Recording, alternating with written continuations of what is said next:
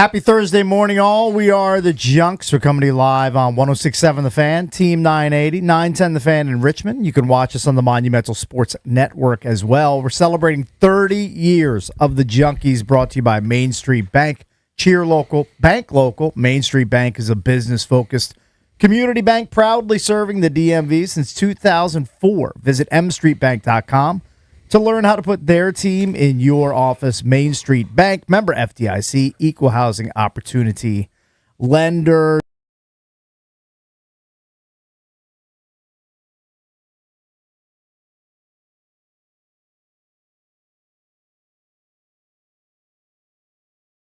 The Masters. Yes. Well, it's really a Masters Thursday. Who isn't? Cakes. As is Eric Bickle. Very, That's right. very pumped Who about the isn't Masters. excited about that? 8:30 a.m. first tee time.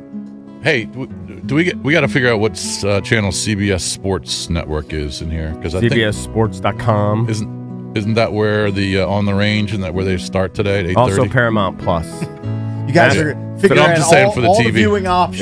Yeah. in So here in CBS the Sports studio. Network and Paramount Plus both be carrying that. Right. So At 8:30. 8:30, we'll make sure we get on the CBS Sports Network. At 8:15, you go to Masters.com. You can see Jack, Gary, and Tom do the honorary Just tee off. remind me on that one. 8:15. Let me see if I can get their ages. Gary Player, Oh, he's got to be I in think his 80s. he's 90. No, he's in his. I think he's in his 90 or 90s. 91. Yeah, Jack is like 83 or 84. maybe a little older than that. And yeah. I think Watson is like 76 or 77. Something in that range. I don't know Tom's age as well. But good to see those guys still out there going to the champions dinners. Well, I mean, Gary Player still actively plays like every day. I mean,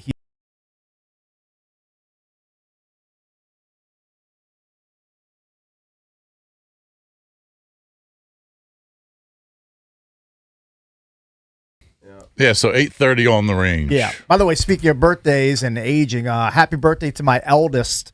He turns 29. 29 today. So You're happy gonna- birthday to Kurt Allville. You're going Crazy. to really feel old when he turns 30. 29. Yeah. Yeah, next Kind of April, feeling it. Next April, you're going to feel Next real April, old. yeah. April 9. April Today, 9th. Today the 9th? Today You're is really the going to 9th. feel it when he tells you that he's got a bun in the oven. That's he won't let that I go. know, he just, well, I mean, it's inevitable. I mean, at some point, Well, yeah. maybe, but- maybe there's, not. there's a window of time when you have kids, and he's entering that But I mean, window. EB thought that, I know, but he just got married. EB thought that they would drop that news give him 2 years. when they visited. They just visited this past weekend, and Right. EB was like, "They're going to drop that news on you." I was like, "I think it's a little bit early." I mean, It's a they little just got back from their honeymoon. It is. But I know Like what last they. week. I know what they did on their honeymoon, and that Well, can I mean, make but- a baby. I mean, I would assume that was done on the honeymoon. I would Yeah. assume that's done on every honeymoon, Right. every person's honeymoon. she If might they she might do be that. on Yeah, but yeah, she yeah. might be on BC. Yeah, it's fine. Yeah, I mean, Whatever. I would guess, but I don't. Again, that's. I know you don't know, but I'm haven't saying asked, Yeah, but- I don't know. I don't doubt worry that about they're that's planning another- on having a Yeah, kid. it's not like I don't 3 think it's weeks the after they got imminent- married. It's not in the imminent You planning. just don't know. How- They might leave it up to God. How long after you got married was Stephen born? 2 years? I can't 3 remember. years? 4 years, maybe. Yeah, see, there you that go. was a concerted effort. That's a good maybe. window. That's a good window. 3 to 4 years. I mean, everybody's different. Yeah. Some people have kids before they get married. Just- I know that. right. So I'm just saying. I'm just calling the shot. Okay. There's this window. There's an age window. Yeah. Certainly. All right. And they're in the window. By the way, yesterday post show, I had my routine physical. What is supposed to be a yearly physical. Okay, especially once you get to our ages, mid-50s and beyond, you should be going to the doctor for a wellness check every year. So I sat down with the intake nurse, and she's like, "You haven't been here for a while." And I was like, "How long has it been?" She said, "Since 2023." I said, right. "That's Not bad. it's too long. That's it's fine. too You're- long between trips. They're fine. I need to go in for the maintenance." Right. And I Right. realized yesterday I have a new fear unlocked when I go to the doctor that I didn't What's the realize new I one? had until yesterday. Yeah. I despise and hate the blood pressure test. Oh, really? I just don't like it. I don't like. It I don't weirds like. you out. The constriction. I don't like the iron grip that cuff The hat. constriction. Yeah, I just it bothers me. Huh. Yeah. It gets into my head. I feel every little pulse. I don't like it. Oh, I don't like it. And what made it worse, I registered a high number on the first reading, and she said, we're going to have to do it again in about 5 minutes. Yeah. And I nearly fell out of my seat. Mine's Because always, then I knew, always a little I was high. like, oh, I'm going to have to go through it again in 5 minutes. Oh, right, And then right. luckily, even though I was tweaking and I was definitely sweating and my body was not reacting it well, ended up a little normal. it more ended up normal-ish. a better reading. Yeah. So that was good. But now So you're all good. Your BP's good. BP is good. All right. The initial checkup is good, but you never know the real Cholesterol's deal. good. Well, I mean, I gave blood. Yeah. I haven't got the results back Well, yet. that's true. Got to wait for that Yeah. to see what happens. I hear you. But at least I got it done. Good. Did you go where the sun don't shine? No. Oh, good. Which was actually great. Yeah, they'll just do the blood test. Yeah, they don't have to do that. I don't think they can. They don't have to. Based on the blood check. They He can, didn't even poke down south of the border. Like Nothing. No, so it was Nothing. great. It was fantastic. Didn't check your onions. No, it did not. Yeah. So that was fantastic. Yeah. Now good. that happened post show. Here's another thing that happened immediately post show yesterday. Immediately. As soon I as- think he was listening. Literally as soon as we got off the air yesterday. Bickle, he was listening because we talked about it for an I hour. was driving home and listening to B. Mitch and Zabe, and I think 2 segments in, they brought up the fact that Did they- John Walton had a sit down with Alex Ovechkin. Was it breaking news? Did they I don't know. put the breaking news sound?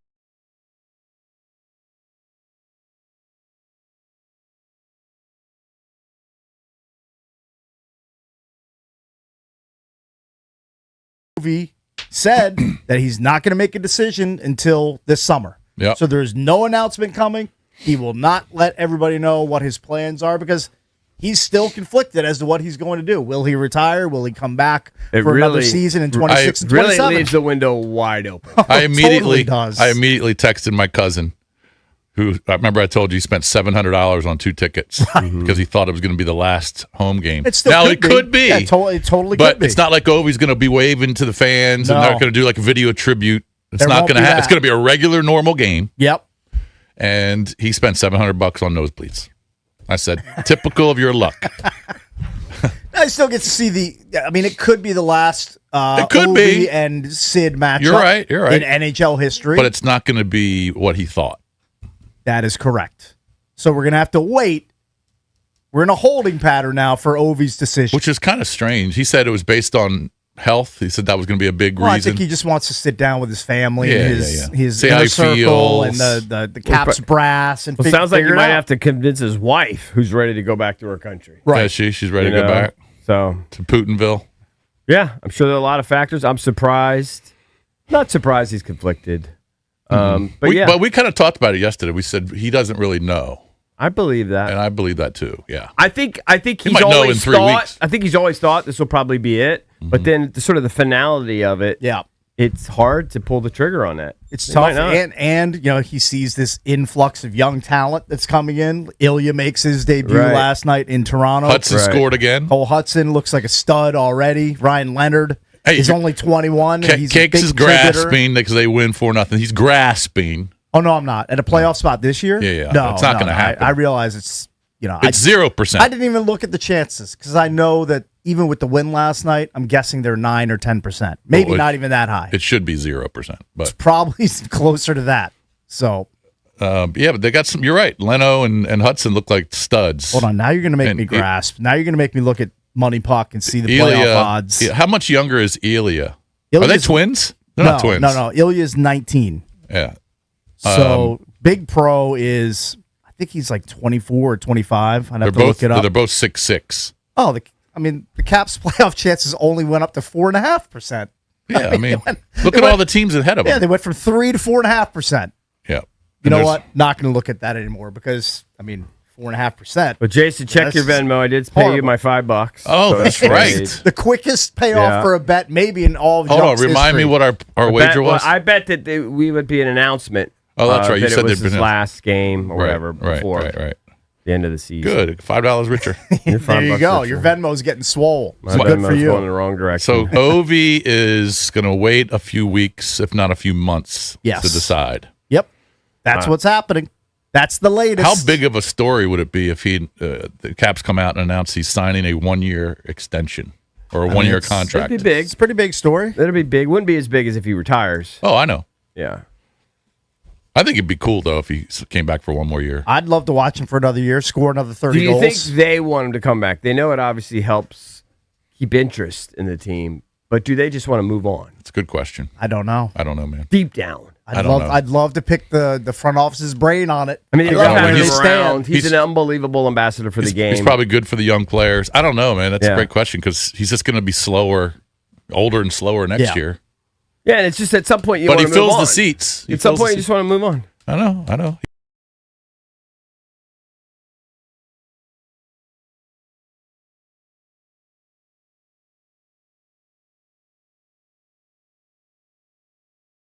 Columbus on Tuesday. We'll talk a lot of Caps today. Tarek Elbashir will join us. He's the Caps insider for Monumental Sports. That's at 8.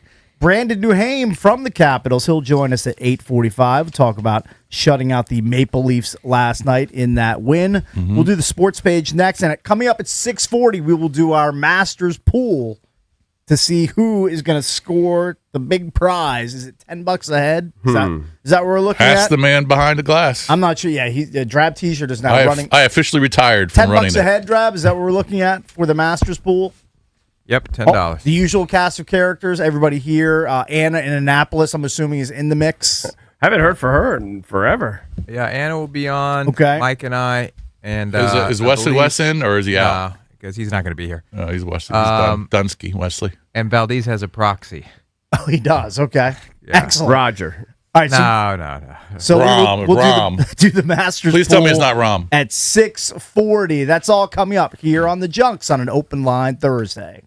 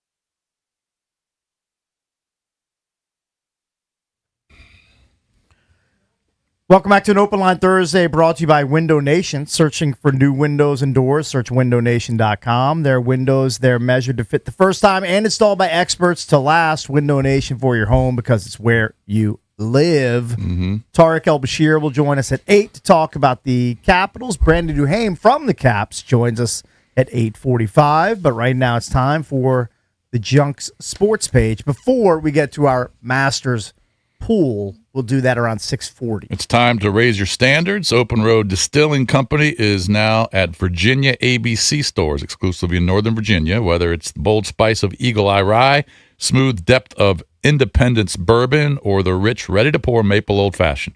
Whiskey done right. Might have to stop by there today and get a bottle of something. Sounds like a great idea. And rest in town You should probably center. do it. The weekend is looming. It's incoming. Yep, it is. And it's Masters week. Par 3 was yesterday. Hey, that music cakes. Let me hear it, baby. Aaron Rai is the winner of the Par 3 contest, the annual Par 3. There were 4 aces. Tommy Fleetwood had one. Justin Thomas had one. Wyndham Clark had I one. love 4 aces. That's a great feeling. I don't know who the I don't know who the fourth I think was. they all get like crystal or whatever for ace in the par 3. It's pretty Fancy. cool. Yeah. I think Justin Thomas dumped his next one in the water, or he like officially withdrew. Oh, he did. Yeah, he did that. He's into the whole I don't want to win the par 3 because no Right, one right, because they can't win it. But right. other guys I saw they were talking about it on a golf channel, like all of them except Sandsy said they would win it because it's crystal. You put it in your, it's a trophy. Yeah, sure. You win the par 3 at Augusta, it's still a trophy. I kind of sleep on crystal. I feel like that's the kind of thing you put on like your wedding registry when you're like in your 20s. You're Then correct. Then you don't care about it. You just put it in like a china cabinet. Right, Yeah. you never see it again. And you never use it. I used my crystal decanters for a little bit and then just put it away. I mean, do you know how many pieces of china my wife and I got for our wedding, and we've never used it? Mm-hmm. It just sits in our dining room. Yeah. Just in a china cabinet. yeah. Yeah. Just like your plates and all that, like the fancy plates. Yeah. Yeah. It's just dumb. We used it It's for a dumb couple little- Thanksgivings. Like, why didn't we ask for envelopes of cash? Yeah, you should. The cash is king. I know. So the par 3, I mean, it's kind of fun to watch just for a little bit. Yeah, of course. guys are very happy-go-lucky, laughing. They got all the kids there. The Kids are running caddies around, and- jumping in the bunkers. There's controversy though. There's too much hijinks with Kevin Hart and Kevin Hart. Kelsey. I told you, I was new to Was Kevin Kelsey Hart fatigue. Yeah, I got it. Kevin Hart was he walking with Bryson? Yeah. Oh, okay. Yeah. I saw him hit it in the water. Yeah, I mean he's terrible. Yeah. I have celebrity handicap. fatigue, and I have, in particular, I have Kelsey fatigue. Is it controversy because they were kind of taken away from the? They a little were bit, drawing making it all about attention them from. too much. A little bit all too about much them, yeah, clownery Right. for such a classy event. Right.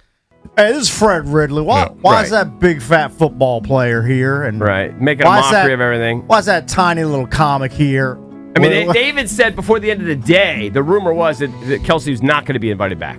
Oh. Like, I don't even know. I didn't follow that much. I don't even know what he did to annoy people. But to me, just seeing him is annoying. I'm with Just you. the sight of him? Yeah, just the I'd mere sight. rather see Travis than Jason, and I Neither know one. I'm not a Travis fan. Yeah. Yeah. I would just rather see him because he's Yeah. not as annoying. Yeah. And of course, ruin if it. you see Travis, you're probably going to see Tay Tay. Most likely, yeah. I'd be surprised to see Tay Tay walking around at Augusta.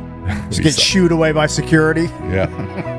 Yeah, So, yeah, you'd be there was a able to lot get of very people there, close. man. I mean, the weather looked great. It's gonna be spectacular. It's going to be I awesome. saw that Toby Altizer is posting pictures from the Oh, Masters. is Toby there? I wasn't aware that he was there. That's great. He's on the ground. You know, they made a big deal about they booted Mark Calcavecchia off. I did see that. I saw that because he had a grounds cell on Tuesday. phone. He snuck his cell phone. What is he in. doing? He's been. How many times has he been to Augusta? He knows. 100? He A knows billion the rule. times? He I knows know. the rule. He just snuck it. He just tried to sneak it in. Yeah. Yeah. And they kicked him off. They said, "You're Dunsky." You're Dunsky. You're finished. 13-time tour winner. Right. You're finished. Well, they just kicked him out and made him drop his cell phone, and they let him back in, right? Oh, I'm not sure. I think he was done for the day. Oh, really? I think he's done for the day. Now, if he were a Masters champion, would they have booted him? Now, he finished don't second back in 1988. I mean, if Rory came in with his cell phone, they're going to boot him. Jason, I don't know. I would not tempt the fate. Yeah, I probably wouldn't push it. Yeah. Mike Moore / Mike Marr came in. He was all happy-go-lucky. Lots of energy from He him. always is. It's very annoying to be that happy. He's a young whippersnapper. I know he He's comes got in at so much- 5:58, Yeah. and it's like it's a Friday afternoon at happy hour. That's how loud he is. He's ready. I mean, You all would think throughout at the- some point he's- we'd have worn him down. He's just loud and always smiling. All throughout the year, we build up to this moment, and now it's finally here. I mean, you got to be energetic. This is the best week in sports, right? I do notice that you're wearing It's one of them. you're wearing a green hoodie in honor of the Yeah, and Masters. this was on purpose. I was deciding between like 3 different green sweatshirts today. I was like, this one is just like the most classic, just plain Jane green. I mean, if Valdez were here, now he's there in Augusta, or maybe he's already on his way Well, back. he's an hour and a he half would away, be wearing he'd be wearing the white coveralls that the caddy wears. Yeah, He'd be wearing it in studio. he would. He'd be in costume. He did that a couple He'd times. be ready. Now he'll tell us stories, but he spent a lot of money in the merch area. Oh, really? Oh yeah, I bet. yeah. Spent a paycheck. He made it. He made what I think is an interesting decision. I guess he didn't want to pay for shipping, so he went to the merch area last. Okay. End of the day. And they just walked out After with it's it. been picked through by every Well, yeah, and they just old have everybody codger in on there. the Yeah, planet. exactly. You know how you go like if you're, I don't know if you've ever gone when people would go after Thanksgiving, they would go Christmas shopping or whatever. You know, the Black Friday. Well, like at midnight. Yeah, of If you've course. ever done that before, I did that once or twice, 20 years ago. Yeah. And you'd go in there like at 1 a.m. at like a Best Buy, and it literally looked like a war. Sure. Yeah. I mean, I lived through those days before I started Right. doing radio. I know Right. exactly what it looks like, sounds like. Yeah. It's gross. You don't want any part of it. He's probably rolled in there. Where are all the XLs? I can't believe they don't have stuff in my size. Exactly. Well, That's they what must- happens when you wait until the end. Well, he found something if he spent what Well, I guess what you Spent a told lot- me. Well, yeah, I'll let him share. He must have found something. Yes. So, of course, you got the ceremonial tea time at 7:15 this morning with Jack, Gary, and Tom. Mm-hmm. That'll be at 7:15. Tea times officially start at 7:40. Hao Tong Lee, Johnny Kiefer at 7:40, and then a few guys at 7:50. Some of the bigger names are kind of later, kind of in that 9:30 to 11 kind of window. Shane Lowry will go at 9:43. Tommy Fleetwood will go at 9:55. Fitz will go at 10:07. He's playing with Bryson and Xander. That's a big one right there. Mm-hmm. Fitz, Bryson, Xander. Root for Xander, by the way. He's not that. For you personally, I'm I guessing. don't really particularly find him appealing one way or the Oh, other. no, it's a zippy personality, but Yeah. I got him in one of my pools. Yeah. So Russell Henley will go with Hideki and Morikawa at 10:19. Rory's playing with Cam Young, and Mason Howe is an amateur. He's the amateur champ. Victor Hovland's going to play with Cantley and Alex Noren at 10:43. Let's go down to some of the other bigger names. Let's see. Freddie's going to play at 12:15. Keep an eye on him. They say he's still at 66. Yep. He still bombs it. I saw Like, a quote from him where Yeah. he was I'm paraphrasing, but he's Yeah. like, I'm not going to come out and play and disrespect myself or Yeah, he's not gonna the embarrass Masters. himself. Yeah. Like he feels like he can still compete. Yeah. Yeah. Yeah.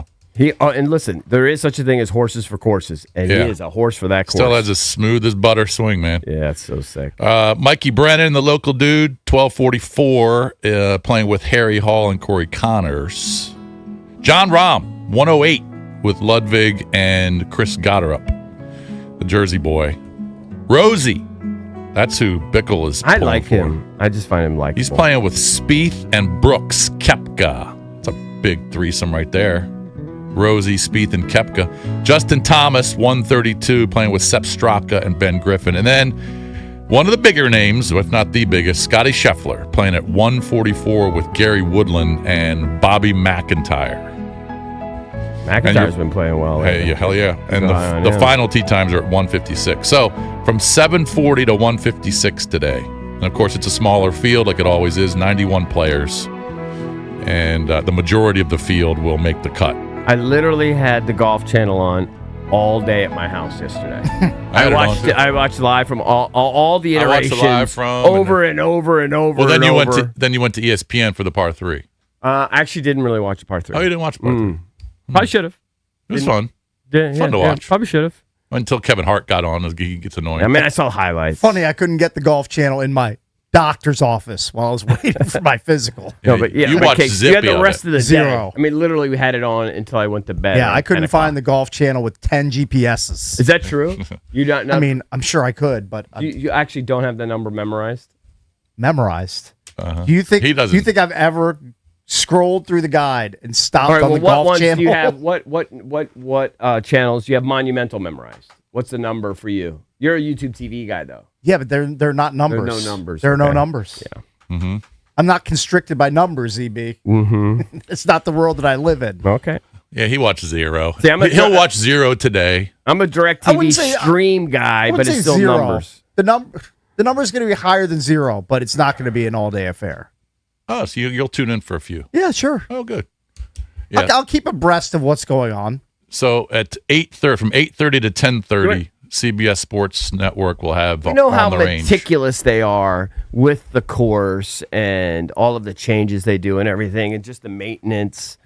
This I found to be stunning. So we know that this is not a new detail, but just to set it up. So if the azaleas are a huge part, they're a huge star this week. If they start to bloom too early, they ice them down weeks in advance. They make sure that they bloom right on time. They got that all figured out. There's always been rumors that they dye the water, Right. Race Creek or whatever, make sure it looks just the perfect color, whatever. If you've ever been there, you've seen how well manicured the grass are. I didn't realize that in the evening, after the guys are done, they have the army of superintendents and everything, assistant superintendents, et cetera, that are all there volunteering. They go through and they replace all the divots, or a large portion of the divots, so that when you're watching, you don't even You see see one divots. hole. Yeah. You don't see divots in the fairway. Right. You'll see them on the tee boxes. You'll Sure. see them on the driving range to an extent. But they have, just like you replace the cups, Yeah. they have those kind of things that dig in there, pull out the divot, and replace it Replace with them. sod or whatever, so it just looks silly and smooth. Yeah, it won't look I mean, perfect. almost The looks, attention to detail's unreal. it almost looks fake. I mean, Yeah. the fairways look fake. They look like turf. That's what Matt said. By the way, my wife and I were on a walk last week, and a house that's not in our neighborhood, the next neighborhood over, Yeah. they ripped up their grass, and they have Turf? Yeah. In the front yard, they did that? the entire Alright, done. yard, Yeah. front, side, How does it look? back. It Looks pretty good. silly. Yeah, that turf looks good. I mean, it looks pretty My amazing. buddy, I could do that in my buddy Joe P did it in his backyard. Hey, I got turfy, B. Come on over. You can Yeah, work I on your mean- chipping. now, there's no some maintenance. HOAs won't allow it in the front Yeah, I'm yard. surprised they allowed it in the front They yard. will in the back, but not in the front. But I guess Right. Oh, Yeah, they, good for they them. do. maybe they just gave the middle finger to the HOA. Didn't care because maybe they didn't check. I mean, they That's have, also possible. they have turf. If they didn't check and the HOA finds out and they say, no, coming out, you got to put grass in. That's gonna be Well, that's going to cost them that's gonna be a show. probably tens of thousands of dollars. I would guess. That'll be a debacle. So from the actual first round today doesn't start on ESPN. It starts on Prime. Mm-hmm. That's annoying. Yeah, Yeah, it but you is. have Prime. What do you I've care? got Prime. It's just annoying that it's just changed. It should be on ESPN. I hate when you have to kind of change channel to channel. You got Yeah, kind of get to do off that every week platforms. anyway. Yeah, I like it. Just put one channel on, keep it on all day.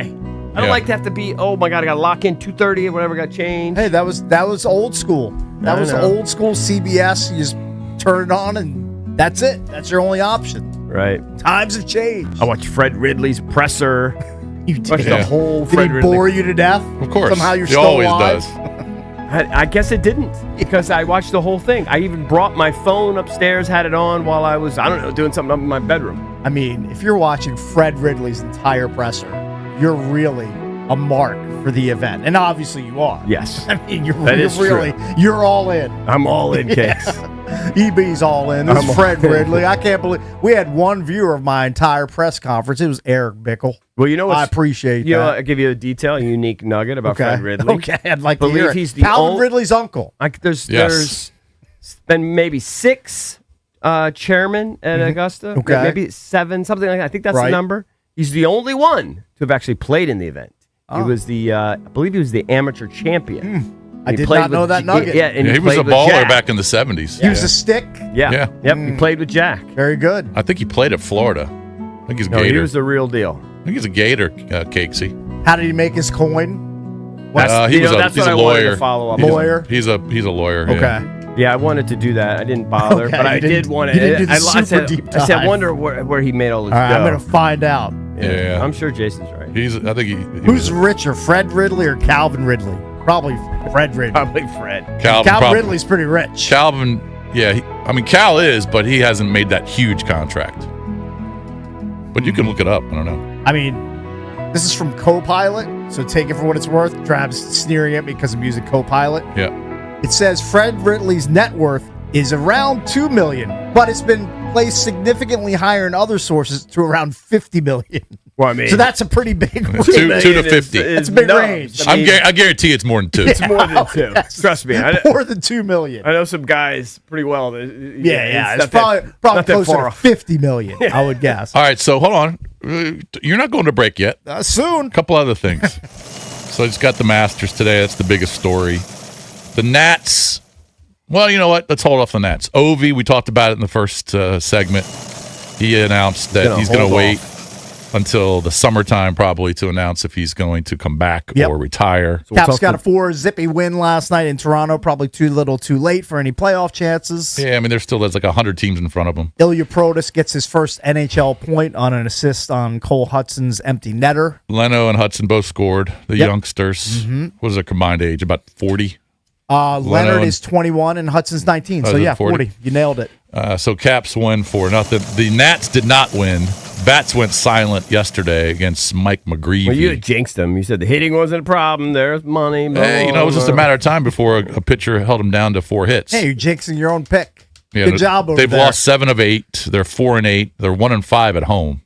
And now they got to go play Milwaukee. They're off tonight. They got to go play Milwaukee this weekend and face a couple really good pitchers. Chad Patrick's one of them. ERA is 0.9 after one start. And then Kyle Harrison on Sunday. He's got an ERA of 2.6. So Miles Michaelis, his ERA did go down to 12.5 It's from been a 14.5. rough first 3 starts for him. But he allowed 8 base runners in 3 innings. Yeah. And then you got to go to the bullpen. I mean, I was listening to Charlie and Dave on the call on 106.7 The Fan yesterday as I was driving around, and they're like, Brad Lord is up in the bullpen. I was like, you don't want I that. was like, isn't it like the 3rd inning? What's happening here? What's going on with Michaelis? The last thing Blake wants to go to the bullpen, and it's the 4th inning. Totally agree. It's an issue. Man, it's a problem. The schedule's killing them because they're playing really good teams on the first 20. So they lost 6-1, although James Wood did have a couple hits. So his average is up to about 220. Yeah, that's good news. So that's a positive. He's raised about 100 points in the last week. It's getting hot. Right? Heating up. Anything else in baseball yesterday I wanted to mention? There's a few things, but you guys don't care. Shohei pitched for the Dodgers, but did not get the win. He pitched well, but they didn't lose to, or they lost to the Blue Jays in Toronto. So it's Nats Brewers this weekend. Anything else I wanted to touch on? Wizards tonight against the Bulls again. By the way, I believe they secured their pick. It's all over. No, even if they win their last 3, they'll be inside whatever top 7, whatever it is. So they'll be top 5. Yeah, Okay. for sure. Yeah. But the schedule's weird. They just played the Bulls at home, and then they were off, and then the Bulls are still in town. So the Bulls been hanging out in D.C. for 2 nights. Yeah, and they'll play the Bulls again tonight. All right, coming up next, probably lose by 30. We will do our Masters draft, and don't forget at 8 o'clock, Tarek Elbashir, Caps insider from Monumental Sports. He will join us right here on the Fan.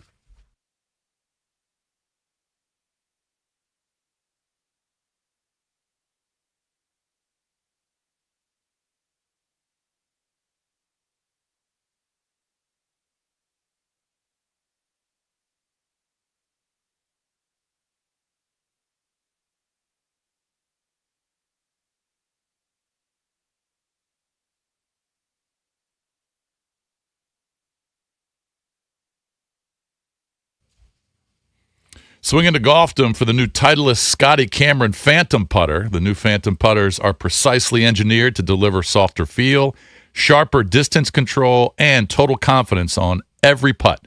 Find your favorite Phantom today. You can test out the new diverse neck configurations and tour-proven shaping. Golfdom by Worldwide Golf, trusted by golfers since 1982.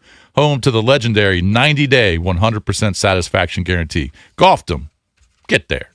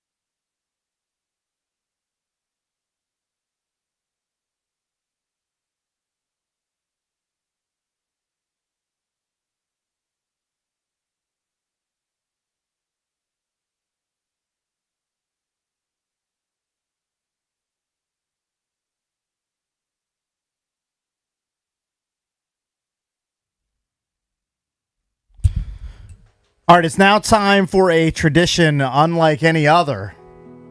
It's our 2026 Masters Draft. Everybody drafts an American-born player and a foreign-born player. Player has to win, according to Drab T-Shirts rules, has to win the actual event for you to cash. Otherwise, it is a carryover into the next major. I mean, all we're doing is just picking winners. So we're just picking winners. We had the law offices of Marr, Cahill, and Clark oversee the draft order during the break. Here's how it shakes out. Valdez will pick 7th. EB picks 6th. Thirsty Anna will pick 5th. Drab T-Shirt will go 4th. Mike Marr secured the number 3 pick.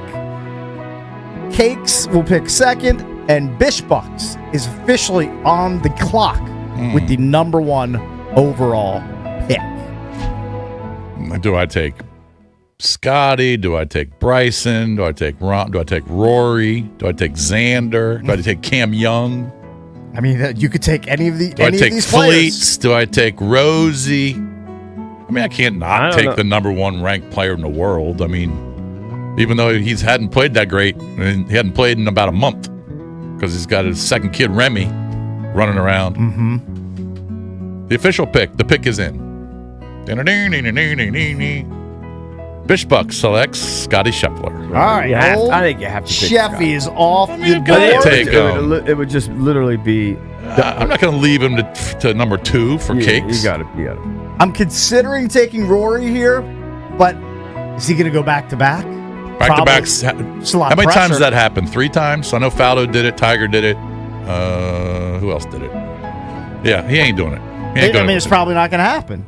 So I'll go with the guy who's next highest on my odds board. I'm going to go with Bryson. Bryson off the board at number 2. So I have secured my American player. Scotty's gone. Yeah. All right. Bryson's gone. So we got Sheffy All right. and Bryson DeChambeau are the first 2 picks. Now Mike Marr officially on the Masters clock. So I'm in a little And he bit did a of- draft last night. He did. He was bragging a lot about it too. I crushed it. I was texting Valdez. Him and his buddies were over the moon at the selections I made for him. 5 Love of it. the 6 players were Ryder Cup players. So Excellent. They were really happy. But I'm in a little bit of a bind here because I was going to take Bryson, and I'm a huge Ludwig fan. And I know Rahm has won the Masters. He's familiar with the course, and that's who Drab possibly wants to take. And, Rory, he's you my could snake Drab right here. he's my Irish brother, but, hasn't had a back-to-back champion at the Masters since Tiger did it in 01, 02. So do I go Rory, or do I rip Drab's heart out and take Rahm? As an Irish man, looking at another Irish man in Drab T-shirt, I'm going to rip his heart out and take John Rahm. Rami Bear off the board. So that is your first foreign-born player selected in the That might Junkies actually Masters draft. take pressure off Drab because he would have had to take him just to take him, even if he didn't want to take him. Probably. Yeah. All right, so Drab T-shirt now on the clock. Oh, I'll always take John Rahm. I don't. Sure, It I mean, doesn't Sun matter. Devil, You you can have love one him. arm Rahm, and I'll take him. But he's gone, so I'll take Rory. Xander bores the S out of me. I would never pick him. So I'll take Rory and get my international player. All right, back-to-back international players off the board. Now we go to the richest woman in Annapolis, Maryland, Anna. Anna. Where is she? There she is. Hey, Anna. Good morning. Long time no hear. Anna? Is you punched up there, Wessie? Anna, are you there? Hi. Hi. Good morning, boys. Hello. How are you, Hope Anna? all's well. Hi, Anna. I'm doing so good. It's my favorite week of the whole year. Right. It's the best. I'm right there with you. Now, Yeah. does your husband even care about golf? Does he care? He doesn't care, right? I mean, he'll pay attention, but if we have, 5 hours of a beautiful day, we're going to run the boat. He's Right. not going to go golf. Right. So Right, he'll watch with me, but I'm the one that's Rich people totally dialed problems. in. Anna, do you have a TV room that kind of overlooks the water? What water are you on? We're on the South River. South River. Right? So you have a room with a big 100-inch screen overlooking the South River? So we have a theater, but that's down it's enclosed. But in the Right. living room, there's a big TV, but we have one of those doors that the whole wall opens. Of course. Oh, of course it it's does. It's like Brad Pitt's house. It's like she's living in a resort. Why haven't we been invited to come watch the Masters? I'm a little upset Oh, about that. come on.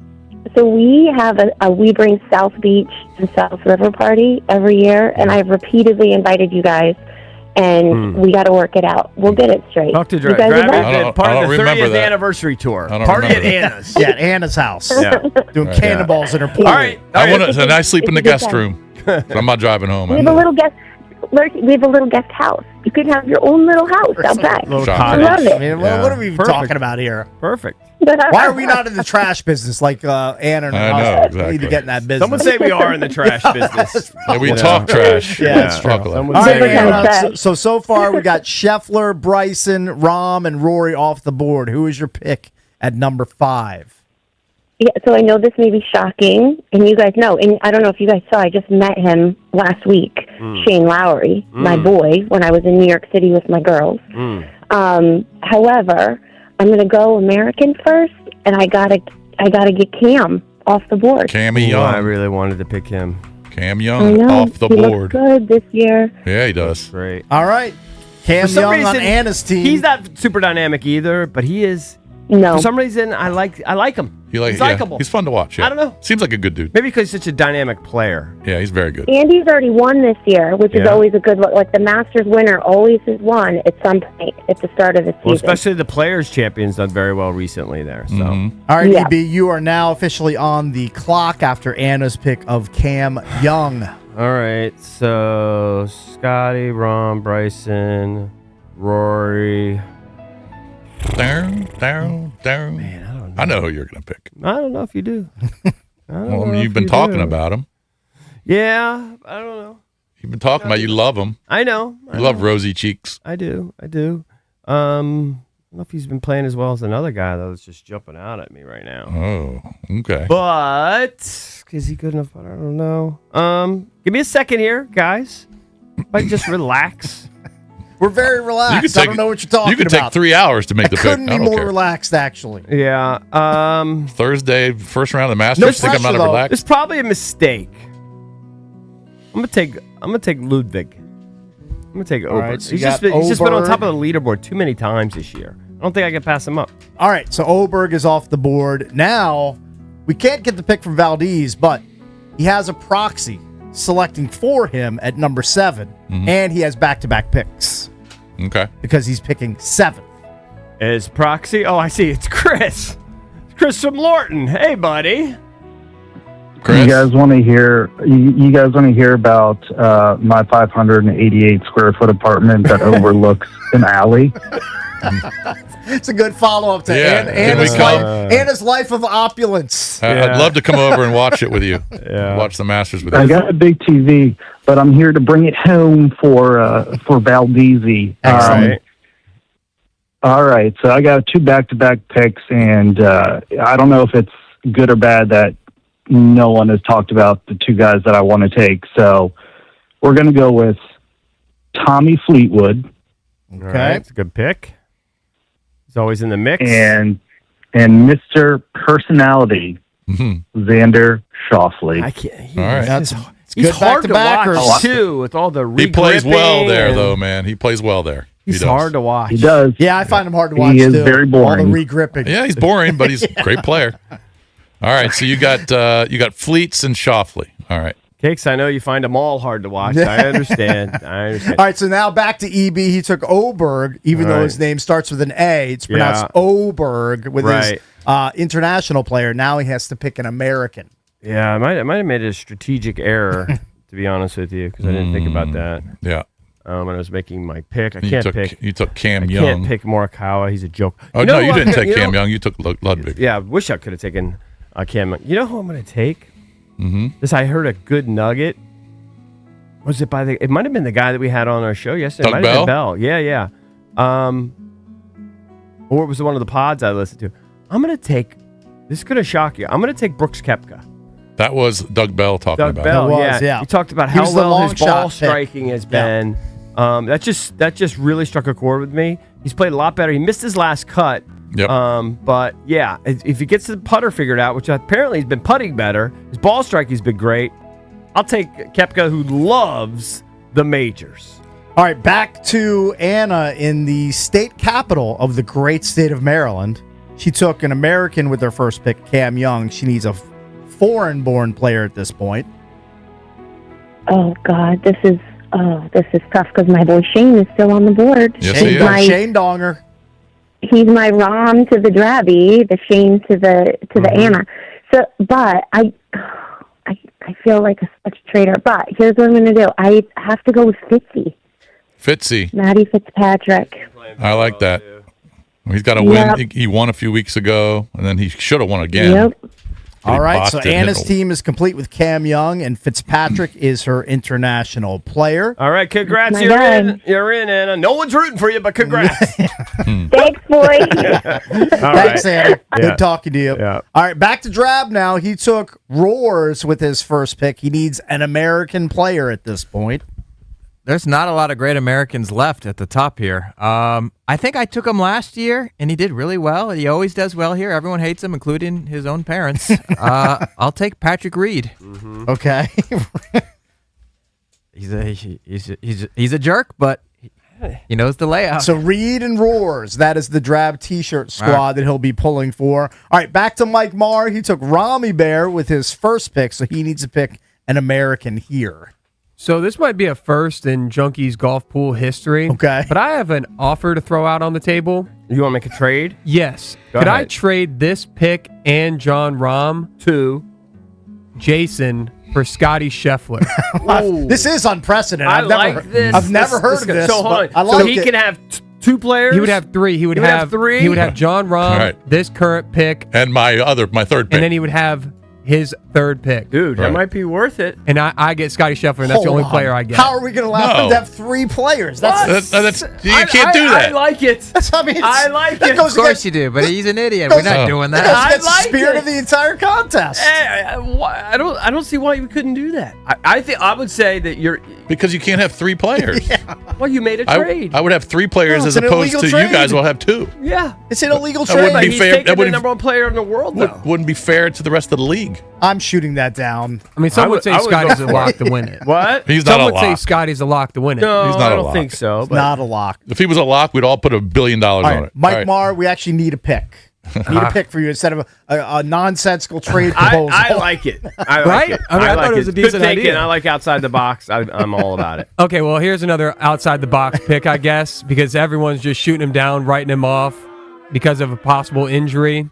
Give me Colin Morikawa, That's even the though worst he's pick possible. battling a back injury. He'll be lucky to make it to the 10th tee, assuming he starts on the first tee. All right, so you have Morikawa and Rom. I just have to pick whoever the highest international is left. And on my board, I've got to go with Hideki. Hideki's my guy. All right. So I've got Bryson and Hideki. All right, the last pick now goes to Bishbucks. He has Scotty Scheffler. He needs an international. I'm going to take the Scottish lefty who's played well the last couple of weeks. Finished You have to pick him. fourth and second, and that would be Bobby Mack. I think you got a great team. It's way better than my team. Chef and Bobby Mack. Yeah. All right, so to wrap it up quickly, Bish has Very good team. Scheffler and McIntyre. I have Bryson and Hideki. Mike Marr, who wants to have 9 players on his team, has Morikawa and John Rahm. Drab T-shirt is rooting for Reed. What a bad dude. And Rory. Anna is pulling for Cam Young and Fitzpatrick. EB is rooting for Brooks Koepka and Oberg. I And hate my team. Valdez / Chris are rooting for Xander Schauffele and Tommy Fleetwood. Right. So we will get that There you up go. at Junks Radio. You can look at who has who as far as our Masters draft pool. We're the Junkies. We'll be right back.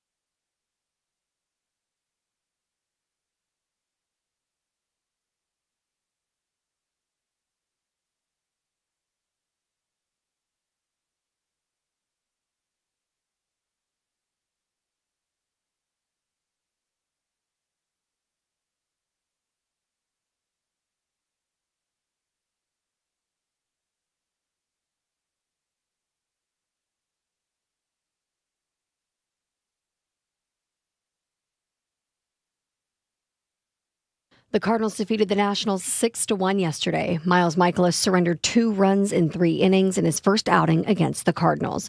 Michaelis allowed 8 of the 17 hitters he faced to reach safely and was lifted after throwing 55 pitches. Logan Thompson made 21 saves to register his 3rd shutout of the season. The Capitals breathed life into their playoff hopes with a 4-0 shutout victory over the Toronto Maple Leafs. Dylan Strome and Martin Faravari with a goal and an assist each. Ryan Leonard, Cole Hudson each scored for Washington. And we are officially less than an hour away from the start of the Masters tournament. From the Crop Medcap 5-Star Sports Desk, Savannah McCann on the Fan.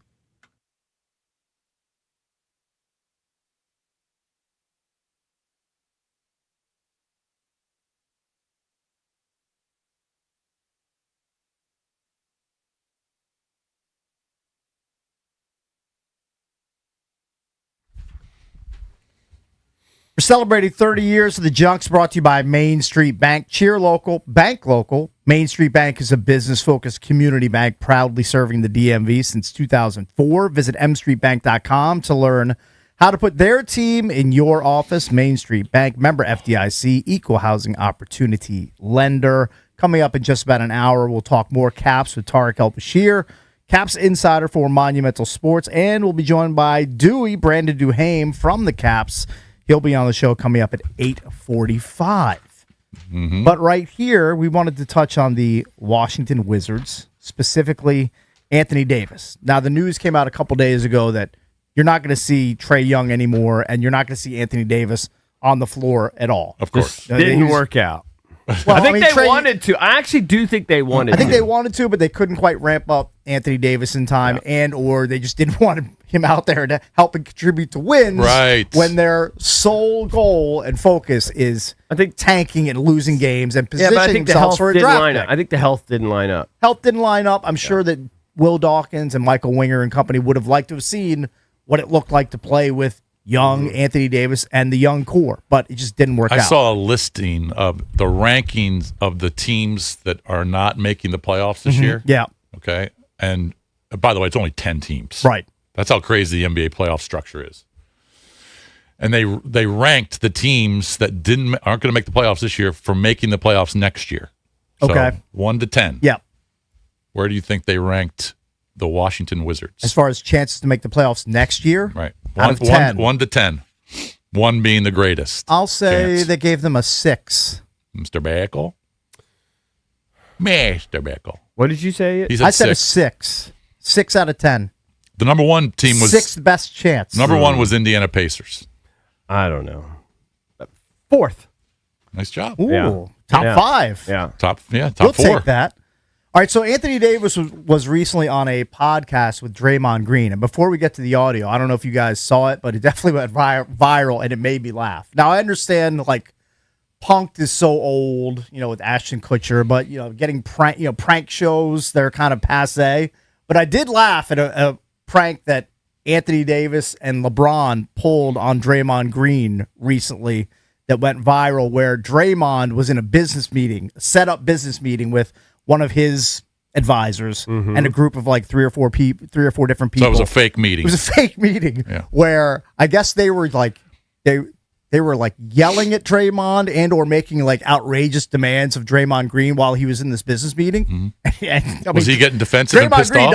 doesn't take S from anybody. Right. So he got pissed. He got pissed. He stood up. He got in like the people's faces. You're It was kidding. like, In a business meeting. He started using like really salty language. He's like, you got the wrong MFer if you think you're gonna talk to me that way. Is that, I got to see that. As it got more heated, like he was heading towards the door to leave, and then Anthony Davis comes in. LeBron follows him. Jocularity ensues. Everybody has a good laugh. Right. But it was pretty funny because Draymond was not having whatever that meeting was set up to be. Yeah. And he was making his feelings known about it. That is pretty funny. I don't find Draymond particularly likable. I don't find him likable As either. a fan, but I did find that kind of funny. They were pushing his buttons. I get it. And everybody had a good laugh with it. Right. So here's Draymond interviewing Anthony Davis. I want your guys' vibe on, is AD pumped to be here in Washington? From the outside looking in, Dre, people don't understand. I didn't understand. I was one of these guys too. It was like, damn, Washington, like what? But then when you get here, you look at the facility, you look at, you know, the little details of it, the team. It's like not bad. Like I like the young guys on the like these can play. You know what I'm saying? Like Bub, they play hard. They're not afraid of the moment. They're not scared. Like these guys can really hoop. And so for me, you know, I'm like, when I talk to the GM, when I talk to the owner, when I talk to the president, I'm always going to be about winning, right? No matter what, I want to win. And if that's here, then that's here, you know, but when you're, like you said, when you're in a rebuild, you know, and for me, I'm at a young 33, and every year that I play from here on out, I want to be able to compete for a championship. Like, that's what I want to do. And if there goes a line where it's like, you know, I just know, and you know, it's tough to be one of the worst teams in the league, and then next year you're a championship contender. Well, I mean, yeah, that's for me, unlikely. From hearing that, it sounds like he was just one of a lot of people who just disrespected the Wizards, didn't think, you know, like just looked at them as kind of a laughing stock. Yeah. And then when he was traded here, he was like, you know, all the bad things he's seen and heard about the Wizards, like that kind of manifested in his brain. Like, I don't know if I want to be here, but it sounds like he's been won over. He loves by looking the facilities, at the core, likes facilities, likes the ownership. They put a lot of money into facilities. Certainly. And I think the front office guys are impressive. Yeah. And I'm sure they gave him their vision. And then you match him up with a guy like Trey, who's had some real success in this league, and they got some really, you know, great young players, I think, on the come. They should add a nice piece in the draft as well to that mix. Piece. Yeah. I don't know. I think that's why when you see these rankings for these teams that didn't make the playoffs this year, for the next year, a lot of people think that they will. But I mean, he was right at the end of that where he said, you know, you don't often go from like the worst team in the league to a championship contender.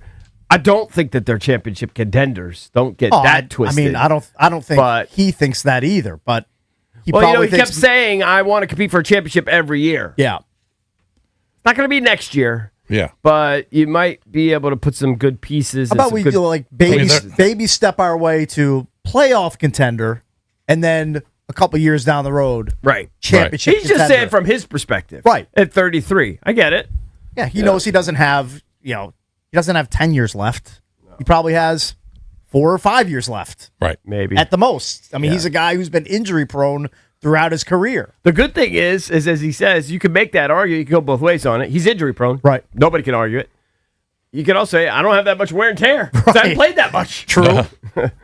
Relative to my age. I think the playoffs next year, it's going to be a stretch. They have to go from 17 wins to 45. 45 probably. Probably, yeah. And low if you 40s. look at all the teams in the Eastern Conference, I agree with that. They're not going anywhere. Mm-hmm. And you have the Pacers who are out this year because Halliburton's coming back. Yeah. Also going to be added to the mix. I think it's going to be a real grind. I mean, anything's possible, but there's already 6 really good teams heading into next year. And those teams down there like the Raptors, the Magic, the Hornets, they're all getting better too. Mm-hmm.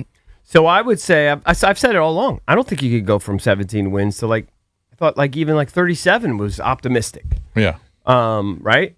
But remember, Charlotte. The counter to it is Charlotte last year won 19 games. Yeah. All right. This year they've got 43. Yeah. The counter to it is. So that's the kind of jump. The 17's not that's the even kind of jump that they can make. Because they didn't try to win all those games. Like they were trying to lose. Yeah. They kind of backed their way into 17 wins. So it's not like a real 17 wins. You know what I mean? I understand, but first off, Trey and AD have to be healthy for the entire season. Yep. Everybody wants it. I just think the Eastern Conference is really good, and those teams at the top, they're not going anywhere. Yeah, no, I think it's gonna be very hard. You're right. Trey and Davis have to stay healthy. Correct. Sarr has to stay healthy. Absolutely. Now he's been out because. All right, man, he's got a little knick-knack injury. Yeah, he's got the world's tiniest hamstring pull. Right. But if they were in playoff contention, he'd be playing every day. Of course he would. Trey Johnson's got to stay healthy and get better. Will Riley's got to get better. Whoever they draft has to be good. So, right, there's a lot of ifs. But I think it's possible. I think they can go from 17 wins to 43. 43 definitely has him in the mix for playoff spot. That's what I mean. But Now you're but getting their my Bullets roster. fever But up. think about what their game day roster is going to look like compared to what you're seeing now. Oh, It's going to look totally different. Well, I night mean, and day. they're not even playing. They're young guys now. I know. They're studs. They're not even playing their young studs. That's what I'm saying. So yeah, the 17 number is a mirage. I also think you probably don't have to get to 43 wins because they're going to they're trying to fix the tanking issue. That's true. So right now, a lot of these teams are getting wins when the other team's losing on purpose. Yeah. And so that's going to balance out. It might they're be getting close, artificial wins. It might be closer to 500. Right. That's due what to it the used playoffs. to be. Yeah, that's how it used to be. Yeah. Yeah. Well, look, there's 3 games left, and the Miami Heat are the 10th team, and they've got 41. So you might be right. Maybe it's and they've got a 10-game lead on the next spot. Right. So you're right. Probably low 40s. 40 to 43 is probably the playoff spot. I'll say this: I've been impressed That's by the play in. That's not even really the playoffs. That's the play in. by both Trey and AD as far as saying all the right things, appearing to be enthusiastic about being in DC. Trey in particular has really embraced it. And even AD, who I told you a month or so ago, I always kind of envisioned him as almost somewhat of a villain. I don't know why. He's never been on one of my teams. And so, the unibrow guy, I just never really embraced him. But he's like a thoughtful guy, and seems to be embracing it here. So I'm all in on AD. I think he's got Bullets fever. I think he's been won over. I think he might have a very low grade fever. I don't think he's it's gonna, building. I don't think he's going to complain that if they traded him somewhere. But I think he wants to give it a go. When he goes into the Hall of Fame, is he going to have a Wizards jersey on? Is that going to be his bit? I don't know. I think he's going to have to do a little more to get to the Hall of Fame. You're probably right. But it could be a play. Next year is going to be very interesting. What if they become? Look, can you just what if for a second? Uh-huh. What if they became legit for like a 3-year run? Title contenders. Like the Pistons or the Spurs. They or- were legit like a top 5 team. Oh, this town would be on fire. It It would be It'd be crazy. It would- I mean, you it would can't. be nuts. It almost sounds absurd to even verbalize it. It is weird to think about. Yeah, Because we've never been that. we've never seen it. We've never seen in our life. I mean, obviously, I was alive, and I actually do remember the '79 Wizards Bullets. Yeah. Winning, and I remember watching it on a TV with literally tinfoil It's on hard. the antenna. It's hard to count that though, because that was the '70s. I know. It's I like mean, a lifetime ago. The TVs had knobs on them. Yeah. You didn't even have remote controls. You have It was to that get long up ago. off your ass and go change the channel. You had Yeah. TVs in big I had a wooden cabinets. black and white in the kitchen, and we literally had tinfoil on the antenna. I don't even know if that did anything, Yeah. but we would put tinfoil on the antenna to try to make the picture better. Mike Moore and Wesley West. Can you imagine getting up out of your couch and having to go and switch the channel? Imagine that. Well, you just wouldn't switch a channel. I mean, You would just put one channel on, does and that was Wes it. even Well, have I mean, if your show ended and you want to switch to another show, But you'd remember, have to go up there and. There's only about 4 channels that you got. Wes is a smart guy. I went to Virginia Tech. What is He's a hokey. What is a TV antenna? What does that even do? Is that not connect the channels? Is that not- Do you even know what it looks like? yeah, it's like they had them on cars for a while. Yeah, it's true. It's true. Cars didn't have antennas. That That's is true. They're like embedded in the windshield He's now, right? kind of all. He's, Yeah. He's He kinda Like goes. a beater would have an antenna. Yeah, but Yeah, he's young. Wesley. He barely, how would he know? Wesley Yeah. West. Drab, are you old enough to have put tinfoil on an antenna? Did you ever do that? I mean, we had the old school TVs that With the knobs and everything? I've done that many times. Probably at my grandma's house or something. I guess our house we always had remotes. You always had till. Yeah. I remember when we first got cable. I mean, we've talked about it many times. I think we were in middle school, and when we got cable and we got our remotes, it was this boxy, big old. It was literally the greatest day of my life. It was the greatest day of my life. All right, if you want to weigh in on Anthony Davis as he won over as a Wizard, you're welcome to do that on an open line Thursday. 800-636-1067 is the number. Don't forget, Tarek Elbashir will join us at 8 o'clock to talk Washington Capitals. That's coming up at 8 here on The Fan.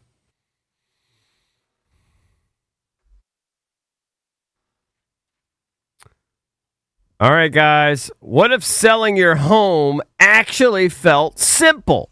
Less uncertainty, serious buyers walking through your door, more money in your pocket when it's all said and done. Well, that's exactly what my friends, Realtor Rockstars, Debbie, Sarah, and Reynolds, and Power Road team with Keller Williams bring to the table. The average home sold by Reynolds and Power Team sells 3 times faster than homes listed with the typical real estate agent. That means fewer days keeping your house perfectly clean, fewer last-minute showings, and less disruption in your daily routine. Even better, their sellers net 4.2% more on the final sales price for many homeowners. That could mean over $30,000 more at closing. And isn't that what it's all about? They're so confident in their abilities that if your home doesn't sell, Debbie and Sarah are just going to buy it themselves at a price you agree upon. That's their guarantee. So call Debbie, Sarah, and Reynolds and Power Team right now. Find out more about this guarantee and others. 844-654-SOLD. That's 844-654-SOLD, or check them out at DebbieHasTheBuyers.com.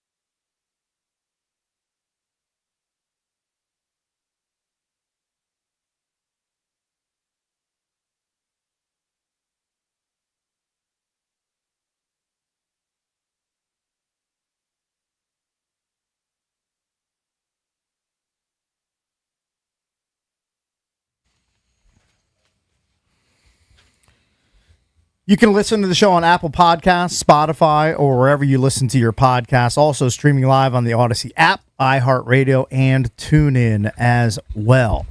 So it's been well documented over the years that Jason went to the Bahamas a bunch. He used to go to Atlantis all the time. He's claimed he's never going to go again. I think he reneged on that and went. So I don't remember that. So he loves the Bahamas. I think he owes us like $1,000. Probably each or does. something. I'd love to get an extra $1,000. I don't remember that. Um, I don't remember making that wager. So I've never been to the Bahamas. One, because I've heard the horror stories of how expensive Atlantis is. And That's two, true. because of Firefest. I saw what happened with Firefest I mean, you can't hold a few that years against the ago. entire country, And I Cakes. was just like, you know what? There's no need. That's a Billy go there. McFarlane issue. That's not a Bahamas issue. That is true, but Yeah. I hold that against the Bahamas because that whole debacle unfolded there. Right. So a story coming out of the Bahamas over the past few days, it's a disturbing story. Husband arrested in disappearance of American woman in the Bahamas, according to an attorney. 58-year-old Brian Hooker was taken into custody on Wednesday in connection with the disappearance of his wife, Lynette Hooker, who, according to him, fell overboard off of their small boat off of Hopetown. And somehow she fell off the boat. And he didn't. He's claiming And she washed away. They got separated. He brings the boat back into shore with one person on the boat when they went out with two people on the boat. Yeah. She's presumed dead at this point because she hasn't Of been course found she's dead. in several days. What do you think? She breathes underwater? So Kate? now he is in custody, and I believe they were married for like 20 years. Yeah. He killed his wife. As soon as I saw the story, he goes, of course he killed her. I mean, It just doesn't happen. There's no better way for a husband to be under the microscope than to go out into like a body of water in a boat with his wife and then come back without his wife in the boat. Apparently, her daughter. I guess she had a daughter with another relationship. But she said that he tried to choke one of the daughters back in the day, and they had to go to court. Right. So he's got violent. a violent temper. He's violent. Yeah. He's a murderer.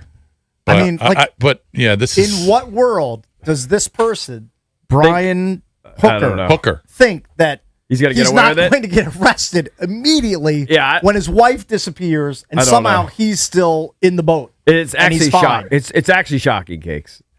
Because as soon as I saw the story, I go, well, they can't even let him out of the police station. Like, they just have to arrest him immediately. Right. Obviously, he killed his wife. You don't just go out on a small boat and they were on fall overboard. They were on a dinghy, too. I believe it was an 8-foot It was a rowboat. dinghy. Correct. It was a dinghy. Tiny boat. Correct. I'm not going out on a dinghy.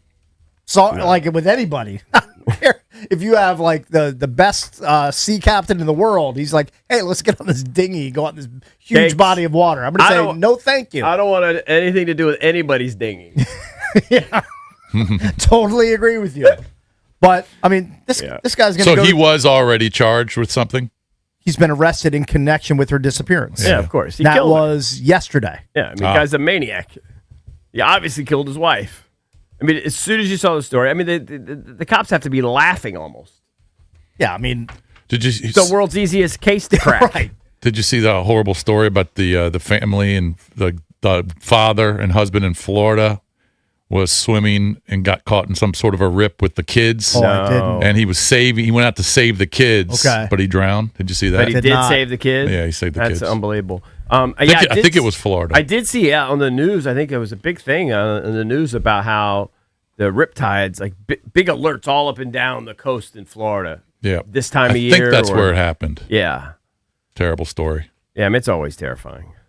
How old were the kids? Young, 9 and 7 like that maybe. little, and they got caught up in it, Yeah. and he got. Doesn't he know you're supposed to swim parallel to the got to beach? swim sideways. I'm sure he knew.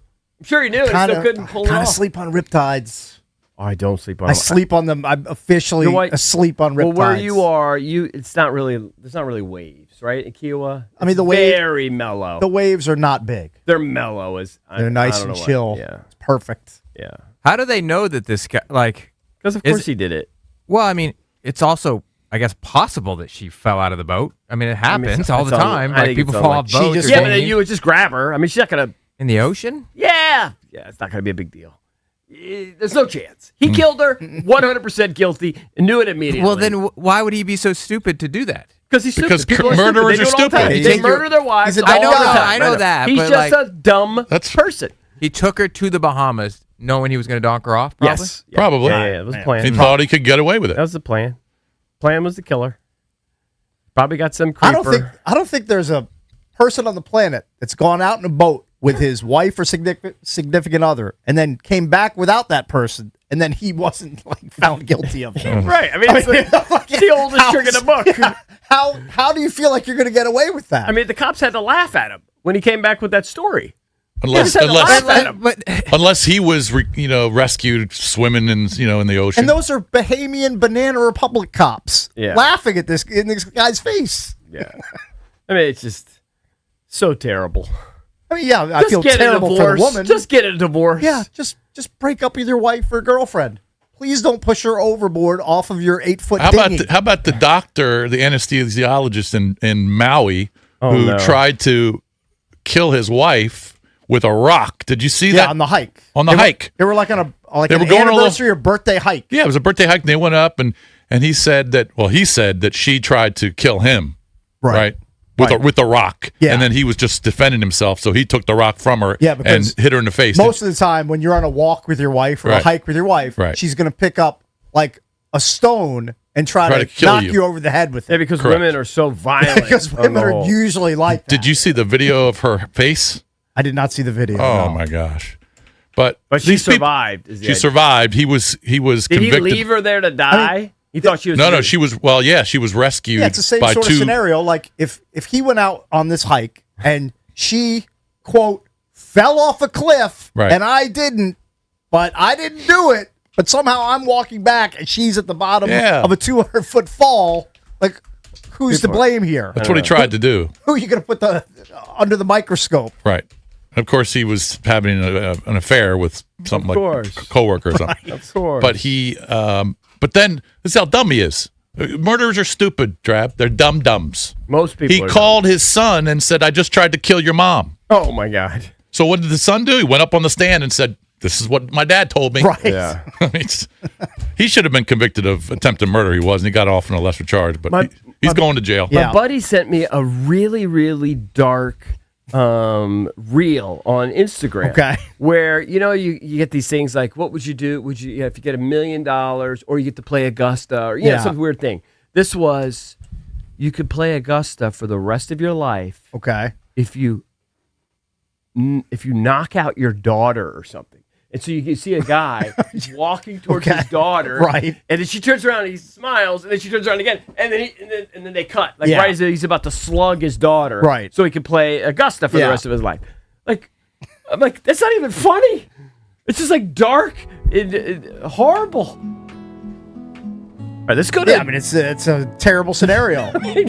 Let's go to Joe in Waldorf. Joe, what's up? Hey, good morning, guys. Hey.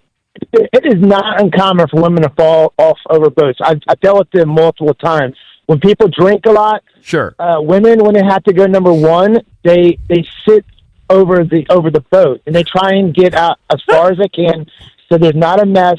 Right. And they slip over. It's happened multiple times. I believe that 100%. But I think you would also go in and get her, or you throw her a freaking frisbee, guys, or whatever those things are. A frisbee. Someone goes over flotation device. Uh-huh. Yeah, I'm sure they're completely like it had everything, life jackets, fire extinguisher. You never know what can happen. Panic sets in for both parties. I'm telling you, if I was a lawyer, I'd be able to get them off. Okay. I'm sure you would. All right, you know what? thank you. Let's just compare Anna, who called in for the Masters draft. If Anna goes out on her fancy boat with her husband, she's got two big flotation devices. Out of the bay, she does have personal flotation devices. That's true. So she might survive. But let's play along. So she goes out on the boat with her trash tycoon husband. Okay. Yep. He's not trash. He's a No, I didn't say white trash. He's tycoon. got a trash company. Right. Yeah, he's a trash tycoon. Work with me again here. Okay, all right. So they go out on the bay, and then 3 hours later, he comes back in. No Anna, who's going to be the prime suspect? Oh, he is 100%. It's going to be her husband. Yeah, he did it. 100%. He's going to say, "Oh, you know what? She fell off the boat somehow. I don't know how it happened. She fell. 100%. I agree with you, but also accidents do happen. There has to be more evidence. True. Something else has to be adding up. I mean, because people do fall off boats. Right, Yeah, that's true. you also, And they do drown in the ocean. Yeah, but you also could just easily just extend your arm and pull them right back in. I don't know. Maybe. If Why she's do you on a keep little saying that? If they're People- on a little 8-foot dinghy, they're not like battling 15-foot waves. they I don't know. Now, I think this may have happened in the evening, so it may have been dark. Like, if you fall off a boat in the dark in the ocean, So you say, help! You Well, hear why the were they audio. on? Why were they on a dinghy boat when it was dark? I don't know the 'Cause he was the gonna kill her. reasoning. Right. I don't Well, have- she's stupid for agreeing to go on the dinghy. She didn't think her husband was going to kill her. Let's go on a dinghy at 2 a.m. Stupid. That didn't happen. Of course it she didn't just randomly fall off. I would assume that she was pushed off by her husband, and then he just went back into shore. It's the flimsiest story ever. As soon as I saw the story, I go, that guy's guilty. Yes. I mean, who didn't? I guess Drob didn't. As soon as I saw it, I said, No, well, that guy's guilty. Of course he I'm killed saying him. Trav and Joe from Waldorf. He might be. Right. But I'm just saying people fall off boats. I don't know what They do. I can I see you mean, falling off a boat. I've seen it. can't I've seen it, and I've only been on. I haven't even been on boats that many times in my life. Listen, I'm sure people fall off boats, but you just extend an arm, pull them right back in. Takes 2 seconds. You go, oh my God, here, don't go anywhere. It's sad either way. If you killed her, if you didn't, it's just sad that she's gone, and I mean, it they sucks. may It's they may terrible. never find her. Oh, I'm not going to she find was- her. She's shark food. or She was whatever. holding the boat key when she went overboard, causing the dinghy's engines to shut off. That's why apparently it took him 8 hours to get back in. Because I heard, didn't he have to row? He had to row He had to the row boat back in. back in. Like, did he had paddles? Because he must have had ours Or maybe out of his hands. I don't know. He rowed it with his hands. The You got to guy- get in somehow. There's a guy I know. They live on the water, and I just found this out. And the family has a bunch of little single boats. Yeah. And you go out there and you go sailing on these little single boats, and it's what they do. Well, one time, shocker, went out there. Something happened. I don't know if the sail broke. Something happened, and he had to paddle his way back because the boat is so small they can't even have paddles in there. Okay. He paddled his way back with his arms. I mean, if the boat is too small to have oars in it, Yeah. I am not going out He on had that to save boat. his life paddling back with his arms. No, thank you. My boat needs a motor. It needs to sound like this. It needs to sound like this, Blicky, right here. Hold on. Look at me. No, not Look at me, that. Reggie. No, that's not it either. Hold on. Come on, I need kid. to find it. Where is it? Yeah, you might be losing it. Can't find my doctor probably should have checked me for dementia yesterday because maybe Right. I am experiencing some issues. All right, here's what I do know. I know this for a fact. What? Tariq Elbashir is going to join us coming up at 8 o'clock. Before we go to break, let's go to Mark. He wants to chime in on the Bahamas incident. Okay. Incident, the murder. I'm just calling it an incident. the murder. What's up, Matt? Or Mark. Mark. Hey, Mark. What's up, Mark. Hey, bud. What's yeah, up? no, what they said, I mean, if you've been following along since it happened, he and his wife were coming back from a party. Their boat was out in the bay area, so they had to use a dinghy to get to land. And then they were coming back from it. She fell overboard. He threw a life vest to her, and he couldn't find her. Right. I'm just not buying it. I mean, I'm calling it that's his shenanigans. story. I'm just calling it And- shenanigans. I'm sorry. Yeah, and she had the key to the engine on her wrist, which when she Yes. fell over, it pulled out. That's what they said. Right. So what do you And think? So he was.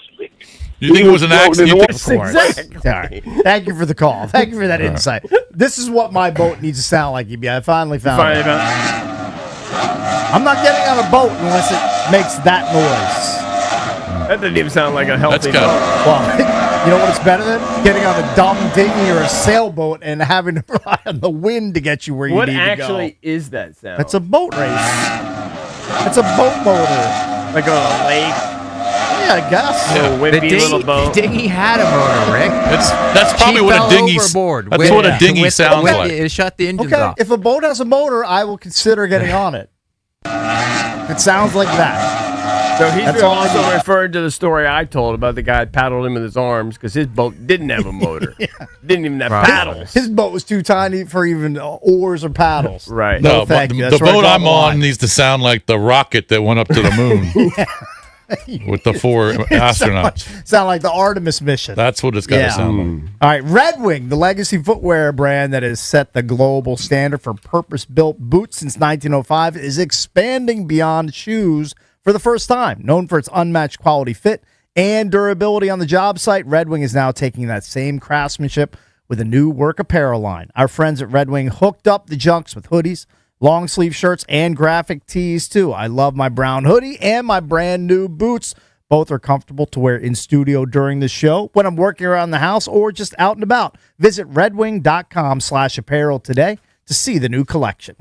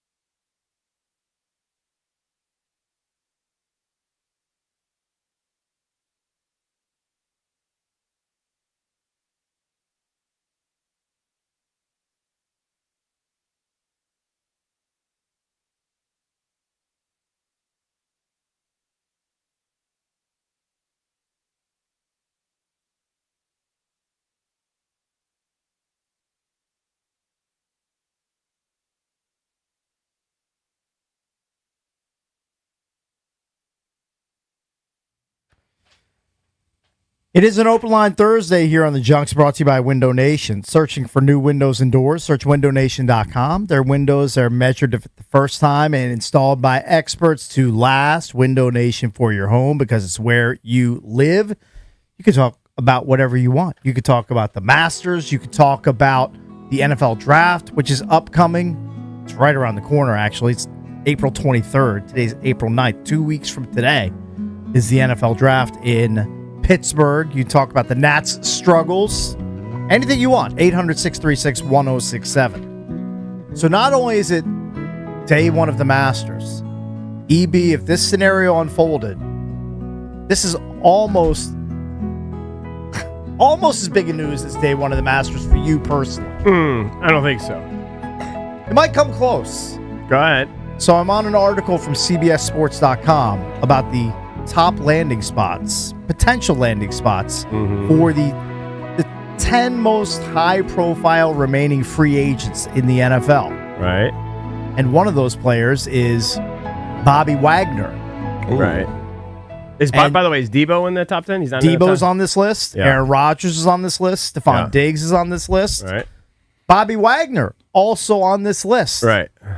They feel like the ideal landing spot for Bobby Wagner is with the Commanders' most hated rival. Really? With the Dallas Cowboys, because they lack a real middle linebacker, a guy that can call all the plays. Let me buy the plane ticket. I told you would be excited about this news. Let me buy the plane ticket. If that were the case, if Bobby Wagner wound up as a Dallas Cowboy with a star on the side of his helmet, that'd be great. Instead of playing for the Washington Commanders, we'd know who to target. Probably. I mean, God bless him, a great guy. Everybody loves it. His time's passed, as far as I'm concerned. You take all those tackles. You got a lot of tackles, but I think you can exploit him.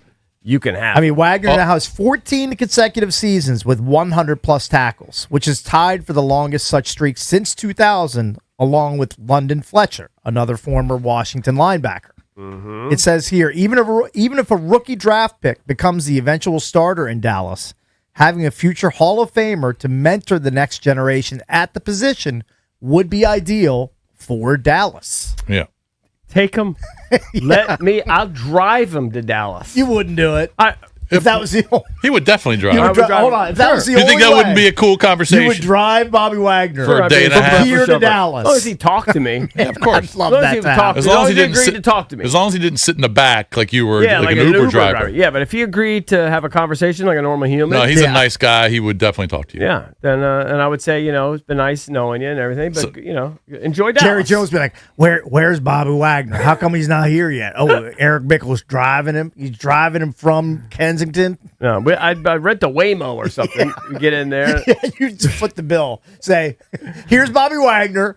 He's going to be in the back seat. Yeah. Drive him to Dallas and just send me the bill. Yeah. That would be a hefty bill. Right. Cakes, we need to move on. I'm totally cool with him moving on. There needs to be the end. I'm fine with him mentoring a younger generation elsewhere. Yeah. Right. That's probably going to happen. But Dan Quinn loves him. Dan Quinn loves him. Everybody Bobby likes Wagner. him. Yeah. Everybody likes him. Bobby But Wagner, that's okay. whenever he retires, he'll be a great coach if he wants to do that. College coach. He could be a great on TV. He could sit in the studio.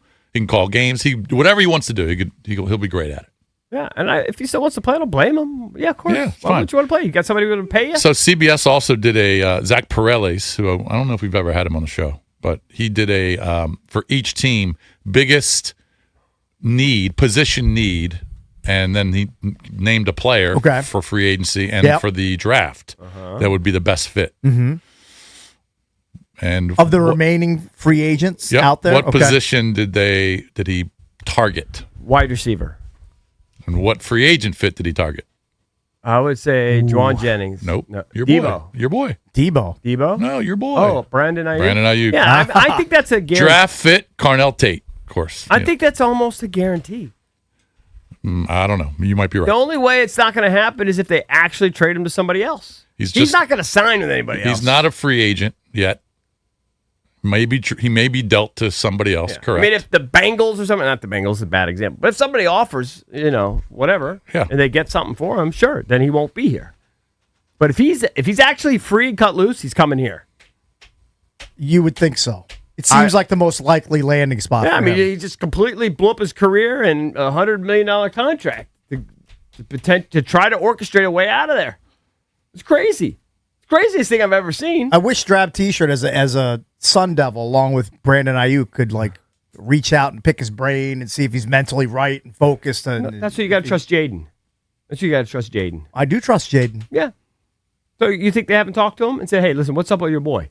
I'm sure they have. Yeah, and I'm sure I mean, he's if they've explained. done their due diligence, Yeah, they've say, "What's up with your boy?" Probably talked to him about it a dozen times. Yeah, what's up with your boy? Yeah, what's going on with And him? then he's explained, and then they either like the answer or they don't. So we'll see. But yeah, I don't think Bobby's coming back. We're not going to see him. I think Bobby's And he can gone. he can go to Dallas. I think Zach Ertz is gone. Yeah. It sucks. You imagine, I was having this conversation with somebody. I can't remember who it was.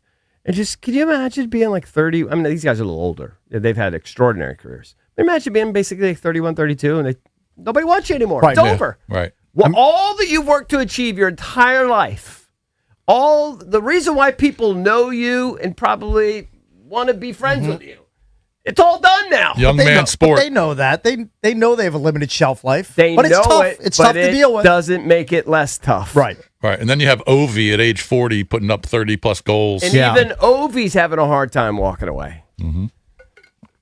You could tell Yep. the fact that he's waffling so freaking hard. Where do you think they have the ideal landing spot for Debo in this same article? Ooh, the ideal landing spot? I don't know. According to CBSSports.com, San Francisco? back with the Niners. Yeah. Oh, really? I don't. Yeah, Well, especially if because they're Brandon losing Ayuk guys. departs. Yeah. Jawan Jennings isn't going to be Joy back Jennings there. will be gone. They've got Evans and Pearsall. Yeah. So who wrote that article? They have the Skins drafting Tate. I just don't think they're going to draft Tate. Well, these are two different articles. The one I'm referencing is Garrett Padell. Okay. Was it Jason? Were you the one that referenced one, Jason, about drafting Tate and then signing Ayuk? I thought. Yeah, I just talked about Yeah. it. Yeah, but But that was a guy from CBS who he just pointed out that the position most in need for the Commanders is wide receiver. Right. If Carnell Tate makes it to 7, if I'm Adam Peters, I'm going to gamble a little bit. If he makes it down, I'm going to try to trade down. To like 10 with the Bengals and say, hey, you probably want somebody up in the 7 range. Might not be there when you pick at 10. How about we swap? You give us your second rounder, and we'll move down to 10 and gamble that Carnell Tate is there at 10. So you get Tate and a second round pick. That's what I would do. Mm-hmm. Now, it might blow up in my face because somebody might take Tate at 8 or 9. The Chiefs could take him. The Saints could take him. Saints are at 8. Chiefs are at 9. They could easily take him.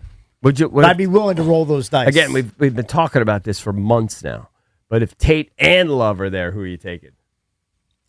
I think I said a couple days ago. He's I'd even take Love. I think I might take Love too because I think he's more of a sure thing. I just feel like Love, if he plays in 15 games this upcoming season, I feel like he's a lock to get you 1,500 to 1,600 all-purpose yards and score like 10 touchdowns. I was going to say 1,200 rushing, 500 receiving. Yeah, I mean, that's kind of in the ballpark. Yeah. He's that sort of player. I just don't think he's going to be there at 7. I don't think he is either. I don't think so either. I think Tate will be there, but I'm not sure they're going to. I just don't know how good he is. I have to just trust them. If they pick somebody else, they pick another receiver, I trust them fine. Right. I don't care. I mean, I don't think Carnell Tate is Justin Jefferson or Right. Jamar Chase. Right. But I think he's pretty good. And if he's the next JSN or something close to that, then great. he's certainly worthy of being picked at I think number 7. I think the Titans definitely need an RB, so I think they're going to take Love. It'd be hard for them to pass up on him. I mean, right now they got Tony Pollard and Spears. Right. I mean, they're those not guys Love. they're workable. They're but fine. Pollard's fine. Right. But he's They don't scare anybody. no. The other team that some people have talked about are the Giants, but then now you're seeing the Giants potentially take an offensive lineman, right? That's what the conventional wisdom is. I mean, Yeah. the mocks are all over the place. Some have them taking linemen. Some have them taking Sonny Styles at 5 to upgrade their defense. Mm-hmm. I mean, that's another team that could probably use some help at wideout. Malik Neighbors shredded his knee. We don't know what he's going to look like coming back. It's true. Do you guys want to go back and look at mock drafts from November Yeah. Sure. All right. This is just the one with 'cause I- Tyson. No, I don't know. This is Ryan Wilson, who we have on all the time because he does like mock drafts. He did one in early November, right after the NFL trade deadline. Okay. He had Mendoza going 1, Ty Simpson going 2. Yeah. We'll throw this one out. He had Dante Moore from Oregon going 3. He went back to school. Went back to school, right? Spencer Furneaux, 4. Carnell Well. Tate, 5 to the Giants. That's still in play. He has the Titans taking Arvell Reese. Peter Woods from Clemson at 7. Caleb Downs, 8. He had the Commanders at 9 at that point. Oh, okay. We had so many needs. Reuben Bain. That's Right. who he had us taking? Yep. Yeah. Yeah. Let's see a couple names that you guys don't care about. Jeremiah Love, 15. Wow. Yeah. Yeah, I'm telling you, like the Jeremiah Love thing is like a There's a lot- January on. Yeah. Yeah. Big Well, push. it's definitely, I think it definitely post combine. I think the combine took him to another level. I mean, anybody watch him just saw he took it to the house twice a game. Any time I ever watched. And he was breaking long runs, too. Yeah. Like 70, 80, Oh, yeah, they were- 90-yard touchdown Who was runs. it? Was it Gerald Riggs who was here and had like 15 touchdowns off like from the 1 yard line? That Yeah. wasn't that. Yeah. Yeah. No. It was Yeah. taking it to Yeah. the house. He's a game breaker yeah. type of talent. So we'll see how that plays out. 2 weeks from tonight, the Commanders will be on the clock. So that is coming up on April 23rd from Pittsburgh. Coming up next here on the Junks, Tariq Elbashir, Caps insider from Monumental Sports.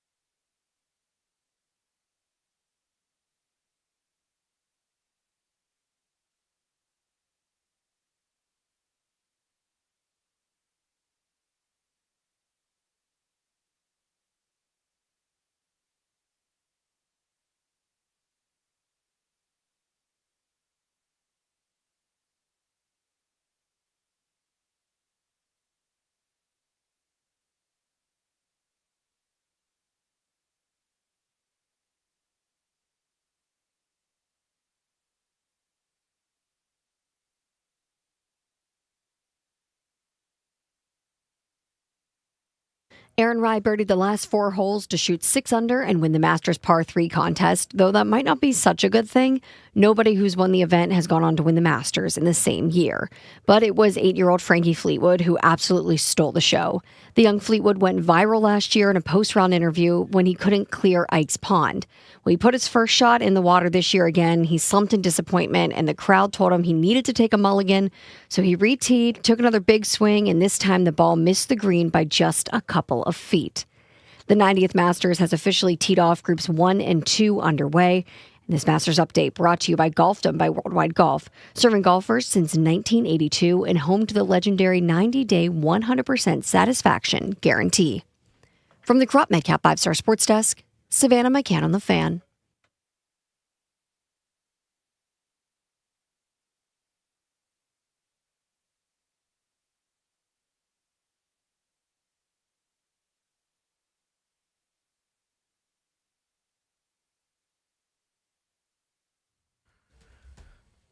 "2026 is the year of celebrating 30 years of the Junks, brought to you by Main Street Bank. Cheer local, bank local.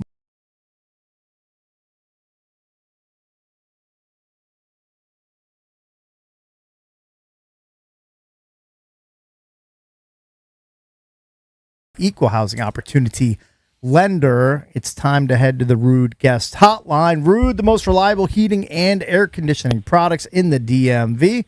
We welcome in our pal Tarek Elbashir, Capitals insider for Monumental Sports. Good morning, Tarek. How are you?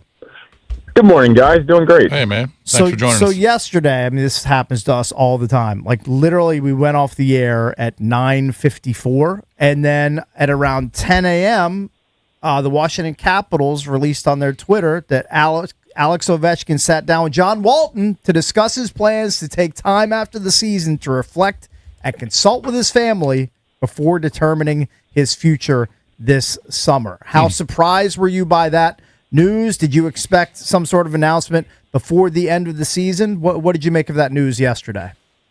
Yeah, guys, I had heard some rumblings of, the fact that it was probably going to go down the way that it did. I was looking at my phone at 9:59 because the Caps typically put out news at 10 a.m. So I was kind of waiting to see if it was going to drop that morning. I was not sure. That said, it felt to me over the past, I would say, 2 to 3 weeks that we were heading in this direction. I consistently and constantly check in with people in Obi's orbit to kind of see what he's thinking, what he's telling people, how he's feeling at the moment. And the feedback I was getting was, man, he hasn't made up his mind. And I do the kind of really kind of face, and they look back at me like, Tark, I've known you for 20 years. I'm not lying. Like we don't know. And I was like, okay, all right, well, that's legit. And this is from people who would know. And when I was being told over and again that he had not made a decision, I believed him. So, not totally shocked. And look, it's totally within his right to take some time here. And I actually think it's kind of wise because once you make that announcement, there's no going back. Right. You've got to be sure that in your heart of hearts, you feel like it's time to hang him up because he still has that zest for the game. You can see it after goals. You can see it, the joy he has on the bench, during games with his teammates.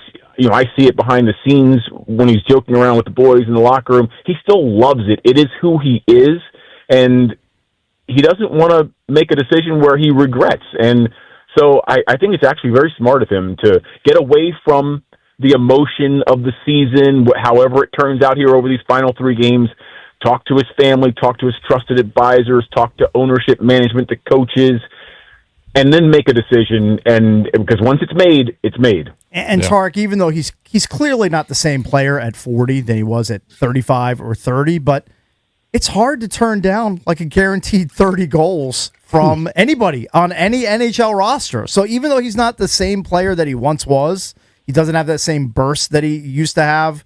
Like, if you're Spencer Carberry and you're the decision makers, like, it's hard to turn away 30 goals. And that, he's going to give you that if he plays in 80-plus games, which is generally what he does. Mm-hmm. That's an excellent point, and you're exactly right. When we look at him, we remember Ovi from 25 years old, not 40 years old. That said, I was looking at the numbers yesterday. I mean, he leads the team in goals, he leads the team in points, leads the team in shots, he leads the team in expected goals, slot shots, so many categories, guys. The most important thing to do in hockey is score goals.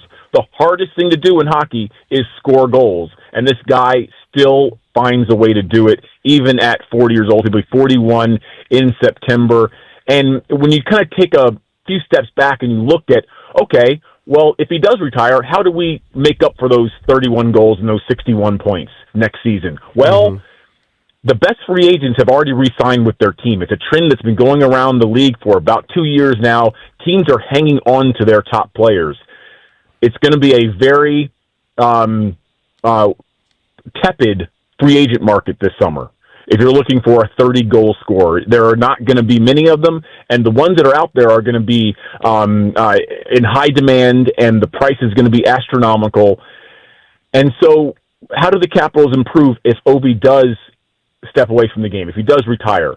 It's got to come from internal, right? You're going to need these kids, all these really good prospects who've been called up the last weeks to make a big step forward. That's not guaranteed. But, like you said, you know what is guaranteed? 30 goals for Alex Ovechkin is guaranteed. He will find a way to score 30 goals next season. Is there a compromise to be had where they can find a deal financially that works for both teams so they can still augment the roster and make some additions and maybe talk to him about play time, and maybe that's got to come down a little bit as in your 41-year-old season, and maybe you can't play 2 minutes on the power play like you've been used to? I do think that is possible. But I think these are all things that Alex wants to think about and talk to the people in his inner circle about, and then eventually talk to the Capitals and the management team, if those conversations are not already happening, and they probably are, about what things look like next year if he does return. Right. I mean, kind of the unspoken, at least for the people I've talked to that have been around the organization like you have been, was that this was going to be it, right? If you talk to people a year ago, they're like, yeah, the contract's up, this will be it. Then he's going to go play in the KHL, play a few years there and kind of wind down there. And then I'm sure play in a beer league near you. How much of a factor, two questions, how much of a factor is the wife in all of this? Because there have been some rumors or that she's kind of been outspoken and maybe she can't wait to get back to her country. And then from the Caps perspective, no one's going to say they don't want him back.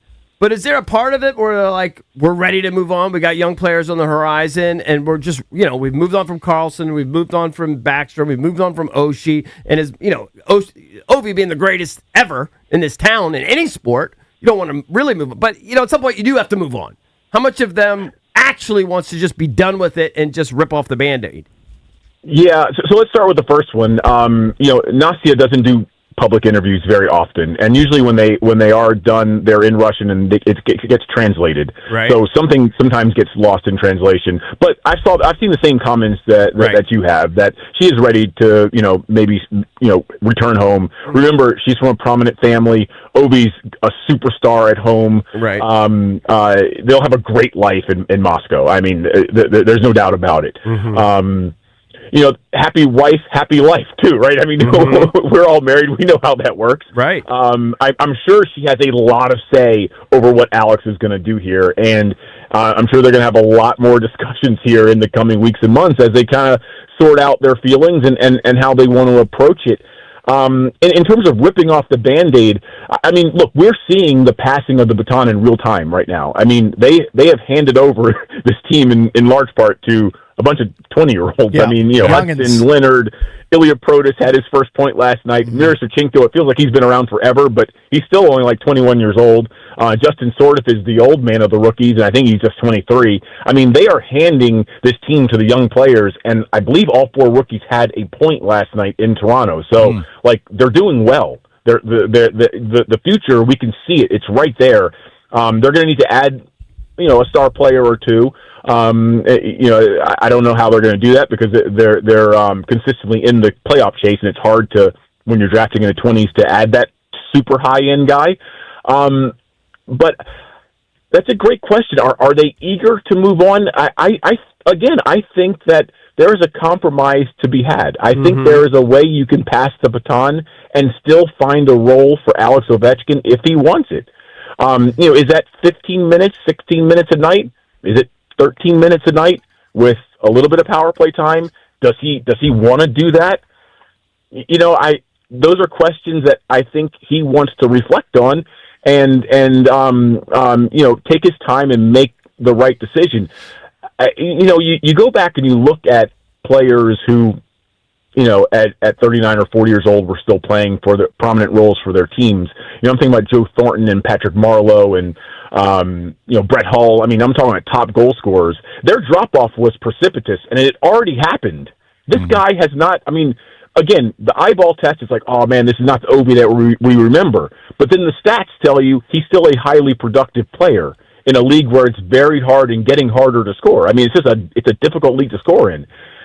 So, I don't know. I think there are some really hard decisions and conversations that are going to have to be had between the Capitals and Ovi over these next few weeks. And I think that's why he has told everyone, I need some time. I want to, consider all of my options. I want to see what they're thinking. What does my role look like next year?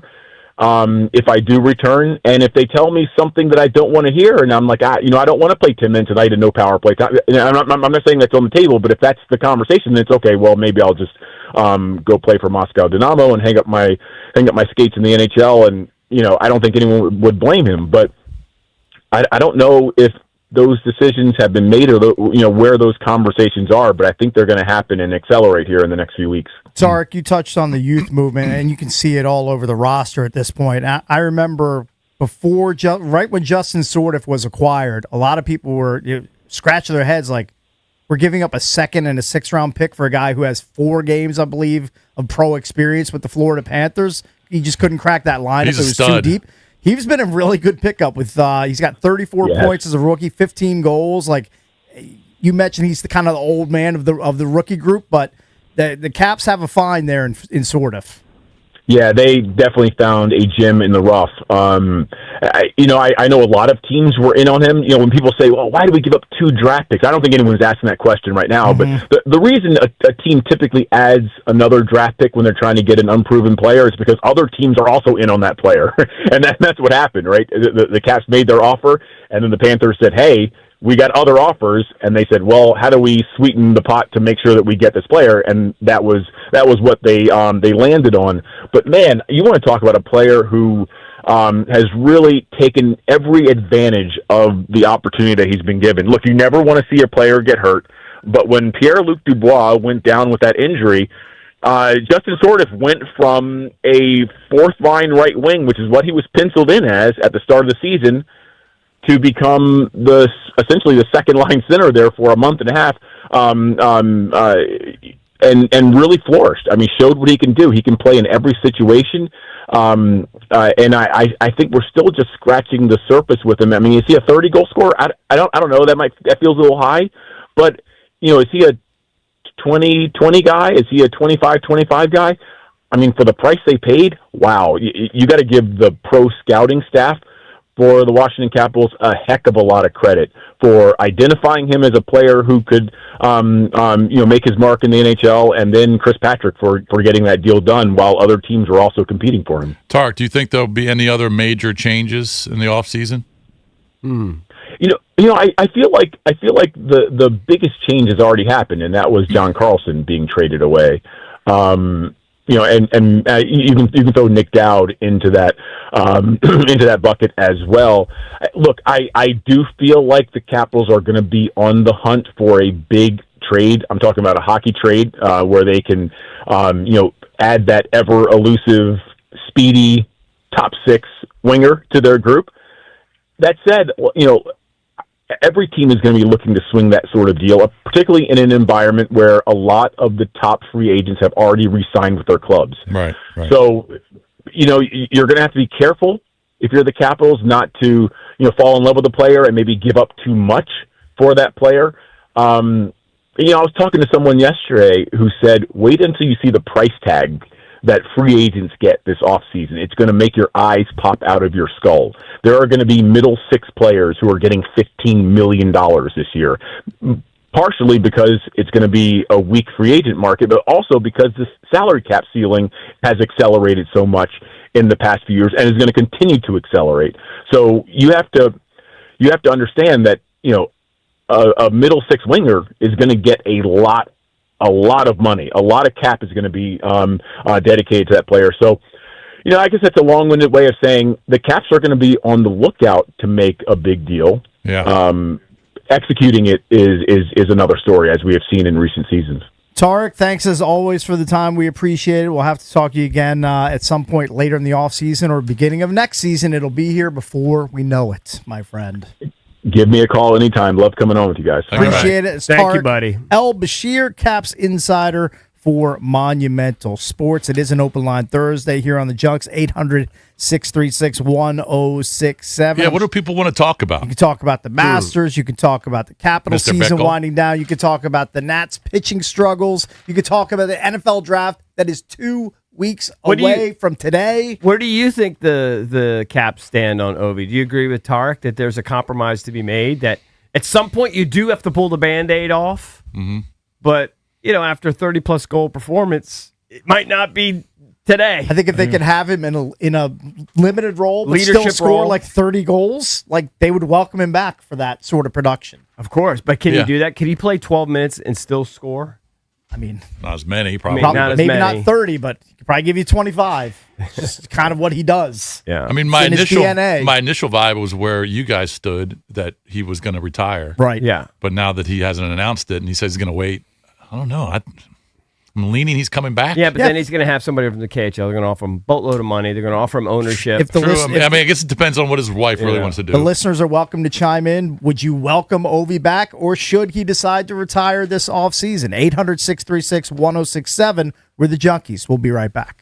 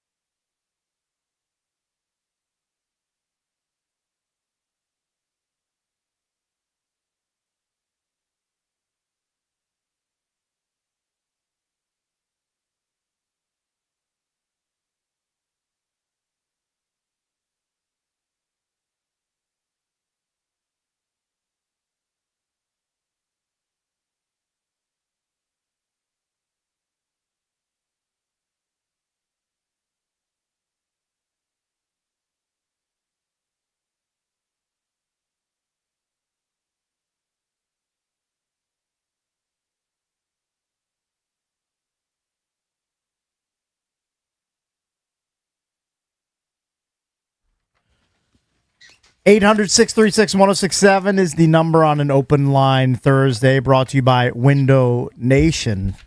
I don't know if you guys got hit in the feels yesterday. I did for a second. Baseball Cakes got hit in the feels by the passing of Davey Lopes. Yeah. Passed away at the age of 80. Yeah, I thought that was sad, too. Longtime player. He coached here in D.C. Yeah. twice. He did it under Frank Robinson back in 2006, then under Dusty Baker in 2016 and 17. Yeah. Passed away at 80. Did they say what it was? I didn't. He was always fit. Didn't hear that. He was always in good shape.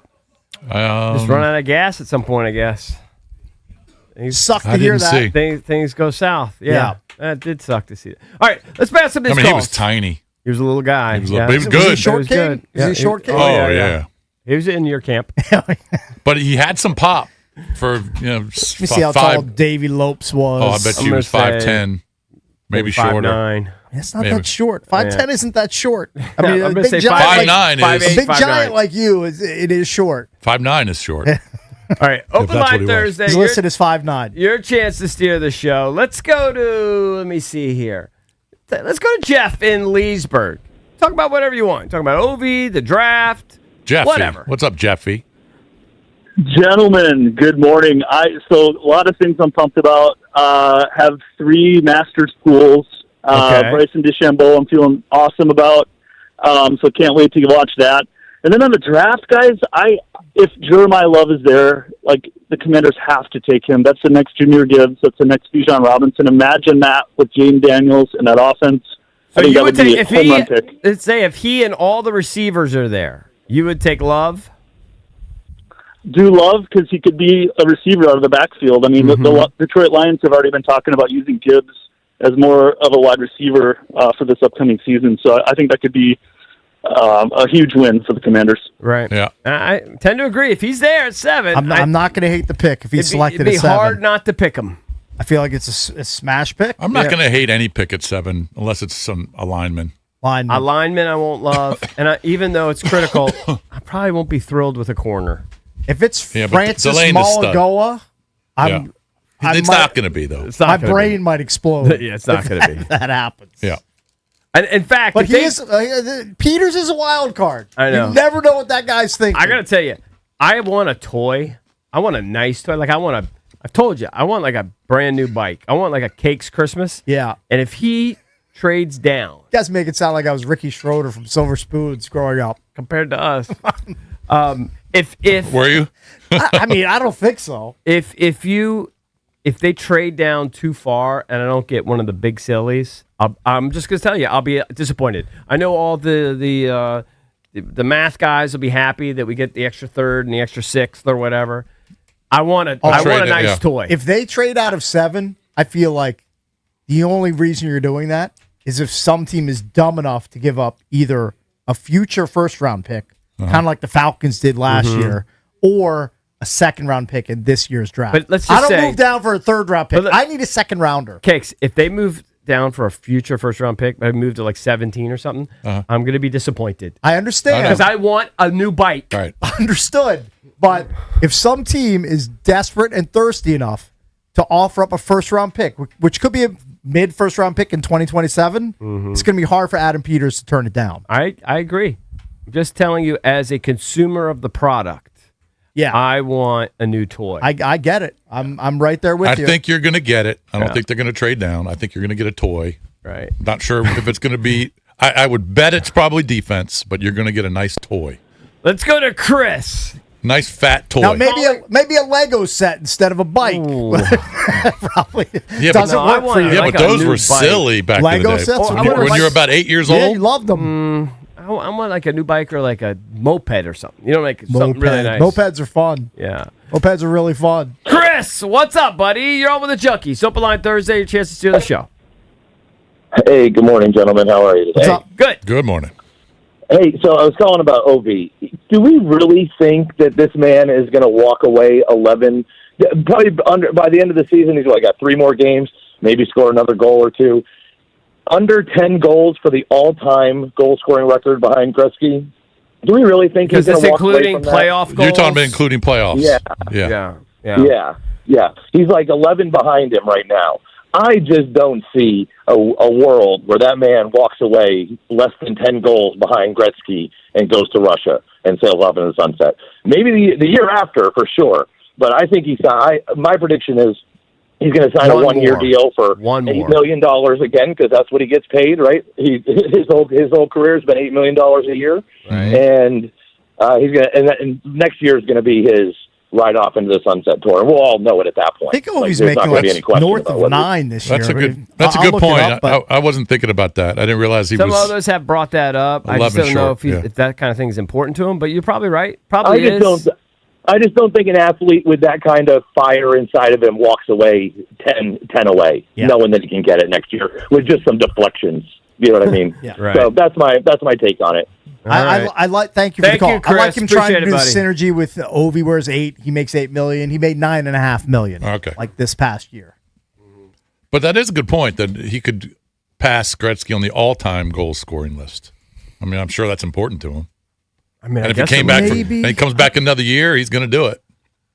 I mean, he will. I didn't realize he was that close, barring a disaster. Yeah, because Gretzky, he played in 1 billion playoff games. I do. I mean, played a lot. He played in a ton. So is Alex. Alex played a lot too, but probably not nearly as many as Gretzky. Mm-hmm. Can you imagine that conversation if his wife, if she really is like hell bent and she's been wants to go thinking of the last 3 or 4 years, like, okay, this is the date, end of 26 season, we're going, and then you have to tell her, hey, no, I want to do another 6 months. I want to do 9 months here. Yeah, I'm sure she can handle it. It's not like it's torture, but. I mean, they're going to go back to Russia, and they're literally. I mean, he's going to. It's like Putin, Ovi. Yeah, he's going to live like a king. He's going to live like a king. Yeah, isn't that his boy? And Putin his boy? Well, I think so. But beyond that, I mean, just the fan. He could do whatever he wanted from over there. the Russian people. Right. My understanding is, I think you guys have heard it too, that they're going to give him some ownership options with the team over there. Yeah, he's going to live a great life. Yeah, he'll. I mean, yeah. I'd love to go hang out at his dacha, his countryside home, his retreat. Oh, it's probably. He's got all of his memorabilia. It's going to be so silly. He's got all the sticks he's collected over the years. What are the? He's got what? 2 boys. 2 boys, yes. What are the odds? One or both play in the NHL. 100%. You think it's 100? I'm betting on that DNA. Hopefully the wife didn't mess it up too much. That's more. Yeah. I mean, remember, what's her name? The Jordan chick. What was Michael's wife's name? Oh, what is? Come on, I forgot. Juanita. I knew it was Jay. Yeah, she messed up the genetics. Gene pool. Yeah. As long as Ovi's wife isn't tainting the genetic pool, and she looks like she comes from good stock, I think it's safe to bet on at least one of them making it. Ovi's parents, both of them were like tanks. Like his mom played in the Olympics. Have you ever seen any of the clips of Amon-Ra St. Brown's dad? Yes. Yeah, he's a badass. He's hilarious.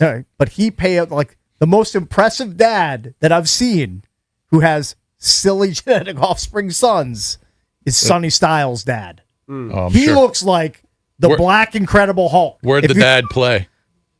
I don't know if he's in Ohio State. Lorenzo Styles. What Lorenzo Styles. Yeah. Cakes is beyond, like, I've seen like his prowess in the weight room, etc. Yeah. I'm talking about the way he advises people to go around and pick their spouses. Oh, they're viral clips, like the G. Gordon Liddy bit. 100%. Right. He says you've got, like he said, if you're a young black guy, let's be honest, you've got gold. Right. You've got gold blood. Mm-hmm. Go over there and mix it and find the night. And he talks about the way women walk. Okay. The way they hold their hands. Yeah.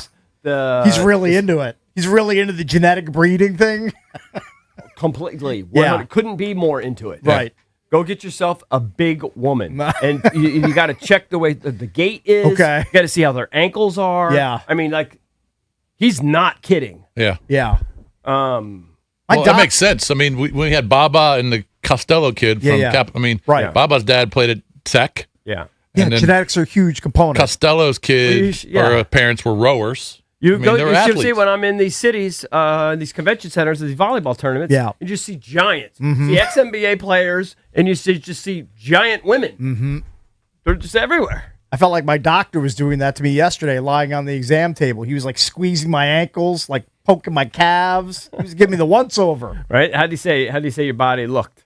He said I look pretty good. Yeah. Pretty solid. You tell him you lost. Hey, was you noticeably lighter from like the last time you had been there 3 years ago? I mean, I didn't ask what my weight was the last time I was there, but I'm definitely lighter than 3 years ago. You're looking good. Thanks, man. You're Appreciate shrinking. it. I'm trying. Yeah. It's not 100% for Ovi Cakes. It's always a crapshoot. Yeah, I mean, come on. What do you mean 100%? I said I'm He betting. said it's 100% one of his 2 kids goes to the I'm NHL. betting. No, that's crazy. Here's what I'm betting It's on. probably 50%, 25, 30. Drabby, I'm betting on the DNA of the greatest goal scorer of all time, greatest of all time, being funneled down but into it's his beyond kids. the DNA. It's more about just being raised by them. Well, he not only is he's getting the DNA, and the kids are growing up immersed in hockey culture. Of course, they're going to be silly. You know what? They're probably both going to make the NHL, and they're probably both going to be amazing. I wonder what the Gretzky boys are up to.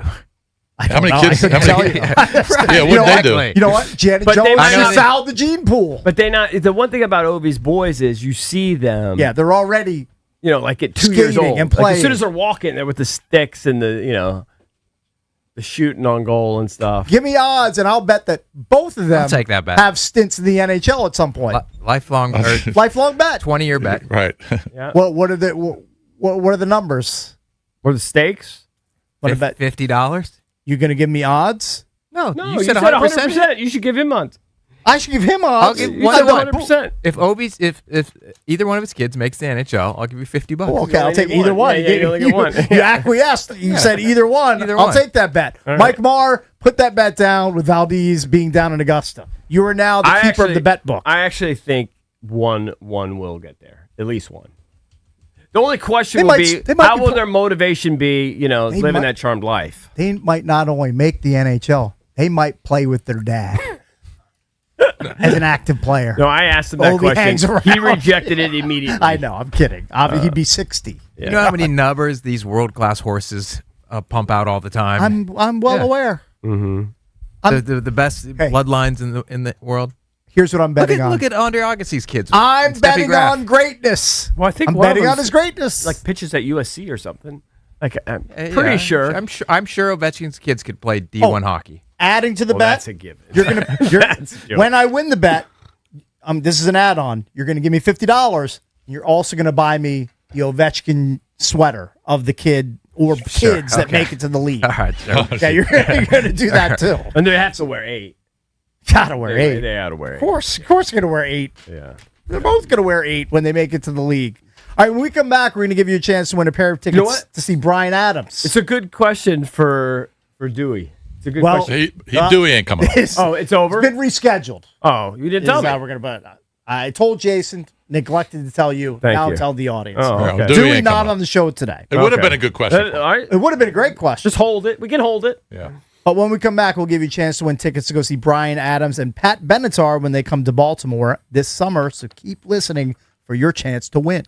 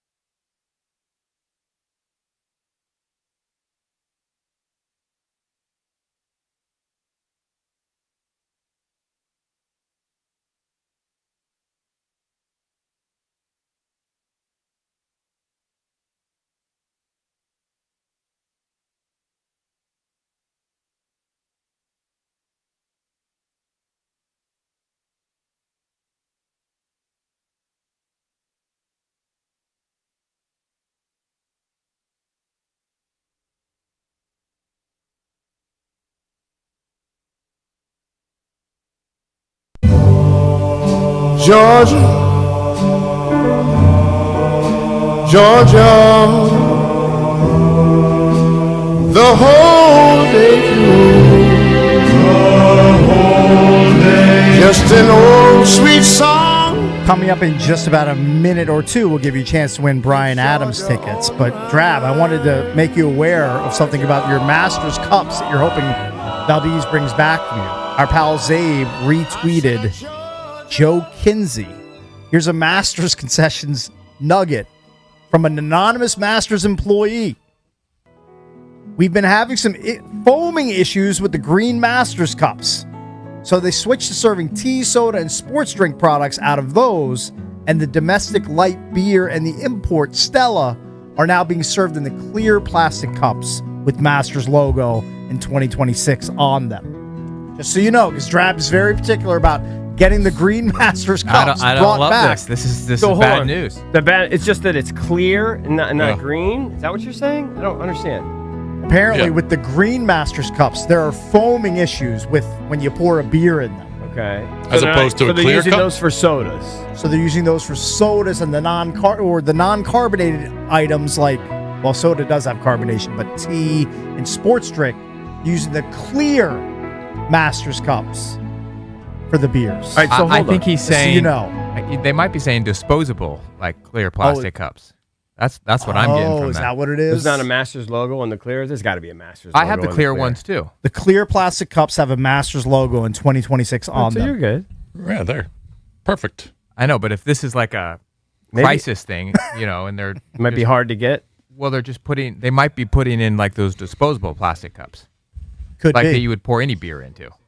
Maybe that's the case. I doubt they have any. Just letting you know. They- Just letting you know everything's that's got out the there. I'll take green cups. You don't I'll care. take plastic cups. Doesn't matter. Right. I think that's the As answer. long as they go in the dishwasher. Yeah. I don't That's care. all you care What does about. that tell you though about like probably what's in all this plastic that we're all drinking? Oh, or whatever? You know what I mean? Like I have so many microplastics in my temple. What are you gonna do? My buddy did one of those things. He goes to see an alternative doctor, which is totally up my alley, and they did all the exams. And I mean, he had so much plastic and so much garbage in his body. Really? It's unbelievable. He's going through a whole detox program.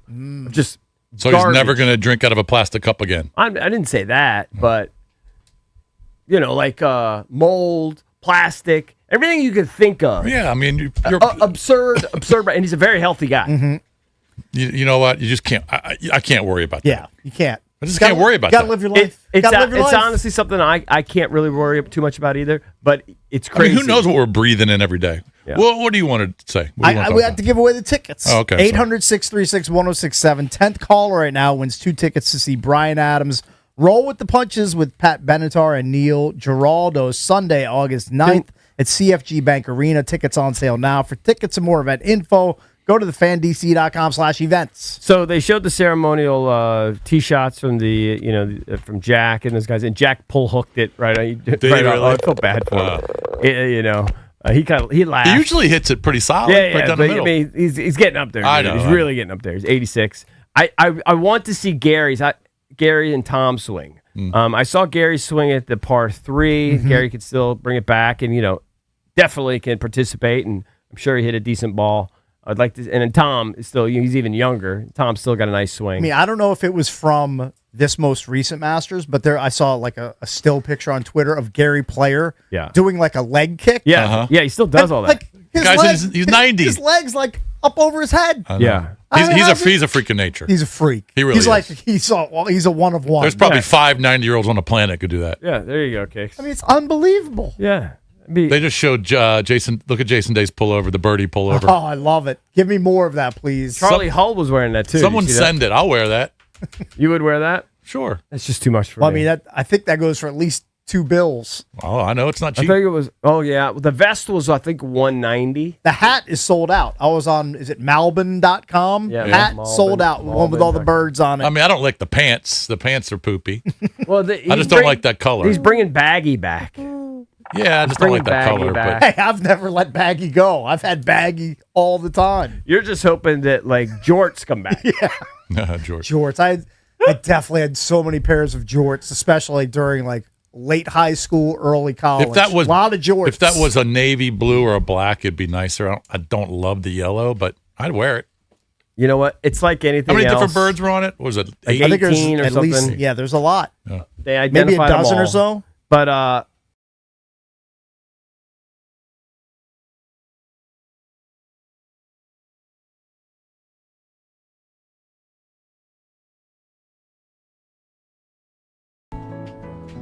Yeah, then they went boring for a while with the Block M. Hated it. Well, Yeah, the next big name that's going to tee off is big name. I guess Jason Day. He's going to play with Shane Lowry and DJ at about an hour. will Freddie make like a front nine little run and get on the leaderboard, even if it's just for a moment?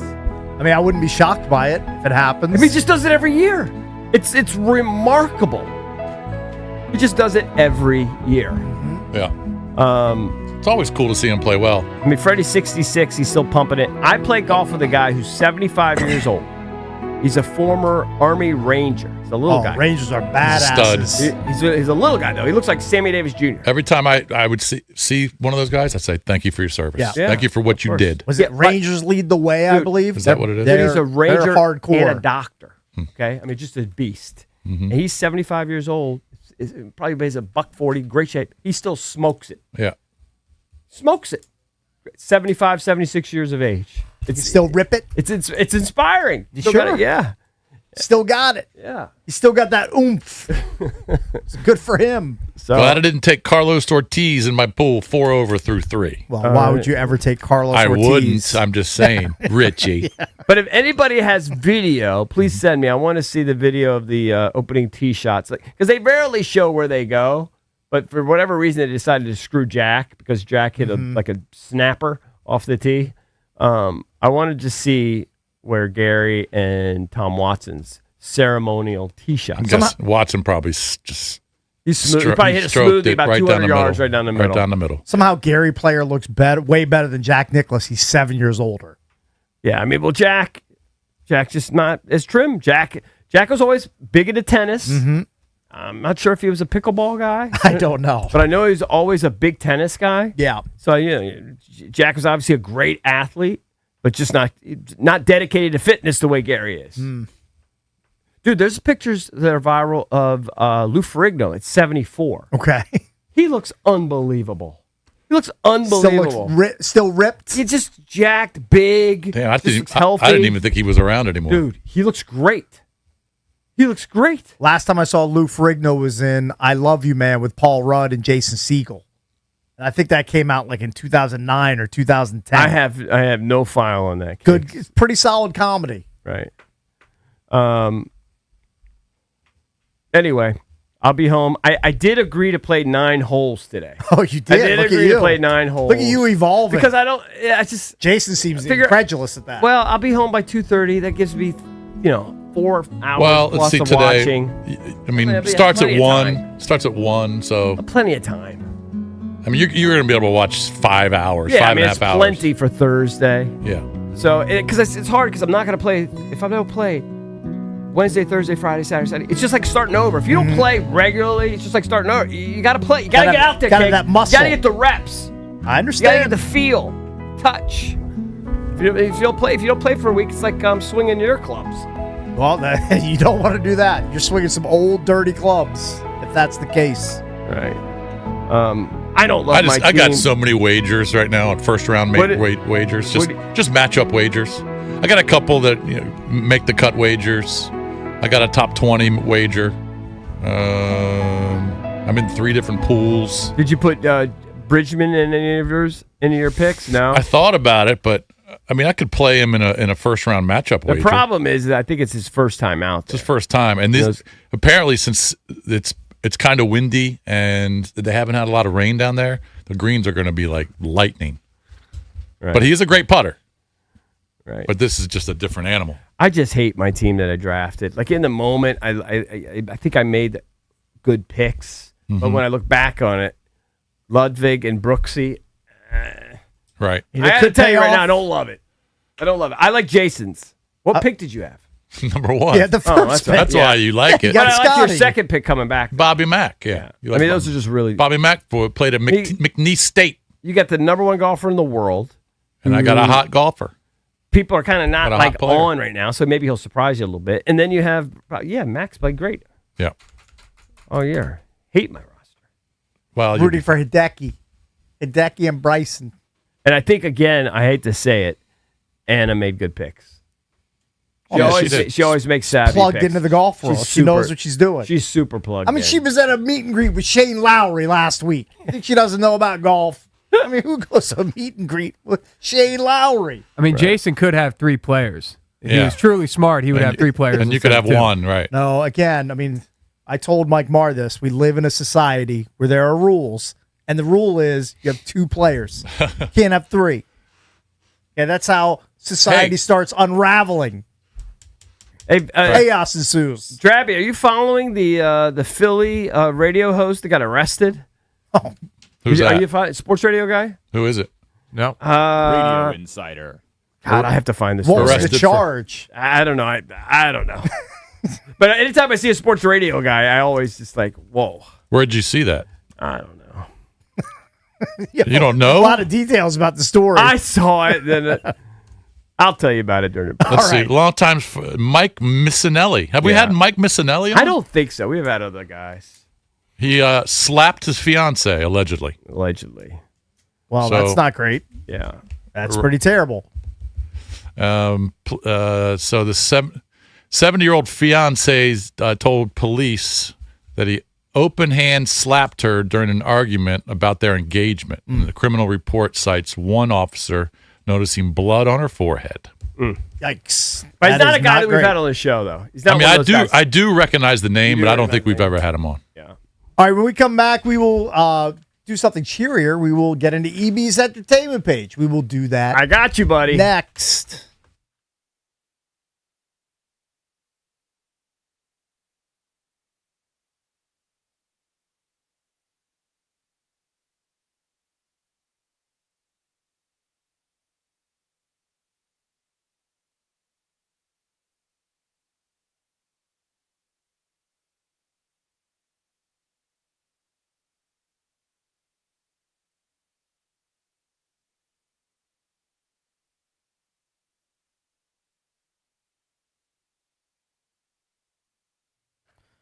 We've all seen it before, the underdog down at halftime, written off by the critics, but then something changes, a strategy, a spark, a comeback for the ages. Your finances can be the same way too.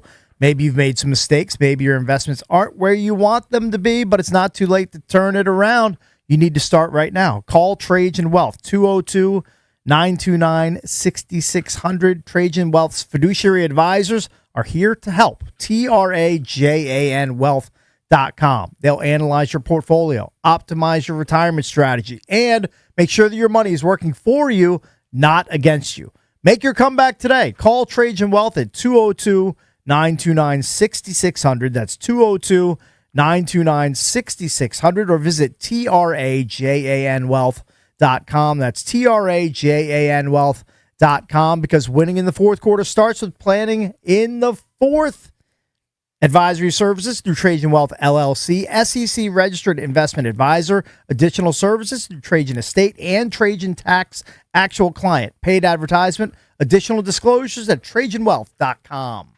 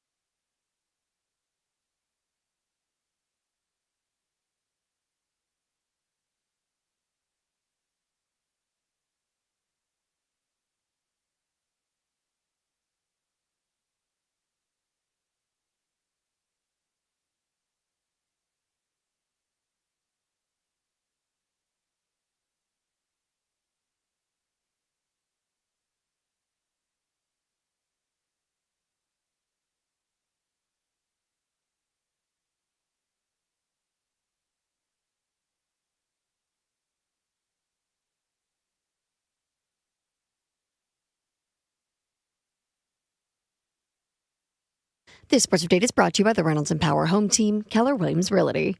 Your DC scores from last night: the Nationals lost their series finale with the Cardinals 6-1, but the Capitals get the big shutout win 4-0 over the Toronto Maple Leafs. And the expectation, given the weather forecast, is that we're going to get a firm, fast, and challenging Augusta National. It's really early, but if the play at the first hole is any indication of what we're going to see the rest of the day, players may have their hands full with the first hole.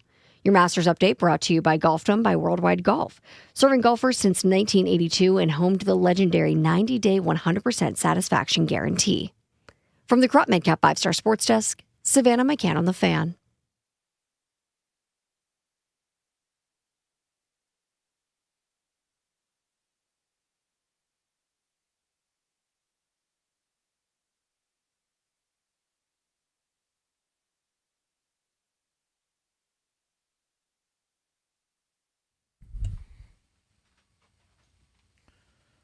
Junks coming to you live on 106.7 The Fan, Team 980, 910 The Fan. Thank you for listening in Richmond.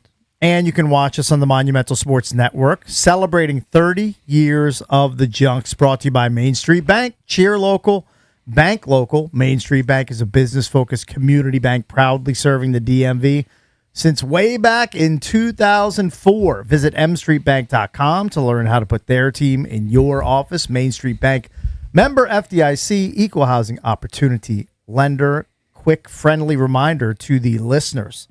We revealed earlier in the week that we are taking the show on the road to kick off summer. The Junkies Beach Bash is happening at the world-famous Starboard in Dewey Beach, Delaware, May 22nd, broadcasting starting at 6 a.m. in the morning, like we always do. We hope to see you at the Starboard. We'll actually be there Thursday night into Friday and Friday evening as well. It's going to be a great kickoff to the summer and another event to celebrate our 30 years on the air. We expect to see you at the Starboard in just about a month and a half's time. At this point. May 22nd. Put it on your calendar. I mean, it'll be here before you know it. Yes, it will. I mean, it's crazy. So you know. The Nats have already played 12 games. They're going to play 40 games like that. I know. You're going to go, what? That's the way the time marches on. We're like a quarter through the season already? Yes, correct. All right, time now for Eric Bickle's entertainment page. All right. It's going to entertain the masses. This was actually kind of shocking to me to see this, but this is old news from like a day ago. Offset was already back at the Hard Rock Casino. Oh, really? After being shot? He was shot there like 2 days ago. No, I applaud your hustle, Offset. One day after shot, he's there. Get back in there. And he's just wearing like a white tank top and some chains. And he just looks like any other guy there, just gambling. You can see he's got some jewelry on or whatever, but you wouldn't know it was him. What part of the body was he shot? How many shots did he take? They Do we say, know? No. And they said it was non-life-threatening, so I don't know. Shot in the foot, or, I don't know. But his upper body looks intact. And he's just there, but looks like at the blackjack table.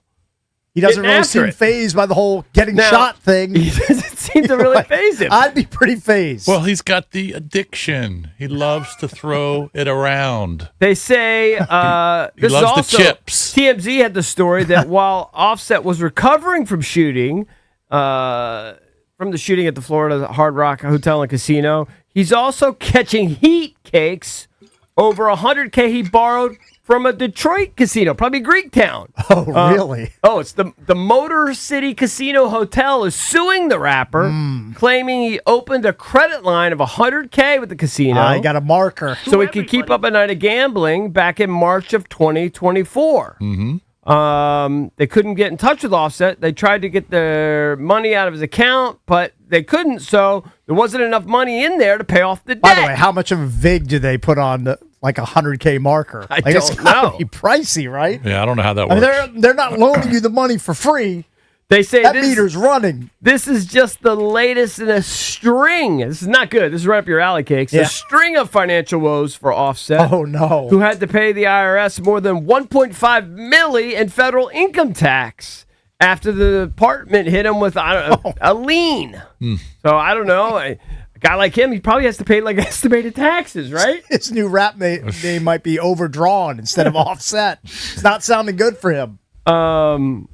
Yeah, doesn't sound great. I was butt sized when I found out I was getting money back from the feds this year. Oh, it's all. I mean, because last year I got like a penny. This year got a lot more. Well, got more than a penny. That's I good. got more than a penny. I got a solid return too. Yeah, I was pretty happy with it. We owe a bunch because I have to pay capital gains because I had to take some money out. Capital gains taxes are trifling. Trifling. Well, all I know is I sold a few losers, and you don't have to pay capital gains taxes when you're cashing in losers. I think I done sold all my losers. Yeah. I'm going to pay all these lots of education- losers. Yeah, all these education, of losers. for sure. Well, the education over 30 and years. I had one big equity that's a big loser that I used to offset any of my winners. Right. So I'm working the system over here. Right. Working it to my advantage. I'm gonna have to with my guy. You need Ed. a financial summit? We always do one every January. I've never taken them seriously. This is the first time in my life I'm going to take it seriously. Like, okay, I'm really going to listen.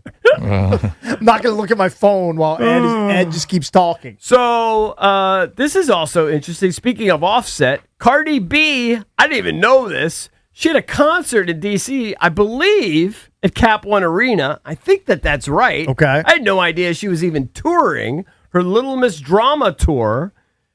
And guess who was there with his mom and his brother? Steph Diggs? Stephon Diggs. Oh, I thought you were going to say Jaden. I thought they broke up. Yeah, I thought they broke up. I thought they were Dunsky. The mom has already gone to a previous show. She was at the Houston tour stop. I can't think of a concert I would not want to go to more than a Cardi B show.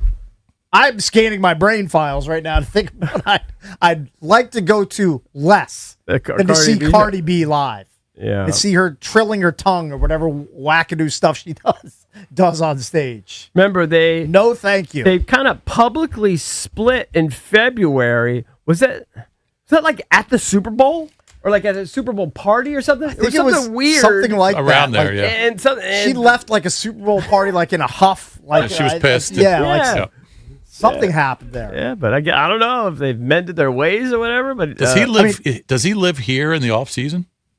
I don't know. I don't know where he lives, but I'm sure he's there's got a a house reason that the video from back in the day when he was with the Vikings, when one of his teammates was going around and asking all the teammates, if you had a sister, who's the teammate you would least like to see them date? Yeah, and 90% of them have said Diggs. Yeah, yeah, right. Diggs is the guy. Like he's no disrespect. I mean, but just a scoundrel. I mean, they stuck the bike in like Adam Thielen's face. He's like Diggs. They stuck it in Dalvin Cook's face. He's like Diggs. I mean, Yeah. like, Yeah. You don't want that dude dating your sister. Yeah. Just a total nightmare. You want him on your football team? Oh, sure. He a Terp. I love him, but Right. but he's kind of wild.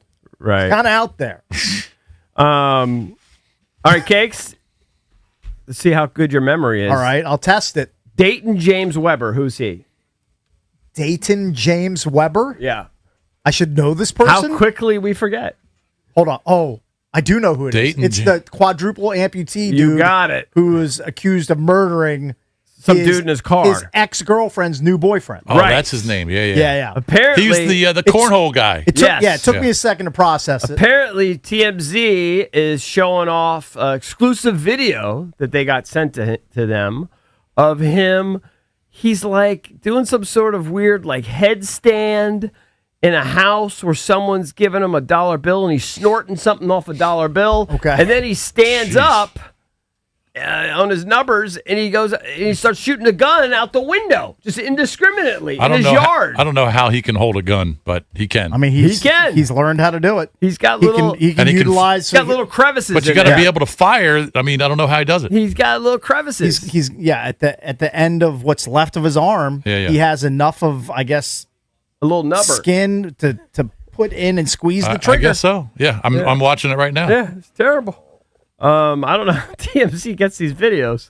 I'm impressed by the handstand. I mean, there's no chance I can do a handstand, and I have fully functioning arms. Right. That's impressive that you remember the name. I mean, my brain was foggy for a second, but I was able to pull it.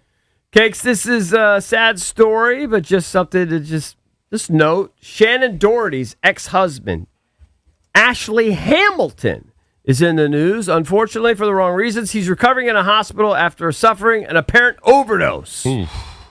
The Iron Man 3 actor was found last Thursday in an L.A. area Airbnb. Was experiencing a medical emergency related to an unknown substance. We're told he was rushed to a hospital where he remains in stable condition. Hamilton appeared in a number of films over the years, famously married Doherty in 1993 after just 2 weeks of dating, and he was just 19 years old at the time. Of course, the marriage lasted a total of 5 months. The son of George Hamilton, who, shockingly enough, is still alive. That's amazing. He does Still with us. Drab, that's a great dead or alive guy. He looks just like him. George Hamilton. George Hamilton. Tan. Super tan. He's all tan and silly. Super tan and handsome. Yeah. All right, so let me see. We did that. We did the Offset story. Jenny Garth is in the news. Does she have a book out? Hold on, are we doing it exclusively Beverly Hills 90210 EP? Why? I love it. Who else? Well, Shannon Shannon Doherty. Doherty, right? Yeah. Jenny Garth is in the news. I always like Jenny Garth, like on the show. Did you like her? I was more of a Jenny Garth guy than a Tori Spelling guy. I didn't watch a ton of Beverly Hills 90210, Really? even though we came up in that era. Oh, that was my era, buddy. I'm sure I've seen a few episodes, but I wasn't a diehard.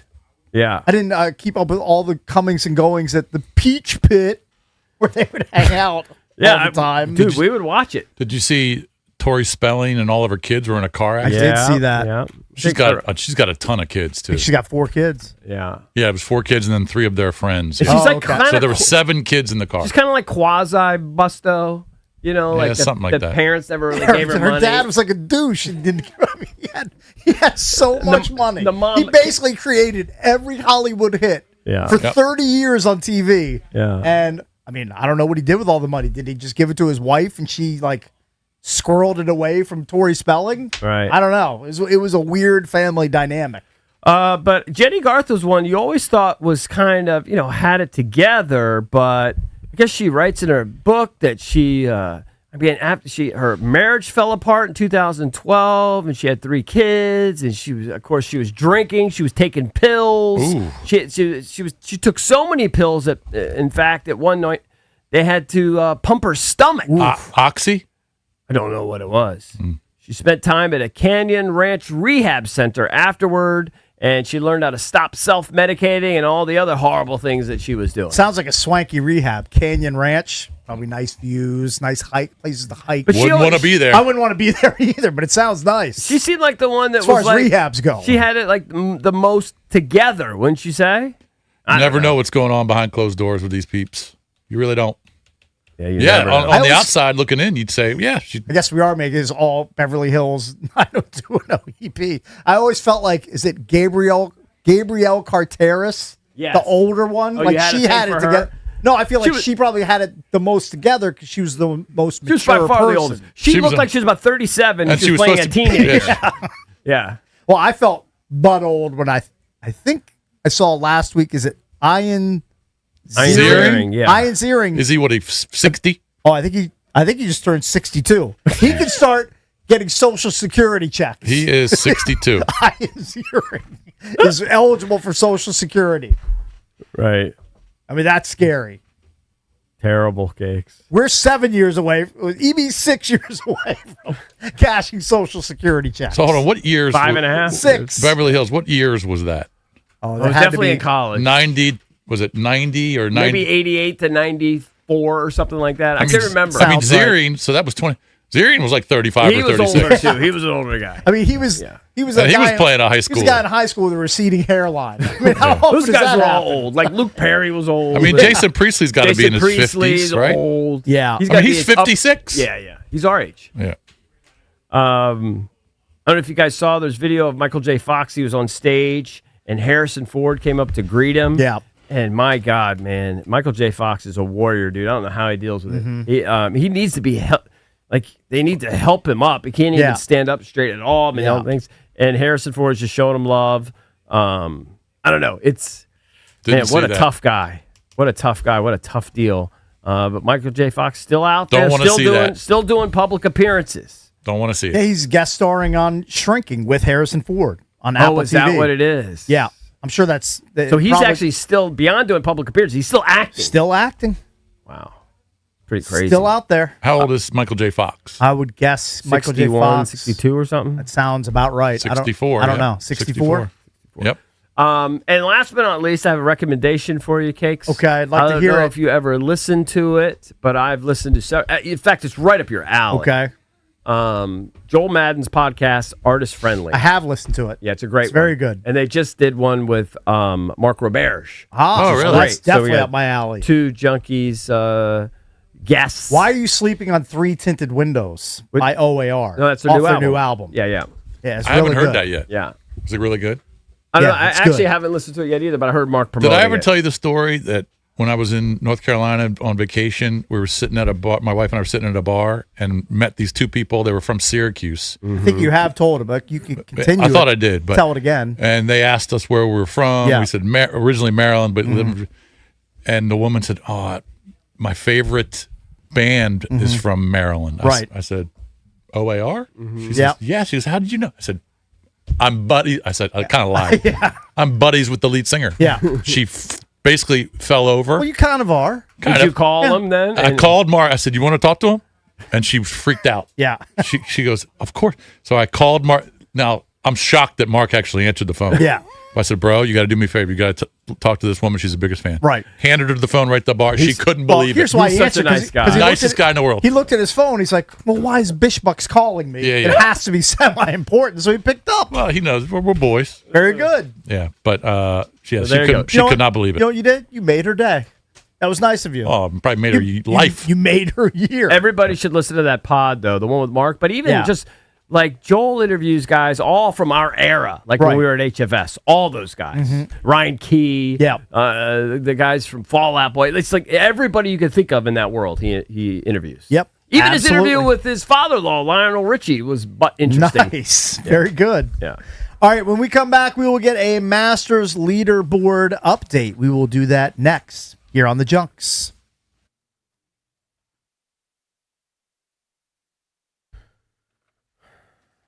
All right, guys, EB here. FanDuel has your back with a special Mulligan Bet Back token this week in golf. Once the tournament starts, it's underway now, you can turn any losing bet into a bonus bet for another try.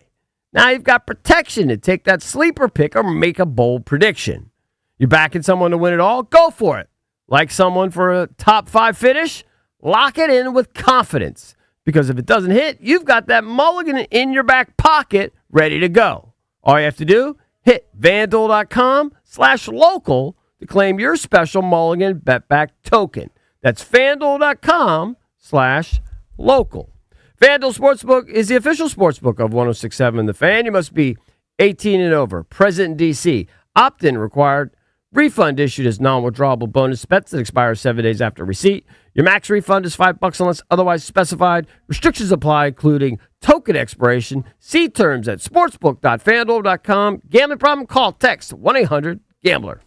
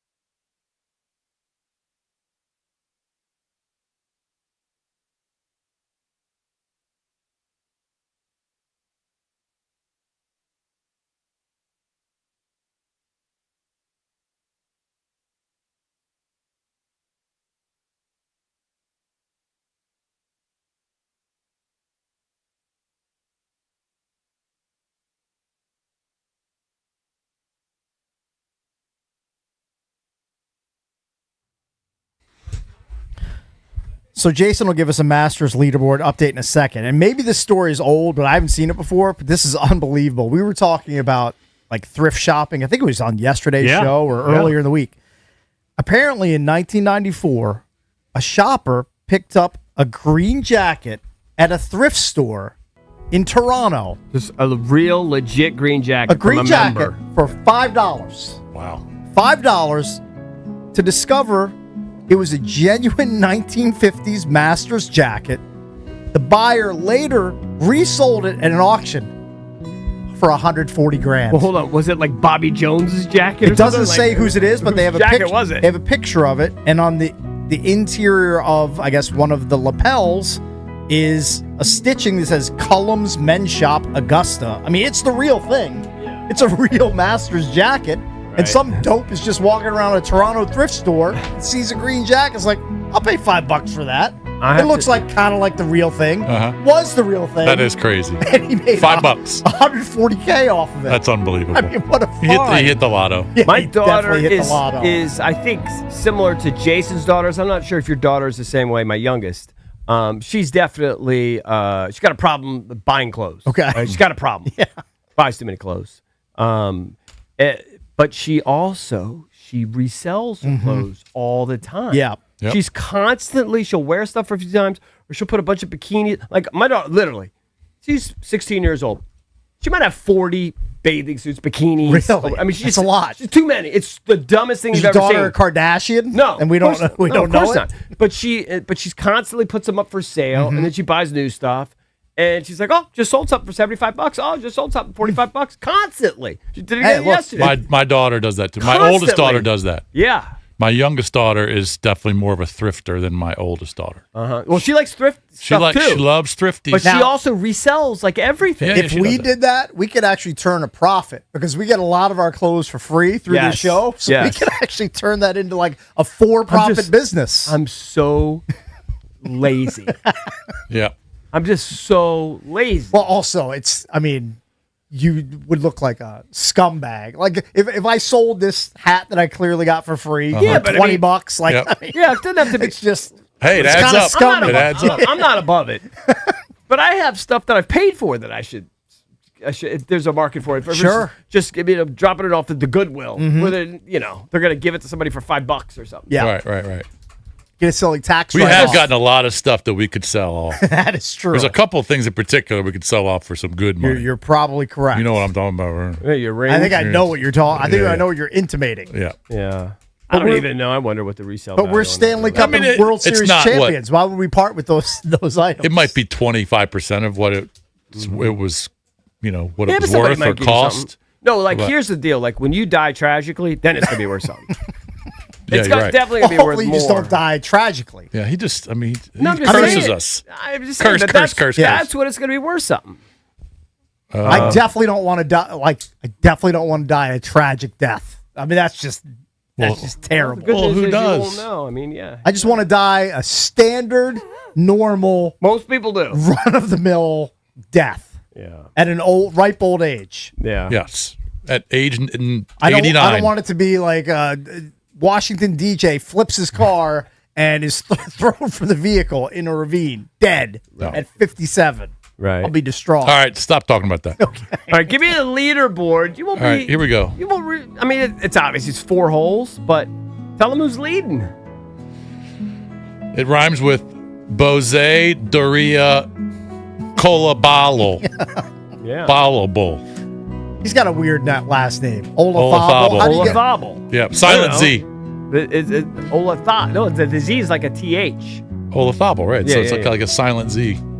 Well, you got Turns into a TH. Yeah, right. Yeah, but Jose Maria Othalable is 2 under through 5. Right. Other names that you might know are Kurt Kodayama is 1 under through 2. Max Homa's even through 6. So he was one of the early guys to go off. He might have been second off. Johnny Kiefer is 2 over. Bubba is 1 over. He just bogeyed 1. Let's see. Vijay Singh's even through 2. Carlos Ortiz. Hope you don't have him in your pools. 7 over through 6.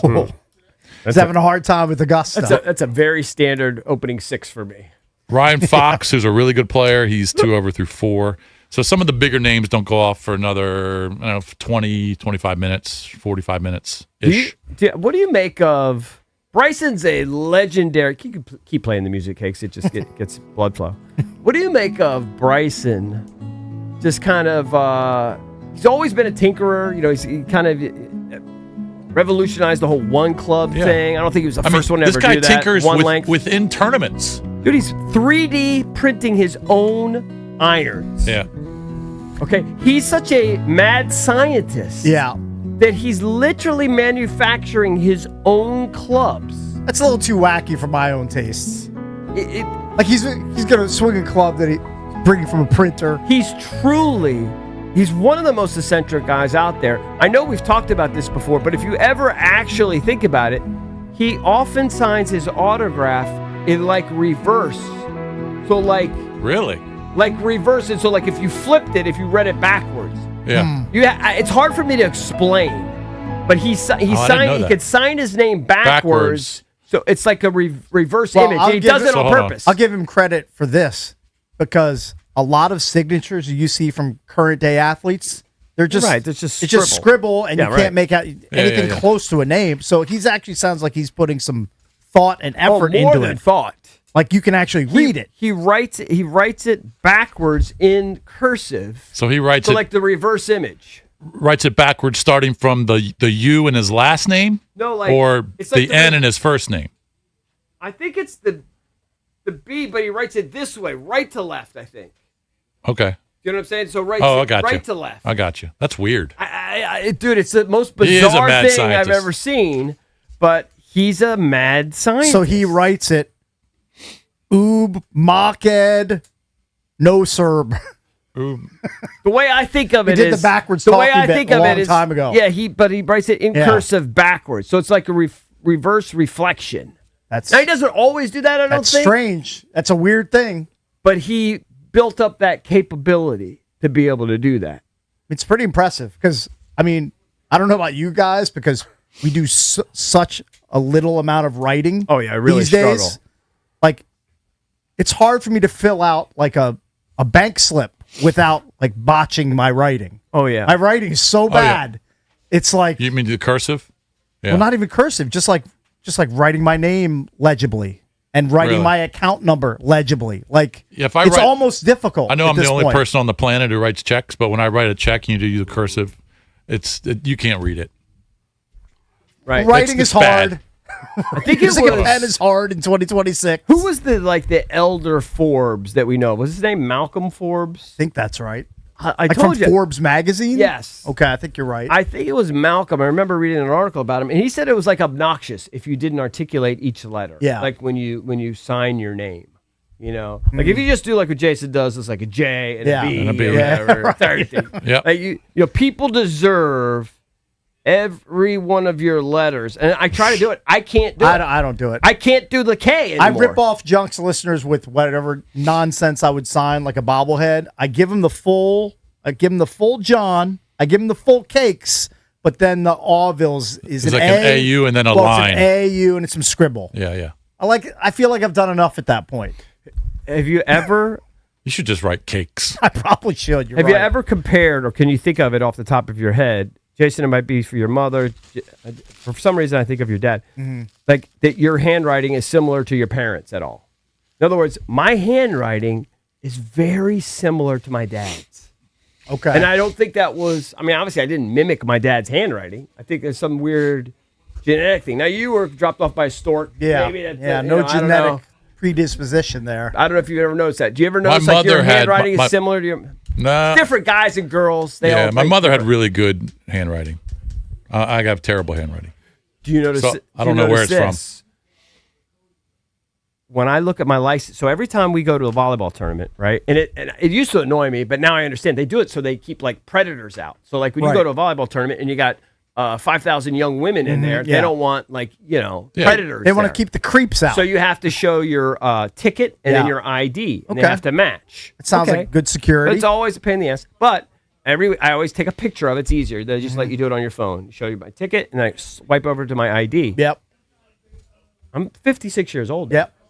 My picture, I'm basically a doppelganger for my dad at that age. Oh, okay. Like my driver's license photo looks just like my dad. Mm-hmm. And it's actually it's a weird feeling. Yeah. Because he's freaking dead. It just Okay. Yeah. I mean, like I'm just that much closer to dead. I mean, it just looks like my dad, like when I was a kid. It looks like my dad. Right. Do you notice that? Like in your license plate or anything, Drab? When Because you're getting up there. No, you need to get a new picture with your new hair. Yeah, you need to do that with the quickness. You should do it like you know what? I think yesterday. you're right. That's a good point. The only thing I don't like, I saw my dad yesterday. He just got into town with my mom. Oh, okay, and, that's good. My dad's 77. He's definitely shrinking. Oh, really? I mean, I'm like Wemby over him. Really? And we used to be the same height. Uh-huh. He's like, Is he starting to get hunched over, No, or just but get it's bone just- deterioration, or It just gets compacted. I think. Yeah. It was like cakes. he needs to hang from a bar. Hey, what's with this shrapnel? He needs to do some bar hangs or something. I think Is he that does. he needs to stretch needs himself out? He needs a humdinger. Well, and he like humdinger, yeah. I walked into the The Cairo. I walked into the hotel room and he was like, "What's going on with your shoes? Why are you so tall?" Yeah. And I'm like, "Dad, I'm wearing normal shoes." Said, "Dad, why are you so small?" And I look at him, I'm like, "Oh my god, Did you hit him with? You're tiny." Did you hit him with the you're too small, Dad? That all Now- the NBA players like to How do? old is your dad now? 77? 77. So he's starting. Jeez. He's starting to. I mean, no disrespect. He's starting to waste away a little bit. Is he? I Is, think it, it- is yeah. it one of those deals too, where the belt's getting a little tight, or not tight, but like? I mean, almost it's tough loose? to tell. They play him and my mom play like 5 hours of tennis a day. So Oh wow, So he's super That's a lot. fit. he's fit. Yeah, for Yeah, sure. but is he like? Because like my uncle, when I see him, he can barely keep his pants up. You know what I'm saying? Like you just like who's they at the caller? the Like state Sam the old Weiner, ladies, so- and he says, the first thing that goes is the ass. You yeah, know what I yeah. mean? It's like Hey, my uncle, just he look can't around keep his you. pants up. Hey, is Papa Cahill, is he staunchly anti pickleball like his son? Is he a tennis purist? He doesn't have time for that. Oh, he does. Yeah, Just yeah. Tennis, all tennis, all the time. No interest. in How is his pickleball. stroke? Is his strokes like your strokes? No, he's good. He's pretty good. He's lefty, so it's tough to. Oh. yeah. Nice. Surprised he didn't raise you lefty. And he's got silly penmanship, so I don't have this. He really? Oh, he yeah, does. Yeah, silly left-handed penmanship. Nice. Hey, real Impressive. quick, let's go to Bill and Reva wants to chime in on the backwards writing bit. It's open line Thursday. There's a chance you can still steer the show here for a little bit, last half hour. Bill, what's up, buddy? You're on with the Junkies. Hey guys, thanks for taking my call. Sure. Hey, I heard you talking about DeChambeau writing Right. backwards or whatever that Yeah. he was doing. My aunt Monica, she wrote all her love letters to my uncle backwards, and he would have to put them up to a mirror to read them. That's weird. But is that Yeah, like, I mean, she could literally write a book backwards. That's like a no special problem. talent. So yeah, is that some sort of like autistic like ability or something? Yeah, and I think a couple of you guys went to school with my cousin, who I'm talking about his mother, Bobby Brady. Do you either one of you know him? Of course. Of course. Yeah. Talk to him all the time. Yeah. So anyway, I thought it was pretty neat. Hold on, that was Bobby's mother that did that? Yeah, Monica. Yep. Yeah. Oh. All right, very cool. Say what's up to Bobby for us. All right, I will. All right, thank you, buddy. Oh, Take Bobby, care, guys. Oh, Bobby B. Yeah. Bobby B's a good dude. Yeah, man, I wish I had That some, is crazy, I but- wish I had some sick talent or some weird, like, I know I have a lot of idiosyncrasies. What about the one guy that we had on the show multiple times who just talked backwards? Yeah, that's Yeah, another. he just had a talent. He had a weird I mean, you penchant do for full sentences backwards. Yeah. It's like, what do you think? Like, if someone came up to you and they said, "What is your most unique talent?" Do you even have one? Oh, I don't think there is one. Like, can Do you I have even a unique like talent? like Like, unique? like or I'm like Red Panda? I don't Yeah. have anything like that on my sleeve. I would have to say my best talent is solving the Rubik's cube or something like that. That's about I it. guess that's considered a talent. I mean, I sure. don't even really think it is. Yeah. Yeah, it is. I wish I don't could do re- that. I don't think it is. I'm pretty talented. I think it qualifies. I mean, I can play the piano if I read music, but I mean, a But monkey. that's not unique. I Yeah, mean, like a millions monkey of people can play the piano. Exactly. And millions of people can solve a Rubik's cube. Turns out we got nothing unique to offer. None of us. All right, it is an open line Thursday. You're welcome to continue to call us at 800-636-1067. Coming up next, we'll tell you what high-profile NBAer is investing in the Six Flags property in PG County.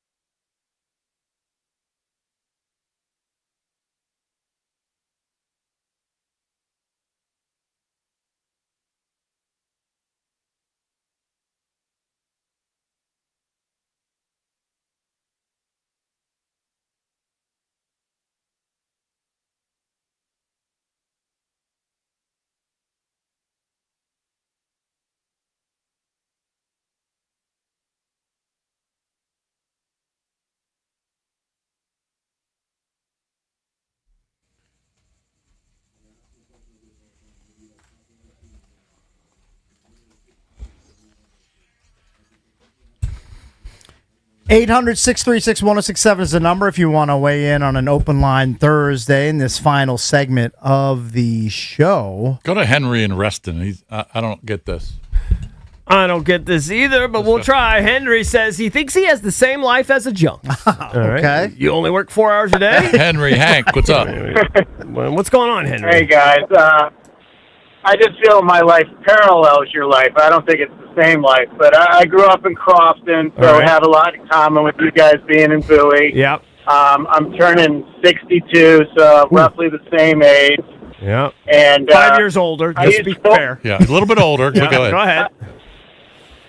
My wife had this crazy idea 20 years ago that she wanted our baby's room to be much warmer, and the only guy that ever came up with a solution was fully mechanical. Dan found a way to put a damper in our heating system so that every else would be 70 degrees, but the baby's room would be 76. So Foley Mechanical, bro. Foley Mechanical. Look at that solution. All right. Dan Foley's a genius. Another connection. Go ahead.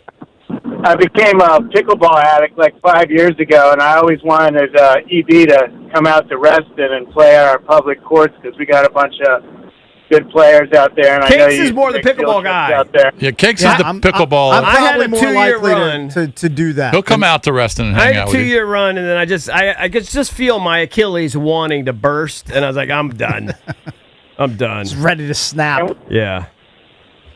And before I had kids, I was a golfer, and I would always listen to your guys' stories about golf as well. And I used to tape was it the Friday night show that was on CBS late night?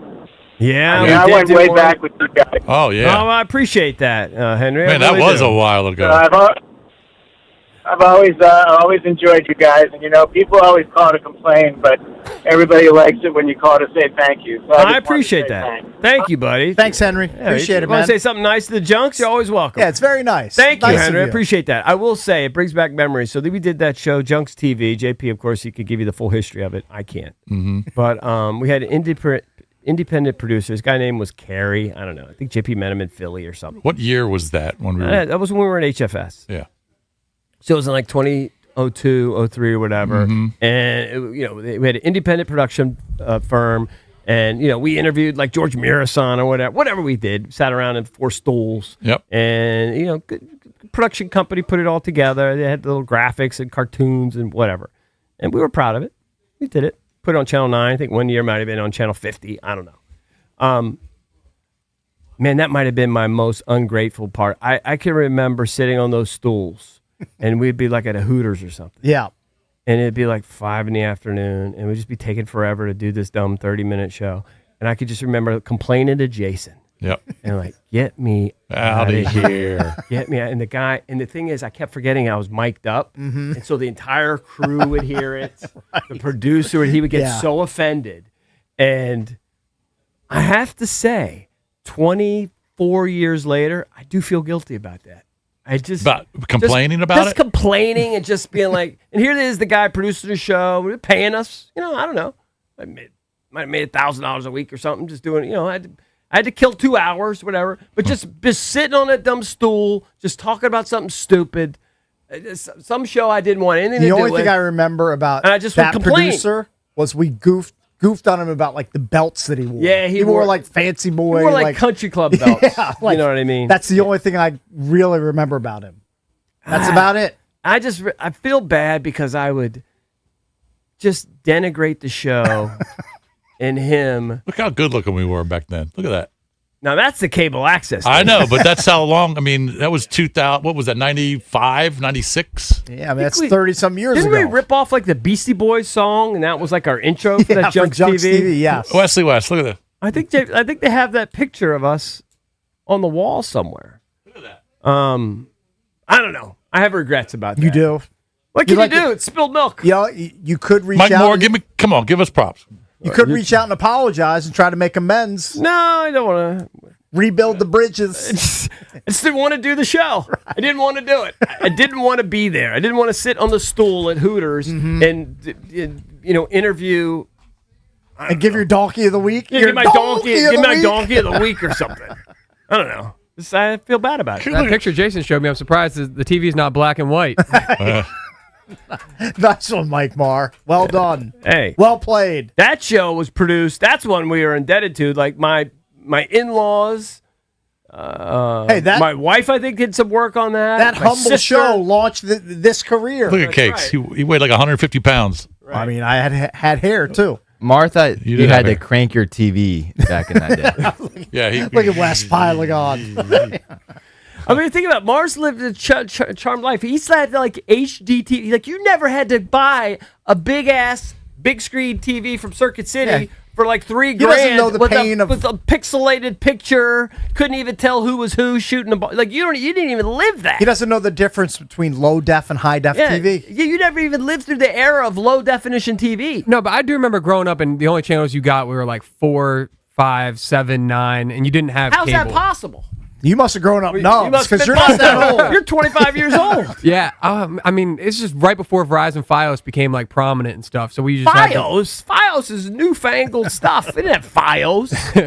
That's like 7 generations later. Is he living in a time warp? Actually, What I is think he it was even talking Comcast. about? Yeah, huh? I think it was Comcast before that. I don't know. I just remember like when I was but young, the only channels we got were just like the basic standard cable ones. Yeah, the basic standard 80 cable that channels. wasn't true. Cable, huh? Now there's I had 600. quick pitch when I grew up. You had quick pitch? Yeah, like MLB. Yeah, yeah. Before school, we'd Quick sit pitch. there You and grew watch up with the quick pitch. MLB network. Yeah, quick pitch. Yeah. Watch it every day.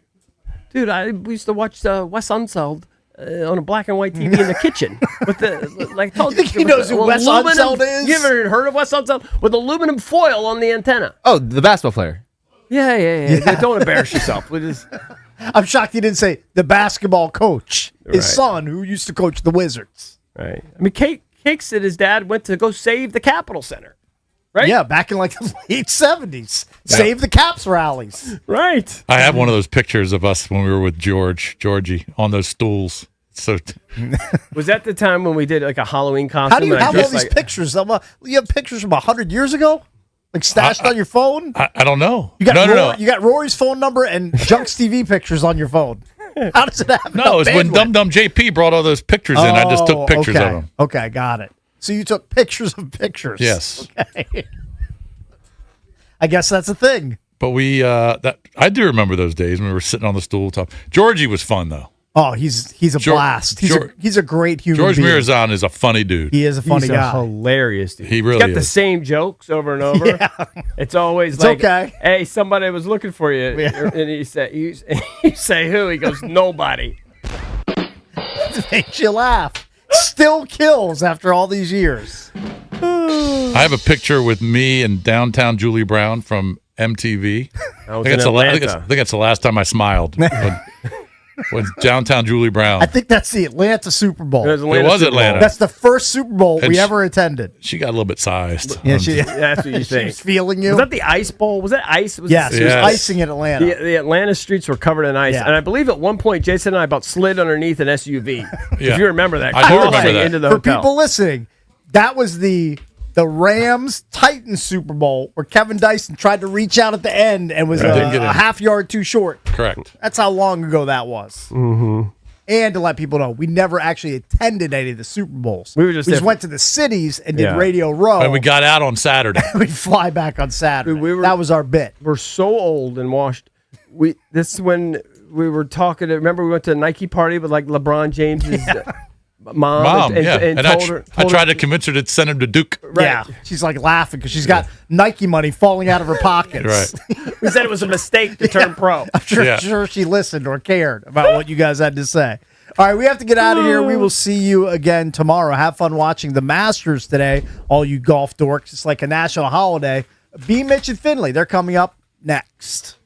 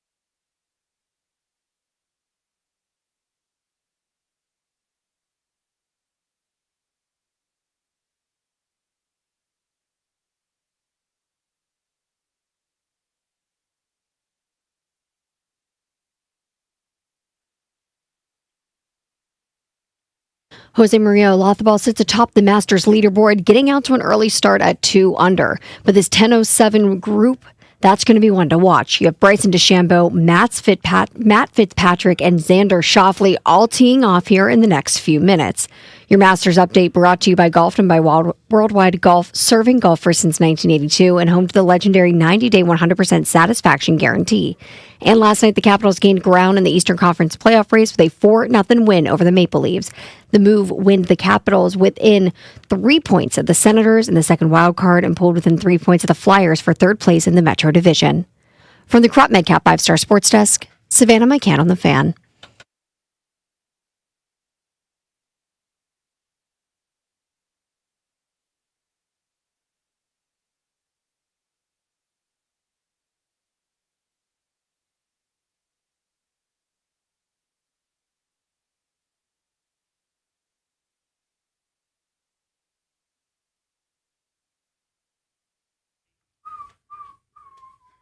It's going to be a tough go today for two reasons. One, the Masters is on the telly here in the studio. Secondly, behind the glass there, producer board op extraordinaire Jeff Walker mistakenly said, "It's Friday, boys. Let's go. Let's have a show." No, I said it's Friday Eve. I heard what I Friday heard. Eve. He said Eve. He said Eve. Okay, either way, if you're creating something called Friday Eve, which doesn't exist, it already tells me your mind is on the weekend. I'll take that. It's like It's like the old football expression, B. Mitch, which is as soon as you start thinking If you're about thinking retirement, you are retired. Well, it's Friday.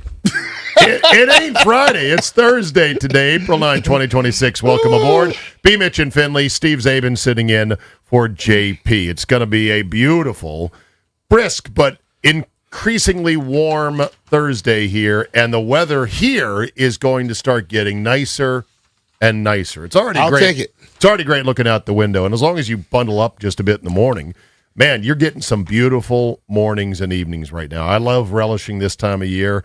Feels like Augusta up here. It looks amazing down there, and the tournament is underway. Yeah. And I will try to do my best, B. Mitch, to not oversaturate today's show with golf talk. Hey, it's no problem with me. I know it's no problem with you, but you know the listenership. We There's have still a only lot a of- certain percent that play golf, and so this. But they like to bet on it. They do. They do. These 2 days a year plus Monday are always the toughest for the non-golfers out there because they get a big infusion of golf talk on radio. And then I tell them, I go, well, then don't worry. Mm-hmm. It'll die down and go away and be gone for the most part until the Ryder Cup. There might be a little bit at the U.S. Open in June, but by then the whole sports cycle is winding down, so who cares at that point? We're just got the NBA finals and the NHL finals, so it doesn't really matter. So these will be 2.5 days in which we're going to talk more than usual. Yeah. But let me start by saying Savannah McCann, who does a great job on updates and has this absolutely beautiful, pristine, clear broadcast voice with great warm tonality and everything else. And Savannah knows her sports, but she's also a diligent pro. And so therefore, when the name Jose Maria Olazabal came up on the leaderboard, she wanted help on the pronunciation. So she came into the bullpen and asked me. And so I gave her a little coaching up on it's the Lath that is the key, the heartbeat of that name. Mm-hmm. Jose Maria Olazabal. Mm-hmm. It's Spanish. The Z is a th, but it's Lath. And, she gave me a couple different trial runs of how to say it. I go, nah, not quite. And I'm like, okay, you got it. And you heard in the update right there, she pretty much nailed it. Now, my joke is, Jose Maria, I think I Olaza my ball. Where did my ball go? I think I Olaza my ball. Masters champion, two-time Masters champion. It's too bad that his mentor and older Spanish brother of sorts, Sevi Ballesteros, is no longer with us. He would have been 69 this year. He died of a brain tumor about 20 years ago, I want to say. But the Spaniard was an absolute icon at the Masters back in the 80s and in the early 90s. And so he is kind of missed. But Jose Maria, I believe, is currently up tickling the top of the leaderboard. You asked who's leading as you walked in today. Yeah. And I said scrubs, because it's basically they send out the the runt of the litter for the field early on Thursday. And I don't want to call Max Homa a runt because he just made Eagle, and he is also now tickling the top of the leaderboard. Well, I know. But there's a lot of guys who got into this thing because they qualified for they won the Pan Pacific Championship. Mhm. And the Masters likes to make themselves very international, so they get these guys out there. But anyway, we're underway. I should probably ask Savannah, am I pronouncing Martin Fairvary correctly? Because he had a goal and assist last night along with Dylan Strome as the Caps beat the Leafs 4-0 to keep their slim but still alive playoff hopes intact. Logan Thompson, 21 saves for his fourth shutout of the year. So, am I saying it right? Martin Fairvary? Nope. Go ahead. Martin Faravari. Faravari. Yeah. Faravari. Martin Faravari. Okay. All right. Well, so much for Grok teaching me the pronunciation, because that's what I plugged it into. I'm like, how do you pronounce this? And, of course, it gave me the whole, here you do this vowel, that vowel, etc. Remember Varlamov? So, Lothable. They used to say Olatabo. They did. You know, and this is the broadcasters were saying it on TV. Correct. So he changed the pronunciation of it? It was just never correct. Oh. This has happened with other players in other sports, B. Mitch, where only after a couple of years do they feel like it's time to come and speak up. The Packers had a tight end named Robert Tonyan. We called him Tonyan. Mm-hmm. He finally, after 2 years, because he felt secure enough having made the team, he's like, by the way, it's Tunyon. Same thing for Devon Achan. Yeah. We were calling him A-Chain because there's an E at the end for a year and a half, and he's like, actually, it's Achan. So this does happen. But I thought that was the dude from the Miami running back. But that's Etienne. Well, and now Travis Etienne is now trying to sell us on its Achan. Now, I think he just has a weird accent because I'm from Louisiana, and everybody with that name are Etienne. It's not no Etienne. He say Etienne like that, and it Achan? Travis? That's that old strong Travis accent. Yeah, he said Etienne. No, it's not no Etienne. It's Etienne. It's like, with all due respect, Travis, we're not your uncle. Like, this is what your uncles call you. We are not going to fall into that category. There we go. But anyway, so up and running on a Thursday. Masters has begun. Caps win to keep their hopes alive. We got Anthony Davis audio to play about his shock at being traded to Washington and the Wizards, but he's starting to come around to it. Also, the NFL has already started hiring replacement refs. Without even getting rid of the other ones? They're like Leroy Jenkins. That's crazy. They are not waiting for nothing right now. OKC and the NBA locked up the best record back-to-back years. They could, if they win the title, do the double-double back-to-back, which hasn't been done since, I think, the Bulls back in the day. Nikola Jokic is putting up insane numbers, but he's not getting much MVP love. I want to have a discussion about MVP in the NBA and where it currently sits. And there was a guy that traveled apparently all the way from Italy to see Wemby, and he didn't play last night because of an injury. I have thoughts about the whole thing and holding up a sign saying, boo-hoo, I came here to see this guy and he didn't play. Well, plus, there's an Oregon quarterback coach who's gone viral because he believes that quick ice cream decisions can translate into good quarterback play in college football. I'm skeptical. I've already heard your pre-opinion, B. Mitch, out in the bullpen, which says maybe there's some FU Thursday. It's too harsh. We can't do that one. You can't? You can't put it too close. You got to make it. Bro, that's the FCC. It's not the Odyssey. Listen, B. Mitch, I've been in this game for a while. Oh, I know. It used to be fine to we say used to say whatever we want to say. The world is changing, brother. Okay. Bleep you Thursday is, and I got a big bleep you for sure. Okay. 800-636-1067 is the number if you want to reach me via Twitter at Zabe. B. Mitch is always out there in them Twitter streets. Your Twitter handle is? I don't even know. I don't do the Twitter at B. Mitch Live 30. B. Mitch Live 30, yeah, that's it. Whatever happened to @punt to me? That's your email. That's my email. Okay. Sorry for giving that on the air. Delete that. Don't worry, I get a lot of. You get a lot of spam these days. Yeah. Yeah. Okay. I don't respond. All right. So Anthony Davis, Washington Wizard. We're gonna see him eventually. Right now, he is more Sasquatch, more rumor than he is fact. Eventually, we'll see him out there hooping for the good old Wizards. Yeah. That said, he was on Draymond Green's podcast just a day ago and talked about what it was like to find out he had been traded to the Wizards. From the outside looking in, Dre, like, people don't understand. I didn't understand. I was one of these guys, too. It was like, damn, Washington? Like, what? But then when you get here, you look at the facility, you look at, the little details of it, the team. It's like, not bad. Like, I like the young guys on the team. Like, these can play. You know what I'm saying? Like, Bub, they play hard. They're not afraid of the moment. They're not scared. Like, these guys can really hoop. And so for me, I'm like, when I talk to the GM, when I talk to the owner, when I talk to the president, always going to be about winning, right? No matter what, I want to win. If that's here, then that's here, but when you're, like you said, when you're in a rebuild, and for me, I'm at a young 33, and every year that I play from here on out, I want to be able to compete for a championship.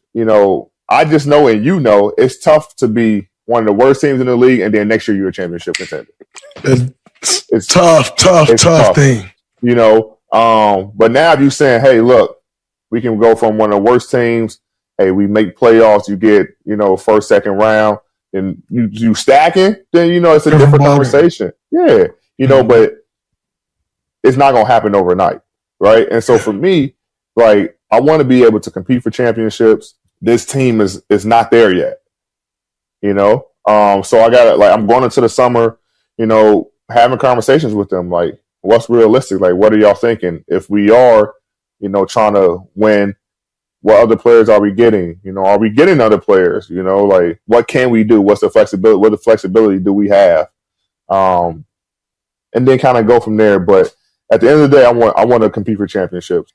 First I want to get the hand, 100% healthy, which is almost there. Haven't been clear for games yet, but I'm now doing, some live action 1-on-1, 2v2, stuff like that. Obviously the season is, winding down, but my desire for winning a championship, like that's what I want to do. And I've expressed that to them, and, there's more conversation to be had though. But, I do like these young guys, they it's a great organization, great ownership. The young guys, Bub Carrington and Will Riley, they Trey Johnson, Alex Sar, like these guys can like really play. Keyshawn George, who torched us on our second game in Dallas for 32, like like they can really play, bro. They can play. I mean, they played a couple times. I missed both. Actually, we were just in Golden State. Like these guys can play. They can play. So they can play. They play hard. And I think I could be a great, vet for them. But I want to compete for championships, and who knows? Maybe it's here. I don't know. We're gonna talk about that at the end of the season. Okay. There's a lot in there. I'll start by asking you this, B. Mitch. What did you hear in that? I heard I'd rather go to a team that's already made up. I have confidence in these guys. I think that they are doing a good job, but it's not where I want it to be just yet. But I'm not shocked, because that is the mindset of most athletes today. They want something ready-made instead of being a part of building something. They don't want to be like, how about you be the heartbeat or the caveat that comes in and change this thing? You can go from worst to first if you got the right people in place. I think when you look at, if AD can be healthy a whole damn season, okay? I'm betting the under on that. If Trey comes in and play like he's capable of playing, and with these young guys playing as hard as you say these bleeps can play, yeah. If you get that, you don't know what you can jump to. Right. Let's be real. When he automatically just went to LA, you had the names, but you didn't have the basically unity. Right. In Dallas, you damn sure wasn't competing for no championship. So I understand what the mindset is, but I just tell players sometimes, How about be a part of changing it up instead of rolling in and just joining something that's already established? Yeah. I heard, first and foremost, what I liked the most, I heard a guy with a high IQ. He understands the way things are, that he is not thrilled that he has ended up here. Yeah. Talk about life comes at you fast. I mean, He does. This guy was so good, so dominant, so powerful. He was able to leverage his way out of New Orleans, basically force his way out in a way in which the league, if it was a proper league, would have blocked what he and his agent were doing. But he forced his way out and got to the L.A. Lakers. Yeah. I mean, the pinnacle, the penthouse. All right? And he's with LeBron James. And when he was there, it's like, oh, my God, these guys are never going to lose. Look at this combination. Then the pandemic hits. They do win the title in the bubble, pandemic title. To which, in that interview, I saw a clip from Davis saying, yeah, it says I'm a champion, but am I really? Because he questioned it, right? Yes, he even put shade on his own title in the bubble, which I was rather surprised to see. But again, that's because of his, I think, high IQ. He then gets traded to the Mavericks, which was, I'm sure, a shock to him. But at least it's Dallas. Yeah. And he is there with other potentially great players like Kyrie Irving, although he was hurt at the time. And, all right, we're going to now do something great in Dallas. Now he's been traded to the Wizards. Yeah. And let's be honest, we are not even the Clippers anymore when it comes to NBA purgatory. We're above a few outwaters or backwaters like Milwaukee and Memphis, as LeBron pointed out this week and caught a lot of flack for it, by the way. But let's be honest, we're down there. And it's too bad because we all love this area, especially this time of year. How can you not love it? There's so much going on. There's so much to offer. There's so much basketball infused into the fabric of our area. Totally. It's just there has been chronic losing. Absolutely endemic, systemic losing. Horrible losing. And this is just a me thing. I'll die on this hill. The nickname sucks. I mean, Wizards is a child's name. I would like it to be anything but the Wizards, except for Sea Dog. Yeah. I'm not a Sea Dog guy. But I've always thought the Wizards infantilized the franchise. It's just not powerful enough. But it's a wizard. It's powerful. What is this, Harry Potter? Yeah. So I'm glad he likes the facility, the management, the young players on the team, and he is looking forward to making something work here. I hope he's healthy. But the two numbers that cannot be forgotten are this: 58 and 62. You know what 58 and 62 are? What's the that? two numbers? His salary this coming season and next year in millions. Oh, yeah. Now, the 2027-2028 number 62, that's a player option. I'm guessing he's going to opt into that. Oh, yeah. Like, you're not going to opt out of $62 million. Hell no. But they've got a very narrow window to make something out of this combination of guys. And I hope it happens. On paper, I can see it, but it's got to happen in real life, flesh and blood, on the court. His ligaments, his cartilage, his sinews, his bones, his muscles have to cooperate to stay healthy. If it does, look out. It's going to be a lot of fun for 2 years. And then we can figure out, do we pour more money into a then 35-year-old Anthony Davis? Yeah. We'll see. We shall see. But I like what I heard because what it says is a guy of that level of IQ is seeing that what they are doing seems to be working.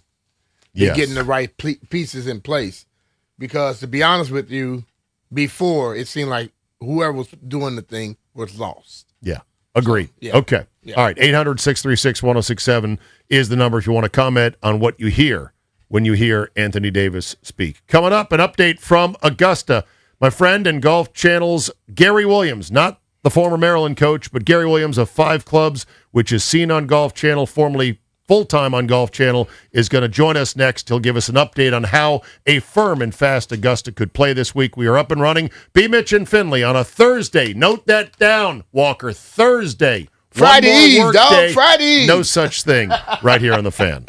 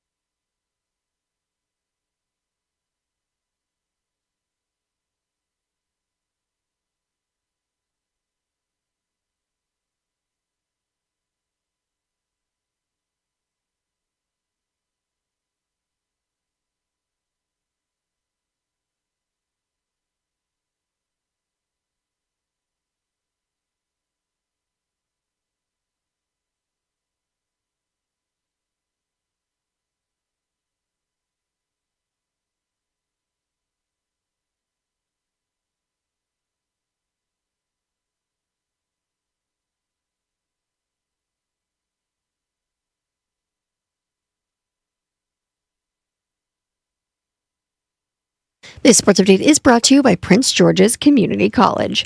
Jose Maria Lotharbal, Sam Burns, and Shane Lowry all tied at 2 under. The Spaniard is through 8 holes, Burns through 4, and the Irishman through 2.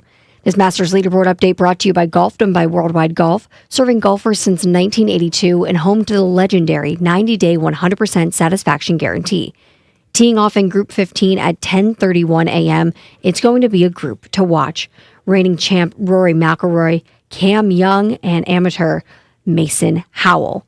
Take a look at your DC scores from last night. The Nationals lost to the Cardinals 6-1. Capitals get the shutout victory 4-0 over the Maple Leafs. New skills, better pay. Your next career move starts at PGCC. Continuing education classes online or in person, you can enroll now at pgcc.edu. From the Crop Medcap 5-Star Sports Desk, Savannah McCann on the Fan.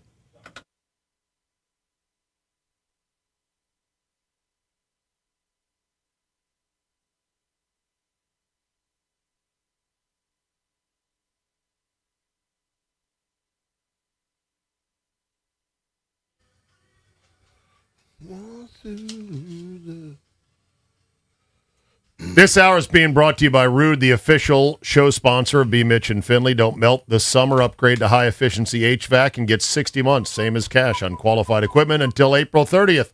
Keep your cool and your cash. Find a Rude partner at Rude.com. If it ain't Rude, it ain't right. There you go. On time. Clary just came in being helpful as our producer and said, hey, what channel is the Masters coverage on this morning? And other than apps, because these two TVs here are cable only. And I go, well, my friend, let me tell you a story. From now until noon, it'll be on Masters.com or the Masters app and Paramount Plus. And given that the company just announced they're not doing cups for drinking water anymore, I doubt they're paying for Paramount Plus. Mm-hmm.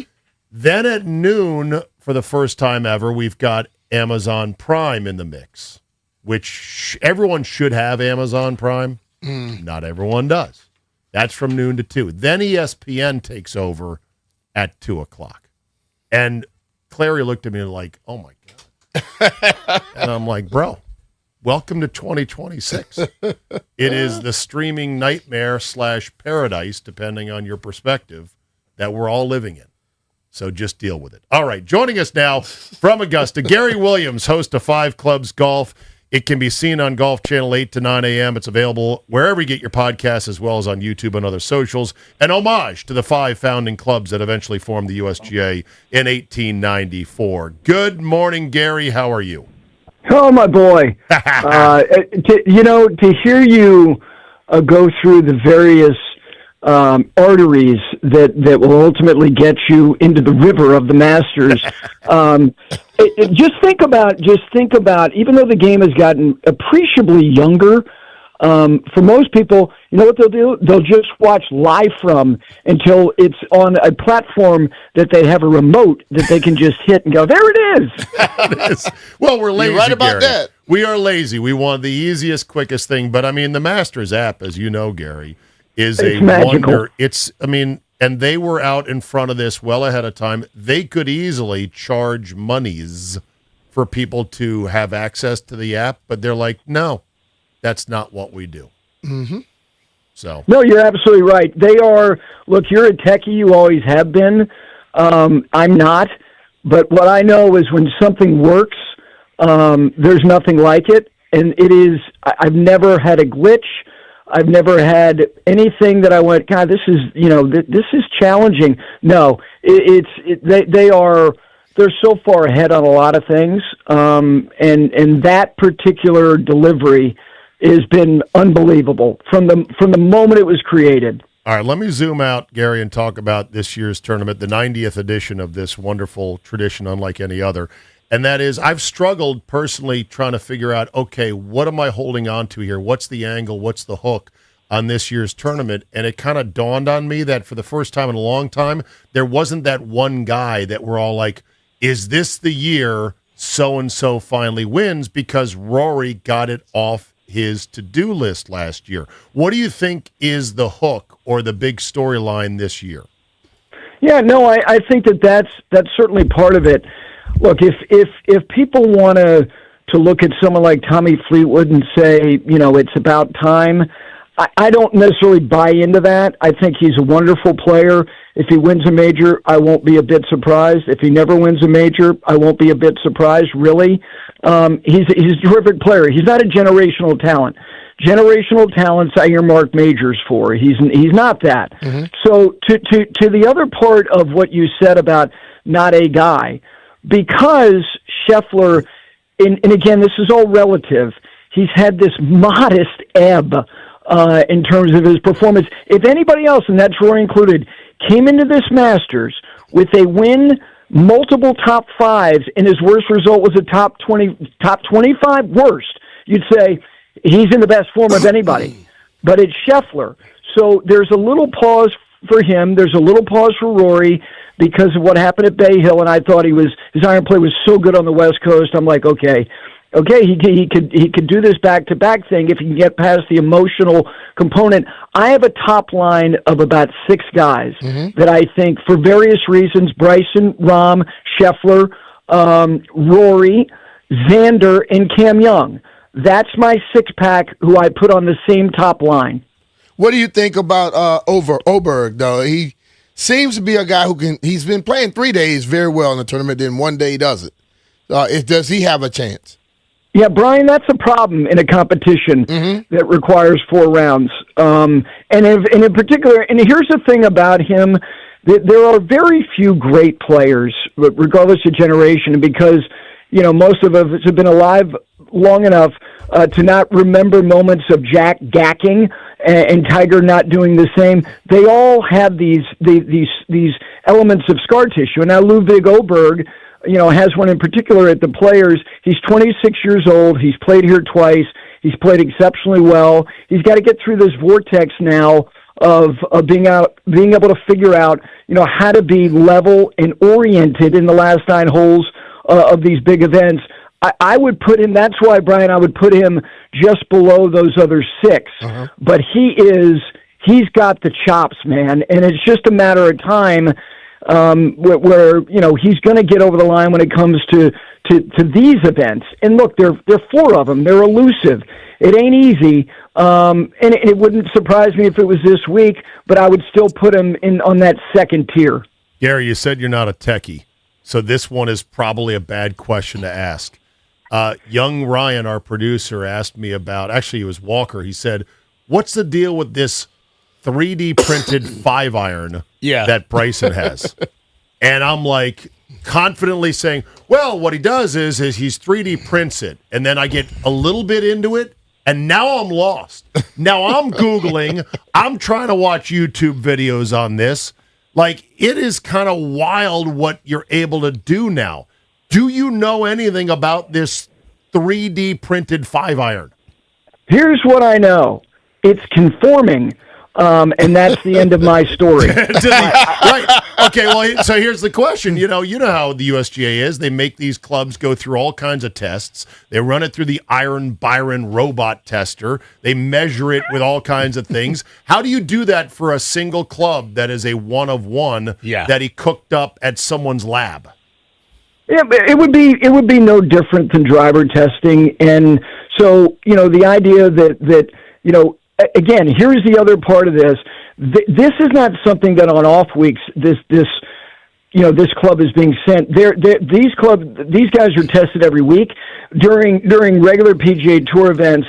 It's supposed to be kind of random. It's kind of like drug testing, right, in other sports. So, like for instance, you go back to the PGA last year in Charlotte.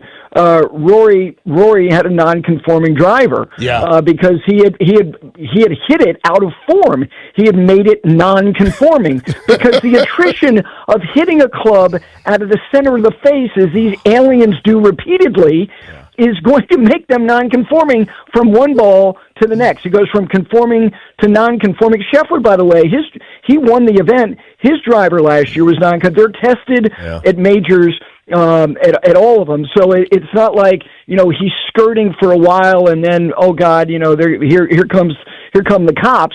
No, I mean, the club's tested and it's conforming, and that's what I know. With respect to the components of the club and the way it's built, you got me. Yeah, look, it's something that this is kind of Bryson's shtick. I will say this very much. Bryson has reveled in being the mad scientist. He does have a mongoloid set of clubs that are all one length, that have super thick grips, and he's learned to play with them. I give him credit for that. He's a guy that does it different. But here's the question that I want to ask you, Gary, and this is a common question amongst my golf group chats and circles.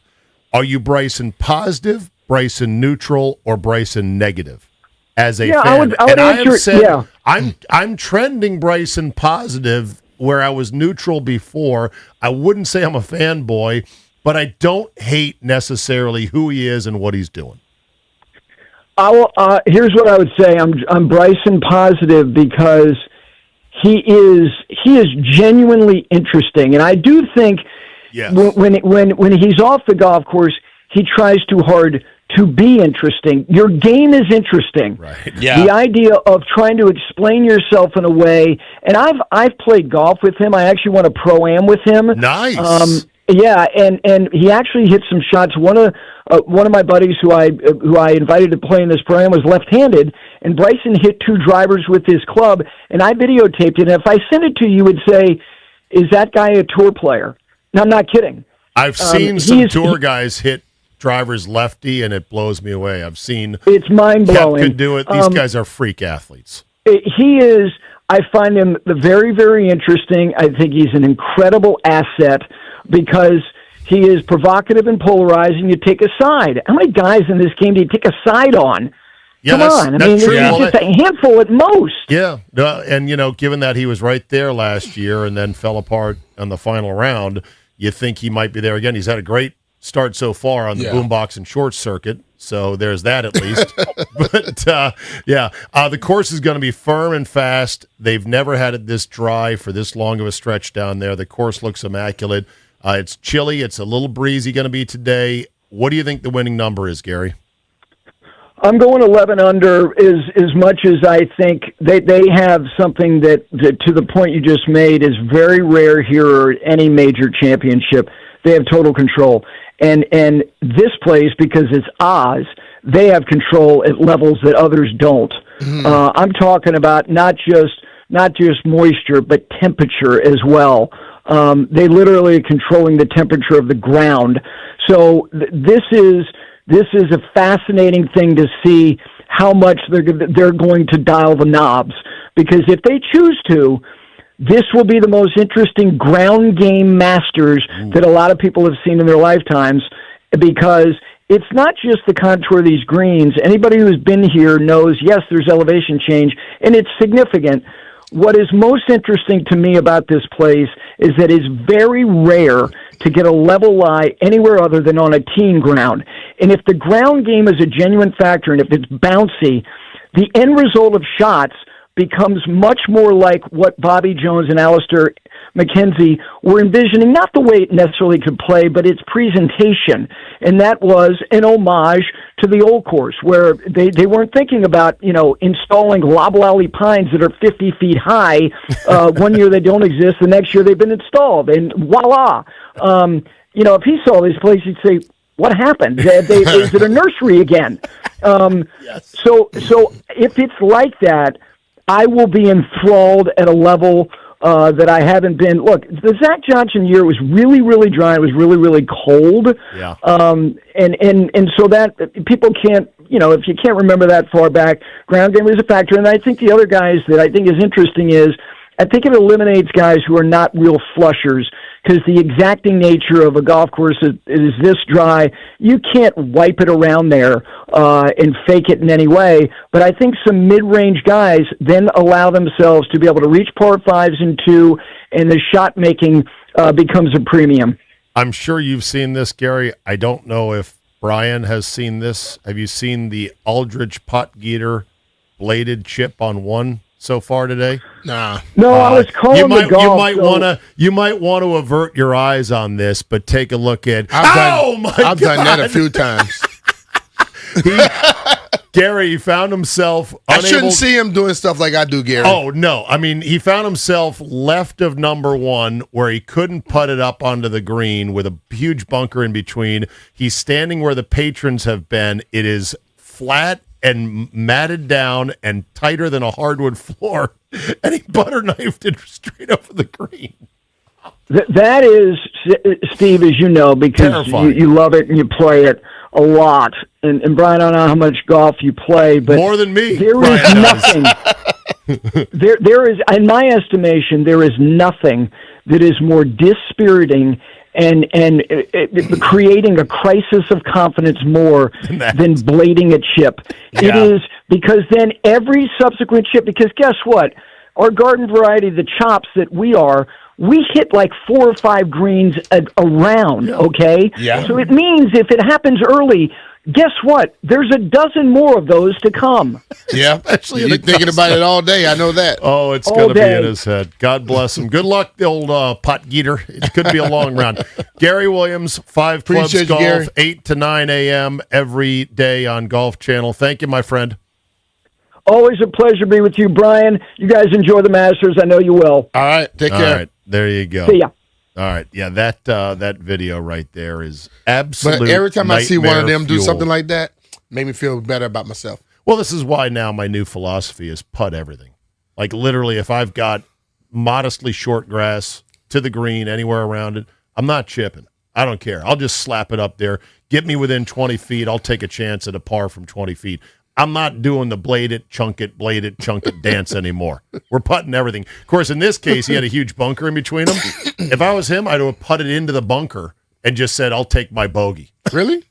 Yes. Like where he was, I'm like, I can't nip But that they're ball. supposed to be able to nip it. I'd love to We be able to nip it. putt it.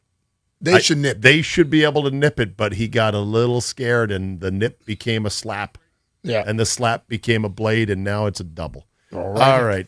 Coming up, more on Anthony Davis's audio, and we'll start working our way into draft talk. And Nikki Javala will join us next hour as well. Plus, ESPN's Jordan Reed has an interesting combo for the 1-2 punch of who the Commanders may draft. It is B. Mitch and Finley on the Fan.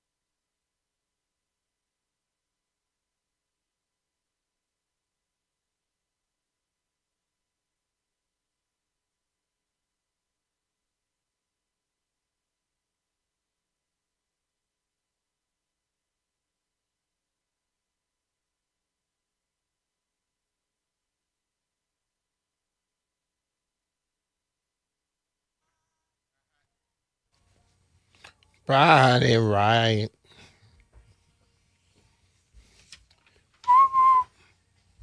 I try not to judge anyone's tattoo choices. I don't have any ink myself, not because I think it's beneath me. I'm never wanting to commit. I'm the guy that returns half of everything I order from Amazon.com. So it's like knowing I can't easily return a tattoo would be like, I don't want to be this You can committed return to it. anything. It hurts more than getting the tattoo, though. Right, exactly. So I'm not one to generally shame people about their tattoos, but at times I go, you didn't think this one through.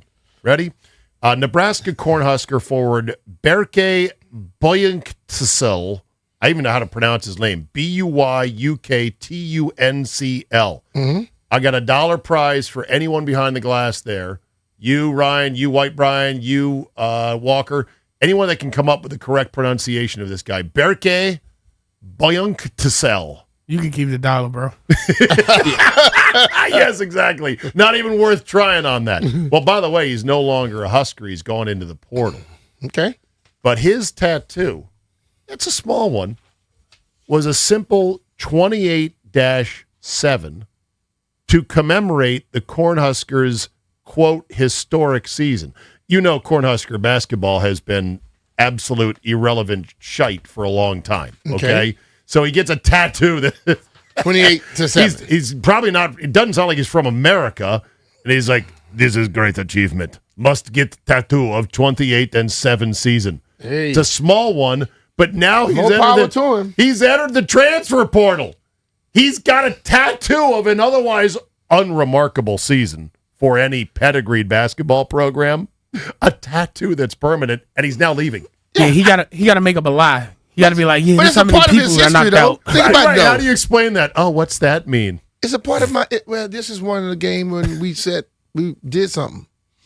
I guess. Okay. So So a lot of tattoos people have. I'm like, okay, I know you now. you can do flex. It's right on his bicep. You're going to flex and go, hey, man, remember that time we went 28-7 at Nebraska? Yeah, how'd the season end? I don't want to talk about it. Why not? Because our coach sent 4 guys out on the court out of a timeout. Yeah, And we that lost was a the little game weird. in the tournament. That was weird. That was weird. All right. I knew Walker would run from the grind. I'm a little disappointed that both Ryan and White Brian have run from the grind of finding out the correct pronunciation of Berke Buyunktuncel. So get on it, okay? Don't look at me like you don't know what you're doing. Well, Get on it. I'm looking at you like I don't know what I'm doing because I don't know what I'm doing here. I mean, I think you kind of nailed it. No, I did not nail it. Buyunktuncel. Berke. Berke. Just leave it at that. Look here, Berke. Yeah, that's his name. Berke, Berke. my friend. B. Mitch and Finley here on the Fan. Zabe sitting in for JP. On the NIL front, portal stuff and whatever, this is just going to be a new frontier, I guess. Dunham, Louisiana, as Brian's All ears perk up. You know Dunham? Yeah, my boy's son went to Dunham. Okay. They have power?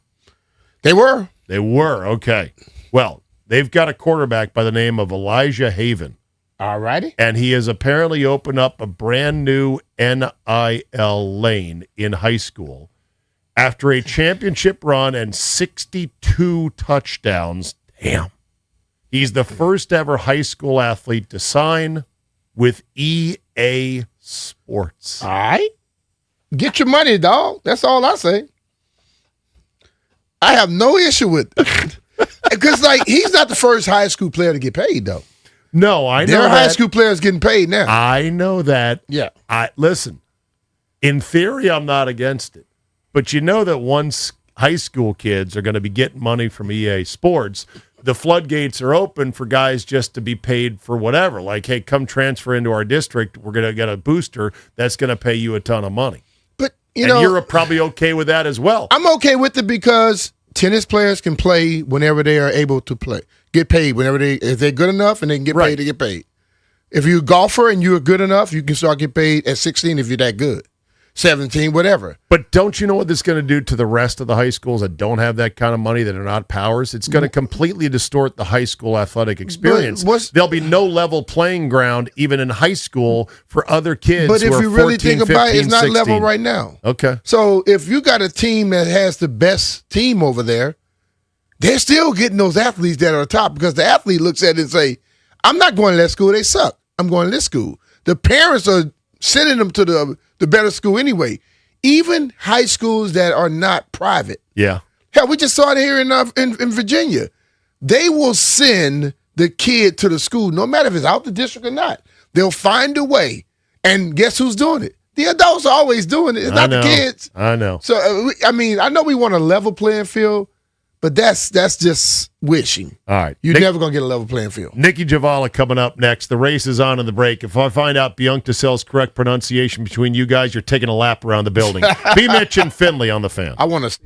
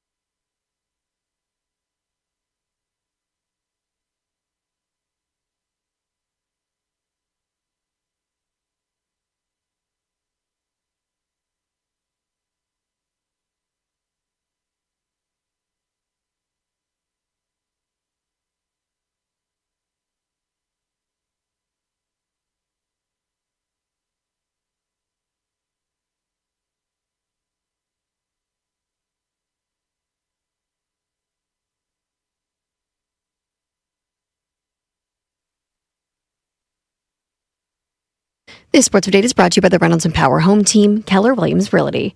2018 Masters champion Patrick Reed and Tommy Fleetwood are on top of the Masters leaderboard, both of them 3 under through 4. Your Masters leaderboard update brought to you by Golfdom by Worldwide Golf, serving golfers since 1982 and home to the legendary 90-day 100% satisfaction guarantee. And a bit more golf news today. 3-time Masters winner Gary Player called the issue of increased driving distance in the game, called it a tragedy, said the professional game should roll back the ball 60 yards. Now, this echoes what has been talked about quite a bit here at Augusta. Augusta Nationals have a very strong position that a rollback of some sort is necessary in order to protect golf's integrity. Want to hear the fastest way to know what your home would sell for? Reach out to the Empower Home Team. Simply text your address to 800-763-3000. No phone call, just text your address to 800-763-3000. That's 800-763-3000. From the Crop MedCap 5-Star Sports Desk, Savannah McCann on the Fan.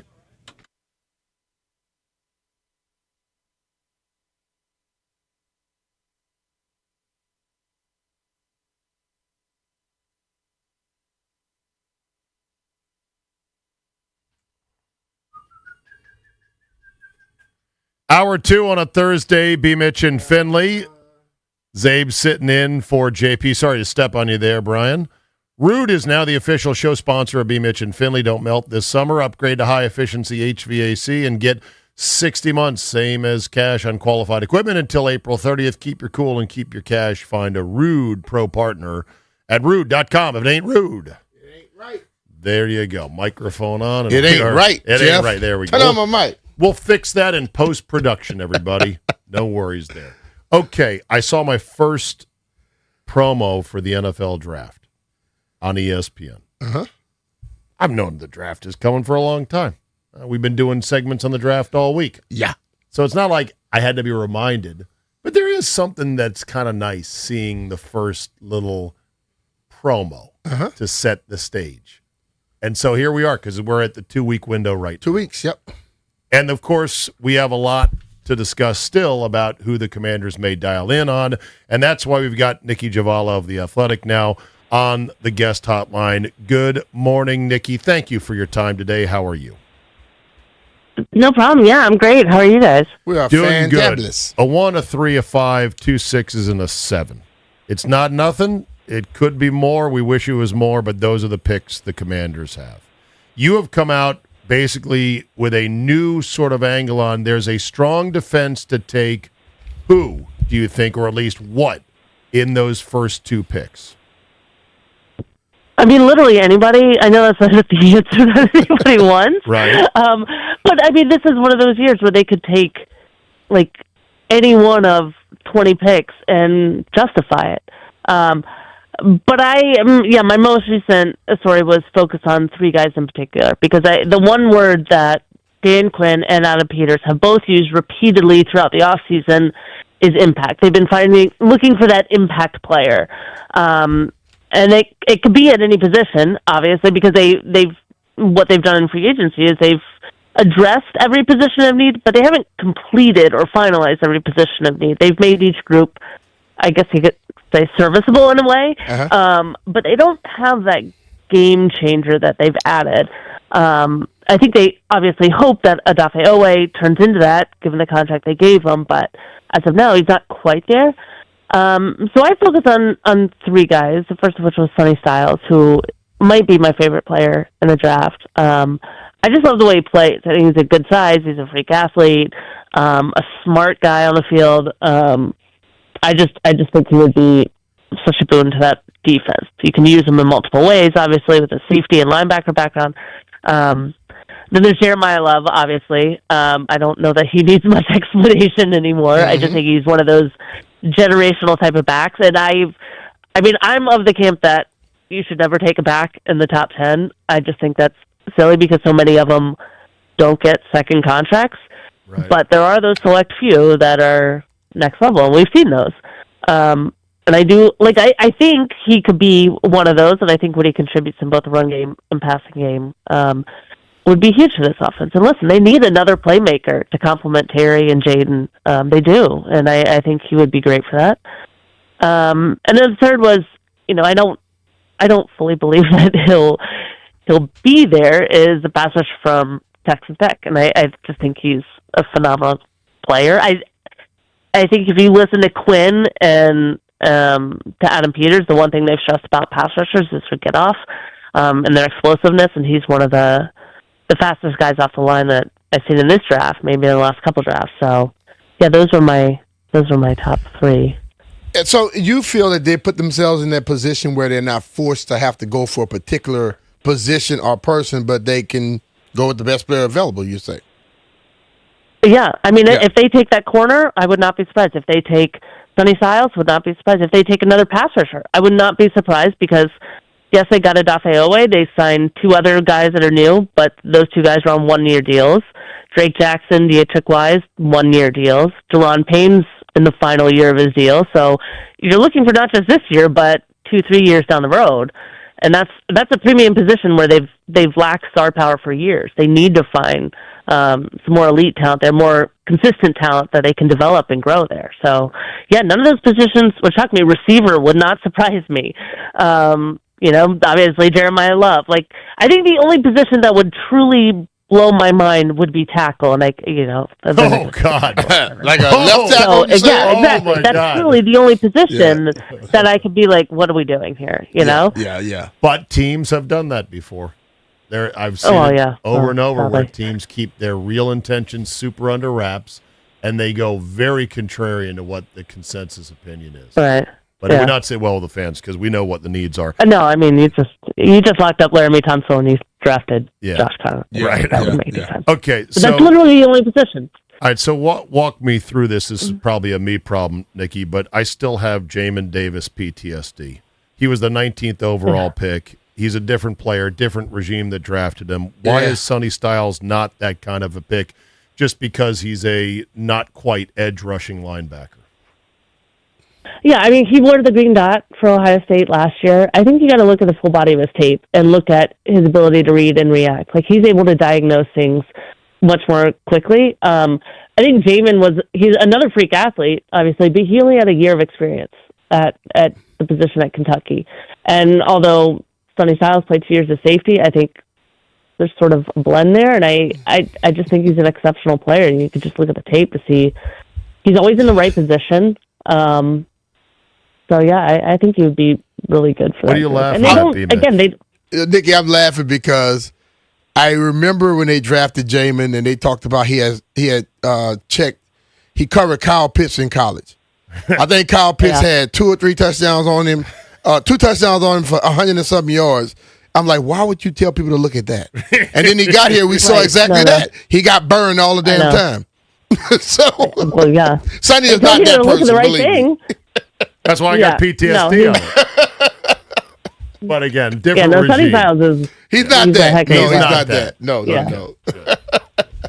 All right, you say the trade-up prospects are limited, it looks like, in terms of teams. Is that solely a function of the thin quarterback market at the top of the draft? I think. I mean, it's a deep pass rushing class, too, so you think teams are going to trade up for usually a quarterback in the first round. You don't want to give up a haul if it's not for that. But, maybe it's an exceptional pass rusher. I mean, how many times have teams traded up in the first round for a running back? I don't know. But I would be hard-pressed to see a team really move up. But, it could happen. Is there a player that if they slip from what the consensus is down to 7, the Commanders may have to rethink their entire thinking?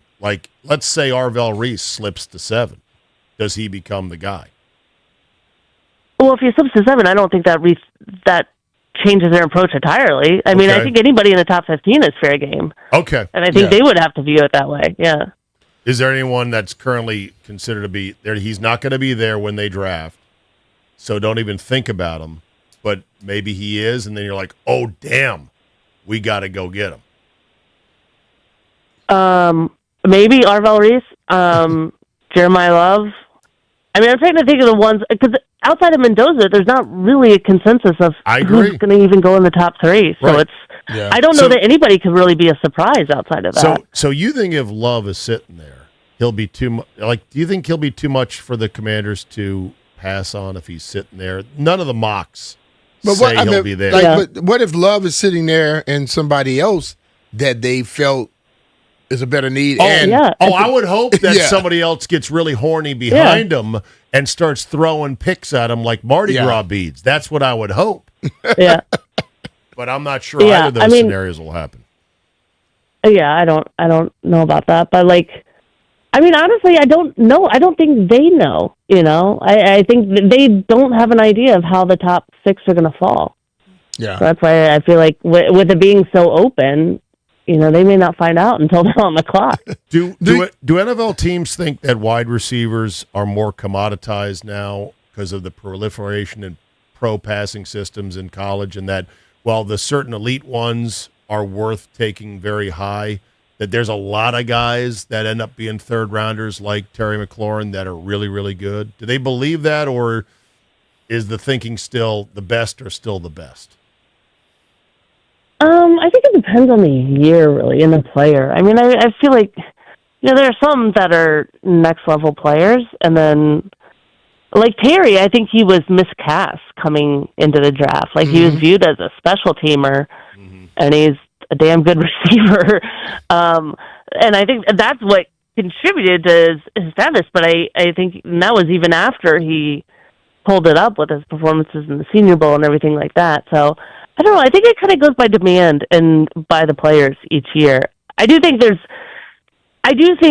generally viewed as more valuable than running backs still, just because it is, like you said, it is a passing league. But again, it depends on the player. I mean, is Carnell Tate more valuable than Jeremiah Love? I don't know. Mm-hmm. Yep. But when you look at this team, look at them last year. All right, go to 2024, go to 2025. What you think needs to change systemically to make sure that this team get back to what they were in 2024? The defense needs to clean up. I mean, just like the fundamental things were sort of baffling over the last year. I mean, they missed how many tackles? I'm scared to go back and look. Things like that. I mean, and they had so many injuries that, like, Frankie Louva was out of position most of the season out of necessity. But just, guys getting on the same page, I felt like, seeing Mikey Sanders still, seeing Quan Martin take a significant step back last season was really disconcerting. So getting them back up to speed and really starting to develop talent back there, because I felt like after year one, those two were on the path to becoming sort of staples on the defense. But after year two, you start to question, like, okay, well, what did they really have on this roster outside of Jaden and Terry for a couple years? So they really need to start to develop like their longer term pieces. And then on offense, I just think they need another playmaker. Especially with Zach Ertz gone now, and like he was one of their primary pass catchers, especially late in the season when so many guys were injured. You hope that the new tight end Shag can really step into that role and be an impact player, but they need sort of that playmaker, that another threat, outside of Terry. All right. We'll see if anything shakes free in the final 2 weeks here, but I think the cake is mostly baked on people's opinions, and we don't know who they really like. We'll find out in about 2 weeks. Well, I'll be in Pittsburgh to try to see what they're going to do. You going? Yeah. What you going to be doing? Doing some shows. Okay. Hanging out. And are you and JP going to be there? Jay's now going. Is this show going to be from there? Well, one day I think so, for sure. Nikki, you're going, I assume? I'm not. I stay in Ashburn. Okay, that's fine. Yeah, that's a better place to cover it. I went to the draft last year in Green Bay for the first time, and I was like, God bless all the fans who come to this. I don't get it. It is a Wait till next year in DC. I know. Well, it'll be a great spectacle, and I think a lot of people will love it. I'm just saying it's not really my thing. Mm-hmm. Yeah, I'm the same. Let's hope the weather is good. Yeah, I prefer heat and the comfort and dinner. Amen to that, right? And ample restrooms within a short I need to be walk. inside. Yes. That's the only thing I care about, being inside. All right, very good. Yeah. Nikki, we appreciate your Nikki, time as always. you. Thank you. All right, thanks, guys. Nikki Javala from The Athletic. That'd be at Nikki, JHABVALA. Mm-hmm. Yeah, the NFL draft has been turned into this monster. And I remember when they first decided, hey, you know what? We're going to unshackle it from Radio City Music Hall in New York, and we're going to move it around. Yeah. They actually did it first by necessity because, believe it or not, Radio City Music Hall pre-booked something else in the venue when the NFL was going to do their draft. And they're like, what? Why would you do that? Like, we've been doing this every year. They're like, sorry. So they had to take it outside. And then they're like, holy cow, this could be a marketable event. And it's become just that. But let me tell you. Fans love all that stuff. I know. But let me tell you, when you are standing out there in the throngs of people, hundreds of yards away from the stage, even with all the hot loudspeakers and jumbotrons, you can't see, you can't hear about what's going on.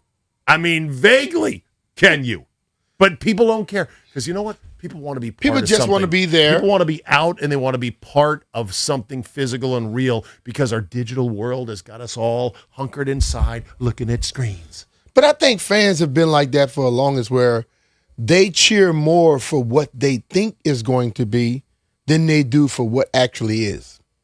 I guess so. Because that's why the rookie card, the rookie jersey, they go for way more than anything else. So you're drafting for what you think, some like potential, rather than you're more enthralled to potential than you are with somebody who's proven to you already what they are. Well, yeah. Because that's just how it is. I know. And as long as you can bring that to those fanatical people, which are fans, you bring it to them.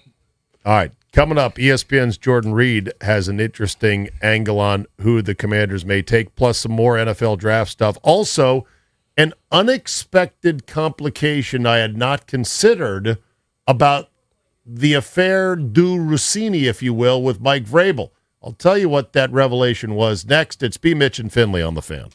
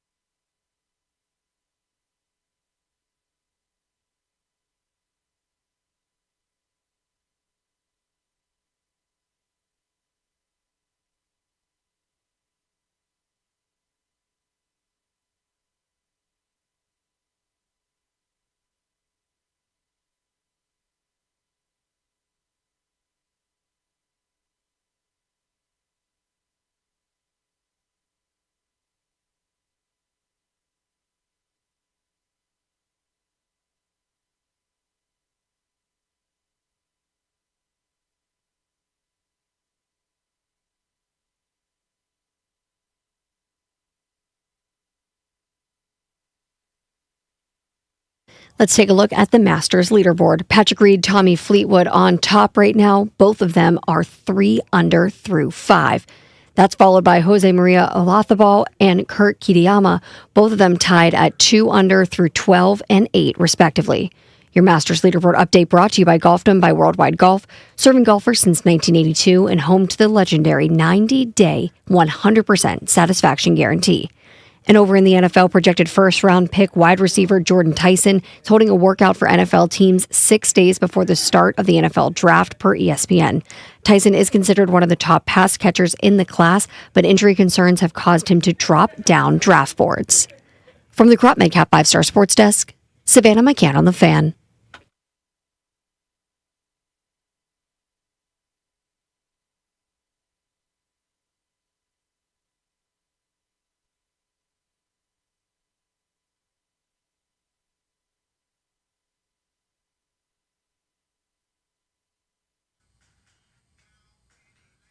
Okay, let's talk draft. 800-636-1067. Phone lines are open right now on B. Mitch and Finley. Zabe sitting in for JP. Let's start throwing out some either-ors and get people thinking about this. All right. So, either-or. Either Sonny Styles, excuse my voice cracking, either Sonny Styles or Ruben Bain. Bain. Let's say lightning strikes and it's Arvell Reese and Jeremiah Love. Reese. Okay. Let's say that Styles is gone, and let's say the other expected guys are gone, and it's down to Carnell Tate or Ruben Bain. Bain. Okay. All right, you and I are on the same page on that. Do you think there's a possibility of there being a real wild card in the top 6 that makes us go, whoa? See, I've been looking at some of these mock drafts, and I see a lot of people throwing these offensive tackles in there and things of that nature. Right. And I wonder if someone completely starts going offensive tackle, do other teams try to jump that way? Where they start getting scared, there's a run. Yeah, and you push some, because every year we see something like that. And then all of a sudden, everybody's sitting there in your lap. Yeah, you know what I'm saying? Then where you go? Because when you look at... Well, it'd be a wonderful problem to have, wouldn't it, if everyone was sitting in your lap? Mendoza goes, and then you look at the Jets. Nobody knows what the hell they're going to do. Okay. And I think if you start seeing things mess up a little bit, if it does like that, then that may make other people behind you get interested in trying to move up. And also, let's say there's a team that surprises everyone by moving up into the 2 or the 3 or the 4 spot for a guy. Mm-hmm. That then changes the equation of who needs what afterwards. So if a team that's 2 or 3 moves down to 4, 5, or 6, then there's a scramble on, okay, we thought they were going to take so-and-so up at 2 and 3.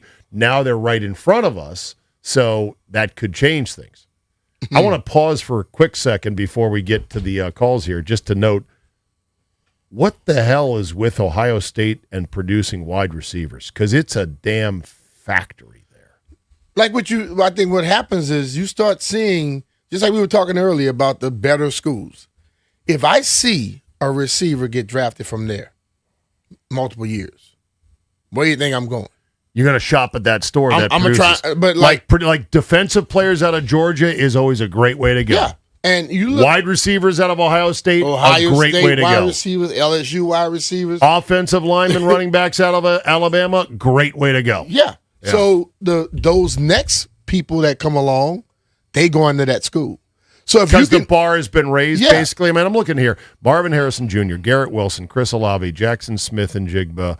Emeka Egbuka was killing it before he got hurt last year, and there's more coming this year. And then they still have the kid. What's the good kid? Jeremiah Smith. Yeah, he's who's still not yet there. eligible. Yeah, so he's going to be a $7 million nil guy this year. If you have that level of receiver, so that coach is also good because they get to the next level and they produce the next level. Right. He gets them ready for the pro level as well.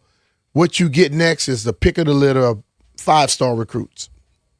Not bad. Yeah. Not a bad way to go. Jordan Reed, who writes for ESPN, you've had him on the show before, thinks that the Commanders could take a corner or a wide receiver in the top 100. Now, that's top 100, so that might be the third-round pick. It might not be. But he writes the following. A team that's willing to trade up calls the Commanders, allowing them to recoup a day 2 pick. Washington enters the draft with 6 picks, but only has 2 in the first 3 rounds to replenish a roster that's badly needed in terms of youth. It's doubtful the Commanders will want to move back more than a few spots. There are players they like who could help them and be available in the top 12, but with only one QB expected to be drafted in the top 10, Adam Peters said that the Combine will be difficult to entice any team to move up. That's John Kimes reporting on ESPN.com. Reed writes, what we're hearing, the Commanders need to be precise. Wide receiver and corner are 2 positions the team is expected to address. And unlike John said, Washington wouldn't mind trading back to grab an extra pick or 2. So they got 7, 71, 147, and then they got a couple of 6s and a 7s. Do you think the 6s, like at what point do the picks become very limited in value? 6th round? I don't think any pick that has no value. I don't believe in that. No, I know. Because I've seen too many people drafted in my time after that in the 12th round or undrafted and become stars. Yeah. I think this is where your scouting department show what they're really about. When you find those guys like you go to some of the smaller schools. See, most teams shop at only Ohio State, Alabama, Georgia, Oregon, those type of schools so you don't miss normally. Most people skip those other small schools. So you find a smaller school guy who had to work his ass off just to get any notoriety. Right. And you find out you put him into a situation and you make him believe he can do it, he will outwork some of those guys from those bigger schools. No question about it. The whole psychology of the draft is also fascinating because they are human beings that are making this decision. Nobody is turning over their draft to AI yet. Someday a team might say, look, we don't have any human inputs on the draft. We let computers, the artificial intelligence. And they're going to lose out.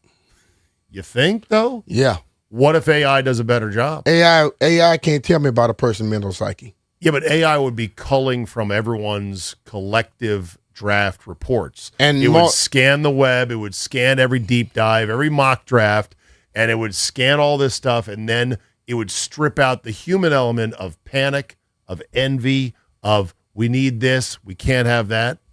Yeah, I hear that. But still. I know they would never do it. There is something about talking to the person that you can figure out some other stuff from. I agree. But there's also guys who are good at saying the right things and snowing teams about, no, I'm a great guy. That's why the person doing the job, he may need to be the one that's being checked. Okay, but like in the case of Jonathan Allen, I was blown away at John Allen and just what I thought was his I'm sorry. Let me back that up. I meant to say Chase Young. Mm-hmm. Chase Young, to a lesser degree, but similarly, kind of snowed me from what RG3 did. I got snowed by RG3. I bought into the whole kitschy quotes and, know your why and no pressure, no diamonds, all that stuff. I was like, man, RG3 is unnaturally mature for his age. No, he was just unnaturally skilled at bullshine is what he was. I would say that Chase Young was like, this guy is really polished. He's all about football. He's really good. And then once he got here, you're like, oh, wait a minute. That's actually not true. And the reports of him at National Harbor start coming out to people that are there like, yeah, he spends a lot of time there. And yeah, he's out there too late drinking. It manifested itself in a way where you're like, okay, I thought we knew him, but maybe we didn't. See, that's the thing. You normally get the best of people in reports.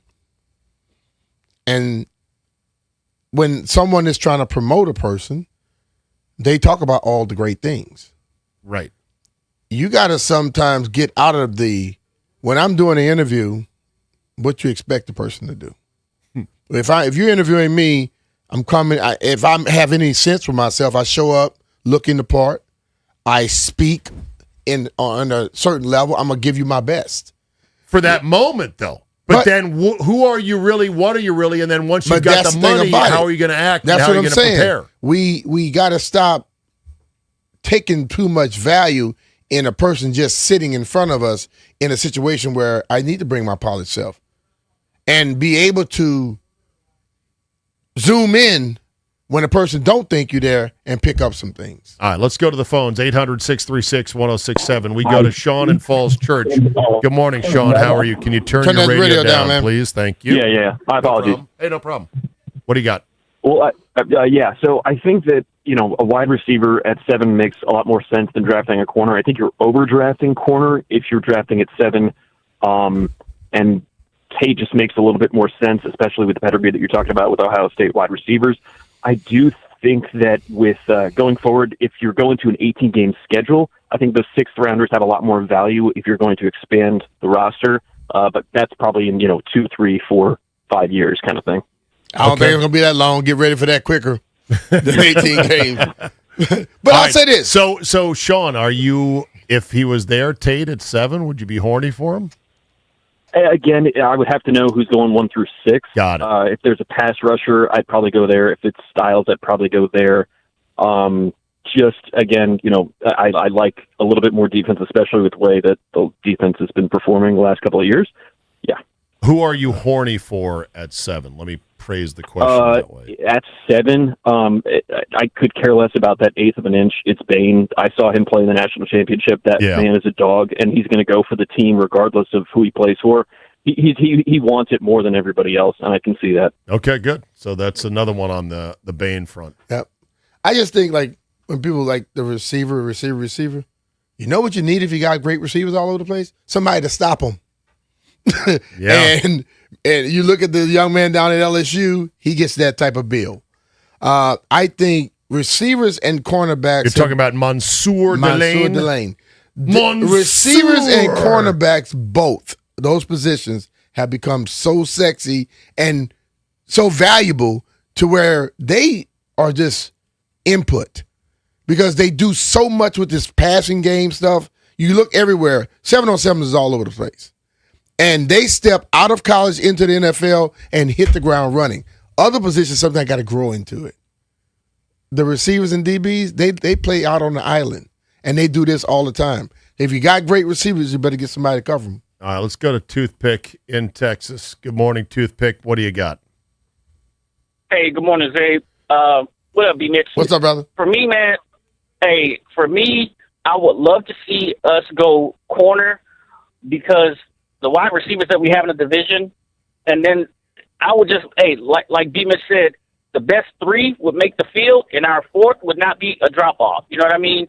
So definitely give me the cornerback, and we can get a wide receiver. We can get a wide receiver later. But give me the corner. I like that defense to be able to lock down some of these wide receivers in our division because them 2 in Dallas, they're not going nowhere. All right. All right, yeah. Well, of course, the only problem is even the best corners cannot cover for 5 seconds. So you need pass rush. Yeah. Because once you get deep into the 4, 5, 6 second range, the wide receiver is going to pretty much shake anybody. One more. Curtis, you are next up. Oh, sorry. Didn't get that. It's not prepped yet. There we go. No, you're waving me off. Okay, hold on a second. Let me put this back on hold. Sorry, I'm punching up calls that are not properly prepped just yet. Jumping the gun. Okay. All right, we got Shane. You're next up. Hi, Shane. What up, Shane? How are you? Hey, what's going on, fellas? How y'all doing today? You are calling us from Augusta National? I can't bring my cell phone in yet, but as soon as I get there, that's why I'm just finished up a pimento cheese sandwich, and it was the best for me. They're so Nice. good for $1.50. And here's the thing about the pimento cheese: you got to use the Wonder Bread. You can't do this all fancy bread. That's why it's so good and so cheap. Yeah, it's I simple. love Augusta. I love it. Hold on, It's Shane. simple. Keep How it many? simple. What kind of damn cheese you eating? Pimento cheese. Pimento cheese. You my said man. pimento. It's Hey, I'm pimento. a country boy from Tennessee. That's what we call it now. Don't get Pimento? twisted. He said You know pimento that, cheese. I'm B-Mitch. like, Close Come enough. on now, B-Mitch. Close enough, That's man. the country boy card now. Come hey, on. I'm a country boy, but you were throwing me off with that one. I just get you to re-say that. Well, we just got to get you more country. That's all. You got to go back home. You've been a long time since you've been home. All right, I'm up against the break, Shane. Over under on your pimento cheese sandwiches today. Go. Oh, it's 10 to tops. 10. 10.5 is the Damn. number. Stay on hold if you're on hold. Draft talk here on the Fan. B. Mitch and Finley. He's going to be in them porta potties eating Rolls 10 on. pimento cheese sandwiches.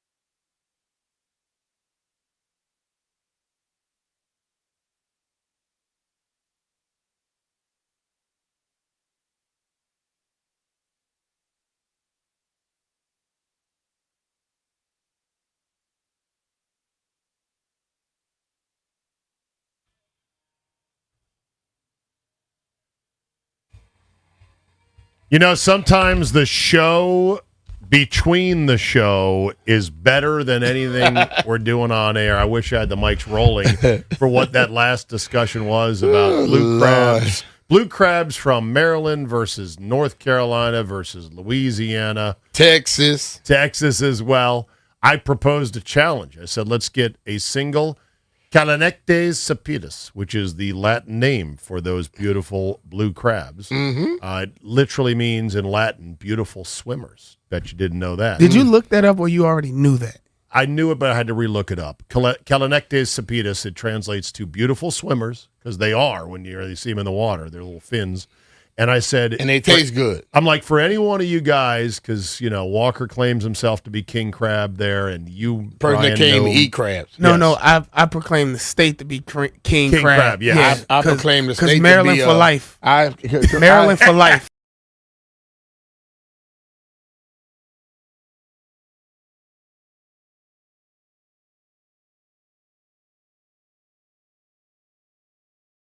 We had a limit on the crabbing in the bay for a good decade almost at one point because they were so overfished.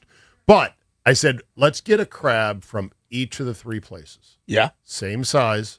We'll cook them the same way up here, and we will know which one's which, and we'll see who can tell which one is from where. If you can go 3 for 3, if you can go nail it, Maryland, Louisiana, Carolina, or whatever combination, and hit the trifecta, then you'll be king crab in this joint, and we'll make a crown for you. Yeah. And we'll take a picture. But you know what I said, Jose? Media. Most people wouldn't have a clue.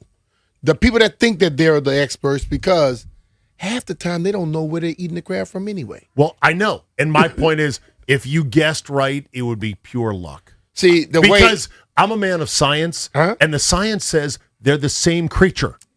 Now the hardos would go, yeah, but I can tell the brackish water. We have unique brackish water here in the Bay Area. I know what our crabs taste like versus anyone else. And I'd be like, the hell you do. Yeah. It's not that sophisticated. That ends this entire argument, Zabe. People don't go to Louisiana specifically for crab because they have a lot of other amazing tasting You're arguing food. a different point, which is I think it's all the stupid point because identity-wise, people in Louisiana eat crabs like crazy. People go down there to eat crabs, crawfish, everything else. You like to trigger all with our this, food huh? is good. Let's But be they real. come to Maryland for crabs. I'll give you a point. You ever got lobster in Maine? I have. It's the cheapest you're gonna find it in the country, right? Depends, yeah. When you buy it in Maine, In it's theory. cheaper. Well, because it's closer to the shore and the restaurant. When you buy beef normally in Omaha? Texas and stuff like that, in Yeah. Omaha, it's cheaper than anything else around the country. When you get king crabs in Alaska, it's cheaper than getting it anywhere else around the country. That's a function of Why is it travel. when you get crabs in Maryland, it's the most expensive in the damn state if it's supposed to be from Maryland? Because they shipping them in. It's the tourist attraction. No, Like, it's a tourist people alive. come here for that. Listen to me, Jeff. I have had more people that are in the crabbing business know what the hell I'm talking about, because I have seen more Maryland trucks and flags in Louisiana picking up crabs and shipping and all this stuff than I've seen ever anywhere else. Maryland's still king crab, brother. Don't care where we get them from. You know when Maryland cemented themselves, at least in the perception, as being the crab state? When? The movie Wedding Crashers. When what's his name said, that's what we do. When Bradley Cooper said, that's what we do. Football and crabs. Yeah. It's like, okay, that kind of cemented you right let me there. ask you a question. But why are they so expensive up here? Rich Tri-County yuppies. We have Loudoun, Fairfax, and Montgomery That's not County, right. who It's are because three of the richest counties in the country, B. Mitch. Why do you think they're going to pay way more for crabs? They were not rich, the richest county, and all three of them were not the richest in the country in 1990. They were still No. rich. This didn't just start, Zabe. They were richer than Gator Alley, Louisiana. No offense. Hey, say what you want, but one thing I know about when you start shipping.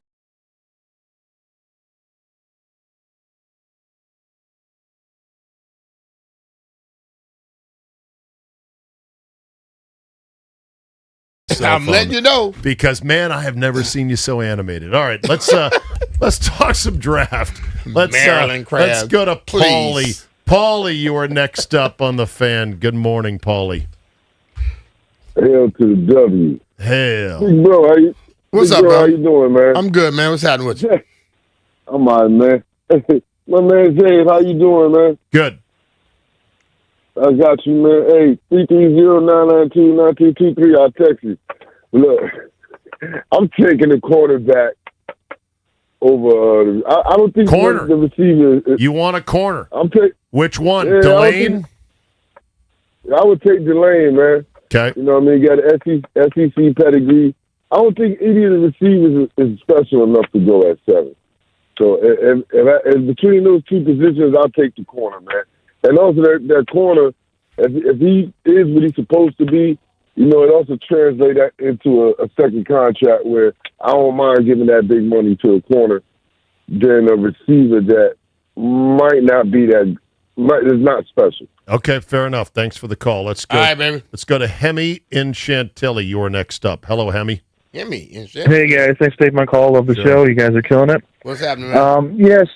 So if we're sitting at 7, I'm fine with any pass rusher, any defensive player, of course. But my ideal situation would be if a team does come up, you know, and so one of the players that does fall to 7, they want to move up into that spot, and you trade down, not too far, hopefully. I would take the receiver, but I'm really big on Mekhi Lemon. I feel like he would complement Terry so well, especially on the other side. And JP, I think, mentioned it before, too. There's, no sure, alpha number 1 receiver in this draft class.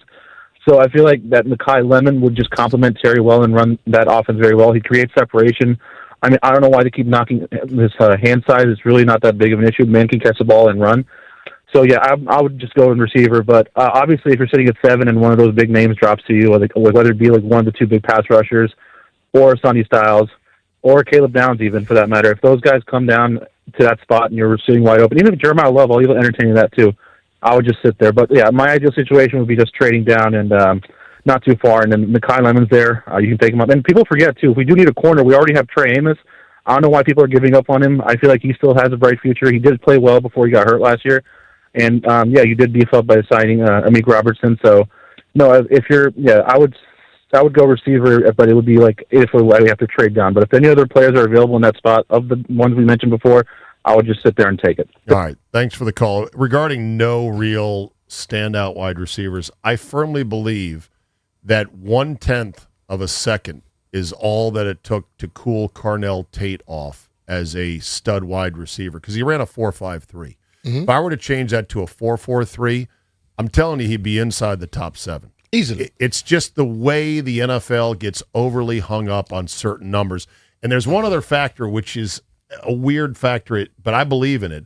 Because Jeremiah Smith is lurking next year, there is a feeling of why do we want to reach on Carnell Tate this year? We might be able to get another guy that's even better next year. Well, I hope you're not that you bad wouldn't want next to be. year. I know you wouldn't want to be up there, but I'm just saying. Just so people know, one Jerry Rice ran 4.6. I know. Okay, how many times he ran past 4.2 and 4.3 people on the football field? All the time. Everyone's chasing 80 down the field.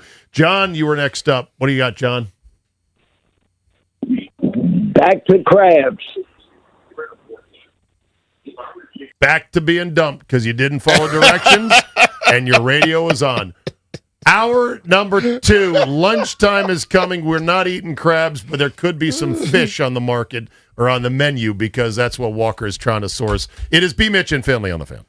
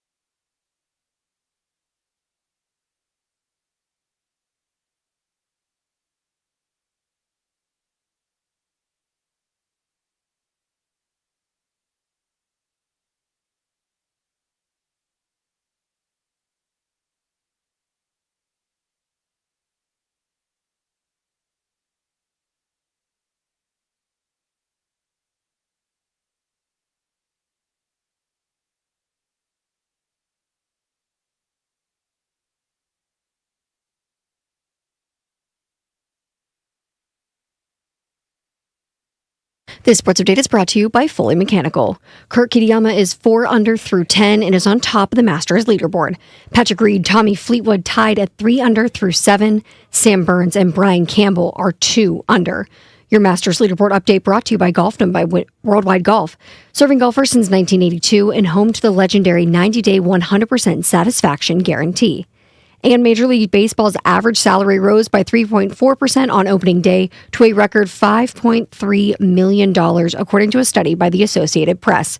So we know who the big spenders are. It's the Mets, it's the Dodgers, Yankees, Philadelphia, and Toronto. But 8 teams have an opening day roster made up of under $100 million. That list includes your Washington Nationals. When your HVAC strikes out, call Fully Mechanical, your go-to for heating, cooling, and radiator repair in D.C., Maryland, and Virginia. Locally owned, never franchised, Fully Mechanical, proudly installing Amana systems. From the Crop MedCap 5-Star Sports Desk, Savannah McCann on the Fan.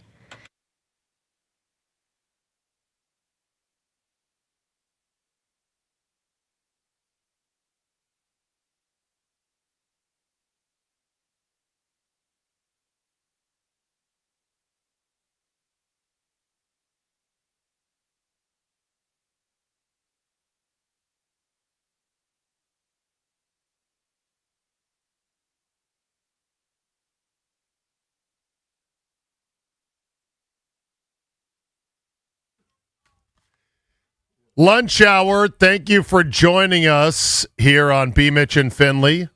Zabe sitting in for JP. There we go. Had to turn the heat down on that. Ruud is now the official show sponsor of B. Mitch and Finley. Don't melt this summer. Upgrade to high-efficiency HVAC and get 60 months, same as cash. On qualified equipment until April 30th. Keep your cool and keep your cash. Find a Ruud partner at Ruud.com. If it ain't Ruud, it ain't right. It ain't right. Jeff keep turning off the thing late and stab him in his neck. All right. Do you got your lunch situation sorted out? Yeah. You can get like 12 pieces of fish. Nice. From where? Free plug? I forgot the name of the place. Some fish place Hip Hop nearby? something. Okay. And what Hip kind Hop of fish and chicken. What kind of fish? They have whiting, they have trout, they have catfish, they have tilapia. Okay. We got a lot of stuff. Yeah. Nice. Yeah. So how many pieces again? It's like fried, huh? Yeah. Okay. And there's no Long John Silvers around here? No Arthur Treachers around I here? don't think I've seen them lately. They're pretty much defunct. Now, Arthur Treachers is definitely defunct, but The Long who? John Silvers. Back in the 70s, there was a fast food fish joint named Arthur Treachers.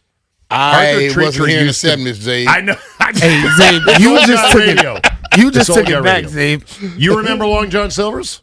Yes, it was one in Forestville, and also I remember Long John Silver. But Arthur Treachers. I never heard of Arthur Treachers in my life. I've only seen one in my entire life. It's But off of Zabe said it was in the 1970s. I was in Louisiana, little snotty-nosed kid in the 1970s. I didn't know nothing about Arthur Treachers. You sure that wasn't just a Maryland thing? Maybe that might have been. Arthur Treacher was an English character actor known for playing quintessential stuffy British butlers in numerous films in the 40s, and he became Merv Griffin's TV sidekick. That was the name they used as the front for this fast food fish joint. That then gave way to Long John Silver's. There's something about fast food fish that I guess does not work. Or if you're really hankering for fish, you go to McDonald's and get their fried fish sandwich. No, you don't do that. No. Okay. You know who actually has good fried it's fried shrimp. See, fried shrimp from Popeyes. Hell yeah. That's good. Yeah. Now that's good. But see, like I think it's not necessarily fast food fish. It's just everything you order, and then you Uber Eats bring stuff to you these days. Well, you can Uber Eat Root Chris. Okay. But here's the thing. I don't want to pay their extra fees. I don't want to wait for them to bring it. And I want to make sure it's as close to the fryer from my mouth as it can be. Because once you get Uber Eats, it's lukewarm most of the time. We got an air fryer right over here. Well, I ain't got time for that neither. I'm telling you about if I want fish like right now. Pow! Don't eat no fish when it come. Well, I'm not gonna because I didn't order any. Although, can I have a bite? Can I try a little bite? Hey, I don't ever order for myself. They know how I am. I take care of my peeps. All right, very good. All right, it's lunch hour, and I got I got something here about this coach at Oregon, this quarterback coach. Okay. That has gone viral. And I want to get into that, but I had teased earlier, I need to pay this off. The unforeseen complication, or at least unrecognized by me at first, but it's now, I'm starting to come around to it, about the whole l'affaire du Rossini. And when I say l'affaire, I don't mean that I am sure they were having an affair. I have no idea. I don't really care. Just the whole situation where the two were photographed, NFL head coach and prominent NFL reporter, doing things that are like, that's weird. I don't really intertwine fingers in holding hands with anyone who's somebody I'm covering in the NFL. Uh-huh. I don't care what they're doing on their private time. I don't care who was it that got them. Was it a private eye that was hired with a long telephoto lens to say, gotcha, that was hired by either Vrabel's wife or by Rossini's husband? I don't care. I don't care. I mean, I'm interested. I'm curious. I'll see the content that comes out, but I don't really care. Here's what I thought about, though. You're another NFL coach, of which Rossini has a whole black book full of contacts. That's what she does. She's a reporter. She's got good relationships with a whole bunch of other coaches. If you're a coach starting in the division in the NFC or the AFC East, after seeing those pictures, how forthcoming do you think you're going to be going forward with Diana Rossini when she calls you to ask for background on a story? They probably won't. Exactly. And so that's going to hurt her ability to report on the league. And not only do other coaches think, well, if I tell Rossini on background, because this is what reporters do, they call all the time. First of all, I then started backing up, B. Mitch, to think, why do NFL coaches even talk to reporters not at a podium? And the answer is because they want to. They don't have to. No NFL coach is obligated to ever take a call or a text from anyone, whether it's Ian Rappaport, Diana Rossini, Adam Schefter, you name it. But they do. Now, why do they do that? A, because they want to, and B, they want their shade on information or the story or whatever is going on. It's a game being played, though. It's a game being played. Yeah. They want it out there. So Rossini or Rappaport or whoever calls Coach X about player Y, and they say, why isn't he getting more reps at wide receiver? And that's when the coach says, well, player Y really his knee is not right. He's out there, he's running, but he's not as explosive. We know that as coaches, he wants to play, but we're trying to ease him into the offense. But that's not on record. I'm just giving you the background on that. And then Rossini, Rappaport, Schefter, et cetera, come out and they say, well, it looks like player Y is not really fully recovered yet from his injury. And that takes a little bit of heat off the coach because the fans and maybe someone else in the locker room is like, why aren't we throwing in more to player X? And the reason gets out there. So that's why they talk to him. If you're Rossini, this is going to damage your ability. This is going to be a headwind for you in doing what you have normally done, because if I'm a coach, I'm like, wait a minute, she could be sleeping with Vrabel, and we play them in week 6. I'm letting her call go to voicemail. That's what I was thinking. That's a possibility, or they don't care because they don't care. That coach, just like coaches, owners, GMs, they all want their message put out a certain way. So if I got to take your call and to talk to you so you can help me put my story out, listen, every time I see something, I don't immediately think, oh, man, he's telling me 100% fact. I try to see what the relationship is. Right. Because there are certain reporters that always break news on certain people. Yes. So you understand there's something going on there. And if you just look closely, they never knock that person. But they get every story from that person. This thing is a cat and mouse. And I know a lot of people get into the broadcast thing and they want to be the holier than thou and say, well, this is this. Everybody play the game. Everybody. Yeah. Nobody in this whole thing is going to be, because when you like somebody, guess what? You give them the benefit of the doubt. And that's a natural tendency. So that happens as well. If they give you a story, you're going to also take care of them on another story. It happens. Yeah. You do know, and I am here for all of the now retroactive content digging on previous Diana Rossini appearances on various shows. You do know that when she came on your show here with JP and said, I just want to be referred to as a MILF, that has now gone viral. That's escaped contained. When that was said, I was like, oh, that's going viral. It's on College Transfer Portal's official account, blue check mark, and they've got you guys there when she's like, just call me MILF. That'd be great. I'm trying to keep up out here in the streets. Glad we didn't put no numbers out there because I'm sure they'll have numbers all over the college slaves with that. No. Again, I don't really care, but I am curious because we're all at our heart. We all listen to gossip. Some people, speak it more than others, but I will keep my ears open on it. Mm-hmm. Okay, whatever. All right, let's talk this viral coach, this guy, this Oregon quarterbacks coach who has gone viral because he believes that when it comes to his quarterbacks, they better be able to know what flavor ice cream they like that. Can we go ahead and play the audio? I lost the tab in my myriad of tabs that are up. The guy, I ask him a question like this all the time. Hey, do you like chocolate ice cream or vanilla ice cream? Okay, the minute a kid pauses, I don't really want that kid, right? Because you need to have some type of conviction, right, wrong, or indifferent. Okay, so whether you like chocolate or you like vanilla, I don't really care. But if you sit there and say, coach, I don't know. Is it melted? Is it not? What's the brand? So on and so forth. Like, what is this kid going to do on third down in front of 110,000? He's probably going to think about it more than he should. He's not going to have conviction, right? So it's, like I just said, long-winded, I understand, but it's the mental aspect is really what we're after. Koa Kai, or Koa Kai at Oregon is the quarterback coach, and that's his stance. I think that's the dumbest thing I've ever heard.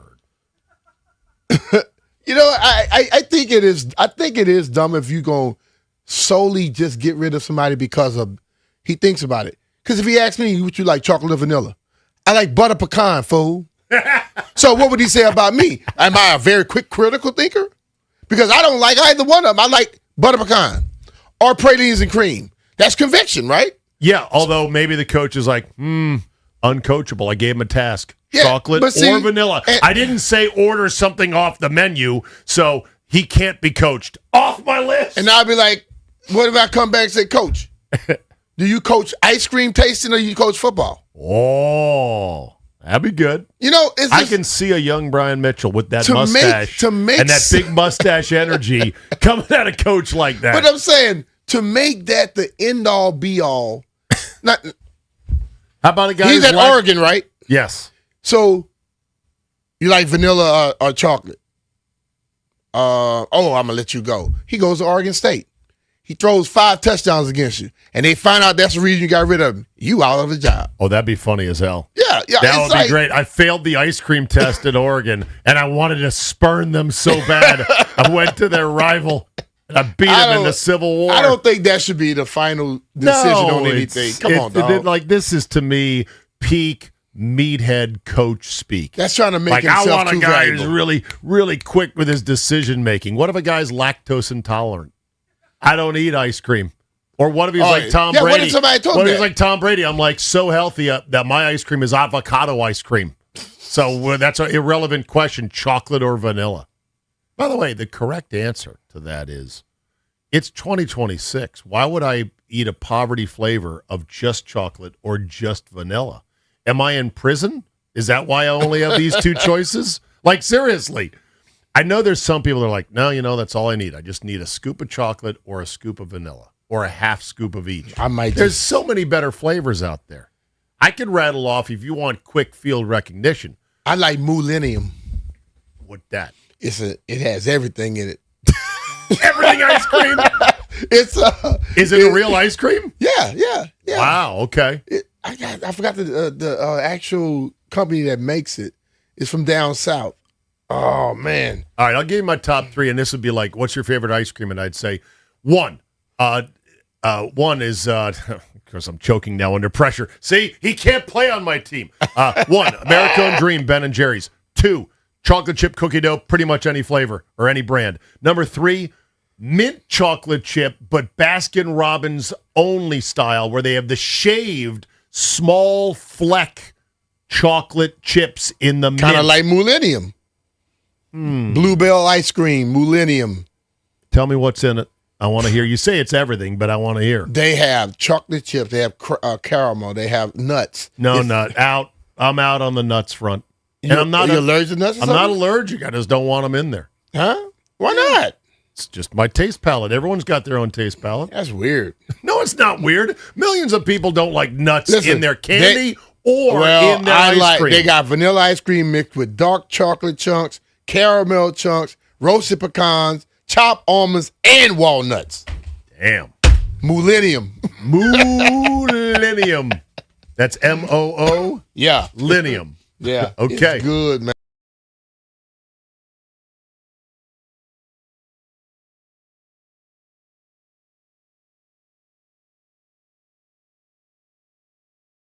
Or not when it comes to a football player? Would it Watch, be like how watch many his film? Okay, I know, but that's a complicated thing. I'm talking about like a simple thing. If you had just one quick, simple thing, would you say, do you have a girlfriend or not? Is that an arbit? That doesn't mean anything. I don't Okay. really care. Would you say, what kind of car do you drive? Is it a fancy, expensive car or one that's more I practical? can't see myself doing none of those. Okay. Would it be, do you go to church on Sunday? Yes or no? I'm not going to answer that question either. Okay. But I would probably ask the kid something about a football situation. What would you do in that situation? Okay. How about if you asked a watch quarterback? how he breaks it down. There's no such thing as a right answer per se. Right. But you can talk yourself out. You can talk me out of liking you if you completely go down the wrong avenue. And I'm like, why the hell would you do that? But if you break it down and tell me, coach, if this were to happen, I would do this. But at the beginning of the play, I'm thinking, if I could see a kid go through the whole concept of a play, I'm like, all right, that's my dude. I'll try with him.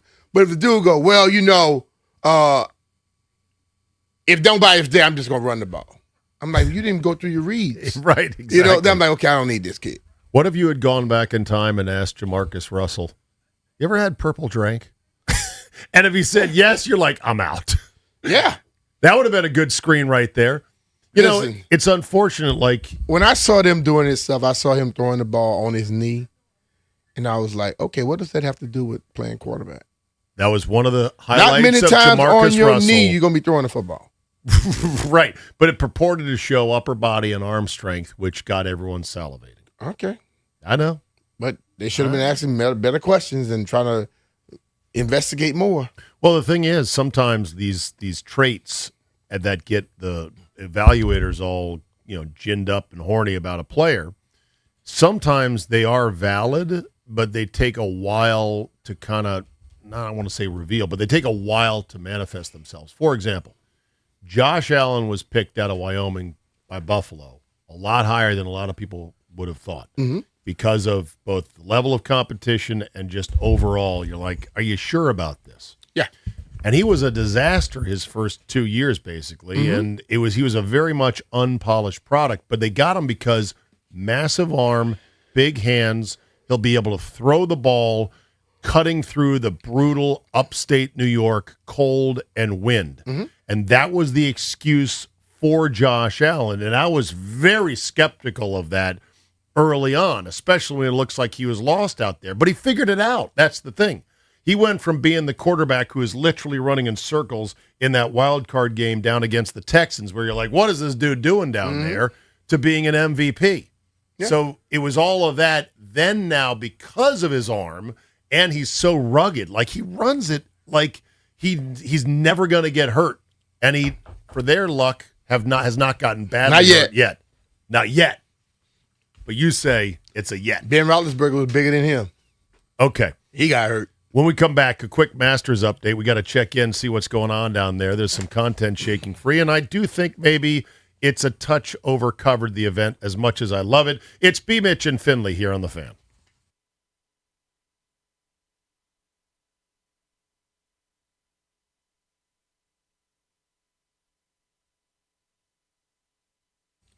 If you want comfort and convenience wherever life takes you, then you need to turn the road. With Wi-Fi compatibility, you have full control of your heating and cooling system right from your phone. Forgot to turn down the heat before vacation? You can adjust it in seconds. Plus, you'll get alerts if something's not right. These guys are the best. They've installed new systems in my house, and I felt the difference instantly. And here's the best part. Rude systems are whisper quiet. No more noise interruption, just peace of mind. Ruud's variable speed compressor ensures precise temperature and humidity control, operating efficiently even in extreme conditions. Its confident performance perfectly balanced. Also, don't forget about the savings. You can qualify for federal tax credits up to $2,000 on heat pumps through 2032. Visit ruud.com/federal incentives to learn more. Ruud, the most reliable heating and air conditioning products in the DMV. And remember, if it ain't Ruud, it ain't right.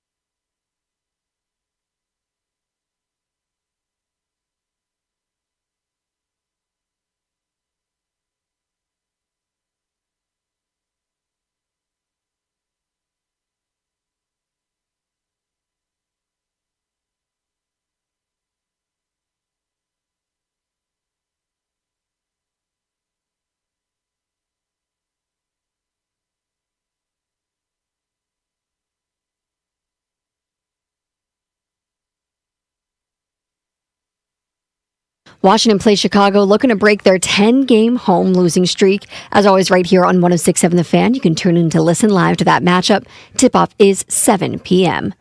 2018 Masters champion Patrick Reed is 5 under through 8, followed by Tommy Fleetwood, who's 3 under through 8 as well. Rory McIlroy, Bryson DeChambeau, they are both even right now. Rory through 6, Bryson through 8. We're still waiting for favorites like Scotty Scheffler and Jon Rahm to tee off. Masters leaderboard update is brought to you by Golfdom by Worldwide Golf, serving golfers since 1982 and home to the legendary 90-day 100% satisfaction guarantee. From the Crop MedCap 5-Star Sports Desk, Savannah McCann on The Fan.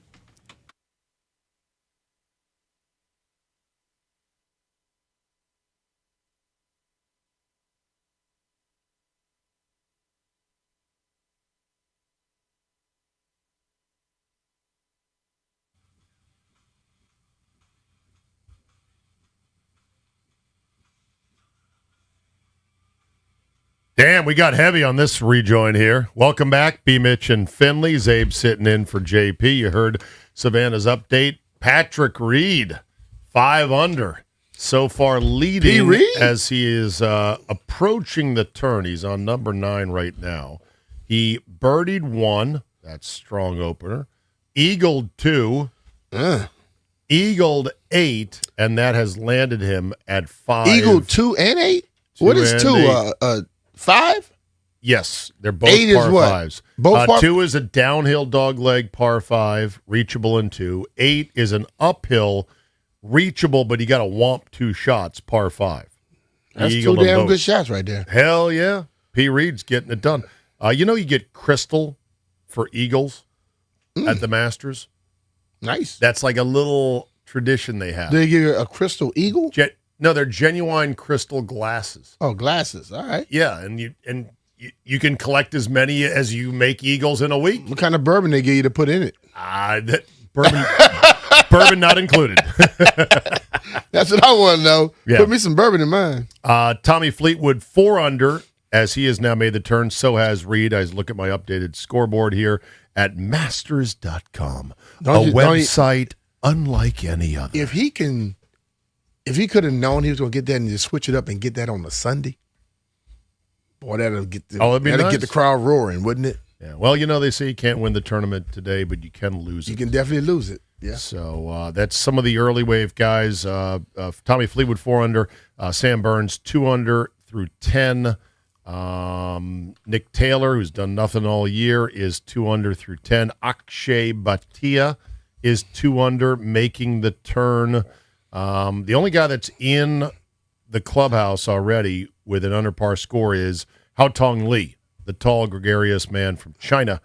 He is at 1 under for his round today. Further updates coming. I will promise not to try to overcover it. If you do want over coverage, shameless self-promotion, tonight, Capital Golf Gang, presented by Golfdom, myself and John Gould, John Ronas, Buddy Christensen will be live on X and will later post the podcast of our post-round 1 coverage at 9 p.m. tonight. So swing by my Twitter feed at Zabe, and you can see us yakking about golf tonight at 9 o'clock. And then Saturday and Sunday, I'm going to be with Nick Ashew in his Game Day Garage venture on YouTube, and I will be doing 4 until the end of broadcast as your second screen.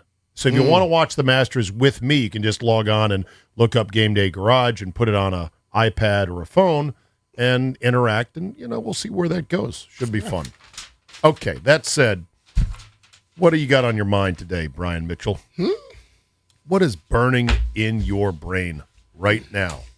Nothing really. Nothing. You just where is this fish? Is what's burning in my brain. That's what's burning your brain right Hell now. Yeah. Okay. I'm wondering where the fish is. Okay. Do you care that guys like Jason Kelsey and Kevin Hart were clowning it up at the par 3 yesterday? No. Okay. Because some golf nerds Because let's be real. The par 3 has been girlfriends hitting the shots, kids running around doing stuff. How you gonna be mad at Jason Kelsey and Kevin Hart? That's a very fair take. 2 very popular guys, sure, who were mic'd up, who are doing what? Bringing extra content and bringing extra eyes and extra attention to Augusta. You know who didn't mind them doing it? Augusta. True. Now, there is a faction of golfers who want Augusta to remain as traditional and as uptight and stuffy as they have always been. And that traditional element is always going to be very vocal about it. My only problem with Kevin Hart is I don't think he's funny. I think if you were to not watch him do his stand-up, you'd realize there's no jokes in there. Like, the gap between him and other comedians in terms of what he says is really funny, the cleverness of his jokes. And remember when he showed up, Kevin Hart, drunk to the Eagles Super Bowl? And he was like, why is Kevin Hart here? Kevin Hart, to me, is like America's uninvited guest. He's from the Eagles. He's from Philly. I don't care. Who invited him? But he's from Philly. That's his thing. But my whole thing is people need to, if I allow someone to come to my house, everybody that's not at my house has to deal need with to it. shut the hell up and just deal with it. I know. So those people that always are trying to, it's amazing how many people in the world want to tell you what to do, tell somebody else how to do their own when the person gave you permission. I know. So that's all that matters. I know. But there's the feeling amongst golf nerds that they want to keep the Masters as traditional as possible. I do love the family element, the kids, and the kind of goofing around, and you don't care if you win because guys that win has never won the actual tournament. But and I do like the wives and girlfriends dressing up in the caddy jumpsuits. There was a number of new girlfriends who made their hard launch yesterday. You had Wyndham Clark with his hard launch of his new girlfriend. Damn, they look great in those white jumpsuits on a pretty spring day out there. Mm-hmm. And I'm okay with just about all of it. It was just like nobody really asked for Kevin Hart or Jason Kelsey for that matter. But that's fine. Akshay Bhatia and Bryson DeChambeau asked for him. I know. Because think about this. I watched the young lady try to hit the golf ball, and she tore the turf up 4 or 5 times on practice swings. Yeah. Normally, if you did something like that at Augusta, you get thrown off the course. Oh, so that's not them being uptight and traditional. You see what I'm No, saying? I know. They're definitely. I think, listen, I don't care who it is, what you are. That whole thing of the social media and influencers and content stuff is going to get to them too. Okay. Emily Tanner is Wyndham Clark's latest girlfriend. Wyndham Clark is a guy who is a persona non grata for me and others that are golfers because he absolutely went bonkers trashing the Oakmont clubhouse after a bad round last year at the U.S. Open. And so, and he's also had several other anger incidents along the way where you're like, okay, enough of this guy. But man, this girl that he had on his bag yesterday, she was looking pretty good. Anyway, it's over with. The ceremonial first tee shot was this morning as well. Nicholas hit an unfortunate little duck hook that went into the crowd. He's had a lot of surgeries, hip surgeries, doesn't walk very well. Jack doesn't. But he said, look, I'll still do this thing as long as I'm not going to kill somebody. I don't think he killed anybody. He might have left a welt on somebody for sure. They better start giving out some umbrellas or something. I know. So you can protect some areas. I know. Because Jeff had this little thing yesterday where they said what the average person would do hitting the ball at the Masters. Yeah. And they were just destroying some people's areas. Oh, really? So you need protection out there, dog. Yeah, nah. Looking at that thing, I definitely would have hit about 6 people because my ball tend to go to the right sometimes. Oh my God! But in my defense, I think I could have done better than Kevin Hart. Did you see Kevin Hart swing? Kevin Hart was not good. He duffed it in the water 10 feet in front of him. Yeah. I would have went 20 feet in front of him in the water, but it would have been better than Kevin Hart's. Yeah. Here's how I know the event is over covered. Here's a tweet from Joe Kinsey. He writes, Masters concessions intel I received overnight from an anonymous Masters employee. Quote, we've been having some foaming issues with the green Masters cups, so we switched to serving just tea, soda, and sports drink products out of those. And the domestic light beer, Miller, and the import, Stella, are now being served in the clear plastic cups because of the foaming issue with the green Masters logo cups. The question is... That's where I said, okay, This event is overcovered. That's too much information right there. This event is way overcovered. So they think the cup is making the beer foam more. Why is this being reported It's probably on? the way that you were letting the beer Foaming go in the issues. cup that was foaming too much. Right. The color of the plastic has nothing to do with the foaming, for that's God's crazy sake. as hell right there. And if a cup is reacting with your drink, I don't think you should be drinking Yeah, I that. don't think you want to drink that. Yeah. Also, this is so dumb, but there's been a lot of reporting on the Masters Gnomes, which is a limited edition item in the pro shop that only goes on sale first thing on Thursday morning. They sell out almost instantly. The list price on them is like $100, but they're already going up on eBay for $600, $700, $800. Little garden gnome figurines and Masters gear. It's the dumbest thing ever. People are like, I gotta get the White Masters Brian got a gnome. garden gnome. He did? Wow, you got one of them? I got the mini one. So they have the mini caddy one and the big one. I think the big ones are the ones that are. The big one is the How one. much that does is the mini hard to one get. cost? It was $30. You can get $150 for that, dog. No, because there's plenty of those. There's a limited run of the big ones, and they're instantly going on eBay. They said today that the line for the pro shop, because that was when the gnomes would be sold, was longer than the line to get to the first tee to see the ceremonial starters. Nah. That is so.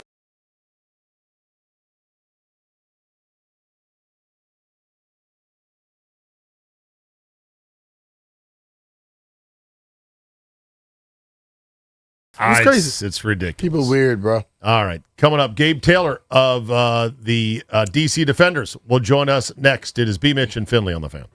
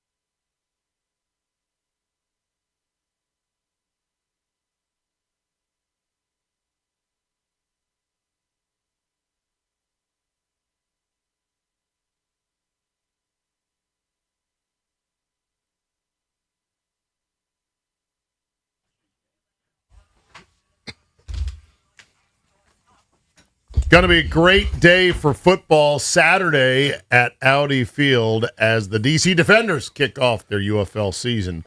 And it's our pleasure to welcome on Gabe Taylor out of Rice University. Yes, the name is a familiar name. He is the younger brother of the late, great, and beloved Sean Taylor. Gabriel, it is nice to have you on. Thank you for joining us. How are you?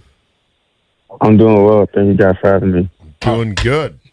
B. Mitch, how this everything young been, man? man's ready to play some football. Oh, yeah. How's everything been going for you so far? It's doing good.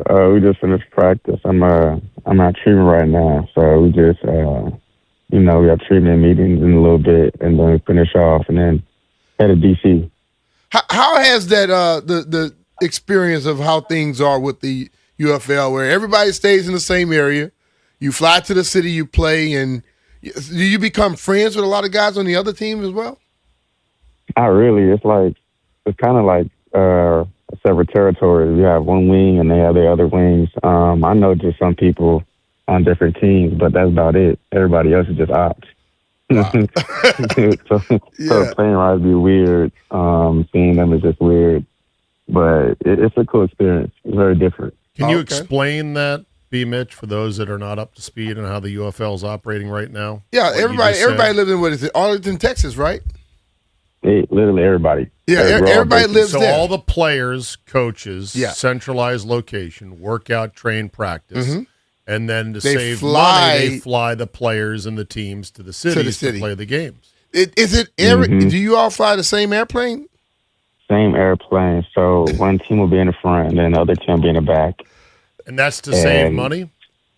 So basically, it's more cheaper to have everybody in one area instead of everybody in different. You don't have exactly. You're right. Cities don't have to build more staff and more people to operate. So you got your first interception last game, and how was that experience? And when is the next one coming? I really should have two. I really should have a pick six, but it's just more second guessing because it's I haven't played football in a year. But so I'm just getting my feet back under me and to trust my instincts more. But the first one felt good. It's always good to get a pick. That was just everybody's like, oh, that's just who threw that ball, and it's just like a gifted one. So I'm not tripping about it. It's still a pick. It's still on the books. But it was a good feeling. It was a good feeling, good one. How has it been though? You say you hadn't played in a year. You getting your feet back under you. How has it been getting back out there and you starting to feel your old self again? Yeah, for sure. The confidence is building each day, and Coach Blake is just getting me confidence to go out there and to make mistakes. And it's an imperfect game played by imperfect people at the end of the day. So, just getting my feedback under me feels good to be back out there again. As y'all get prepared for the next game, what is it that you need to be concerned about with your opponent? To not give them hope right now. Not give them hope at all. Right now, they can beat Birmingham, a very good team, so they feel like they can go on a run right now. But at the end of the day, we just got to do our 1-11, and then we'll take care of the business. I know that obviously you're focused on where you're at right now and doing the job you have, but everyone wants to make it to the NFL. Is there, do you think, a viable path for UFL players to make it to the NFL? Exactly. This is a great opportunity. This is a pro league. There's still NFL guys that played at the NFL level down here in this league, and this is just another time to get more film to show that they can still compete at a high level. What do you think is the more underrated part of the league, given that it is a pro league with some really good players who are just outside the edges of the NFL? I don't really see no negative part about this league. A lot of guys right now can play in the NFL. It's just about the opportunity they get.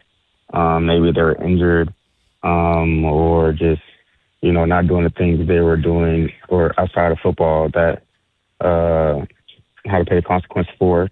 Mm-hmm. So there's a lot of guys in this league that can ball right now in the NFL pro level. And there's been some people that have gone from from there to it. So. I know. Well, I mean, the UFL, XFL too, it's been a sort of a evolving situation there with this concept of spring football. But you're saying, Gabriel, it's definitely a tick above college ball, even at the high level you played at Rice. This is pro ball, which is not college. Mm-hmm. Yeah, I feel like this is a good opportunity for me, especially coming from Rice, where they say we don't play no competition. And so this is like another step of like, hey, there's no excuse this time. So, yeah. Good stuff. Nice. Good stuff there. All right, good. Well, looking forward to seeing you out there. It's Wale Day, so that's going to be big for D.C. area residents, so it's going to be a great party. And if anyone wants to get a ticket, great value, by the way, as I was looking at tickets under $20 for some of them at Audi Field, and what's going to be a beautiful day, up-close action of actual professional football. Beer snake. Beer snake is coming. Can't wait to see that, man. Oh, bro, let me tell you, it's a lot of beer All being right. served there. And not just served, drink. All right, Gabriel, great to talk Good to you. luck Thank to you, brother. my friend. Take care, man. Hey, guys, have a blessing. All right, There you too, you bro. go. Gabriel Davis, the younger son. Taylor. Younger brother. No, I said Davis. Sorry. I'm thinking Gabe Davis, the wide receiver for the Bills. Gabriel Taylor. Yeah. The brother, 14 years, Sean Taylor's junior, I believe. I think he's 14 years. He's 23 or 24. Gabe Something is. like that. Gabriel was 6 when we lost Sean Taylor. Yeah. So obviously super traumatic for everybody. Yeah. But obviously close family as well. And to think, 6-year-old Gabriel Taylor had to handle that heavy weight in life is a tough thing. But it's great to see these playing pro football. And let's see if he can wind his way and make it to the NFL. There you go. I watch a little bit of spring football. I think it fills a definite niche. I think it is a great actual entertainment value if you're going to go to the games. Obviously, the fans that go to the games here, they love it. They're rowdy. They rowdy and Rowdy, they love outy. it. Yeah, and it's and what's cool is that it's such an intimate venue. You're seeing a product in tackle football at a high level so close. Yeah, right that on top of you. You really feel like, wow, this is kind of cool. Yep. So we're gonna have great weather for it It's tomorrow as well. All right, quick. What ice cream do you prefer? Well, Peach cobbler. I rather butter pecan. Butter pecan. Yeah, or millennium. Or millennium. Okay, those are the two right there. All right. What's the fish update on lunch? It was picked up. It's on its way. From Uber Eats. Yeah. Okay. Yeah. Are you tracking it? Does Uber Eats have a radar screen that is tracking? Jeff is. And where we have an update? Where is it right now? Show me the blue dot. Tell me where the blue dot is right now, my friend. Oh, Uber updated, bro. You get a person on whatever vehicle they in. Well, not whatever vehicle, but if he in the car, but our guy's on the bike. So let's pray for this food. Oh, boy. Coming to us by bike. I guess that's better than rickshaw, right? Okay, it is Thursday. The boys here play Bleep You on Thursday. Get it off your chest. Get it out of your system. Somebody has wronged you. Oh, I got 2 massive consumer Bleep Yous that when I read the stories, I said, wait, that can't be real, but they are. We'll get to all that next, get some of your calls as well. On a Bleep You Thursday, Masters Thursday, B. Mitch and Finley on the Fan.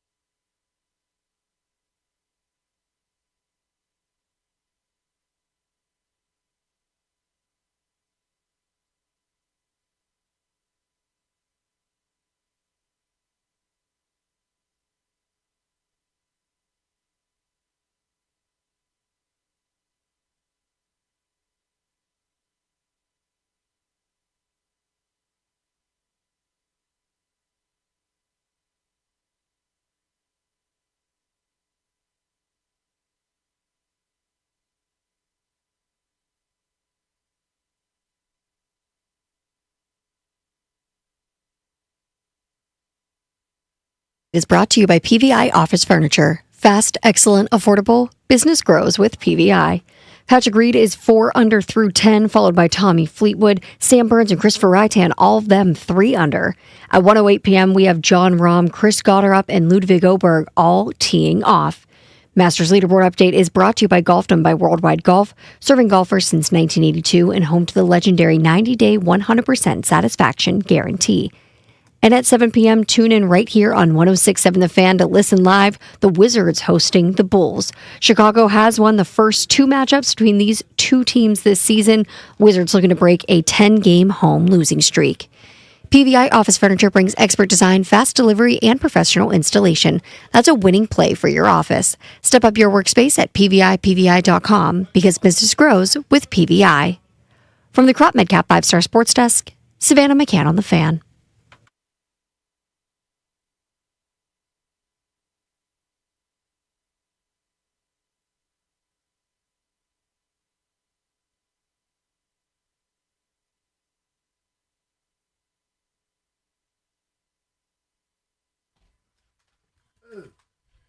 Coming in hot on the Bleep You Thursday to the fan who held up a sign during the Spurs-Blazers game last night saying, "We came all the way from Italy to see Wemby," and Wemby was in street clothes because he was injured. Bleep you. Grow If up. you came from Wemby, This is how life works. Sometimes things happen, okay? What, is he supposed to play through an injury just because you came from Italy? I don't care if you came from Mars, okay? Buy a couple tickets to a couple games or stay in Italy for all I care. Well, or get the NBA ticket package on international TV. We don't owe you nothing. Enough of these signs. Enough of the boo-hoo. Plus, you're a grown-ass man. Grow up. Bleep you if he Thursday. flew from Italy, he got some cheddar. Of course. You come back. Right. How about this? Plan better vacations. Bleep you. How's that for a hot start to a hour 4 Bleep you? You're off and running, Zay. Thursday. This hour is being brought to you by Rude, the official show sponsor of B. Mitch and Finley. Don't melt this summer. Upgrade to high-efficiency HVAC and get 60 months same as cash on qualified equipment until April 30th. Keep your cool and your cash. Find a Rude Pro partner at Rude.com.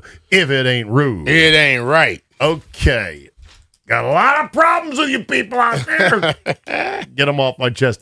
One quick follow-up on the Rossini-Rabel thing. Somebody said, is going on vacation alone without your spouse a common rich person thing? Because I can't imagine telling my wife, yeah, honey, I need to unwind. I'm going to go to an Arizona resort. No, not with you. Just me. But it wasn't a vacation. It was work. But I'm just throwing it out there. You got to tell your spouse why there's going to be a $2,186 plus hotel minibar charge on your credit card, don't you? If you're a family with kids, like, aren't you going to share these decisions? Like, I'm going to a swank resort without you, but don't worry, it's cool. Work vacation. NFL paid for that. It's big money. So you think New England Patriots? What do you think this mission was off budget? Do you think she doesn't even share certain aspects of going up there? Maybe she didn't pay for anything. Probably. I bet Vrabel had the room, and she was just like, "Yeah, I'll meet you up there." If you are like, I don't know what the true story is, but I'm just saying they both were there for the meetings. I know, but and you got jobs that pay for that. No, I know. The fun in this story, the fun is just that you're trying to suss out what their sort of arrangement may be, because everyone's marriage and everyone's relationship, it's like a snowflake. They're all different and unique. Yeah. And, anyone who's lived long enough in the world and talked to enough guys or gals be like, oh, really? You do that, huh? Oh, you keep separate accounts, huh? Mm-hmm. Oh, she pays for the bills and you pay for the mortgage? Wow, that's interesting. It's all different. Everything's maybe she's like a free range chicken when she's out reporting on the NFL. Doesn't report. Well, she said she was up there with some friends to go hiking. Or maybe the friends bought the room. You don't know. I know. Did she tell her husband a different story? I don't know. Right, it's up to them, but whatever. So okay. It is Bleep You Thursday. How do we set this up? I'm not aware of the mechanics. Is there an intro that I cue up with great fanfare? Nope, I already butchered that. 800-636-1067. They call and we let them know what's ailing them. Okay, you said you already butchered it. Why did I Yes, miss a cue? we have a song for Bleep You, and I completely forgot to play it. Okay, but it's on my rundown of 1 o'clock. Yep. So I'm looking at people the clock. call It's in. 1 o'clock, and I went with what was on the sheet, and that's why I'm wondering. But I do have a Bleep You. Let's go. Bleep You to whoever is controlling the weather. I was just wearing shorts and a tank top last week, and now you just pressed the button and dropped it all the way back down to cold. So bleep you. You might not want to bleep that person, dog. That person right there could change your whole life, make it bad, bro. That came out. It sounded better in my head, but it's not the God. Who's ever controlling the weather? The person that controls the weather can change your whole damn life. Come on, man. You know the full heads. They say they got a weather machine. That's what I'm talking about. High of 60, partly cloudy today. Sunny and 72 tomorrow. Sunny and 72. That's a country song right there. Sunny and 70 on Saturday. Mostly sunny and 73 on Sunday. And then look out. Monday, Tuesday, Wednesday, Thursday. 87, 91, 94, 84. 90s in April. Golf, baby. That's going to be too hot for some people. I don't Not for me. I would be don't playing. mind spring hot before the humidity siege sets in. Okay, B. Mitch, bleep you Thursday. Who's feeling your wrath? Nobody. I'm good today. I'm not You upset. can't opt out of this. No, I don't. It's not what we do. It's what they do. I don't have a bleep you today. You and B. Mitch, you and JP don't have your own not every day. every week? No, not every week. Sometimes you do, sometimes you don't. That is impossible. It's even as easygoing as you are, it is impossible that you don't have something accumulated over the last week that deserves a big fat bleep. Nothing has been like that this week for me. Okay, well that's good. You're living a very low stress and low judgment life. Because I told you, I ignore most people. I got a couple of them here that I cannot believe. I don't know if you guys read or if you have an Amazon Kindle. Amazon's digital book, the Kindle, is one of the more sort of revolutionary things. People who love to read books love the Kindle because you could load books up onto a single electronic device. They had this proprietary e-paper technology, which was a very low power needed. You can read it in broad daylight. There's no glare on the actual Kindle book itself. And readers loved the Kindle. Well, Amazon, who has been updating this device over the years, just announced in an email that they will be ending service for any Kindle older than 2012. They say it's had a wonderful 14-year lifespan.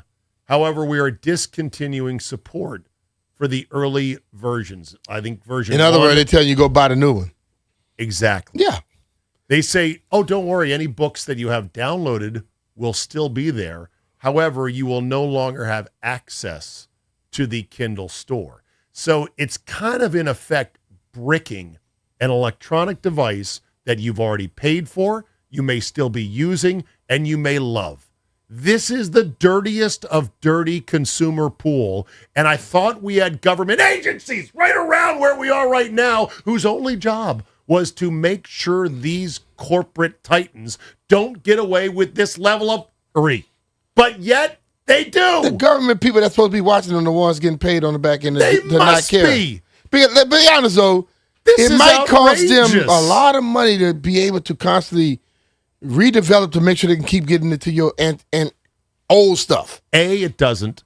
B, that's their problem. It does. No, As A, it changes, doesn't. it does. It's a very simple device. At least they're telling you. Most people just all of a sudden send a little message to your thing and it stop working. In the day and age in which I can get 4 different high-definition video feeds of the Masters on an app from the Masters that is absolutely free to download on a phone, laptop, tablet, you name it, there is no way that Kindle pushing out a digital book which has 3 grains of sand in terms of data compared to what I just described for the Masters, there's no way that they can't still service an older Kindle. They just want you to buy a new one. They're going to force you to buy a new one. And because nobody in our government's going to stop Amazon, Lord knows Bezos is elbow deep in this administration and others.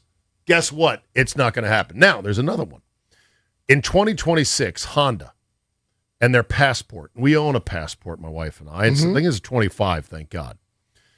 They removed the physical garage door opener button that you could program to then operate your garage door. Uh-huh.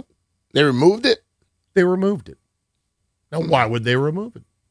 Because now they're offering a subscription service called MyQ. And owners would need to install a MyQ receiver in their garage, connect it to their home router. I have MyQ. And then pay either $129 for 3 years or $179 for 5. In other words, they're trying to get you on a garage door opener subscription. What you can do is just get a garage door and have the thing the remote that comes with it, and just use that. Well, you will, but my point is, this is absolute corporate shenanigans. MyQ. You have it? And then Honda must have something. I think my new garage, I had a detached garage, and I put it up the MyQ system. You did. Where I can watch everything. I don't have it connected to my car. It's all through my phone. So I can check all my stuff out.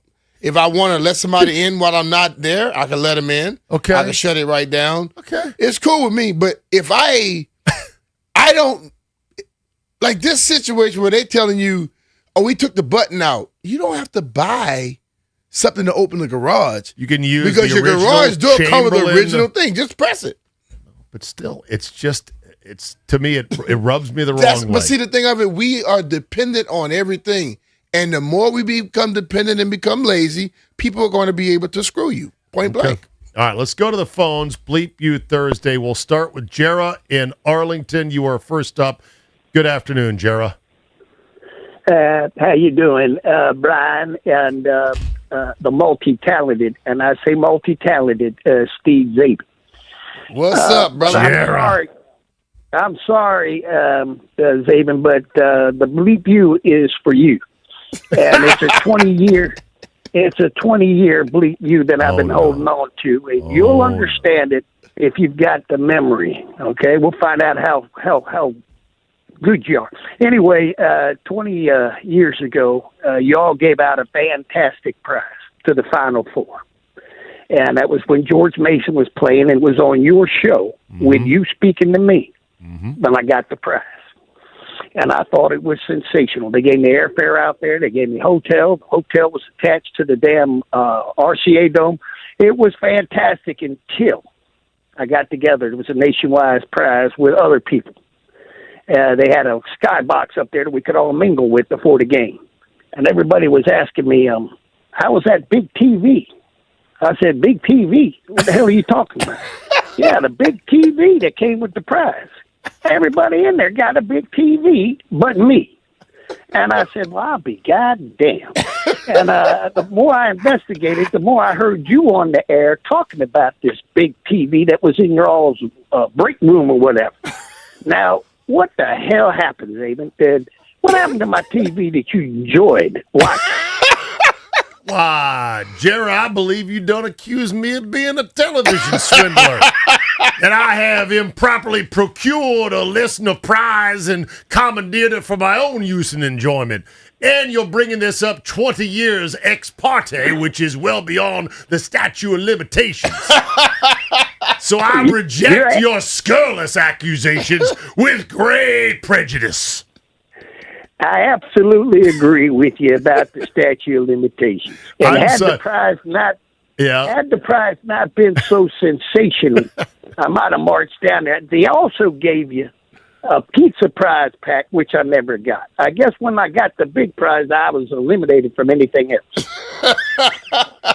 Jera, thanks for the call. Jera said, okay, I'm holding on this one. You know, we've fixed this problem in radio because we don't even give away anything anymore. You know, once upon a time in this business, you'd have prize giveaways and contests that included trips with airfare and hotel and a TV that may or may not have been delivered on. A lot of stations still give them away.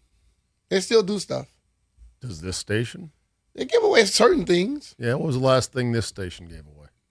They give away, not on this show, they give away on other shows, but not on this show. What did they give away on the Junkies or on I Grand don't Dandy? really know, but I know it's always somebody winning something. See, Okay. when I'm not on, I'm not watching, listening. Okay. All right, let's go to Jim. I know some people on another station are all in Egypt now. What? So really? Damn. Jimmy, you are next up on a Bleep You Thursday. Yeah, I guess I can't top that guy in terms of being funny, but you don't have to be. Yeah, it's funny. I saw Brian.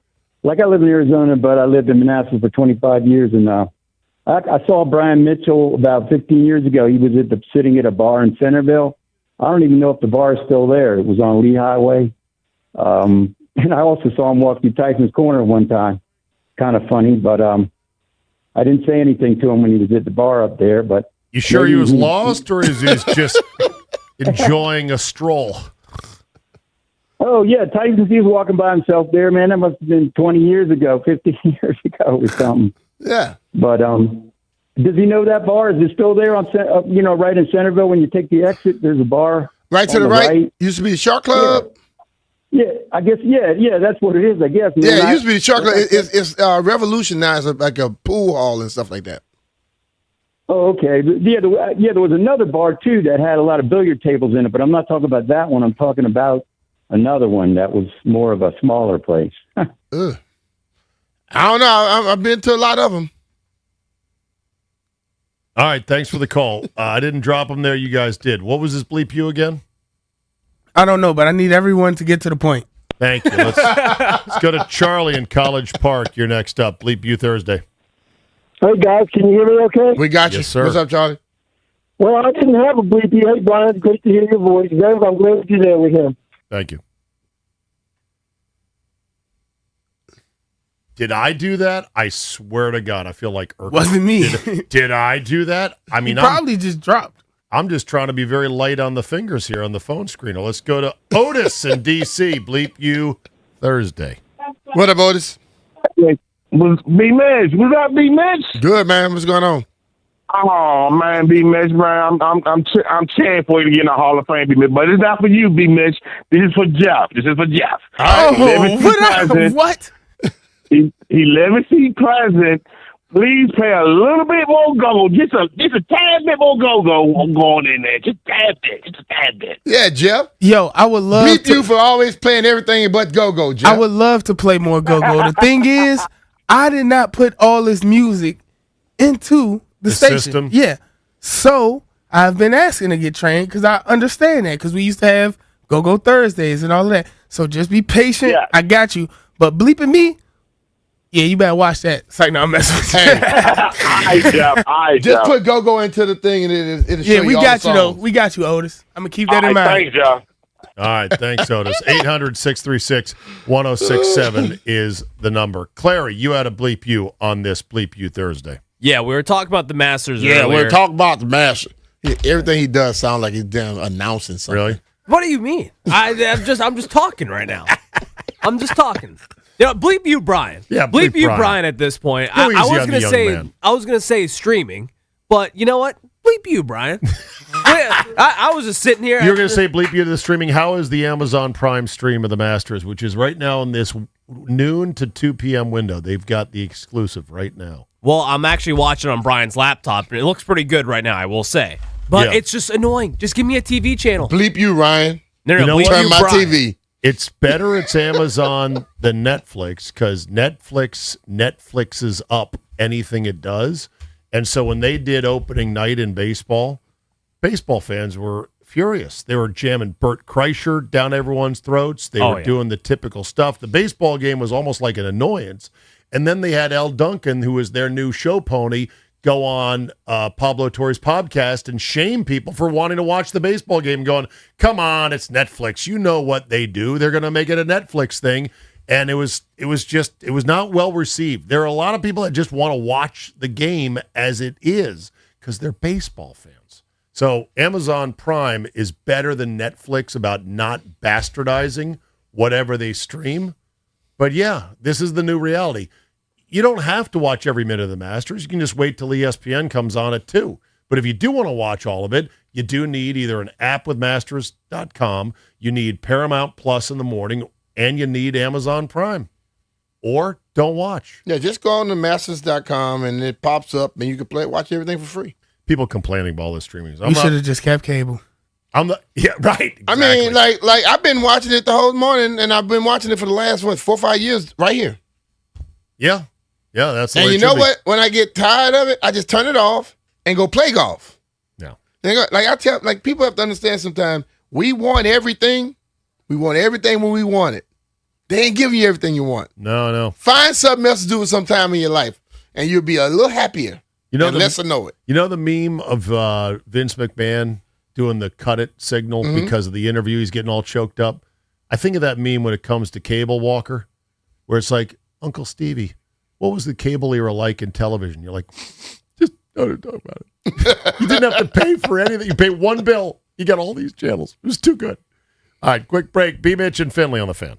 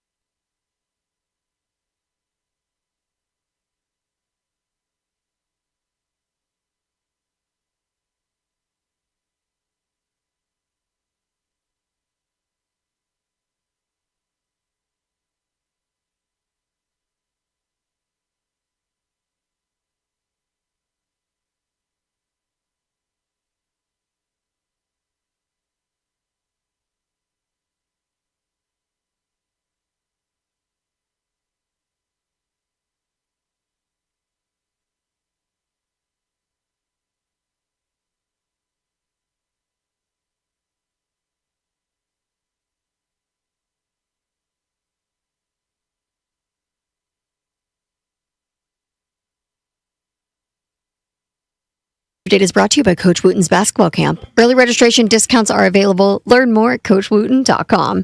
Sam Burns and Patrick Reed are 4 under, leading us here at the Masters tournament through 14 and 12, respectively. Shane Lowry, he is 3rd at 3 under, eagling on the 13th. Your Masters leaderboard update brought to you by Golfdom by Worldwide Golf, serving golfers since 1982 and home to the legendary 90-day 100% satisfaction guarantee. And the Department of Justice has reportedly opened an investigation into whether the NFL is using anti-competitive tactics that will harm consumers. All of this according to the Wall Street Journal. The nature and scope of the investigation isn't completely known, but it could involve the league's ability to allow teams to negotiate their own TV rights packages. Coach Wooten's basketball camp, the world's #1 teaching basketball camp since 1961. Your child will learn the game and get the experience of a lifetime. Let your kid just be a kid. Put the screen down and go shoot some hoops. Early registration discounts are available. Learn more at CoachWooten.com. From the Crop Medcap 5-Star Sports Desk, Savannah McCann on the Fan.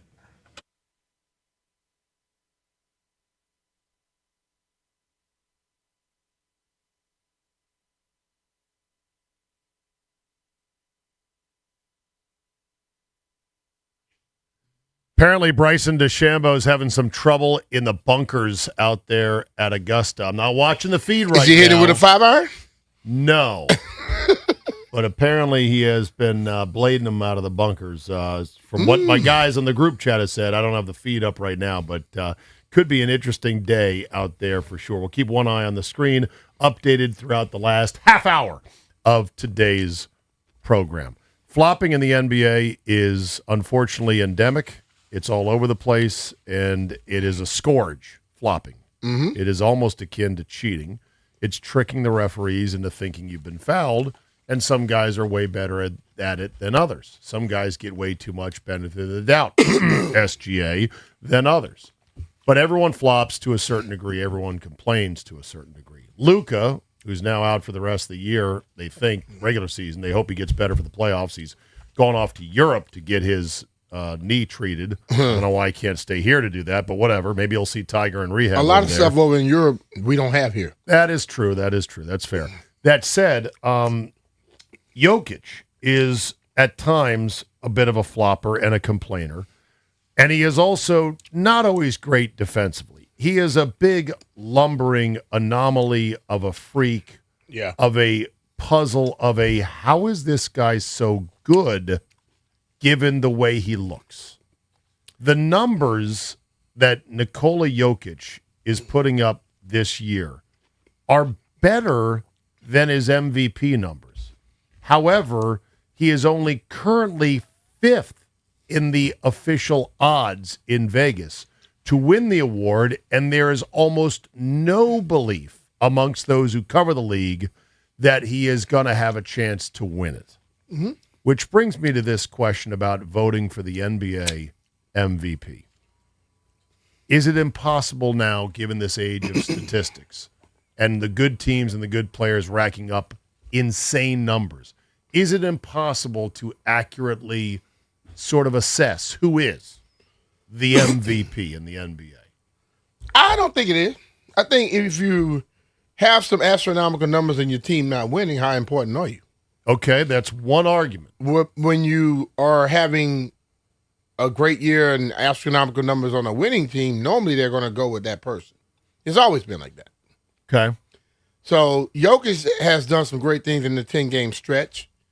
But what's their record? Well, they're good in the West. I don't have it in front of me right now, but they're not as good as OKC. They're not quite as good as San Antonio. But, you know, it's a team sport, you know, by the way. It's like it is a team sport, but we know it was proven back in the 80s and 90s with Mike. Michael didn't get as many MVPs as he should have gotten because media people decide we can't just keep giving it to him. If you're the best, you're the best. And right. I think that same thing comes to affect everybody else. Right. You know? Nuggets are third in the West at 52-28. So pretty good record at a 650 clip. But the problem is the Thunder are 64-16 at an 80% clip, and then the Spurs are next at 61-19. I would say that, the MVP voting has been broken for a while because of the fact that Karl Malone won it one year over Jordan when nobody Should have really never believed happened. it should have happened. And Steve Nash won the award not once but twice. Yeah. Steve Nash was a nice, unique player, but to think that, if I could take anyone in the NBA right now and build a team around him, I'm taking Steve freaking Nash. No, you're not. But dumb. the MVP stands for most valuable player at that time. I know. And I think Steve, what he was doing was unbelievable. But it was based on numbers for an up-tempo system in which he was ding, ding, ding, ding, ding, playing a pinball machine that he had perfect mastery of to get a huge amount of stats. Yeah. So you take advantage of the situation. Who would you take right now to start your team with if there was a so-called expansion draft, nobody's protectable? Wemby. That's probably the right answer. Where's my belt? I was about to say age, injury, position. Dude's a cyclops, man. He is ridiculous. He does.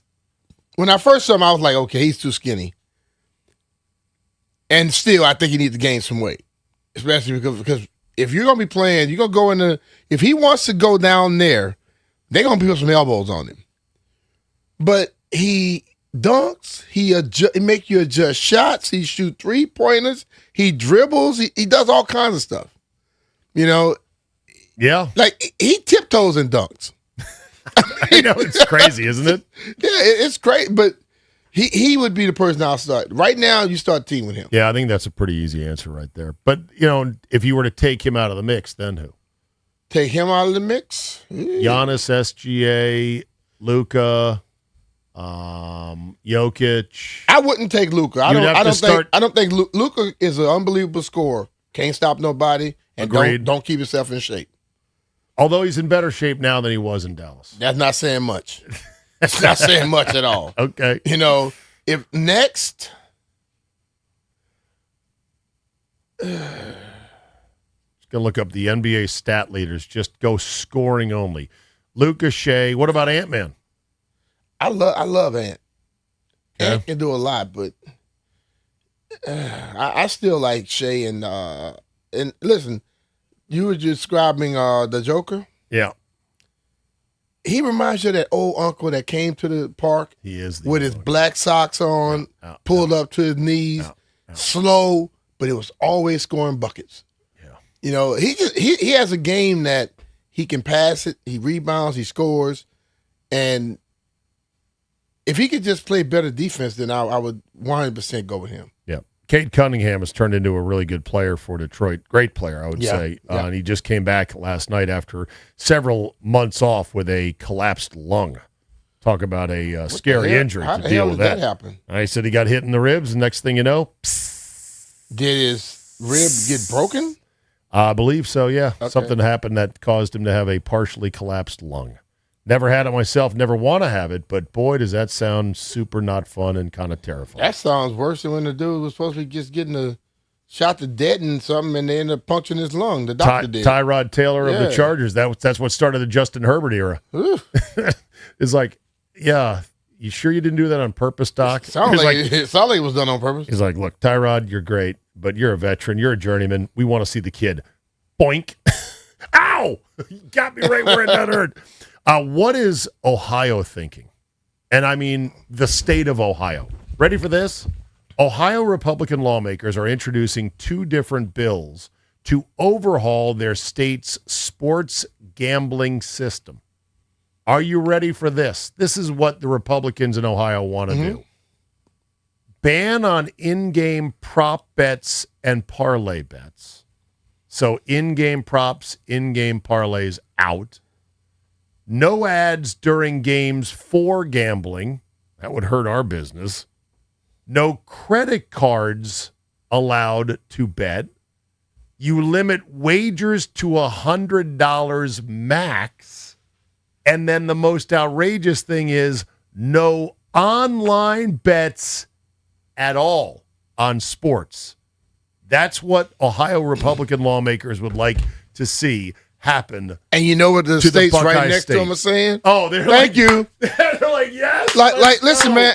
How do you say I don't give a damn about my economy without saying it? Well, stop yourself from being able to make money.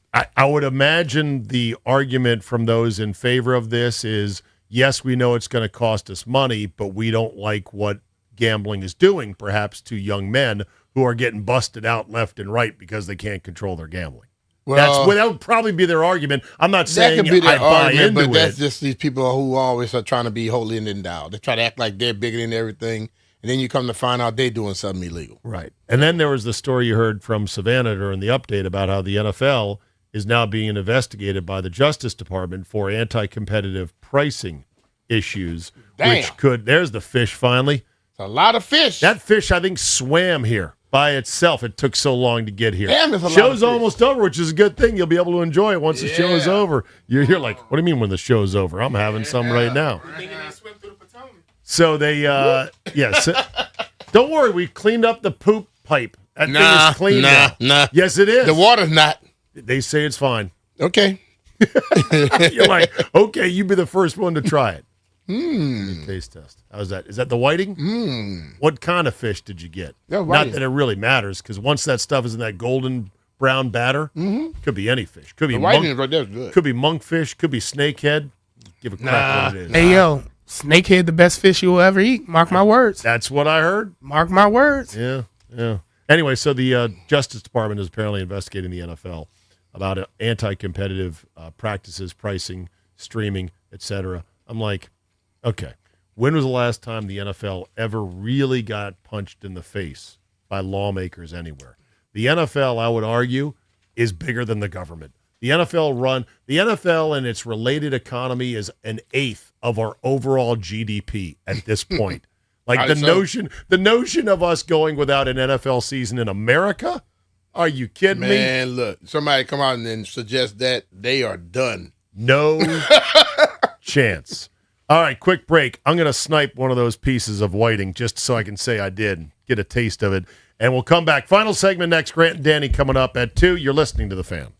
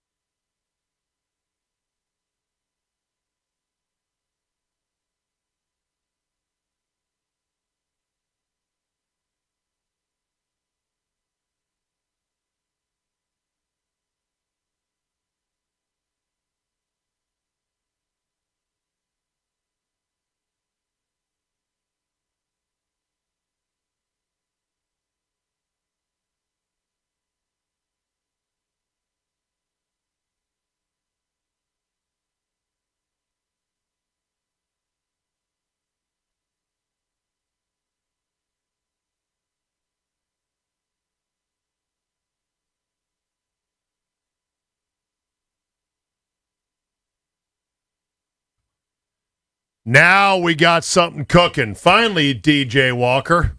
That's what we're talking about. Turn it up. Come on. A little quick. All right. Don't want to spend too much of the ASCAP fees music budget here while I'm just filling in for JP Finley this week. You can hit me up on Twitter at Zabe, Charlie, Zulu, Alpha, Bravo, Echo. I've got a number of people who chimed in today, including earlier my mention of Arthur Treacher's, the original fast food fish joint. Navy Mo says, damn, Zabe, you just reminded me of Arthur Treacher's. I hadn't heard that since I was home in Pensacola, before I left home, I should say.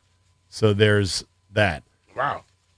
Also, on Twitter, I see this highlight. Xander Schauffele's tee shot on the 8th hole landed in a patron's bag from the merchandise store. He got a free drop, but doesn't that mean you get to keep the merchandise that's in the bag? I thought that was the rule, local rule. Hit a drive into a patron's merchandise bag, keep the merchandise. Nah. You should have to buy. You should have. If you hit should the have ball, to pay for it. Say, if you hit the ball in into the their bag, bag, you should say- have to match everything they have. Right. Say, what's buy the receipt? Buy them something Right. new. Hey, Yeah. how much was that? $193? Okay. 1, 2, 3, 4. Okay. We're whole now. We're Mhm. good. Speaking of money and the Masters, somebody said that they watch on TikTok. There is a whole TikTok channel of Augusta Masters house rentals. And what happens is this.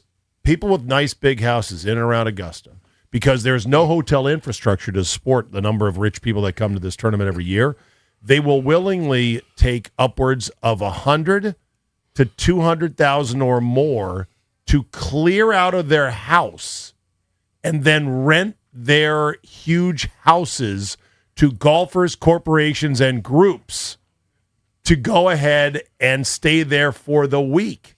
Yeah. Look at this right here, how they're just like, well, it's a once-a-year tradition. Get the couch, get the ottoman, get the credenza, get it all out. We're going to hire a staging company. They We're even gonna have moved the them bring goldfish? Yes, and they do. Everything. Clothes, toys, you name it. Get out for a week because they're paying us $200,000. Hell yeah, I'll take it. No kidding. You can come stay in my house right now.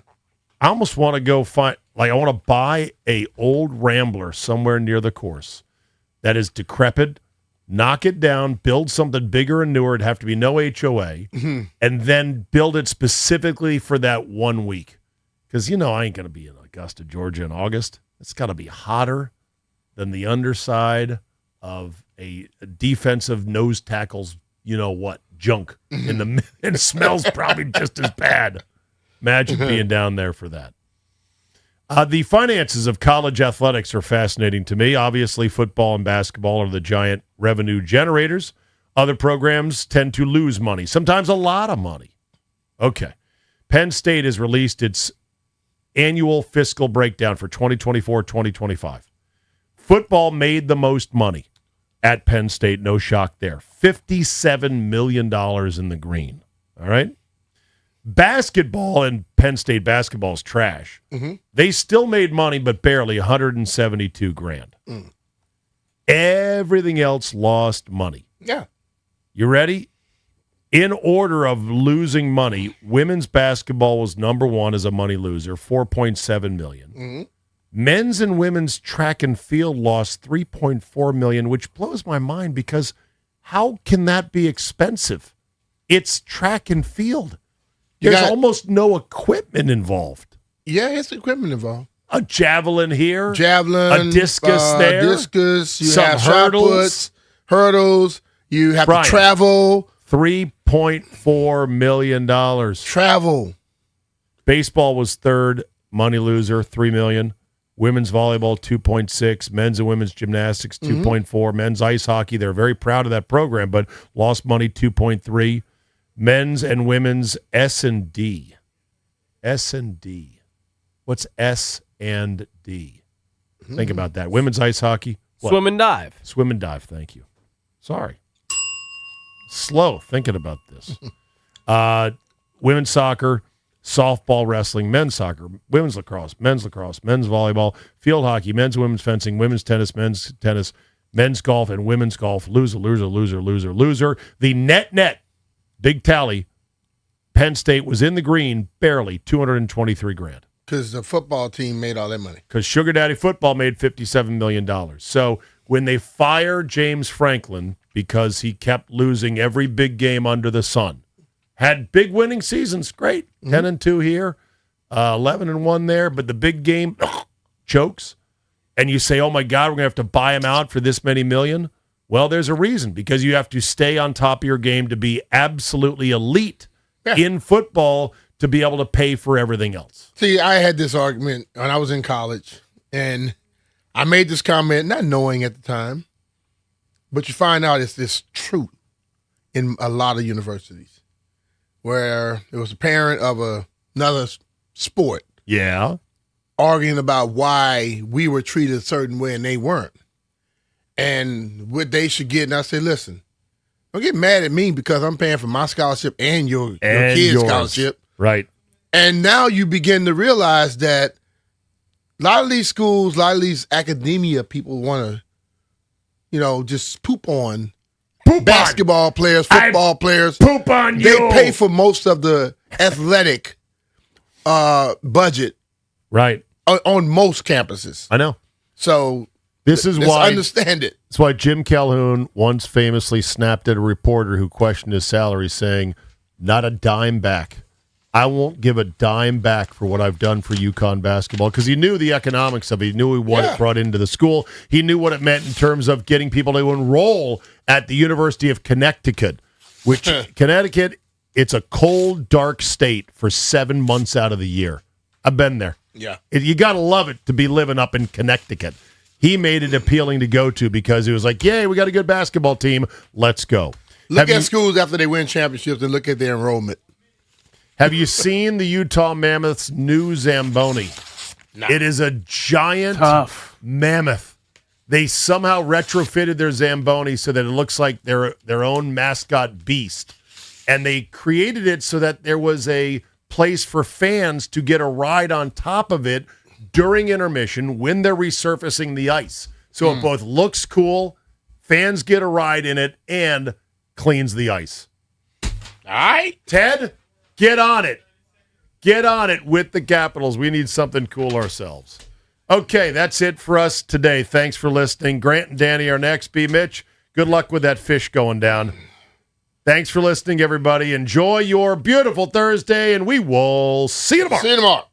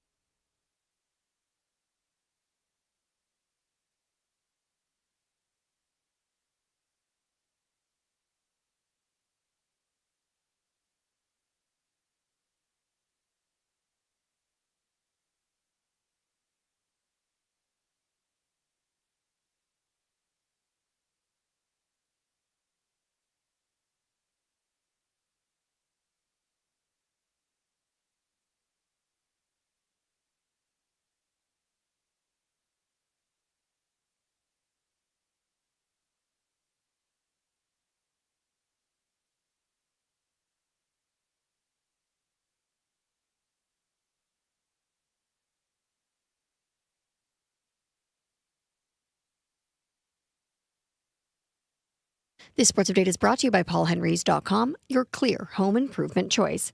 Sam Burns is atop the master leaderboard 5 under through 16. Patrick Reed is in second, 4 under through 14. And then you have Kurt Katayama, Shane Lowry, Xander Schauffele, Tommy Fleetwood, Aaron Rye, all of them tied for third at 3 under.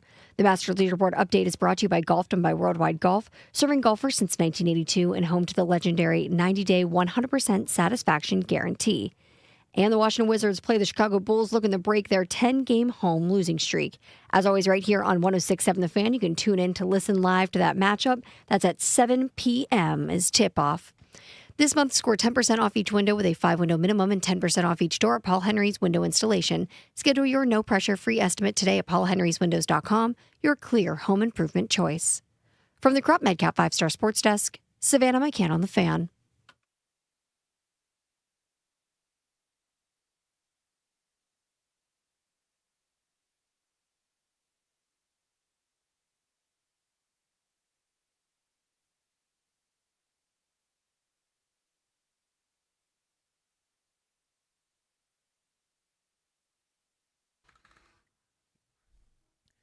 Good Thursday afternoon. Welcome into Grant and Danny. Happy start of the Masters Day to everybody out there. Thank you for listening to The Fan. At 4 o'clock, our Beltway Blitz at that time. We're giving away a 4-pack of tickets to see the DC Defenders on Saturday afternoon at Audi Field. We've got a great lineup of guests for you today as far as draft content goes. 3 o'clock, Logan Paulson to break the draft down with us. And at 6 o'clock, Clinton Portis on the value of running back and Jeremiah Love, all coming up on The Fan today. Danny, what's up? Not much, my friend. You know, I joke a lot about Masters golf and everything, and it is stupid. It's not a sport. It's a challenging activity, so it's calculus. They don't televise that, and everyone should calm down. But in all sincerity, if you are excited today, enjoy it. I mean that. I do mean that. I think it's a big waste of time, but you guys, if it makes you happy, if it butters your bread, you get that bread buttered, my friend. Yesterday, before I went to work, I was watching Rookie of the Year with my kids at home.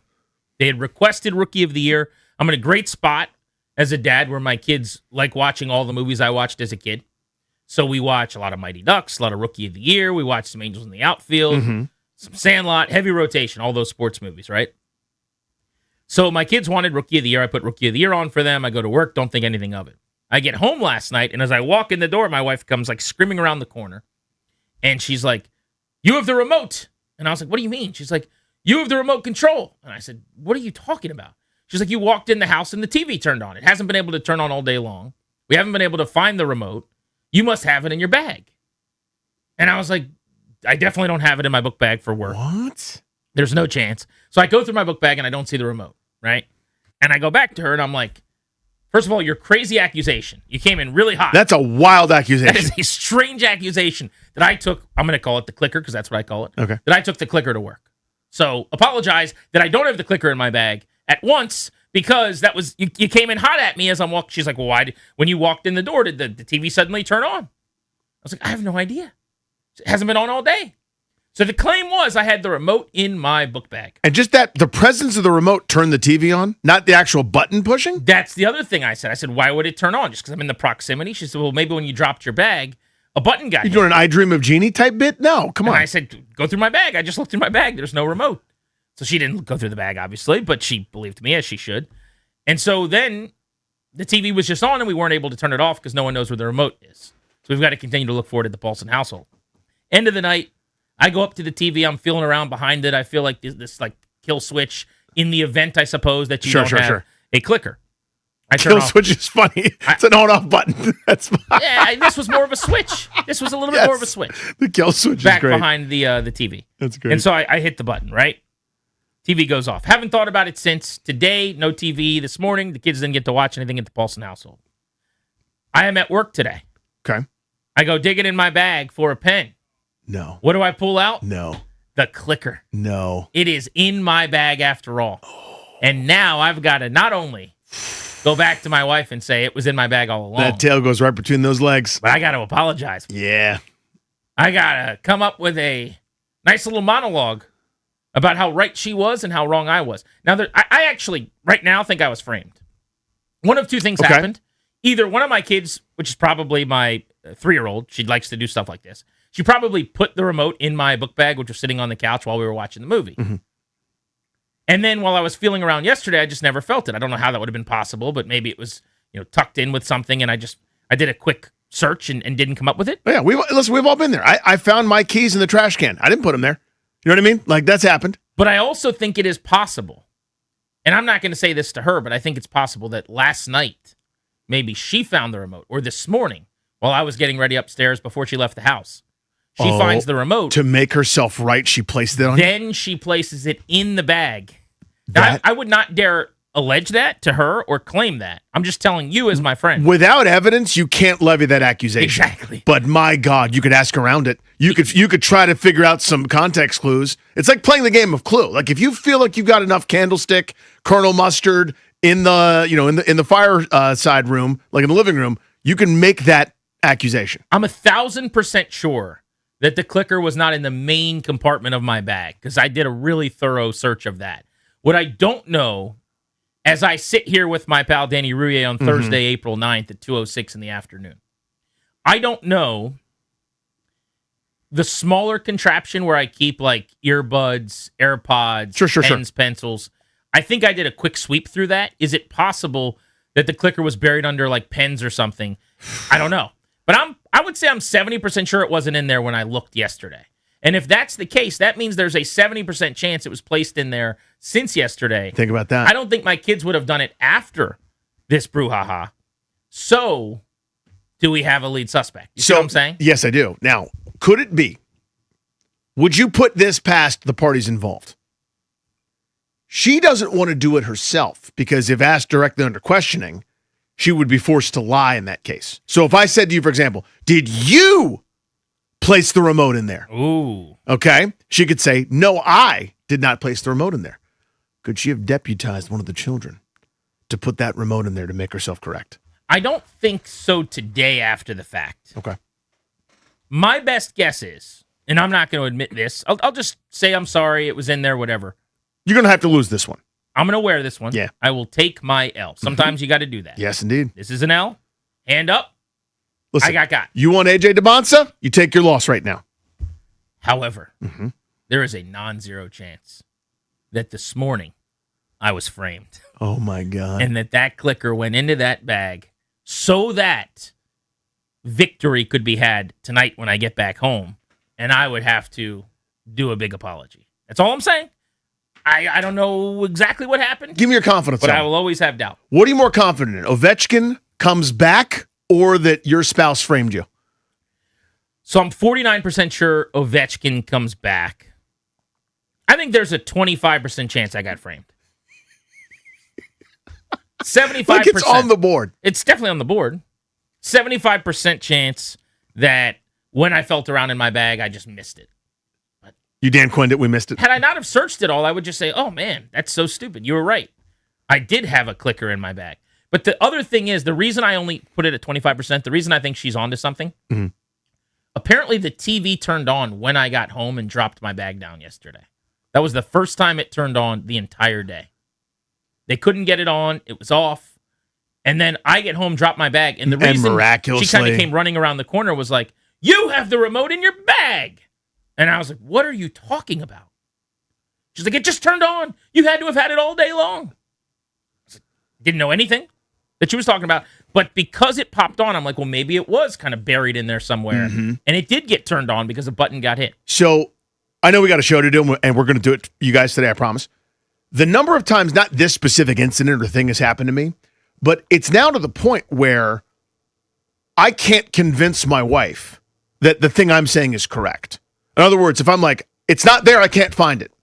The number of times it's been there and I should have found it has led to her doing nothing but heat checks. Does that make sense? Like, she is Nick Young at the end of the shot clock, taking long two after long two, falling away, thinking that she's right every single time. Even if I'm like, listen, I opened the entire drawer. I took out every T-shirt. The T-shirt that I'm talking about isn't there. She's like, it's there. Oh my God. Like, it's now, I can never win again. I've lost so many of those. That's one other element to this case that would be a reason for me to lose in court. But to me, it's devastating. Like, I think you have to fight this, because if you lose enough of these little battles, the war's over. No, but you got to, when you lose, you lose. I'm a big believer in that. You can't claim that you won. You can't act like you didn't lose. If you lose, you wear it. And I think I lost. But I am notoriously bad at finding things. And for a guy that's a great detective, that's interesting.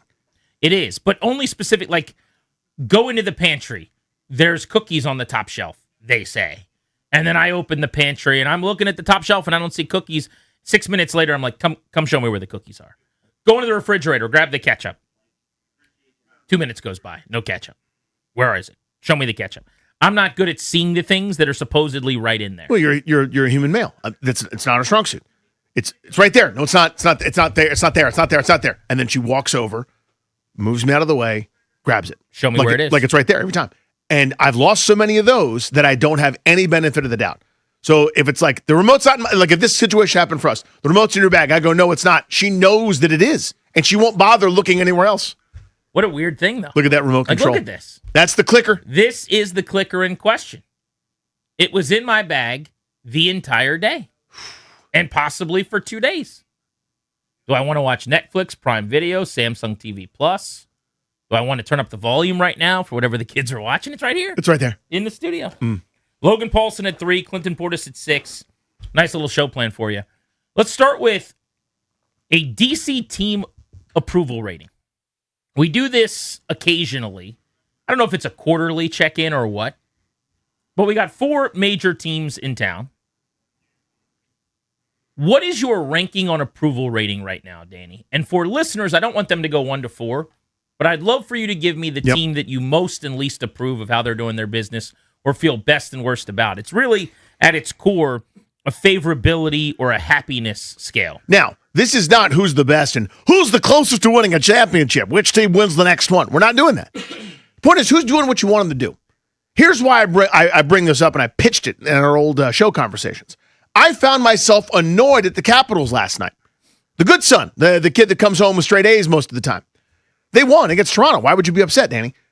I needed a couple of those when things were in the balance.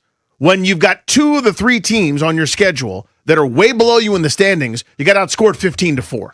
You played a great game last night against Toronto. All the things were positive. I'm so annoyed about that. And I shouldn't be. A win late in the season should be a good thing in general. I'm irritated at the Caps right now a little bit. So they're normally really high on my list. I'm a little bit lower on things that are happening right now. On a favorability, right? On a favorability scale. Again, they're furthest along. They're the best. They retool a little bit. They'll be back in the postseason. That's not what I'm talking about. They're close. It's actually a really interesting time in DC sports, though, right now, because from a 10,000-foot view in a plane, I actually feel pretty good about the way everybody's operating. And what I mean by that is, like, maybe you could say this is positive optimistic, but if you go far enough up and look down at these teams, the Commanders had a very good offseason, have dramatically improved their defense, got younger and faster like I wanted them to, have their quarterback of the future, have an ownership group that is likable and doing a good job. I think, we're not completely convinced, I'm not going to write it in Sharpie yet, but I think they've got a general manager who could be the answer, who's here for many, many, many years. And it's the structure, whether it's Peters or not, he's going to have to prove that, but he's batting .500 at getting to NFC championship games. They have the structure for the first time in my life that I've always wanted, which was owner empowering GM hiring head coach picking quarterback. It's the only way to do it correctly, gives you the best chance at the mass amount of bite at the apples. So, by and large, I feel pretty good about the Commanders. The Nationals, for the first time in 15 years, are diving into data and analytics and technology and trying something new, trying something fresh. They will be on the cutting edge of a lot of the forward-thinking ways of baseball.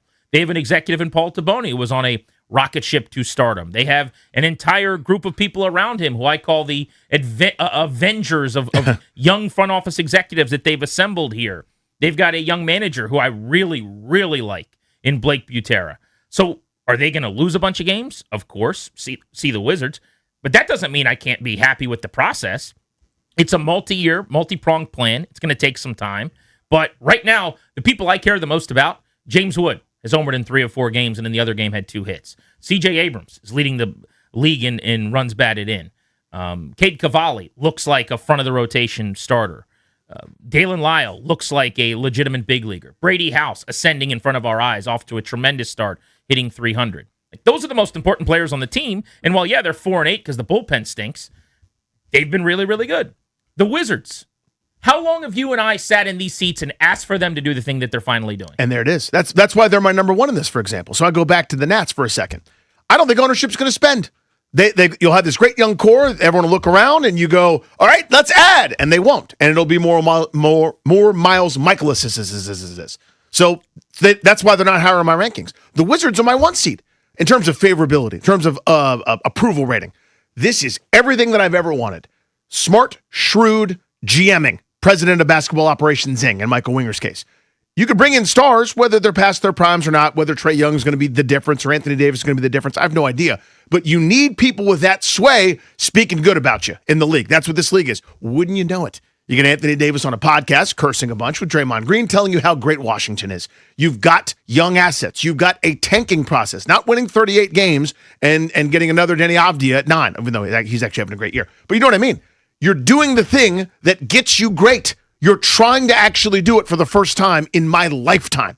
Yes, they're number one on my list, and I wouldn't think that I would be saying that at any point in my Wizards fandom. It's hard for me to do the rankings based on being pretty content with everybody.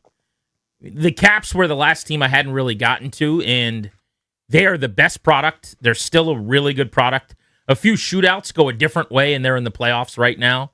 A couple of the games where they completely laid eggs, and I have not forgiven them for what happened against the Rangers 8-1, or the Devils in the division game before that, where they also got beat handily by a bad team.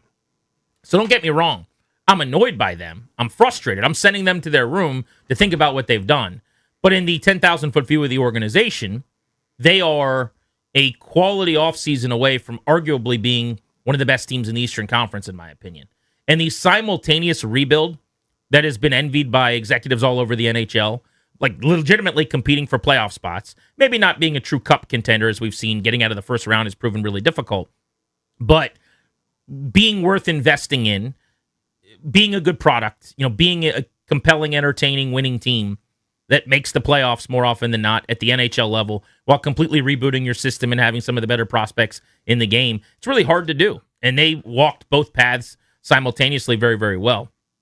So at a time where nobody's winning, I kind of like the process where we're at now. As you said, the Wizards lose more than anybody. They might have the best thing going in terms of unimpeded growth. I slide them down my list because I didn't love the Anthony Davis trade. It's exciting, it's cool, but the idea of what you could do to me was always better than what you're actually going to do. And what I mean by that is, if they hadn't traded for Trae Young, if they hadn't traded for Anthony Davis, and I didn't know what all that money was going to turn into this offseason or what trades they might make, I think I would like it a little bit more than a point guard who plays offense and no defense, and Anthony Davis, who I think is going to miss a lot of games next year. Now, there's still I fully expect they'd make the playoffs next season in year one of a couple of years where maybe eventually you're a championship contender. As long as they don't extend either of those two guys, I could be really, really happy. As soon as they extend one or both of them, they slide down my list a little bit. Makes sense. Smell what you're cooking there. So we haven't really talked about the football team when it comes to this.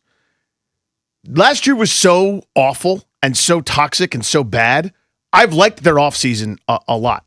There are still some things that I think are incomplete where, let's say they, however you grade this, let's say they rip the draft and crush it and add extra picks somehow, end up with a better set of skill position players after the first 3 rounds, add another defensive stalwart that's going to start for them. You can't do much better in offseason than they did. Now, the starting point was so low, it was so rock bottom where, you had 50 holes on your roster, numbers approximate, call it 35 realistically. You needed bodies. You went shopping, and because there are new players, we're going to be excited. But even still, within those confines, you lost the bidding on a couple of dudes you didn't overpay. You end up with a pretty drastic improvement over the course of an offseason. I'd argue maybe a year too late. They probably recognized the needs later than they should have, but pretty good process going there. Yeah. Now, there's still some things that I would knock them for. Incomplete searches, especially when it comes to the OC. They landed on David Blau. I like him. Thrilled he's here. Again, I won't let the fact that they never called Mike McDaniel go. Maybe a text message happened. I need a formal interview of the offensive genius, please. You could settle on Blau. Please talk to more people. Please unearth more. The didn't offer trade or didn't look to trade. Maybe we could have traded. We knew the market weird thing with Biotish. That's a blotch for me. Those are such minor things in They the are. grand scheme. Right, but Right? that's why it's not. That's why they're not my 1 seed. That's what we're talking about. Whether they'd be 1 or 2 or whatever. You can't find any of those with the Wizards? Well, sure Like I can. Things that's minor? I don't think it's minor. I think it's a process thing where Right. I'm talking about front office and things because they haven't won anything. All that's happened is last year they were terrible, Yeah. and they thought they're going to be good. I also think the Wizards are doing the easiest part. It's a lot easier to be bad than to be good. So, in other words, you're grading them on like their process. Their process is let's make sure we don't win.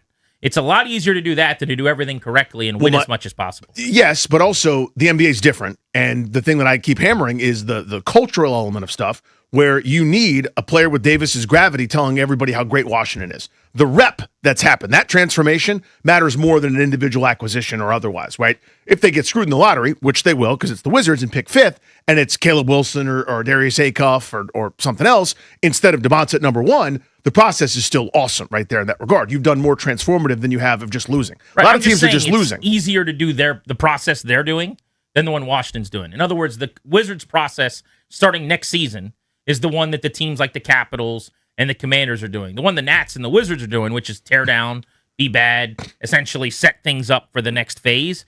I just think it's like shooting a free throw as opposed to shooting a half-court shot. Now, they might be making more percentage of the free throws, no doubt about that. But let's see what happens when you got to walk back to half court. But I'd like to tee this up for people next at 800-636-1067. The question being, little State of the Union on DC sports, team approval rankings. Which team's current process and way of business do you feel best about? And which team's current way going about things do you feel worst about? 800-636-1067. The Nats are the hardest one for me to place because the day-to-day of it I actually really, really like. Yep, right now it's good. As you said, at the ownership level, though, and maybe nothing else matters aside from ownership, certainly as much as that, everyone's got a better situation.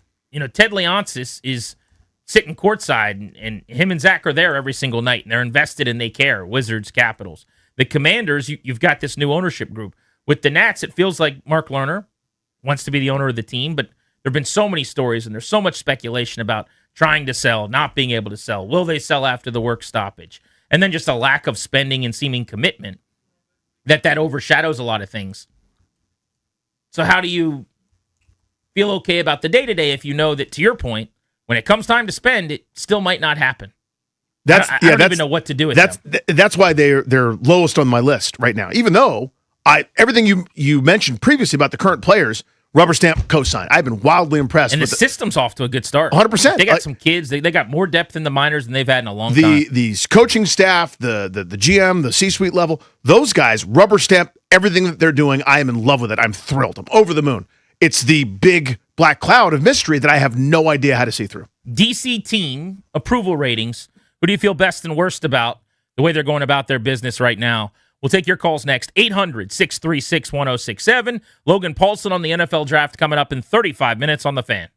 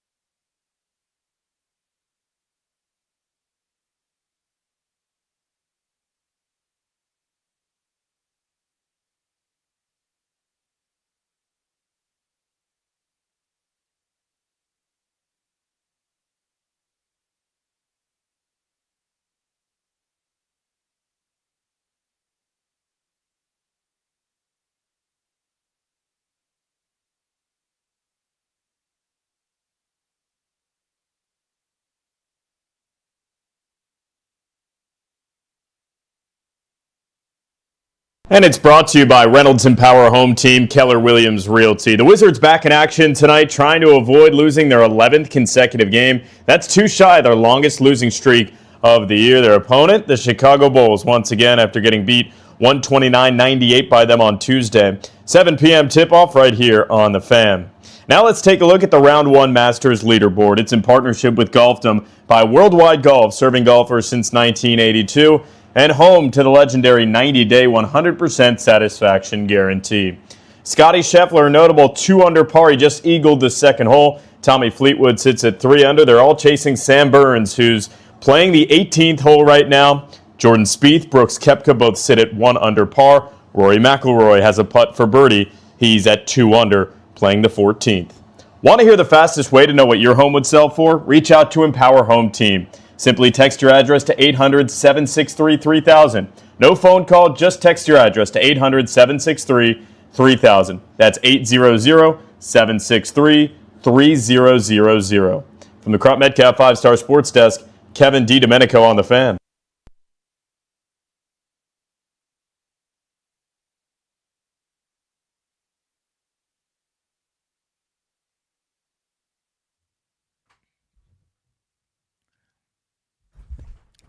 Grant and Danny with you until 6:30 on The Fan today. We'll talk NFL draft with Logan Paulson coming up at 3. And at 6 o'clock, Clinton Portis stops by to break down Jeremiah Love's game and also talk about the importance of the running back position. Is the value climbing enough for Washington to take Love at number 7? I'm looking forward to that conversation with Portis at 6 o'clock this evening. Right now, though, you wanted to talk DC team approval ratings, Danny. So the team you approve of the most and the least right now is who? So Wizards are number 1 for me because it's not just tanking, of which they're finally doing and doing well. It's the cultural transformation. They've gone the furthest from absolute joke, from comical farce, poo in the shoe, guns in the locker room, tuxedos in the jacuzzi, whole nonsense, to getting compliments from influential players around the league, being seen as a cool destination. That process matters as much as all the pick acquisition for me. So that's their number 1. I'd say, honestly, because I don't know the answer to a lot of questions, the Nats are number 4. Even though day-to-day, I'm going to Nats Park with a pep in my step to go watch Dalen Lyles at bats and James Wood and Cade Cavalli and all the really good pieces that I'm excited about. It's just is this a dead end? Am I sprinting down? Am I doing that downhill ski thing through the Solemn into a brick wall? That's what I don't know. Yeah, it's the one team where you don't really know how committed the ownership group is, and that makes it tough to fully embrace it. Let's go to Vic at Accokeek on The Fan. Hey, Vic, how are you? What's up, guys? Hey, bud. So I'm really impressed with the Commanders. The Commanders have done what you do in Connect Four or Tic-Tac-Toe when you have a two-way go to win the game. They can go offense or defense, and they will still enhance their football team. They have decided to do it the right way and get knowledgeable young coordinators to build the team for years to come and build the align with the youth, and I like that. I'm going to disagree with you, Danny. I don't like what the Wizards have done. You don't? And I get it. I'm going to tell you why. I get it that they finally tanked. They were like 35 and 47 for like 4 to 5 years straight. But they finally tanked, and they finally got away from the foolishness. I agree with you. What I have an issue with, though, is are they going to hire a coach that's going to demand excellence? Mix me with this tanking crap to the umpteenth power when there's no effort whatsoever. There's no defensive effort. There's no fundamental effort on the defensive offensive glass. There's no talking on offense. There's too many turnovers. You're just letting people walk to the rim and score like it's recess at 12 o'clock in the middle of the day. I have a problem with that. So until I see a coach that's actually going to demand excellence, where you see the growth like you saw with the Thunder for years, like you saw with the Spurs for years, they was losing, but you saw the growth in them being professionals on the court. I will not buy a thing that the Wizards are doing. I mean that. Well, I think you're focusing maybe on the wrong part. I mean, Sharif Cooper got 27 minutes last night. Leaky Black played 24 minutes. I think started the game. Julian Reese played 35 minutes last night. So to live and die with the defensive effort or the possessions, they're playing out the string right now. I don't know how anybody is frankly paying good money to go to these games. But these games there's never been less relevant Wizards games than the ones being played right now. Yeah, it's eye of the beholder. I mean, so by the way, I don't disagree with any of the things that Vic just laid out in terms of defensive effort at times. It's like, But when the mission tough. is to lose basketball But there games, you go. It's kind of hard to get all that upset. The part I'm curious about that he brought up is Brian Keefe, the head coach. And first of all, what is his contract status? And what is his future with the team? Brian Keefe was brought in essentially to get kicked in the teeth. Hey, go out, coach this team. They'll be terrible, and you got this. And he went 8-31 initially, and then 18-64, and then 17-62. So he's now 43-157, having won 21% of the games he's been a coach for. I don't think that makes him a bad coach. There's not a coach in the NBA that would have had a great record with this team. But he also wasn't hired, in my opinion, Danny, when he was the assistant taking over as the interim coach initially, and then got the job to win. He's kind of the babysitter that gets you to the point where you're ready to turn the corner. Yeah. And it does feel to me like this offseason is when you go out and get the grown-up head coach now to come in here. If you're going to do the Trae Young, Anthony Davis, we're about to play in the play-in tourney, or we're going to be the 7th seed next year in the East thing, then I think you probably should have a different coach to come in here and send those messages. Yeah, Strobes and I have talked about this a bunch. I mean, he's obviously super plugged into the Wizards. Like, is Brian Keefe, and I have no idea how to judge Brian Keefe. And I mean that. So Vic's made up his mind, and I'm not knocking that call. I have no idea if he's a great coach or not. I don't either, but I don't know that it matters either. Fair enough. When you've been tasked with being the substitute, like, hey, it's going to be chaos in the classroom today, just kind of get us to the bell rings at 3 o'clock, and we'll do that for the school year. That is certainly a view of it. I don't know that you just show up next year and you're like, hey, guys, I'm Brian Keefe, and all the stuff that you got away with last year, you can't get away with now because now we actually do want to win. I think you have to flip the switch with someone who comes in here and goes, hey, I'm the guy showing up to win basketball games. And it's probably someone who's won somewhere else before. That's the way I would do it. It's Dave Tremblay before Buck Showalter. Yeah, I probably would too, just for the record. But again, just going back to Keefe, if the stated goal from above is here's how we're going to judge your success, you develop players. He could turn in some pretty good homework there. He could turn around and go, how about Sarr? How about Will Riley? How about Keyshawn George before getting shut down? I've done a pretty good job there with your pupils, haven't I? And the answer is yes, if that's the metric. If the metric is for Vic's call, play really good defense, we don't care what happens if you win or lose, then it's not a good resume turn in. That's unequivocally not the metric. I mean, that's just not. It can't Will be. Dawkins, Michael Winger, they're not going to sit here and go, hey, we rank here and that. No. You're playing these dudes right now from the G League who are not going to be here next year. That is not the metric. But I don't know if that. It's almost like dating someone who you're having fun with, but is not marriage material. Mm-hmm. It's kind of hard to get down on a knee and then get married after you spent 4 years doing this wacky stuff, partying, going out, and now oh, yeah, you'll definitely be the perfect husband and the perfect father of my kids. No. We had fun. Brian Keefe was the guy for this period, and it was a successful period. He did what he was supposed to do. By the way, he knew what he was signing up for. This is going to be a horrific process for the next few years. But now it's time to find the forever coach. Now it's time I get you. to turn the page to make the playoffs next year. We're off the beaten path a little bit. The original question here was State of the Union, DC Sports. Who do you feel best about? Who do you feel worst about? You feel best about the Wizards. I think I'm going to say I feel best overall about the Commanders because ownership has hit a bunch of home runs. I think they have a really good beat on what the fans want.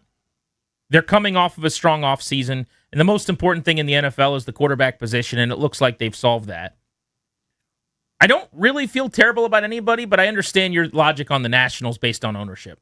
Because I have the biggest questions at the highest levels about them. Because I would say from a front office perspective, they're right up there at the top. If they're not 1, they're 2, it's 1A, whatever. I am in love with their process. However, again, it's an offseason where I know you're probably not going to spend $200 million. There's probably no reason to as you're building something, but I can't have your best free agent acquisition be 3 weeks into spring training in Zach Littell. See what I'm saying? It's like Curtis Meade sitting second the other night.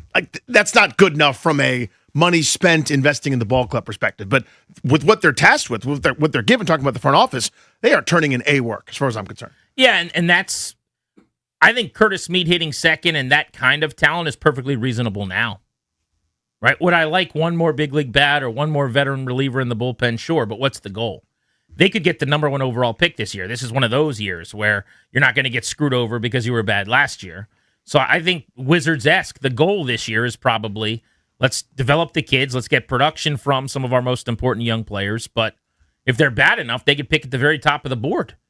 And this is going to be an outstanding big league draft. So I don't necessarily take great issue with that, but I do have my concerns, my nerves, my anxieties about 2 years from now, let's say. I think this front office is in a position where in 2028 they could be pretty good. When you go to the learners, if they're still owning this team post-work stoppage in 2028, and you say, it's time to go get this number 2 starter. By the way, here's what it costs. It's time to spend this on the bullpen, and here's the 35-homer bat we want. What is that conversation like? What's going to happen? It's been a long time since we've seen those players brought in here. I mean, they spent $7 million on Zach Littell, and that's the 3rd biggest move they've made in free agency since the World Series. Mm-hmm. Think about that. Yeah. Oh, I think about that a lot. I mean, that's ridiculous. Right. Grant and Danny on the Fan. We will talk to Logan Paulson on the NFL draft at 3. Speaking of the Commanders, though, Danny, we've got a new teaser trailer of the uniform announcement. Oh, indeed. That is less than 1 week away. 6 days out, we're going to finally see these new uniforms. That's next.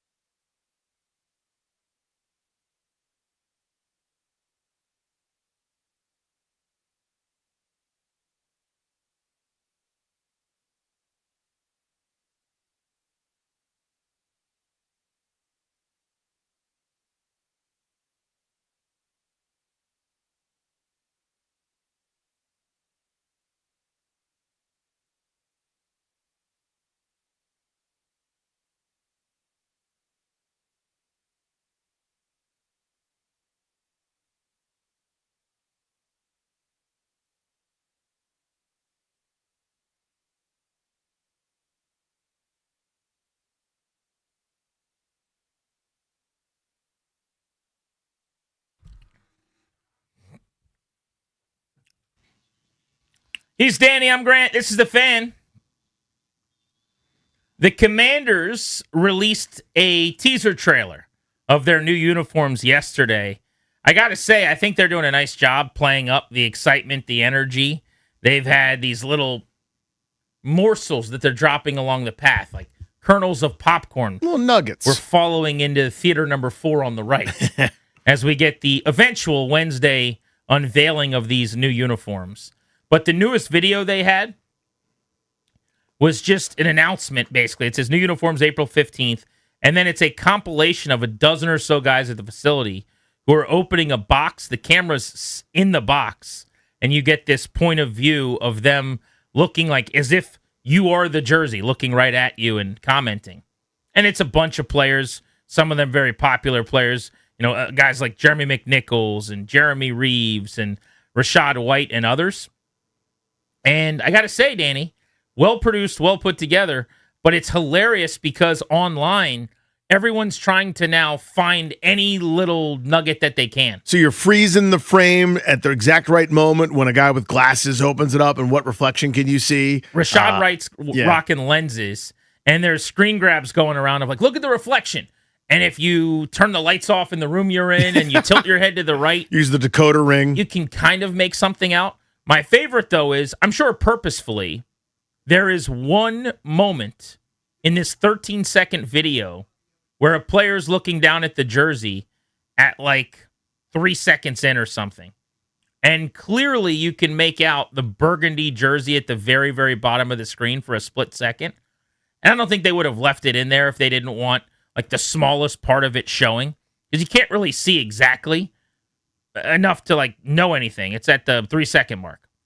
But I saw that picture blown up and someone doing the Zapruder film analysis of that. So obviously it's an audio medium, but this is the moment right here. Correct. 3 seconds in, you can absolutely see these are the burgundy jerseys. It's a burgundy jersey with white letters and what appears to be gold trim. And it's exactly what we've all known is coming and anticipate. So I think they're giving just enough to keep the conversation going. I don't think that's a mistake like back in the day when Jason Wright is sitting there talking to Ron Rivera and you could see the Block W Commander's helmet. Yeah, a lot of mistakes in there. In the background. the making of the brand videos that accidentally gave it all away. Never sleep, by the way. We weren't supposed to know it was Commanders. A lot of us had kind of figured it out, but it wasn't 100% confirmed. There was no conviction, really. We all said, I think it's Commanders. And then the night before, NBC 4, team partner, flew their chopper over the stadium and looked in the windows, and it was just a bunch of Commander signs and stuff with no curtains up to cover up the display for the next day. Yeah. That was how it became apparent. The 2-2-22 surprise was actually ruined on the night of 2-1-22. Yeah, 2-1-22 did a lot of unringing of the bell of 2-2-22. But I think this is actually smart. You give a little bit. Just a little bit. It's a taste. You broke off a sliver of your Kit Kat bar, and you slid it across the table, and I popped it in my mouth, and I went, that's really good. Yeah, I bet you want some more of that April 15th. And they're going, come on back in 6 days. You'll get more. It also, it's not lost on me that it's the burgundy jersey we get to see. We all know the burgundy jersey's coming. That's not the debate. You're going to have whites at home. You're going to have burgundies on the road. It's the 91 Gibbs era, Super Bowl era throwbacks. Yep. Is there a new helmet with a spear on it? The helmet. Is there a new black uniform, as is being speculated? They didn't give us anything on either of those two things, and that would be the trick up their sleeve, so to speak. Again, it all feels very thoughtful and purposeful, where before it didn't necessarily. They thought about it and then didn't execute it very well.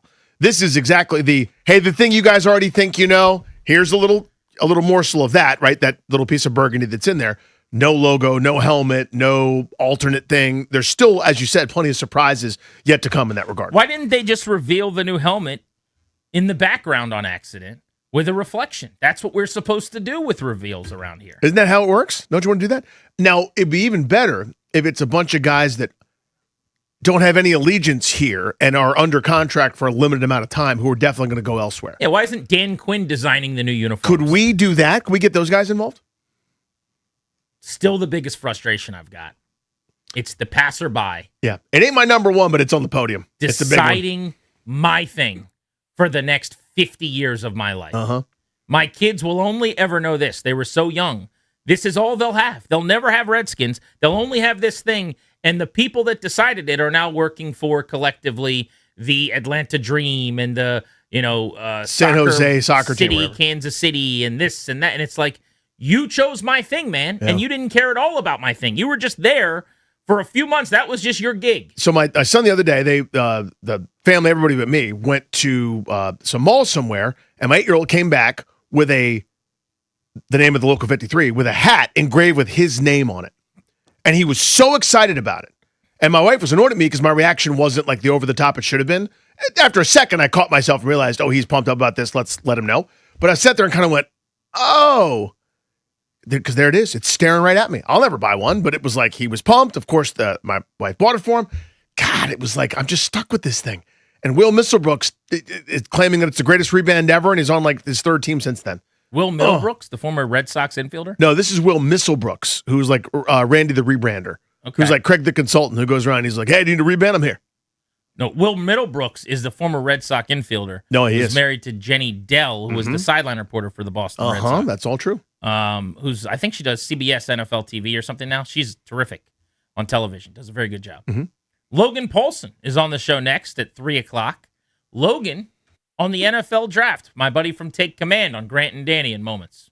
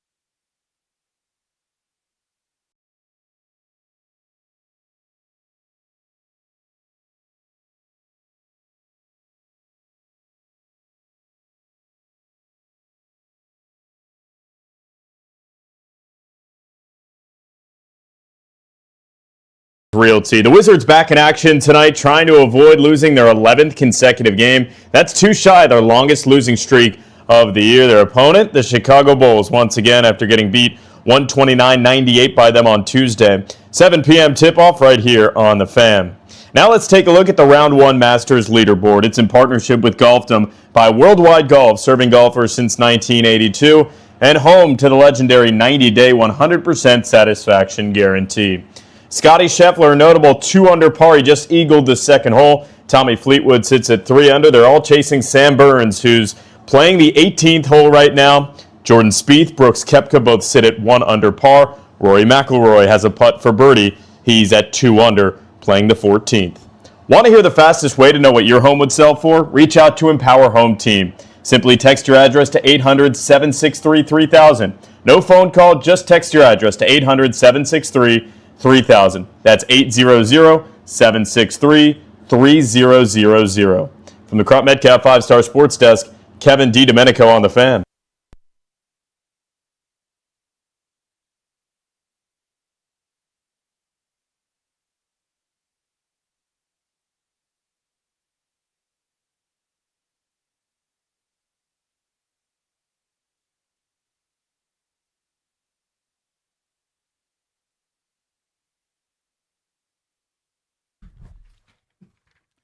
G&D brought to you by the law firm Condori and Murad.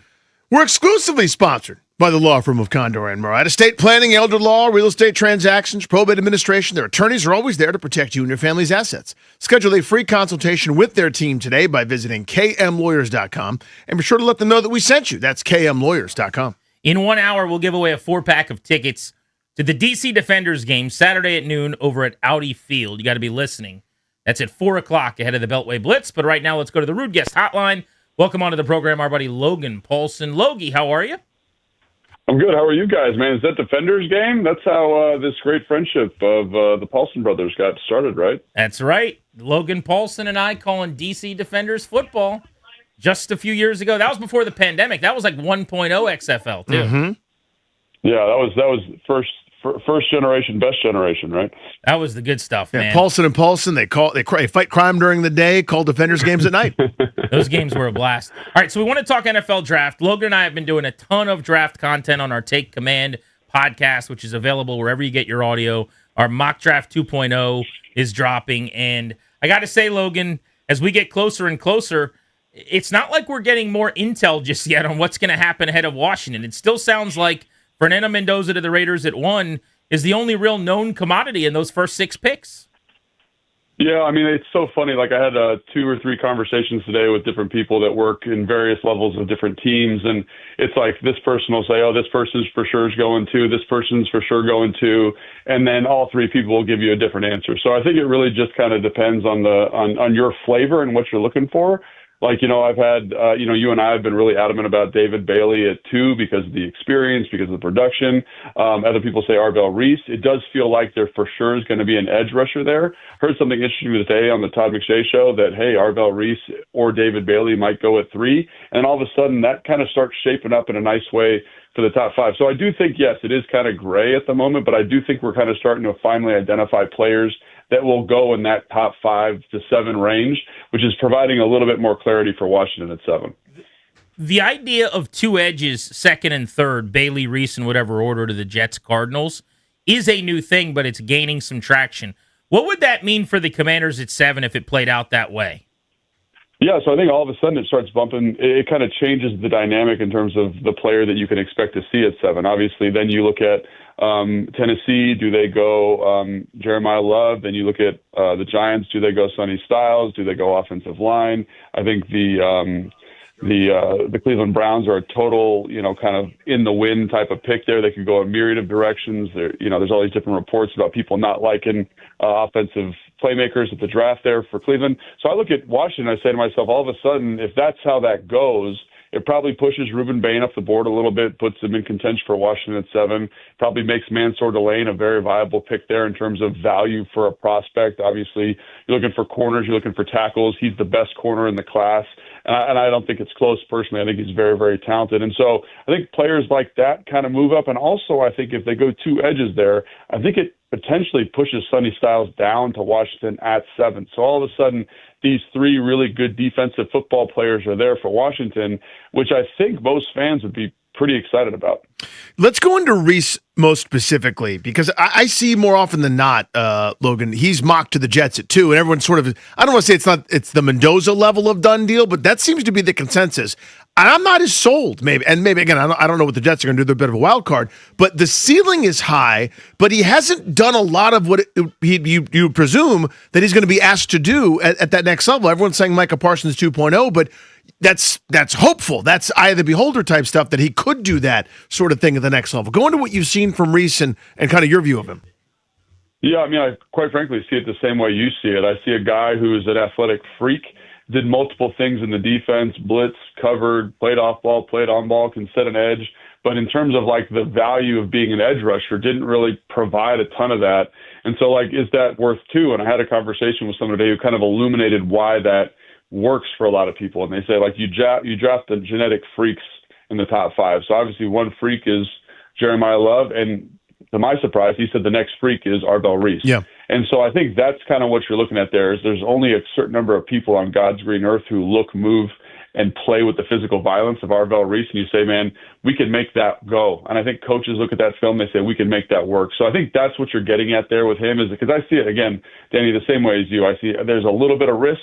Again, I still think he's a top 10 player, but to take him at 2, you're kind of saying ignore the risk. We're just kind of going with the athlete. And I think in this draft, which is kind of a down year in terms of top 10, a lot of teams are saying, man, we're going to bet on the athlete. We're going to bet on our coaching staff to get him right. Logan, I know based on the multitude of conversations we've had about the draft on Take Command that, like me, there's a lot of things that Commanders could do at 7 that you'd really, really like. But what pick could they make at 7 that on draft night, as you're doing all your coverage and then you put your little head on your little pillow, would you be the absolute most geeked up about? Yeah, I think, that's a good question. Honestly, Grant, I think, we talked about 2 of the players already.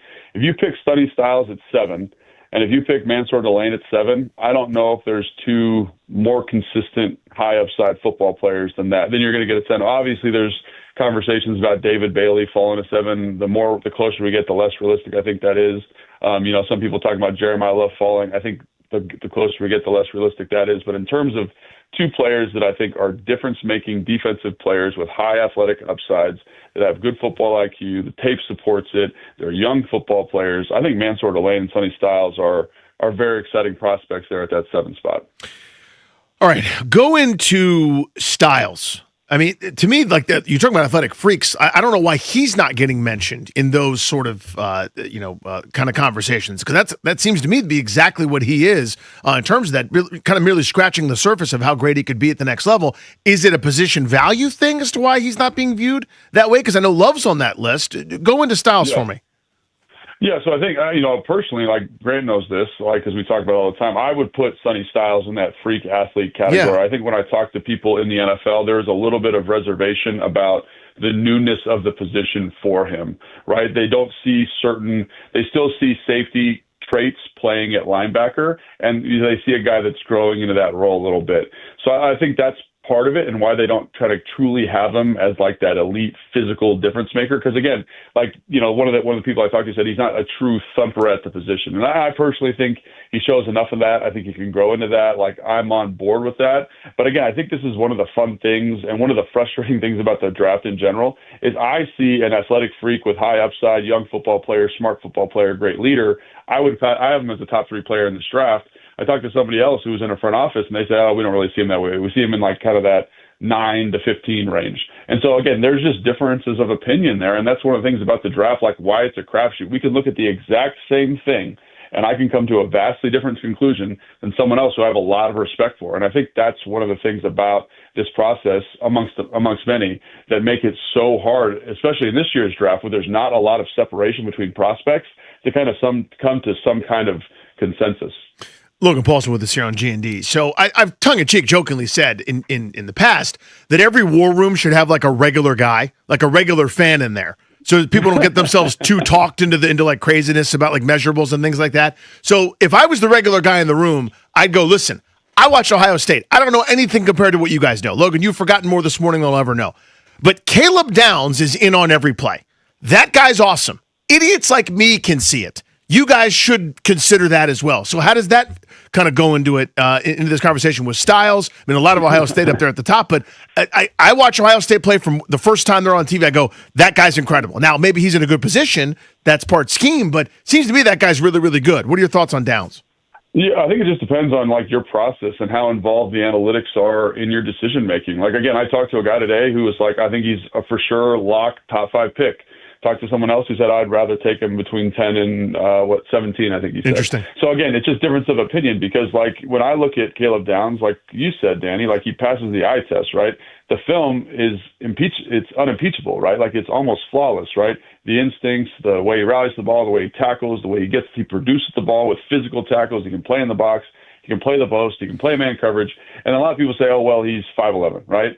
The history of safeties at 5'11" don't work. Oh, he didn't run. He's probably not super fast, right?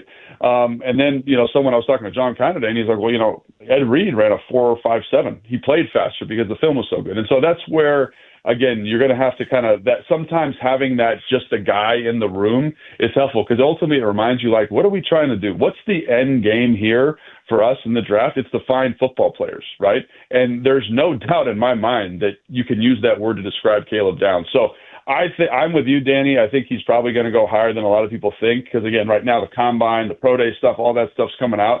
But everything I hear about him from people that I've talked to are like, he is maybe the best football player in the class, and I just have a hard time seeing him taking a big slide. Logan Paulson talking NFL draft and the Commanders picking at 7 with us on Grant and Danny here on The Fan. Logan, I'm going to play a game. I'm going to give you 2 names, and you pick the guy you would take at 7 if it came down to debating between those 2. You ready? Okay. Jeremiah Love or Sonny Styles? Oh, my goodness.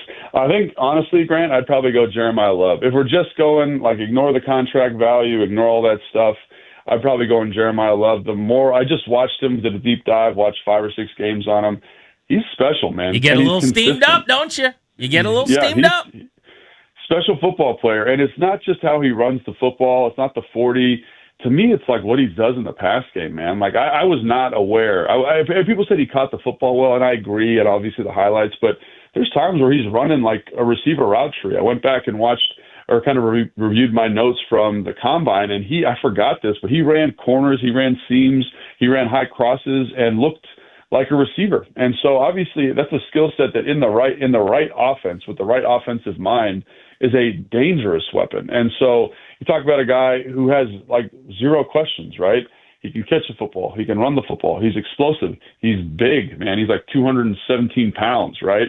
He runs with physical violence. He's competitive. He's tough. Like, he did it 2 years in a row at the college level versus really high-level competition at Notre Dame. So there's not a lot of questions for me in terms of high floor, high ceiling prospect, a player that I think the Washington offensive line, offensive front can currently accommodate.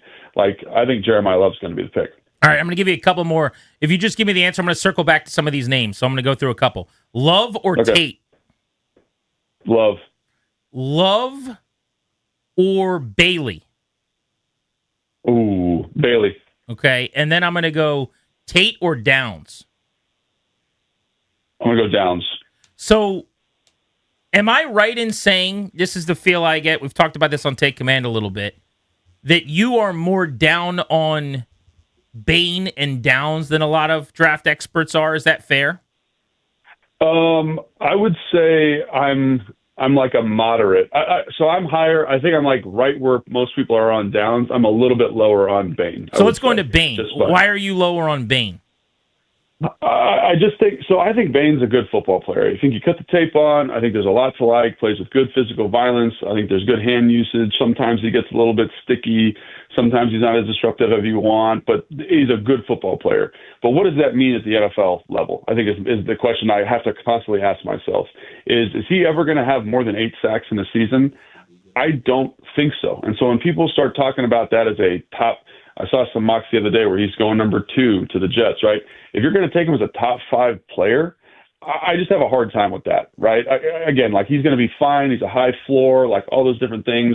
again, like I think he kind of falls into that second tier of prospect which probably starts with Washington at 7, quite frankly, but then kind of matriculates down to probably 15 or 16 in terms of like where he could go. Because again, I think the competitors there, I think the toughness is there, I think the physical violence is there, I think the tape is there. It's just he's got 31-inch arms. He's never been overly productive, and people say, Logan, well, he had a bunch of sacks last year. If you look at the regular season, right, which is again what David Bailey had.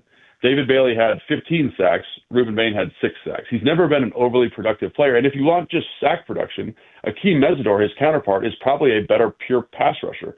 So that's where I'd say, like, he is a good football player. If he came to Washington, great, I'd be excited. But I do think that we're getting a little carried away with what he can be in the league because of the college tape. Let's go into Carnell Tate. Again, I generally hate, I've brought this up a bunch of times here, Logie, but I generally hate when people on the negative side will go, I can't draft a player from blank because this guy previously didn't work out in the NFL, right? We do that with quarterbacks a lot, which I think is insane. But the flip side is Ohio State wide receivers, there's a great track record. And not even the number ones. I mean, you go back and look at Chris Olave was the second option behind KJ Hill. Garrett Wilson was the third option for a number of years. Some guy named McLaurin was the fourth option, and he's been pretty prolific at the NFL level. Tate, yes, he's not he's not Jeremiah Smith, but my God, I think that guy can play. I see kind of a little T. Higgins, little Devontae Adams there in terms of his build. Doesn't drop balls. I like him a lot. It sounds like everyone else is kind of, I guess he's the best this year, but I feel like the Ohio State thing is swaying me an awful lot. Talk to me. Yeah, I think that's fair. I mean, I think when you look at Carnell Tate, like people, if you draft a guy in the top 10, you're looking for Jamar Chase, you're looking for Julio Jones, you're looking for Calvin Johnson, and I don't think you're going to find anybody in the league that's going to say Carnell Tate fits that mold. Like, he is a good football player, right? You talked about some of the things that make him good. He's got some nice route running nuance, the releases, the stems. I think he's competitive in the run game. You mentioned how he tracks the football in the air, contested catch rates through the roof this last year, really worked on that, improved that skill set. Kind of a long strider, build-up guy, but can make plays on the football down the field. To me, like, you're describing a really good 2. And like, what is I think that's the thing about the draft is, like, no one's disputing that he's a good football player, but what is the value of that skill set? And that's the thing that is really hard to determine, right? It's like when you're selling your used car, right? It's like, I love this car. It's amazing. It's done everything for me. But like, what is the actual market? And I think that's what you're dealing with some of these players who, like, outwardly I've said are really, like Reuben Bain. Like, what is the value of 7 sacks a year?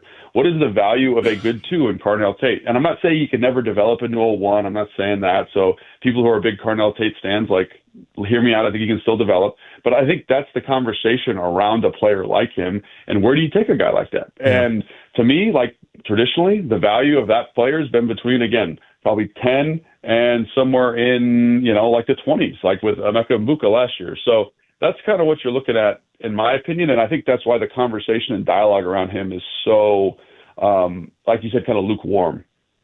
And so it sounded like maybe Love or Styles at 7 would excite you. What about at 71? Throw a couple ideas at us here. We actually did a pod this week on Take Command. If you guys want to go check that out. Basically, we focus solely on that pick and what could be available there. Looks like it could be a heavy wide receiver, corner area, depending on what they do at 7. How could that play out in a way that you'd like? Yeah, I mean, I think that's also going to factor in, like, to the Carnell Tate decision is, like, I do think that in this draft specifically, and this is something that a lot of people have confirmed, is this receiver class is a long tail. So, like, for example, if you're looking for an edge rusher or a receiver, I'm going to kind of overvalue edge at 7 because that runway is going to be kind of dried up by the time we get to 71 or Washington gets to 71. Positions of high value, in my opinion, like you mentioned, Grant, are a receiver, right? You got Malachi Fields, you got Antonio Williams, you got Ted Hurst, you got Skylar Bell, Bryce Lance, those types of guys who I think in the right situation can be really good too. So now, are they developmental? Absolutely. But I do think that's kind of what you're talking about. The other position I think is really interesting is the safety position in terms of guys that could potentially be there at 71 because, again, I think Caleb Downs is a different type of prospect. I think Dylan Thieneman is a different type of prospect at the top of the draft. But, like, when you get into that kind of second wave of safeties, you got guys like Bud Clark from TCU who has amazing ball protection, is physical in the run game, right? You got A.J. Halsey, who is a kind of a box player, but I think there's some really good reps of him in man-to-man coverage versus Eli Stowers at Vanderbilt, right? I think there's a lot of good players down the board in both of those areas. And then the other one I would kind of point to is like safety or running back potentially, like Ted Washington or Mike Washington, excuse me, from Arkansas as running back. And then obviously center is kind of a pseudo need for Washington. I think there's some guys, whether it's guard or center, that could potentially be playing there. So, yeah, I think 71 is going to be a big deal pick for Washington, and I think there's going to be a lot of good football players there. Generally, what's the toughest right now, do you think, to evaluate? For years ago, it was like quarterbacks would run the option, and people were trying to figure out, could this guy be a pro passer or not? You know what I mean? So obviously the game has morphed and changed a little bit now, but making the jump from college to pros right now, Logie, what do you think the toughest spot to evaluate is? Oh, man. I think the toughest spot to evaluate has got to be corner, man. Corner is a nightmare at the moment. For me personally, I'm sure there are other people that would disagree. Linebackers close. Safety's gotten a little bit easier because they're more involved down to down. But, yeah, corner is impossible for me because, you know, I was talking to Grant about this a couple weeks ago. Like, I had to watch. So there's one player, I'm not going to say his name, but I had to watch about 5 full games. So we're talking 70 plays per game to watch him have 2 PBUs and 2 tackles in the run game.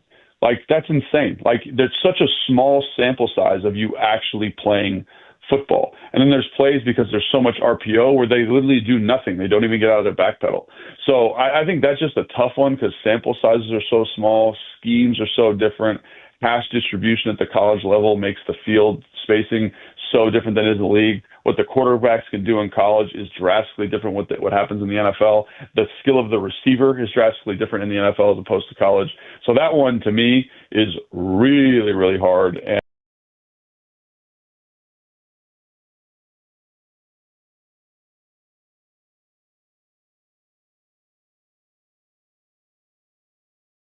right now on Take Command, wherever you get your audio.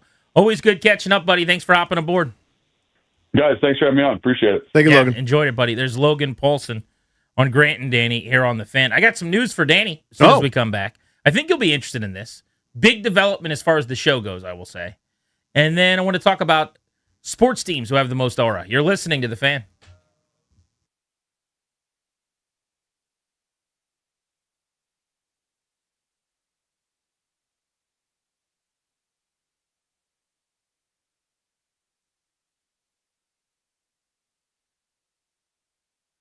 What's up, guys? Danny Rouillet here. Ever wonder why Fanatics Sportsbook is America's fastest online growing sportsbook? Other sportsbooks, well, their rewards are just kind of the same old, same old. But FanCash, it's different. It's the ultimate sports currency, and betting with Fanatics lets you stack FanCash. With Fanatics Sportsbook, you can get up to 10% FanCash back on your wagers. That's win or lose. So use your FanCash to unlock the world of Fanatics with unlimited profit boosts, exclusive merch, collectibles, and so much more. If you want value for your bets, Fanatics will always have your back. And don't forget about FanCash draws. It's simple. Choose your draw and enter with FanCash for a shot at no-sweat bets, casino credit, premium sports experiences, tickets, and so much more. Extraordinary prizes await. Did I also mention they're giving away millions in FanCash this year with games like FanCash Drop? You just tap it every Friday and see what all the fuss is about. Switch to a sportsbook that will always give you more to play with. Download the Fanatics Sportsbook app today. Winning hits different here. Must be 21 plus. Gambling problem? Call 1-800-GAMBLER or 1-800-MY-RESET. MD visit mdgamblinghelp.org.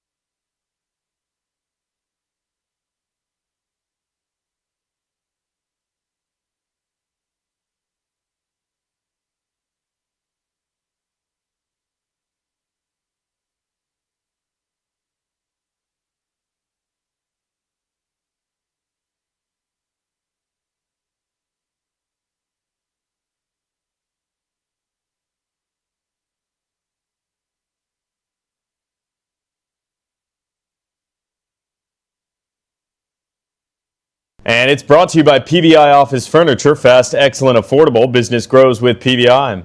Let's take a look at the Round 1 Masters leaderboard. It's in partnership with Golfdom by Worldwide Golf, serving golfers since 1982. Home to the legendary 90-day 100% satisfaction guarantee. Sam Burns, the leader in the clubhouse, around 167. But Rory McIlroy is right there. He's 5 under par through 16. Kurt Kitayama's in the clubhouse with a 69. 3 under par, as is Jason Day, as is Patrick Reed. Look who it is chasing, though. Scotty Scheffler, 3 under par. That's only through 5 holes. Shane Lowry sits at 2 under, finished with a 70. PVI Office Furniture brings expert design, fast delivery, and professional installation. That's a winning play for your office. Step up your workspace at PVI.com because business grows with PVI. From the Crop Metcalf 5-Star Sports Desk, I'm Kevin DiDomenico on The Fan.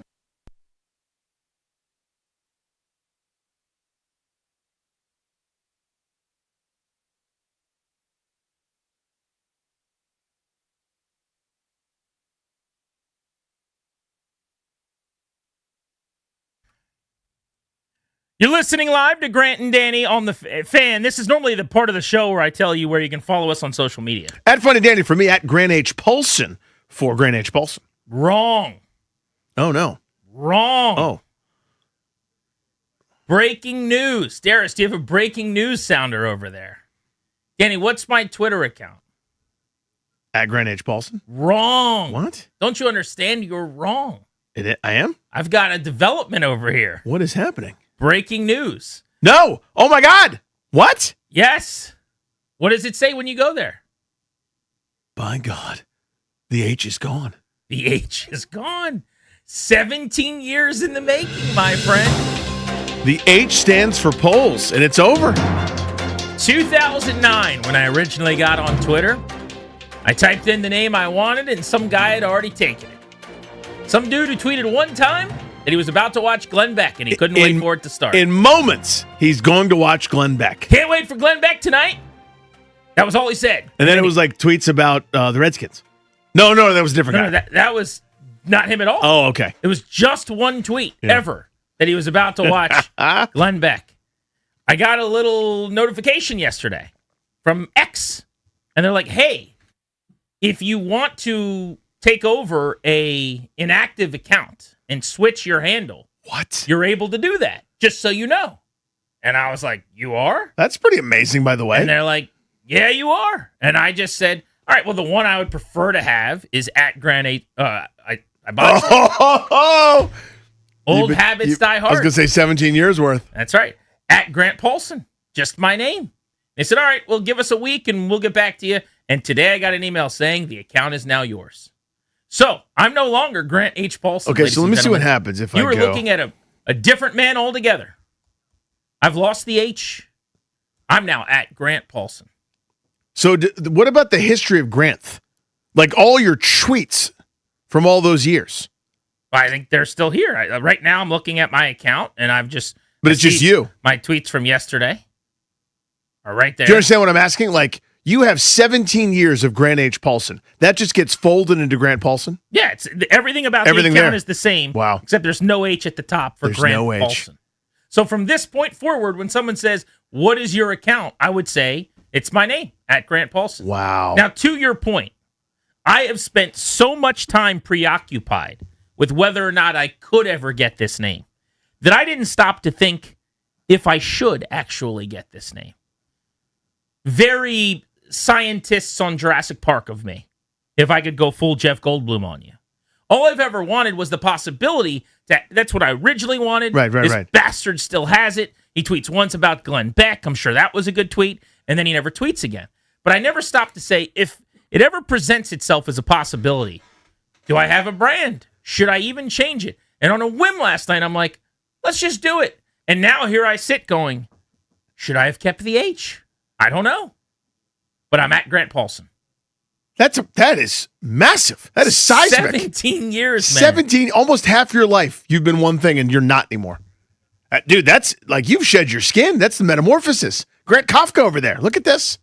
You wouldn't be interested, I wouldn't think, in changing your name, right? Well, so this is a long tale that nobody really cares about. Because I will say, if I could pull back the curtain, Maybe Funny Danny is a good name for you. Maybe it works. I don't know if it works or doesn't. You've but yeah. taken a lot of shrapnel on that name over the years. I definitely have, and I totally understand it. Would you just want at Danny Rouillet? No, because my last name doesn't make sense to anybody, and it shouldn't. So I've made many missteps over the years.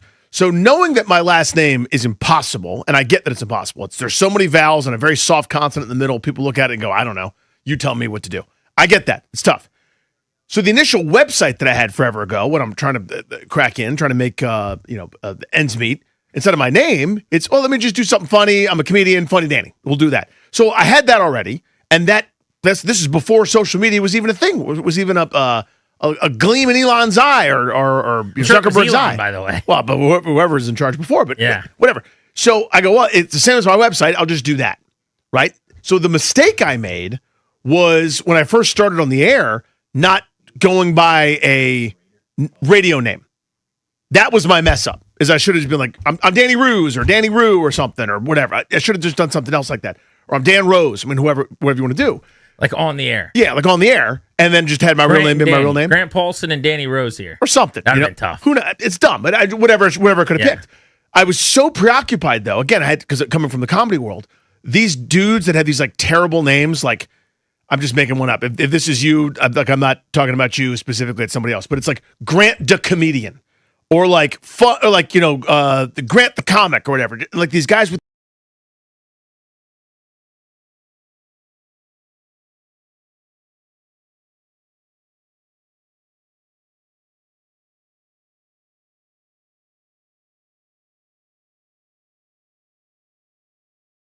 For 17 years, and no one knows my name. Did I change my phone number? It's kind of like that a little bit. You changed who you are. If you go to You're Grant. But like right now, Danny Rouillet, if you go to Grant H. Paulson on Twitter, Grant H. I did a second ago. Does it redirect you to my page, or it does? Yeah, Grant H. Paulson. Then we're fine. And I searched that, and the top result is Grant Paulson. Okay, good enough. That's you. So it's not like I got a new number and you'll never be able to find me, basically. It's like you switch providers. Yes. Or something. Maybe the text message shows up a different color. Yeah, now. You went from green to blue. I mean, that was the biggest development in our show chat, in the history of the show chat. That was big. That moment I couldn't believe it. I thought it was a misprint. I thought you were borrowing someone's phone. Everything about it was weird. I thought Congress had changed some rule. It was a great moment when that chat was no longer green and we could like see messages and stuff again. I'm a Droid guy, but the one thing the iPhone has done brilliantly is the whole color coding thing. Oh, yeah. It shouldn't be allowed because it does make it so difficult. Yes. And now that I'm an iPhone guy, I'm in like my family chat and I'm like, you got to get an iPhone. I don't want to see the green. I can't send the picture to everybody. You know what it's like. Only certain people get it. You can't name the chat and do some of the things you want to do. Also, have FaceTime, please. Like, you can't do FaceTime? Yep. Why can't you do FaceTime? You can do some weird, whatever they call theirs. That Google doesn't work. Duo or whatever. Yeah, like I'm very sure about that. So that's my update for you. Dude, we should have led with that. Still at Grant H. Paulson on Instagram. So we got to work on that. Okay. Now, can you change that one? Or Grant Paulson on X. Is that guy Instagramming about Glenn Beck? I don't think he is. And I wouldn't change that one, I don't think. Okay. But yeah, man, that's a long time in the making. That is. I'm going to make that mistake a couple times. I'm going to put the H right in there. You're going to be like, where is he? What happened? Real quick, sports team aura. So I was thinking about this because Kirk Cousins went to the Raiders. Kirk's all fired up about like the history of the Raiders, and they've got poems, they've got quotes. He's walking around the building, and he's got not just quotes on the wall from someone in sports decades ago, a different sport, different team, but it's all Al Michaels quotes. You think about the Raiders, there's something about the silver and the black and that logo, which has long been one of the coolest in all of sports. And they've got their own, that Autumn Wind is a Raider thing. NFL Films, just a Hall of Fame. If you haven't heard it, we'll play it for you. But it's just like one of the best things, right? The Raiders have a certain aura to them. You won't play it.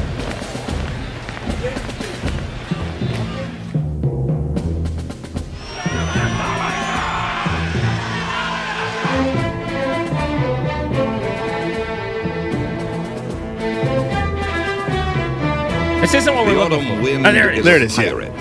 Took a little while.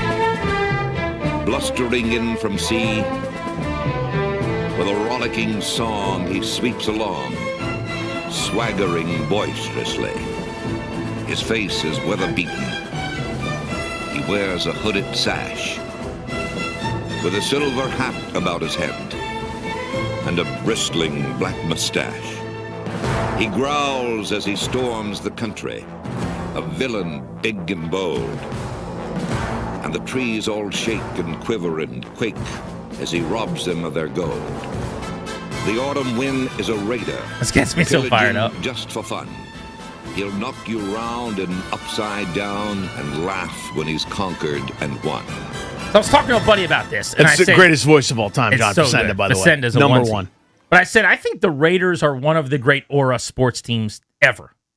And we started to compile a list, and I came up with the Yankees very quickly. Yep, that to me is the one seed. 27 championships, always one uniform, one logo, pinstripes. There's no alternates. They've got rules. You're not having facial hair. Always feels like somebody, like the A's are in a playoff series tightening up there with a 2 games to none lead and they go back to New York and lose it. It always feels that way. The Chicago Bulls, probably dating myself, because when I was a kid in the mid-'90s and Michael Jordan was at the peak of his powers, that serious Alan Parsons project intro, the United Center, the type of wood that they had, looked a little bit different. Yep. The logo, the white and the red shorts, but the bull still to this day, I think, is one of the best logos in sports. There's an aura to that. And there are some other teams. The Packers definitely have an aura with Lambeau Field. We were in the Dodgers clubhouse last week, and Toby said to me, I think if I could work for any sports team, it would be the Dodgers. And I'm like, really? Why? And he's like, it's the Dodgers. It's L.A. It's iconic. Think about all the greats and the legends. He's like, look around at this clubhouse and the star power. It's like there's just something about the pull of saying,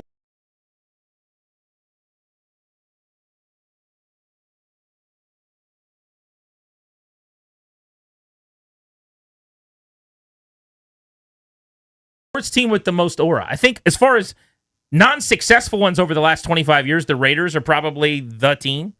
But if you want to just talk bigger picture, Dodgers, Yankees, Bulls, maybe Packers, I think they're all in that discussion. Yeah, there's a couple, both merited and some not. So I think the Patriots now have that because of how dominant they were for so long, and now it's like winter at Foxborough, it's cold, and something's going to go wrong at the stadium, your headset's not going to work. There's this the Patriots are good, right? And even though they weren't for a while, they still have the rep being good. Still exists? Because the Mac Jones years, maybe. I mean, there's certainly something to. They had a dynasty. Yeah, I just think it's more than that. Like Belichick's gone and run out of there. Kraft is kind of out of sight, out of mind a little bit at his age. Brady's gone. Maybe. I mean, they certainly have something cooking. There's still like the Patriot way, even though again they have. Now I know they went to the Super Bowl just now, but even though they were bad, as you said, for half a decade, the Raiders have been bad for 50 years. It doesn't matter. It's still that the Raider thing. The other team, it's undeserved, unfortunately, and I hate them, but it's the Cowboys. That there's something special about it to a lot of folks. Not to me, but to a bunch of a Laker, which is another team, Duke fan, Yankee fan, front-running putzes. There's still an aura and a mystique about Dallas. The star is an iconic logo. Mm-hmm. America's team, famous for being famous. Yep. They're the Kardashians of a sports team. Everyone talks about them when they sneeze. Mm-hmm. There's something to that. I think the Lakers are the one we haven't mentioned. Yeah. When I think about the Lakers coming to Cap One Arena to play the Wizards, it's just different than any other team. It is. Who's in town? The Lakers? And it just means more. Those fan shots at the Laker games, it's like Oscar winner, Jack Nicholson, famous guy, person of the moment, etc. There's that swag, that aura, etc. Sports team with the most aura. You could tweet me at Grant Paulson. Don't put that H in there. Don't you dare. Or you can call us at 800-636-1067. Grant and Danny on the Fan. Our double play is next.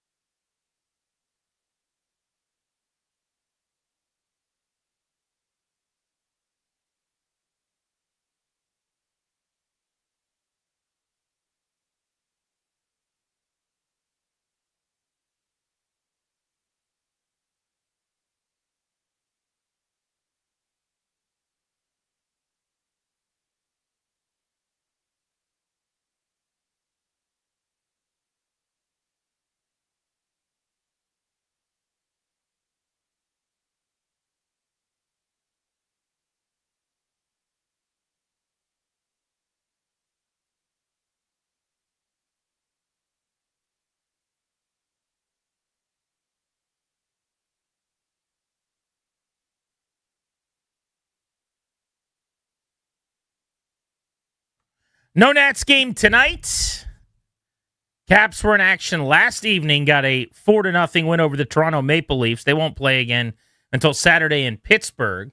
So you might get to knock a episode or two of your favorite TV show you're binging off the list tonight. I ripped through the Peaky Blinders film, The Immortal Man.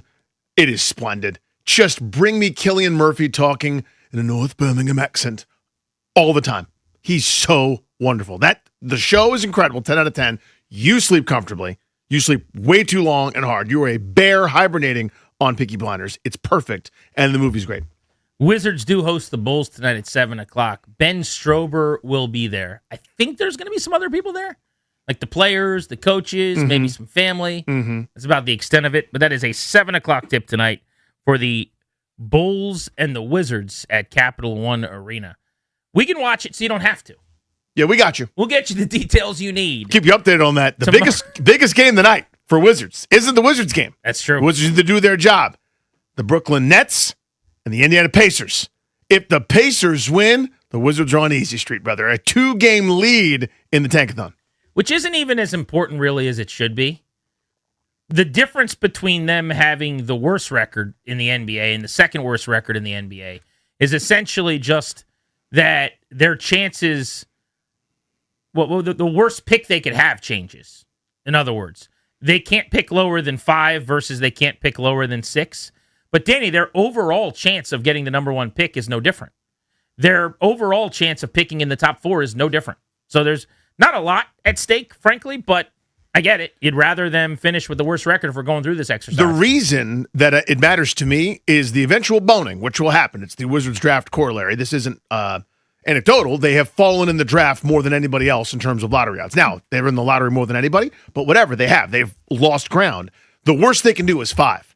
Instead of the worst they can do is 6, or the worst they can do is 7. I was just saying. That's what matters way more to me than I hope the top pick happens, obviously, but that's what matters the most. That's why I care about it. Yeah, it's a low enough chance of getting picks 5 or 6 that I just great. The best situation, let's do that, and that would be including getting the help tonight. With the current stupid system, the most likely pick, if they finish number 1, is 52% is pick 5. Right. That's why I care about it. But they still have a higher chance of picking higher than that than almost everybody else. Yes, a 48% chance of going above it. And a 52% chance of picking in the top 4, which at this point you'll take if you're Washington in a draft year where there's 3 unbelievable players. But the Caps last night, just to further add to the frustration of the recent bad performances, they were really good. It was splendid. Weird, Logan Thompson was back in net and they didn't.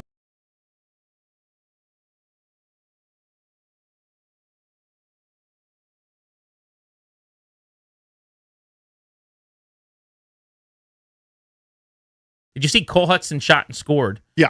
Empty netter. And then immediately as they're celebrating the goal, he kind of like puts his head down and he looks really bummed. It's like, why are you so sad? You just scored a goal. Well, he realized the trailer on the play right behind him was Ilya Protas in his debut. And in the same way you put him out on the ice, empty net for that reason, Cole Hudson, remember, got the empty net goal in his first game. He could have just dropped the puck back to Ilya and he could have scored in his first game. Were they ribbing him for it? I didn't notice that, actually. I just saw the goal. Really. I'm sure somebody, I think when he came together, it was like Wilson may have said it in his ear, or Ilya came over and he's like, thought you were going to drop it to me. Who knows? But Hudson was like, oh, dude, my bad. And he would have had to have eyes in the back of his head. Let's go to the phones. Dominic's in Ohio. Wanted to talk about sports teams with the most aura. What's up, Dominic? Hey, boys. Thanks, as always, for taking the call. Hey, buddy. As you guys were going through the list, you kind of touched on a college team, and it brought me up to North Carolina and Miami, Florida. Those two teams just have that thing about them, even on their down years. And then on the converse side, or the opposite side, I think there are teams with like a negative aura about them that just float forever. Like see Browns, Cleveland, or the Jets. And like I think it goes both ways. The Browns is the best one. Yeah. You see the Browns and they're just like that lovable loser. They'll never get right. Even when they win 11 games, you're like, pfft. Like Cleveland? Cleveland. Won 11 games? I'm sure. Duke basketball for sure. I would say even more so than North Carolina. But there's a UNC Dean Smith element to that too. That definitely plays. And then the University of Miami football. Yep. Like we're going to have Clinton Portis on the show today at 6 o'clock. He was smack dab in the middle of one of their runs. That's a great one in terms of football program aura. Let's go to Steve in Richmond. What's up, Steve? Hey guys, great show. I was thinking a little globally. I'm not even a soccer guy, but the Arsenal Football Club in the Premier League popped in my head. Again, I'm not a soccer guy. I don't even know if they're good anymore, but I think that only strengthens the argument. They've got the cannon logo. They're called the Gunners. I just feel like they've got that intimidating aura. You know, Thierry Henry and the boys. So I don't know either way if you're right or wrong. I do know this. If you live in Richmond and you stumble into a sports bar on a Saturday, everyone's going to be singing Arsenal songs and they're wearing red. What was the name of the sports bar? The Arsenal bar, at least for Saturday. That is my go-to spot. Yeah, I had good wings there. Gus's. So it's right downtown, not far from like Buzz and Ned's, not far. Where's the new Richmond ballpark, by the way, for the Flying Squirrels that they just opened this week? Don't know. Is it outside? I'm assuming it's right near the old one, the Diamond. Is it? Max, fill me in on this. Where is that new ballpark? I'm pretty sure it's right next to the Diamond. I haven't been to Richmond forever, but I remember like covering sports down there back when I was in college, and that's where they were starting to build it, and that was the site for it. Dad, for tomorrow, I'd like to talk to Michael Phillips of the Richmonder because I would like to get some details on the new ballpark. I grew up going to the Diamond to see the Richmond Braves when they were the AAA affiliate of the Atlanta Braves, and all their top prospects came through there. Mm-hmm. It was a great time, and they would have dollar hot dog nights, and you get a T-shirt or a bat and a ticket. It was awesome. But I saw that they just opened up their new ballpark, I think, this week, pretty sure.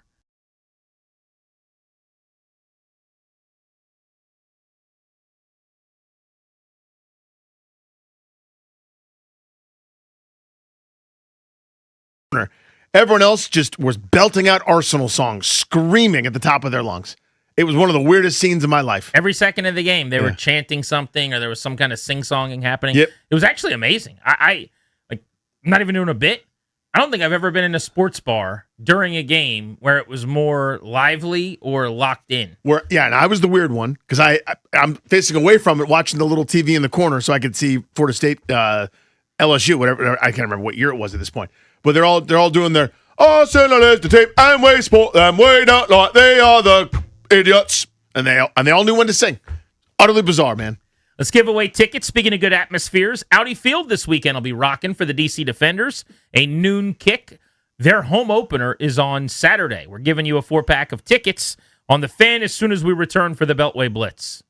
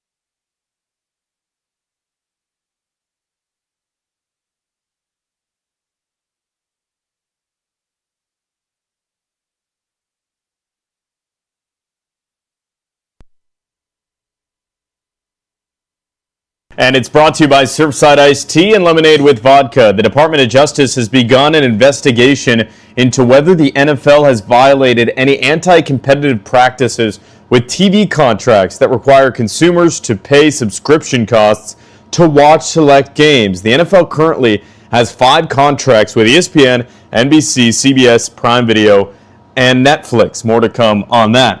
Now let's take a look at the Round 1 Masters leaderboard. It's in partnership with Golfdom by Worldwide Golf, serving golfers since 1982, and home to the legendary 90-day 100% satisfaction guarantee. Sam Burns in the clubhouse with a 67. Rory McIlroy fresh into the clubhouse with a 60.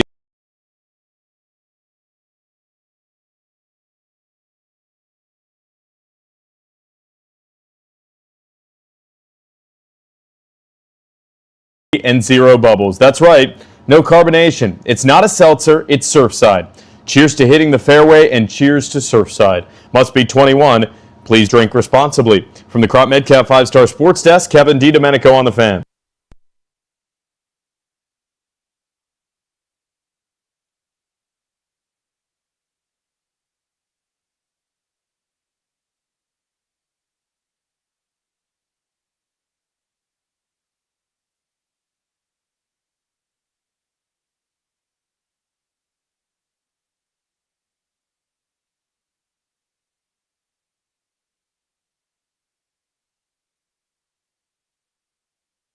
It is time to give away some DC Defenders tickets on Grant and Danny. Congratulations.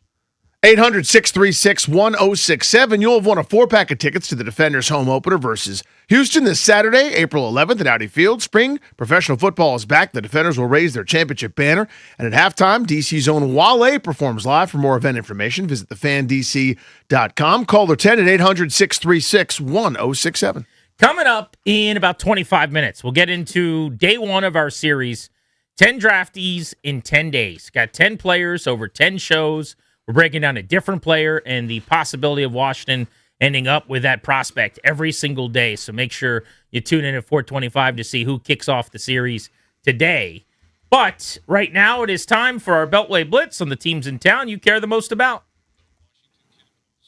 We'll cover the Wizards in moments. Let's start with the Caps. And to do so, Sammy Silver of the Hockey News joins us now. Sammy, the inconsistency infuriating this year. The Caps with an impressive win against the Flyers, then lay an egg against the Devils. They come back, get a huge win, then they get blown out by the Rangers, and then last night they were terrific in Toronto. Story of their year and why they'll probably miss the playoffs, huh? Yeah, it's been an up and down year. I think you've seen a lot of inconsistency, but at the same time, I think that the injury to PLD at the start of the year, and then you had Brian Leonard banged up for a bit, Tom Wilson banged up for a bit, missing a handful of important guys for a few games and here and there, and it all comes together, and it really doesn't let you gel and get a lot of good chemistry on your line, and then obviously when Carly and Dowder traded, it hurts, and you lose a lot of defensive structure there as well. So I think it's a combination of things that's led to that up and down, kind of craziness this season. But looking to these final 3 games, I think that they're all hands on deck, and they know that they have to win out here if they want to pull off a playoff run. And it may not be the most likely, but they'll see what they can do and what they can control. So let's say they make the postseason. Kind of what will that mean, given some of these struggles and inconsistencies you're talking about? And if they don't make it, what will it mean? Yeah, I think if they end up making it, I mean, is it the most likely scenario? And no, not right now. But if they end up making it, it speaks to resiliency and the character in the room, and how there's no quit, and they'll push and they'll try to make the most of every opportunity that they have to kind of bounce back. And you've seen it time and time again with what this team's been able to do and how they've been able to respond. And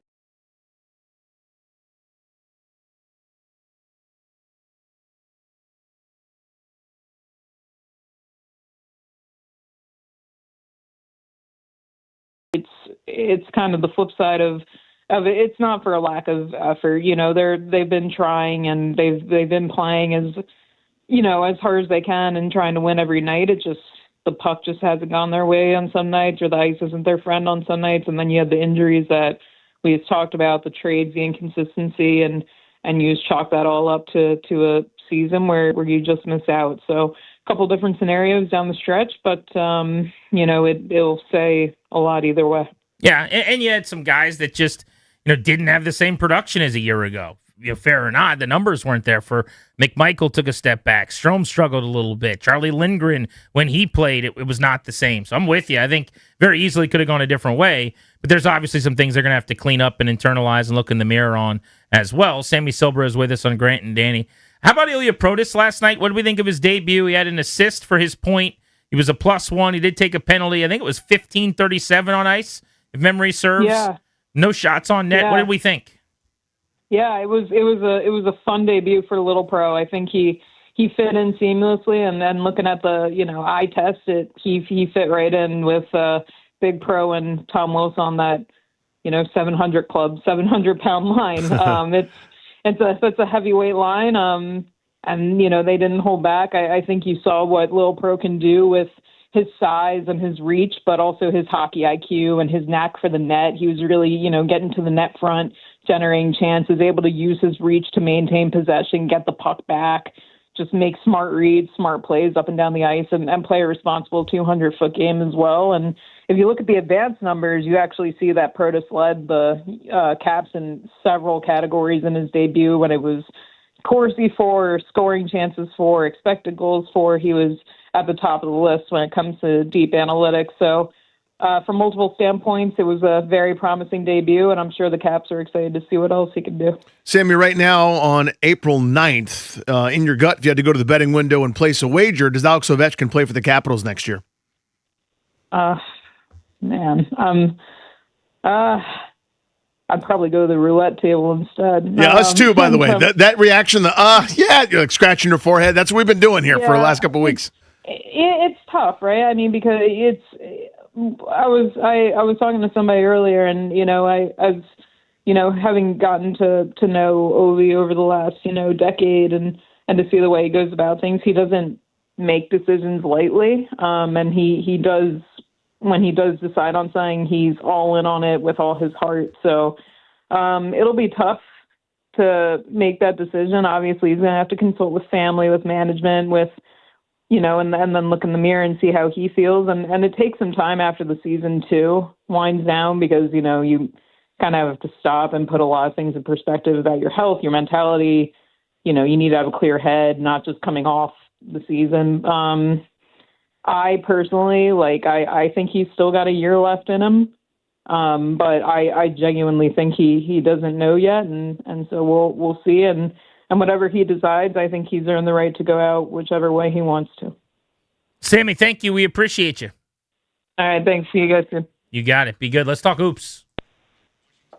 To help us do that, let's talk to Greg Finberg of Bullets Forever. Greg, why don't we start with the implications for the Wizards outside of town tonight? We were just getting into the Pacers and the Nets game, 7:30 tip-off. So what's at stake here for Washington, and what should we be rooting for? Yeah, so pretty much it's a win-win for the most part for the Wizards, but I think an Indiana win is probably preferable, and here's why. The Wizards are pretty much secured into the bottom two of the NBA standings, which means that they've pretty much clinched a top six pick. All they need to do in order to clinch a top six pick and a bottom two record is lose one of their final three games, or have the Brooklyn Nets win one of their final three games. It seems pretty likely that the Wizards won't go 3-0, considering they've won 3 games, I think, maybe since the All-Star break. So Brooklyn winning doesn't do them too much good, but an Indiana win would widen that gap between them and Indiana for the NBA's worst record. It would be a 2-game lead, considering if the Wizards lose tonight and the Pacers were to win against Brooklyn. That's a 2-game lead for Washington on Indiana for the worst record with 2 games remaining. All they need to do is lose one of their final 2 games, and they would have the NBA's worst record, and that's significant because that would mean that they obviously have a 14% chance at 1 and a 52% chance at getting a top 4 pick, but the furthest that they could fall would be 5, and so they would be guaranteed a top 5 pick. I think Indiana winning that game is probably preferable, but even if Brooklyn wins that game, then Washington is officially locked into the bottom 2 and officially locked into a top 6 pick. How much longer will Brian Keefe coach in this organization, Greg, do you think? It's a great question. I just read a report from Jake Fisher that said about 8 to 12 NBA head coaches could be fired or let go this offseason. It would surprise me to see Brian Keefe back. I mean, especially considering they're loading up on talent for next year. They'll have a top pick. They'll have Anthony Davis and Trae Young presumably back in the fold. You saw Anthony Davis's comments yesterday saying that he's not fully sold on the future and needs to kind of be sold on that future this offseason. And for Brian Keefe, he's I think at 43 wins in 2.5 years as a head coach. I believe among coaches that have coached at least 100 games in the league, he has the second worst win percentage. He has not done a great job wins-wise. But it's also tough to judge Brian Keefe based on wins when the team has not really tried its best to win games the last couple of years, when he's had one of the worst rosters in the league every season he's been a head coach. So, and Greg, I would say this too. He wasn't brought here to win games. If he was winning games, we'd have been trying to run him out of town. I mean, the goal was to not win. I have made the case, though, while I think using his win percentage or his record against him is silly, I do feel like there was a substitute teacher element here where you came in during this period as we were developing some of these kids, and now when it's time to try to win basketball games next year, you can't have the same guy. You know what I mean? You're not marrying the person you were out partying with until 4 a.m. throughout college necessarily. Maybe some people do, but oftentimes it's time now to settle down and find like the grown-up that we want to be with forever. And I feel like that's the next coach. Like, who are some of the candidates or names that might fit in that way? Yeah, I mean, it's a good point. I mean, if you're talking about candidates, a lot of Wizards fans were looking at Mike Malone, who just got the UNC job, so he's not on the table anymore. But I think Taylor Jenkins is somewhere where a lot of fans have sort of pivoted, and I think it would be a smart hire. I mean, he did a tremendous job with that Memphis team and sort of had a similar situation he inherited, where you had a bunch of young guys and they really hadn't had much success. And then he comes in there and they're a number 2 seed, they're contending. It kind of fell apart pretty quickly there, and he kind of got the short end of the stick getting fired at the end of last season before the playoffs. But I think he can come in here. He can kind of be this defensive guy that brings the Wizards have one of the worst defenses in the league the last couple of years. So I think he'd be a good hire. And another guy that I look at is someone like Sam Cassell, who was on the coaching staff for years. With John and Brad when they were good. He's been an assistant. He's won NBA titles as an assistant coach. That's somewhere that they can maybe pivot. But again, Brian Keefe is still the coach. So we got to see if they determine his future over the next couple of games. So, again, I hate to talk about the post that's not open yet, but kind of to your point, what kind of coach do they need? Because I still think there's development needed for a lot of these young pieces, but veterans don't have time for that if they're trying to win next year. It's kind of like, making the two sides of the zipper line up for a common goal. How do you kind of walk that walk there? Yeah, it's difficult, as you noted, to do so. I think they need someone that's done it before, and that's why I think Taylor Jenkins would be a good hire. It's someone that understands it's not easy to take a team that hasn't really been trying to win the last couple of years and just sort of, ascending into competing and ascending into contention. It's not the most easy thing to do. Guys have to learn how to win. And I think someone that's been through it has learned exactly what you should and shouldn't do. Someone that's been an NBA head coach before, I think that's probably the right hire, especially like you mentioned. There's still development that needs to be had. And it's tough to bridge that gap between trying to still develop your young players, who have a top 5 pick probably in this draft, and then also trying to win with Trae Young and Anthony Davis, who they're not going to sign up for the long term of, we're trying to win, but we're not going for it. And I think a veteran head coach can kind of mend those two, someone that's done it before. Greg, keep up the good work. Thank you, buddy. We appreciate you. Thanks, guys. Check them out, Bullets Forever. It is time for a little UFL chatter, the DC Defenders. And to talk about the Defenders, we've got their head coach, Shannon Harris, with us on the Rude Guest Hotline. Rude, the most reliable heating and air conditioning products in the DMV.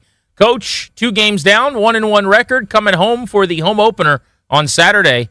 How do you feel about the first 2 tilts? Feeling good, to get back on track last weekend and to get a win, get a call, and get a chance to face a team that's in Houston, well coached. Coach Sumlin do a great job. They got a great coaching staff. They got a great roster, some really good players on that team. And but we are excited to get back to have a home opener, and hadn't been there in a while. So our players, coaching staff, excited to get back in front of our fans and, get another win. What feels different about this season for you guys? Really, we kept a lot of guys, on the roster, try to, keep some continuity, but at the same time, we got a lot of new players. But these guys have fit right in, fit the scheme, they fit the personnel, they fit the culture. So that's the good part about it. It's really just, now we in week 3, hopefully we can, go ahead and start to gel, to be better in that aspect of it, overall. So, in all 3 phases. So, that's kind of the biggest thing, first couple of weeks, still kind of work out the kinks.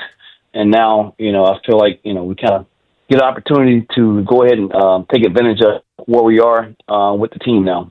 One of the big differences for Shannon Harris, the head coach of the DC Defenders, a year ago at this time, he was an interim coach on his way to being the coach of the year for a champion, and now the operation is all his to run moving forward. Speaking of getting home and unfurling that banner as a title team, what kind of atmosphere are we anticipating for the noon game on Saturday at Audi?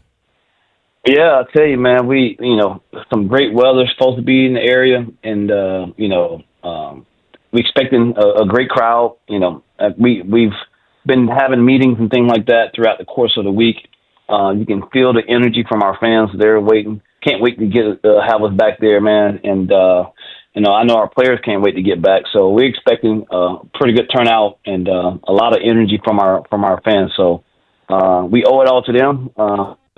Great to hang a banner, but we still owe more to them. So we can't wait to get back to it. What are the keys, not only this week for you guys, but going forward that you all need to do to be successful? Yeah, the biggest thing is, play all brand of football, continue to be tough and physical, play violent, in all phases, and but be very disciplined in doing all that. So if we can continue to do that and give ourselves a chance to win each week, be smart with the football offensively, don't turn it over, but stay explosive, and defensively, continue to cause havoc on that side of the ball. Continue to create tech plays and give our offense the ball back and continue to be efficient on special teams. So if we can continue that formula, we can have some great success. Coach, I was watching, and Matt McCrane hit a 60-yard field goal and got you 4 points. First time in UFL history that had happened. What do you make of the new rule, and just how long is that leg of McCrane's?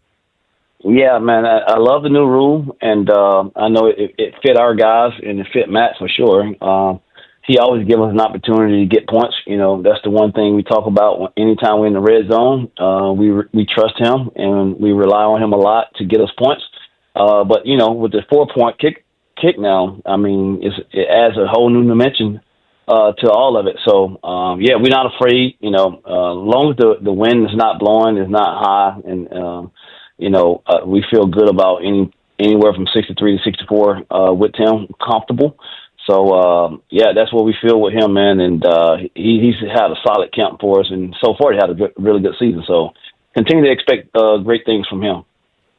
Coach, would you be a fan of a similar 4-pointer for the drop kick? I'm old school, man. I would love to see the drop kick come back in some way, and I think the UFL could lead the charge on that. Yeah, man, that was something that was in talks before, that drop kick situation. So, if we can get a chance and an opportunity to do that, man, our punter, Paxton, is pretty good at it too. So, he's pretty athletic as well, man. So, if we can get that, implemented back into the game, I feel great about it. Coach, thanks so much for the time. Best of luck this weekend. Noon for the Defenders. UFLDefenders.com to go get your tickets now. We appreciate you hopping aboard. Yes, sir. Thanks a lot. DC Defenders head coach Shannon Harris on our Beltway Blitz. Next, we kick off a series we're excited about. 10 shows until the NFL draft, 10 days, 10 draft prospects. We start with an edge in moments on The Fan.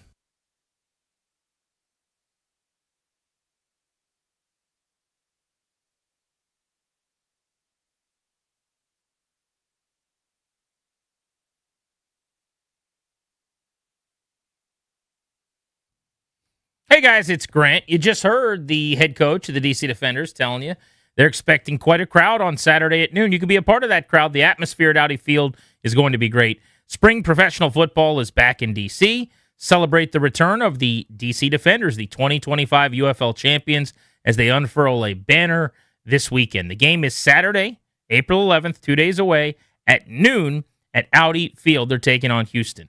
DC legend Wale is performing live at halftime. Should be quite the experience for you and friends. If you're young and want to go hang out and party in the end zone near the beer snake, that's a blast. If you are like me and you're older now with the family and you just want to go have a nice family experience, this is the perfect way to do that. Audi Field is an absolute blast. Just a really, really good atmosphere for sports. You can get your tickets at UFLDefenders.com. That's UFLDefenders.com. Catch a football game, see Wale. Weather's going to be beautiful. Go out and check out the DC Defenders.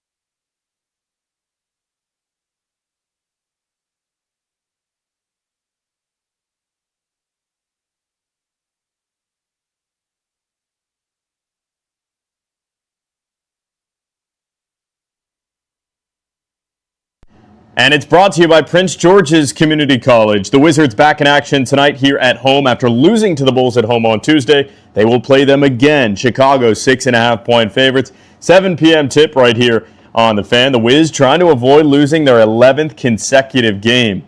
In baseball, the Nationals off today. They'll play the Brewers tomorrow. Travel day up to Milwaukee. So no baseball today for the 4-8 Nats. Now let's take a look at the Round 1 Masters leaderboard. It's in partnership with Golfdom by Worldwide Golf, serving golfers since 1982, and home to the legendary 90-day 100% satisfaction guarantee.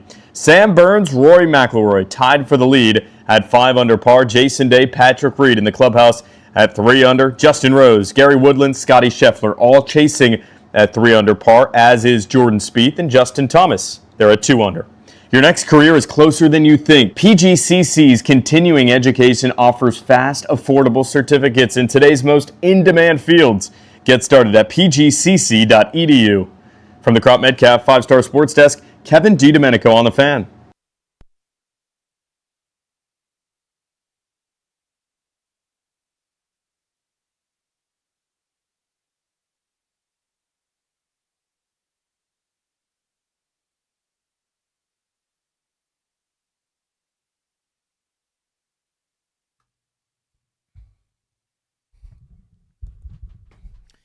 With you on this Thursday until 6:30 tonight, Grant and Danny, welcoming you back on The Fan. Thank you for listening to the program as always. We are kicking off a brand new series, 10 shows between now and the NFL draft. That means 10 days, so we picked 10 draft prospects we could break down over those 10 days. It is time for 10 and 10.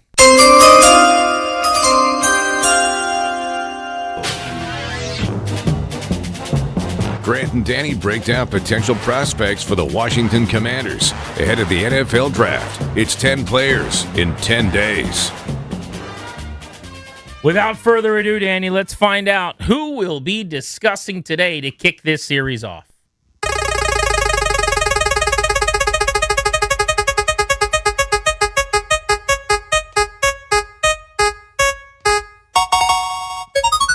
David Bailey, Edge, Texas Tech. David Bailey bearing down. It is a sack, and it's Skylar Gill-Howard. Bailey applied pressure from the edge. Wigman with time hit, fumbles the ball, and it's recovered by the Cougars. David Bailey chopped it free. A huge smack in the backfield again. It's David Bailey walloping. David Bailey, the most accomplished, statistically productive pass rusher in this draft class. Last year, 14.5 sacks, 19.5 tackles for loss at Texas Tech in the Big 12, where he was an All-American. He spent the first 3 years of his collegiate career at Stanford, started and played in 30 games, and then came to Texas Tech as part of their portal free agency, where they added new starters at every defensive position. Yeah, not some. The best defenses in America. So for him, his sack totals in his career, 2.5, 5, 7, and 14.5. A staircase going up. Got better and better every single season. Bailey's a big guy, Danny. 6'4", 250 pounds, 33 and 3/4 arms. He's got gigantic hands, which he uses well. He's going to be a really, really good pass rusher. The question has been run stuffing ability, or I think his motor will make him a good run defender. The effort is certainly there. And frankly, when you're evaluating a player like him, and you're going, how does he stop the run? It's not as good as a pass rush. Yeah, it's good enough. The best pass rusher in America. So you get dinged a little bit as a run stuffer, but the analysis on him is that he is extremely hard for linemen to stay in front of. He moves like a guy in the NBA who could take you off the dribble. He's got explosiveness. There is a burst to him, some twitch and some wiggle, and then he's big and strong as well. Lower body is already NFL caliber. It's the upper body he's going to have to work on and get stronger and stronger. But if David Bailey gets to Washington at 7, I don't think they would be able to not take him. It's just a matter of will he get there. I love him. Maybe my favorite player in this draft. Here's from one of the scouting reports. Bailey's twitched-up athleticism and high motor make him a perfect fit, in this case for a 3-4 system. You're thinking edge. Bailey's arsenal of pass-rushing moves, including club swims, swim rips, spins, and pure speed rushes, make him a nightmare for offensive linemen to defend against. His explosive get-off and ability to bend around the corner set him apart from the other edge rushers in the 2026 class. Bailey's first step is unmatched. I'm going to say that one more time. Bailey's first step is unmatched. One final time, Bailey's first step is unmatched. Who's got this report? This is from one of the scouting reports that I've got. So this is from a one of the amalgams. So it's not one of the people that we would know. Right. This just is overall. Yeah, this is from the overall. So this, to me, the production matches it. This isn't a workout warrior. This isn't a guy that, oh my God, look at him at his pro day. He ran faster than we thought. This is you turn on the tape. I don't do that, but those that do, matches the production. You look at all the big, bold numbers, the tackles for loss, the motor. Is his run defense as good as the pass rush? Absolutely not. Is it good enough? You're damn right. This dude is a badass, day one, difference maker on the edge. I don't believe he gets to 7, but if he does, that's my pick. Yeah, I would. First off, let me say this. I also don't think he's going to be there. I would be stunned if he gets to Washington. I don't think there's any path to them not taking David Bailey, though, if we're being honest. If he's there at 7. Absolutely. Mm-hmm. There's no way that he would be there and they wouldn't take him with their needed edge. And you say, well, they don't need an edge, Grant. They just signed Odafe Owe. They just brought in Caleb Von Chason. They signed Charles Omenihu. Caleb Von Chason's on a 1-year deal. Charles Omenihu is on a 1-year deal. In fact, every defensive end or edge on this team other than Odafe Owe is unlikely to be on the team next year as of their current contract. You might be able to bring a guy back. Maybe you love Caleb Von Chason and you sign him to a 2 or 3 year deal. But as of this moment, what you have under contract position is basically one guy. So an edge makes a lot of sense to me. I think it's completely slept on just how much it would actually help. If you look at some of his testing things, though, you said this is a film guy. This is not like the combine warrior type. I would take a little bit of issue with that because I think he's both. He is a 96th percentile 40-yard dash at 4.5 for his position. He is a 97th percentile broad jump at 10'9" for his position. Vertical jump wasn't great, only 35 inches. Me saying that sitting here, by the way, is so funny. Like, that is comical. Yeah. But it's a 69th percentile vertical jump. He is 62nd percentile height. He's 89th percentile hand size. He's 77th percentile arm length. So I think the measurables, the combine type stuff, it all adds up. And then the tape is the cherry on top for me with David Bailey. So I wasn't saying that he doesn't test well. He does, but it's not just that where somebody rises up the board without the production. The athleticism is displayed during his gameplay, and that's what I care about. Like, there are two different kinds. There's a lot of track and field athletes that can do some of that stuff. They don't play NFL football, and vice versa. This guy does everything. So I think there's 3 groups. There are guys who have all of the stuff that you need but don't put up the numbers. Yep. Okay, that's like your combine warrior. Mm-hmm. Then you have the guys who put up the numbers. I'm getting emotional. Yeah. The guys who put up the numbers in game. I just love them so much. I just love David Bailey. They put up the numbers in game, but they can't do the combine stuff that well, and you're like, yee. Is this going to translate, this right? Is tough. And then there's the third group, which is the safe, I don't see how this fails type guy, where they do both. And that's him.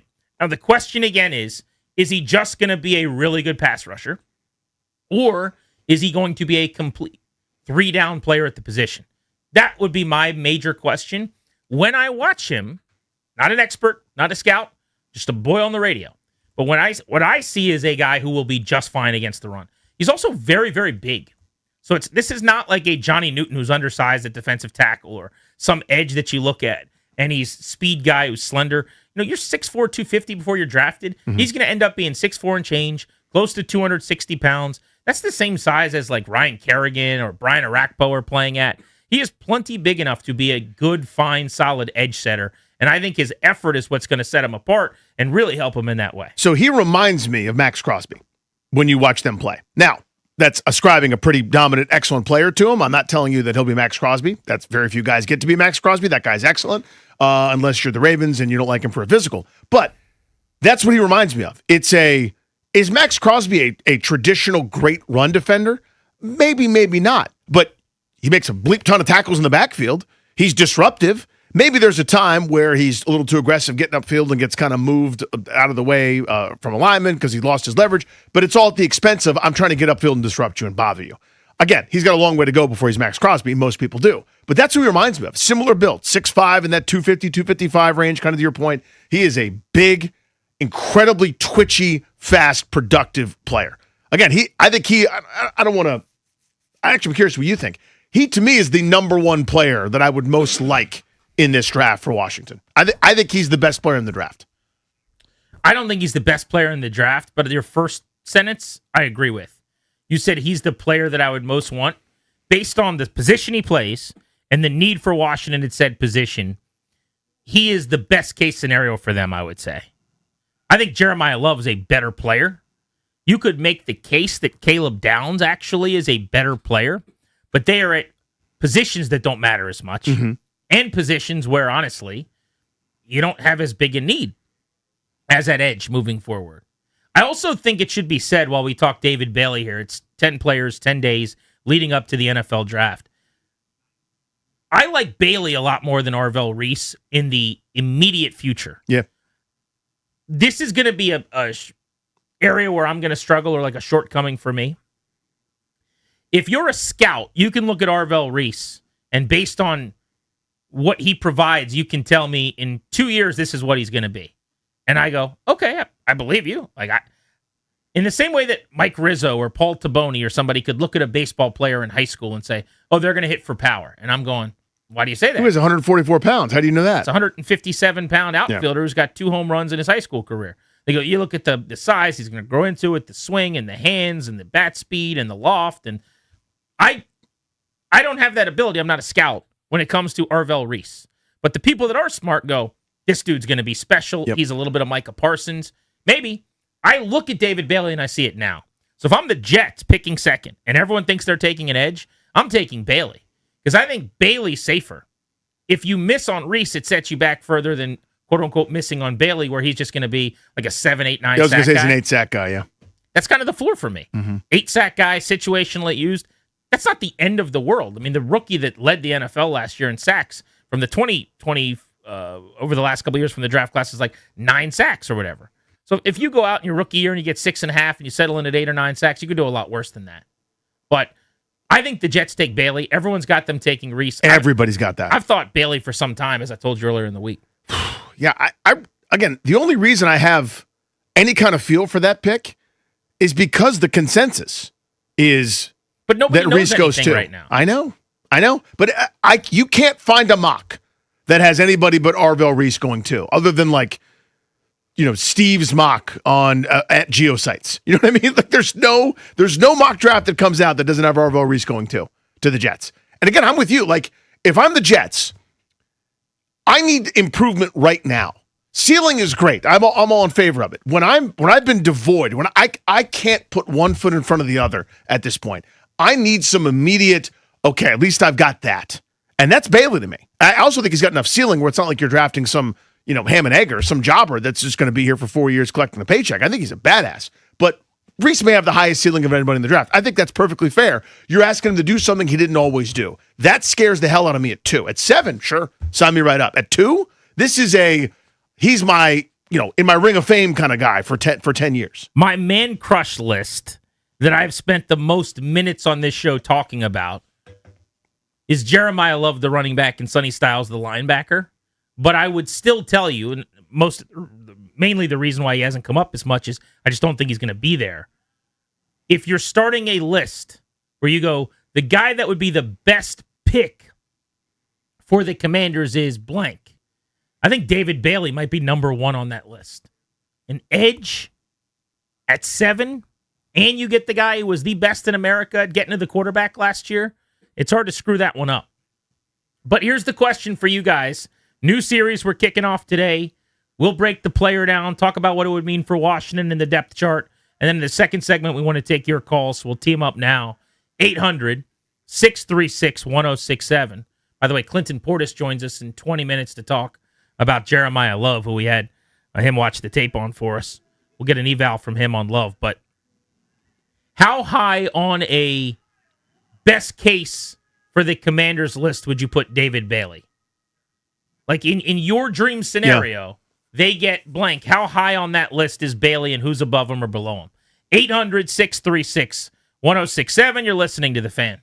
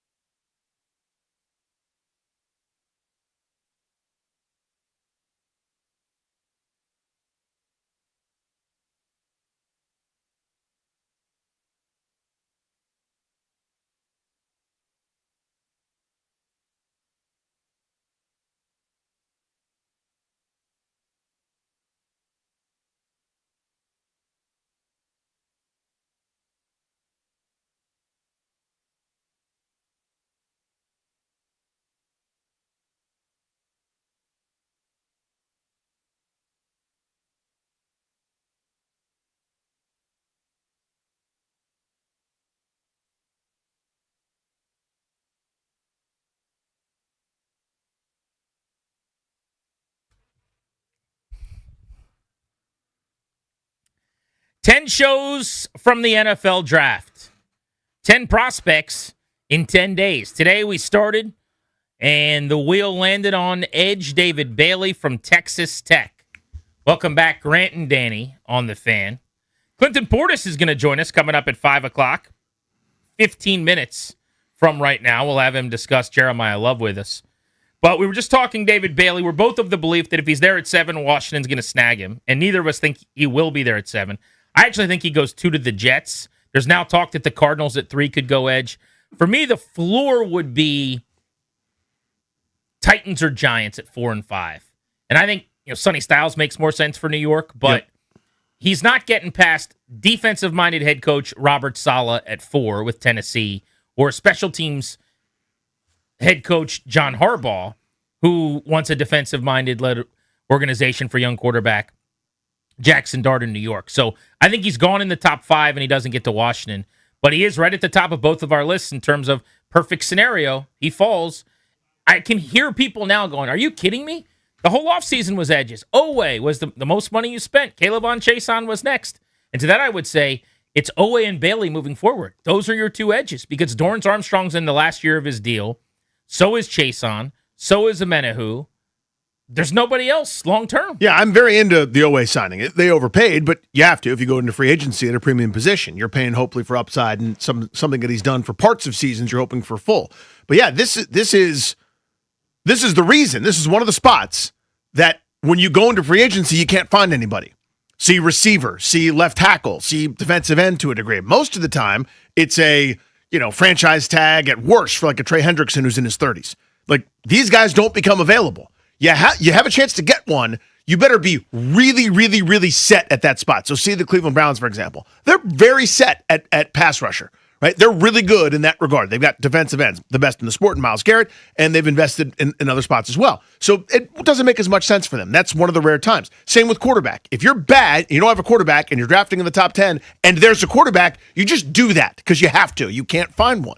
That's what this is to me. This, always here for a few years. Yes, everybody else kind of passing through to a degree. That's not a pass-through guy. That's 5 years at a minimum and then potentially more with an extension, God willing. I just got a DM on Instagram.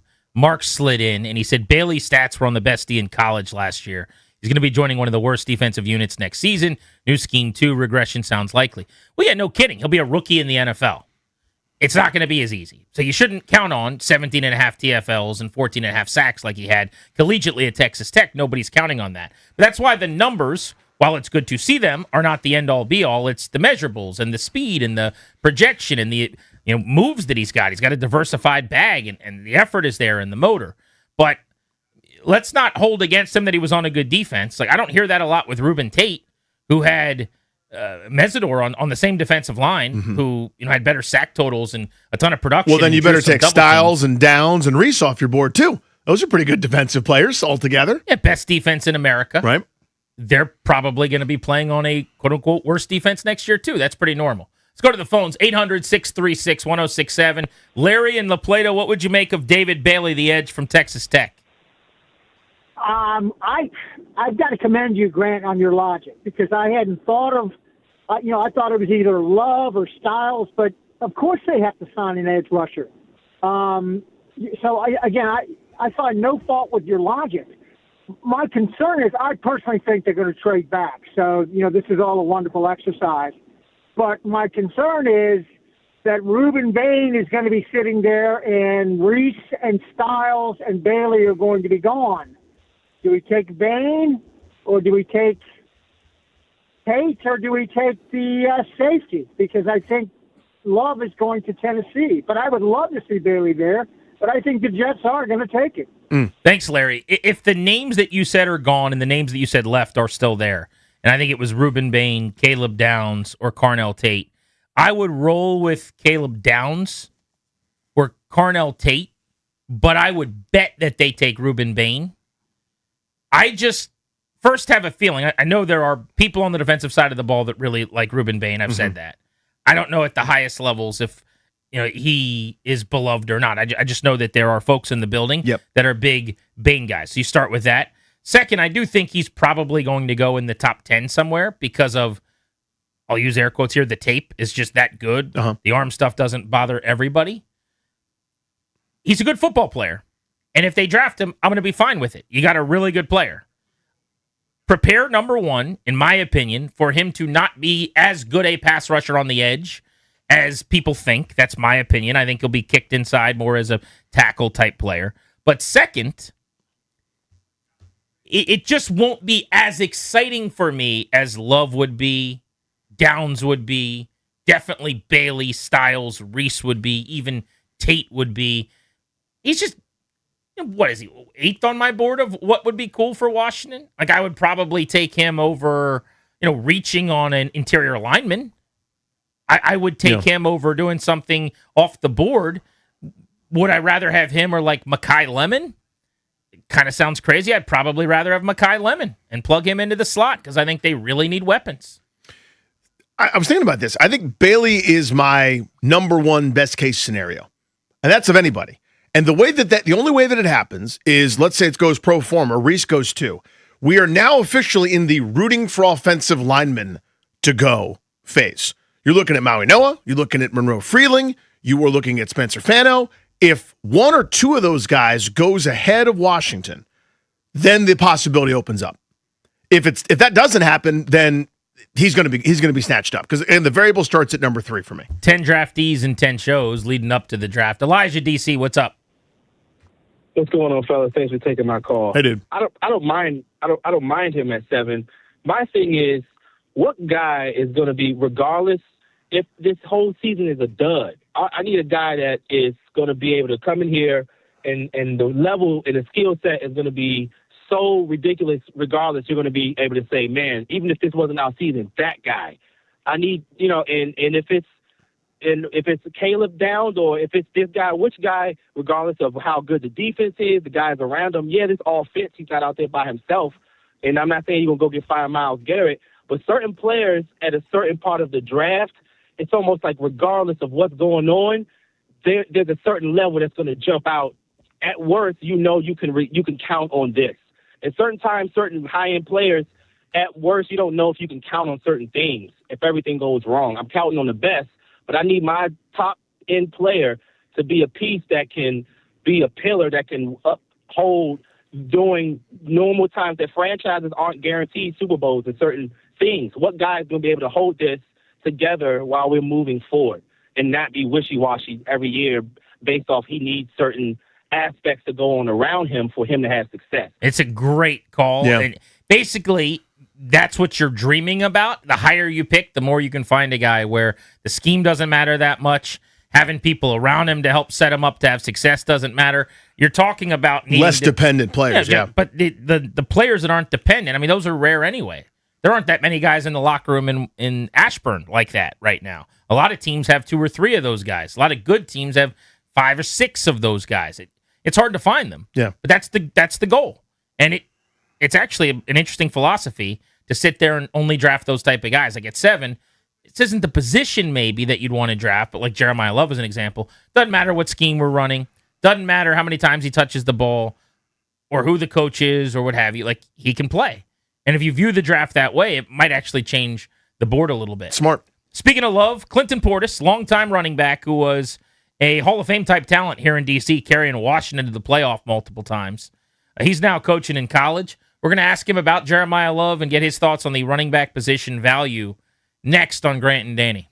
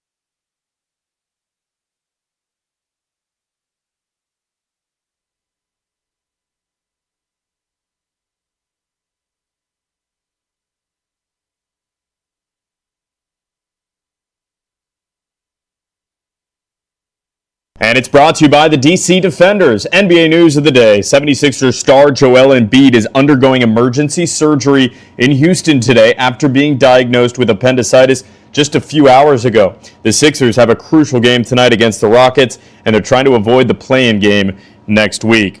Meanwhile, trying to avoid an 11-game losing streak are the Wizards at home tonight against the Bulls. They lost 129-98 on Tuesday at home against the Bulls. Try to bounce back tonight at 7 p.m. right here on The Fan. Now let's take a look at the Round 1 Masters leaderboard. It's in partnership with Golfdom by Worldwide Golf. Serving golfers since 1982 in the home to the legendary 90-day 100% satisfaction guarantee. Sam Burns, Rory McIlroy tied for the lead at 5 under par. Scotty Scheffler chasing at 3 under with Justin Rose at 3 under as well through 12.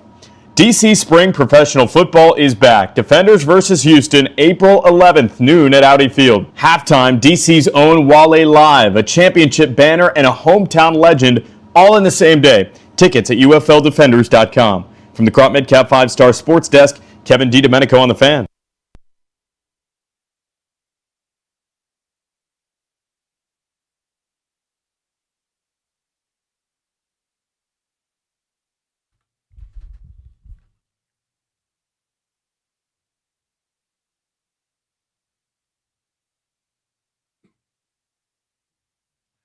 What are you doing to protect your family's assets? The exclusive sponsor of our show, the law firm Condori and Murad, can help you to draft your last will and testament, set up a living trust, or put together a medical power of attorney.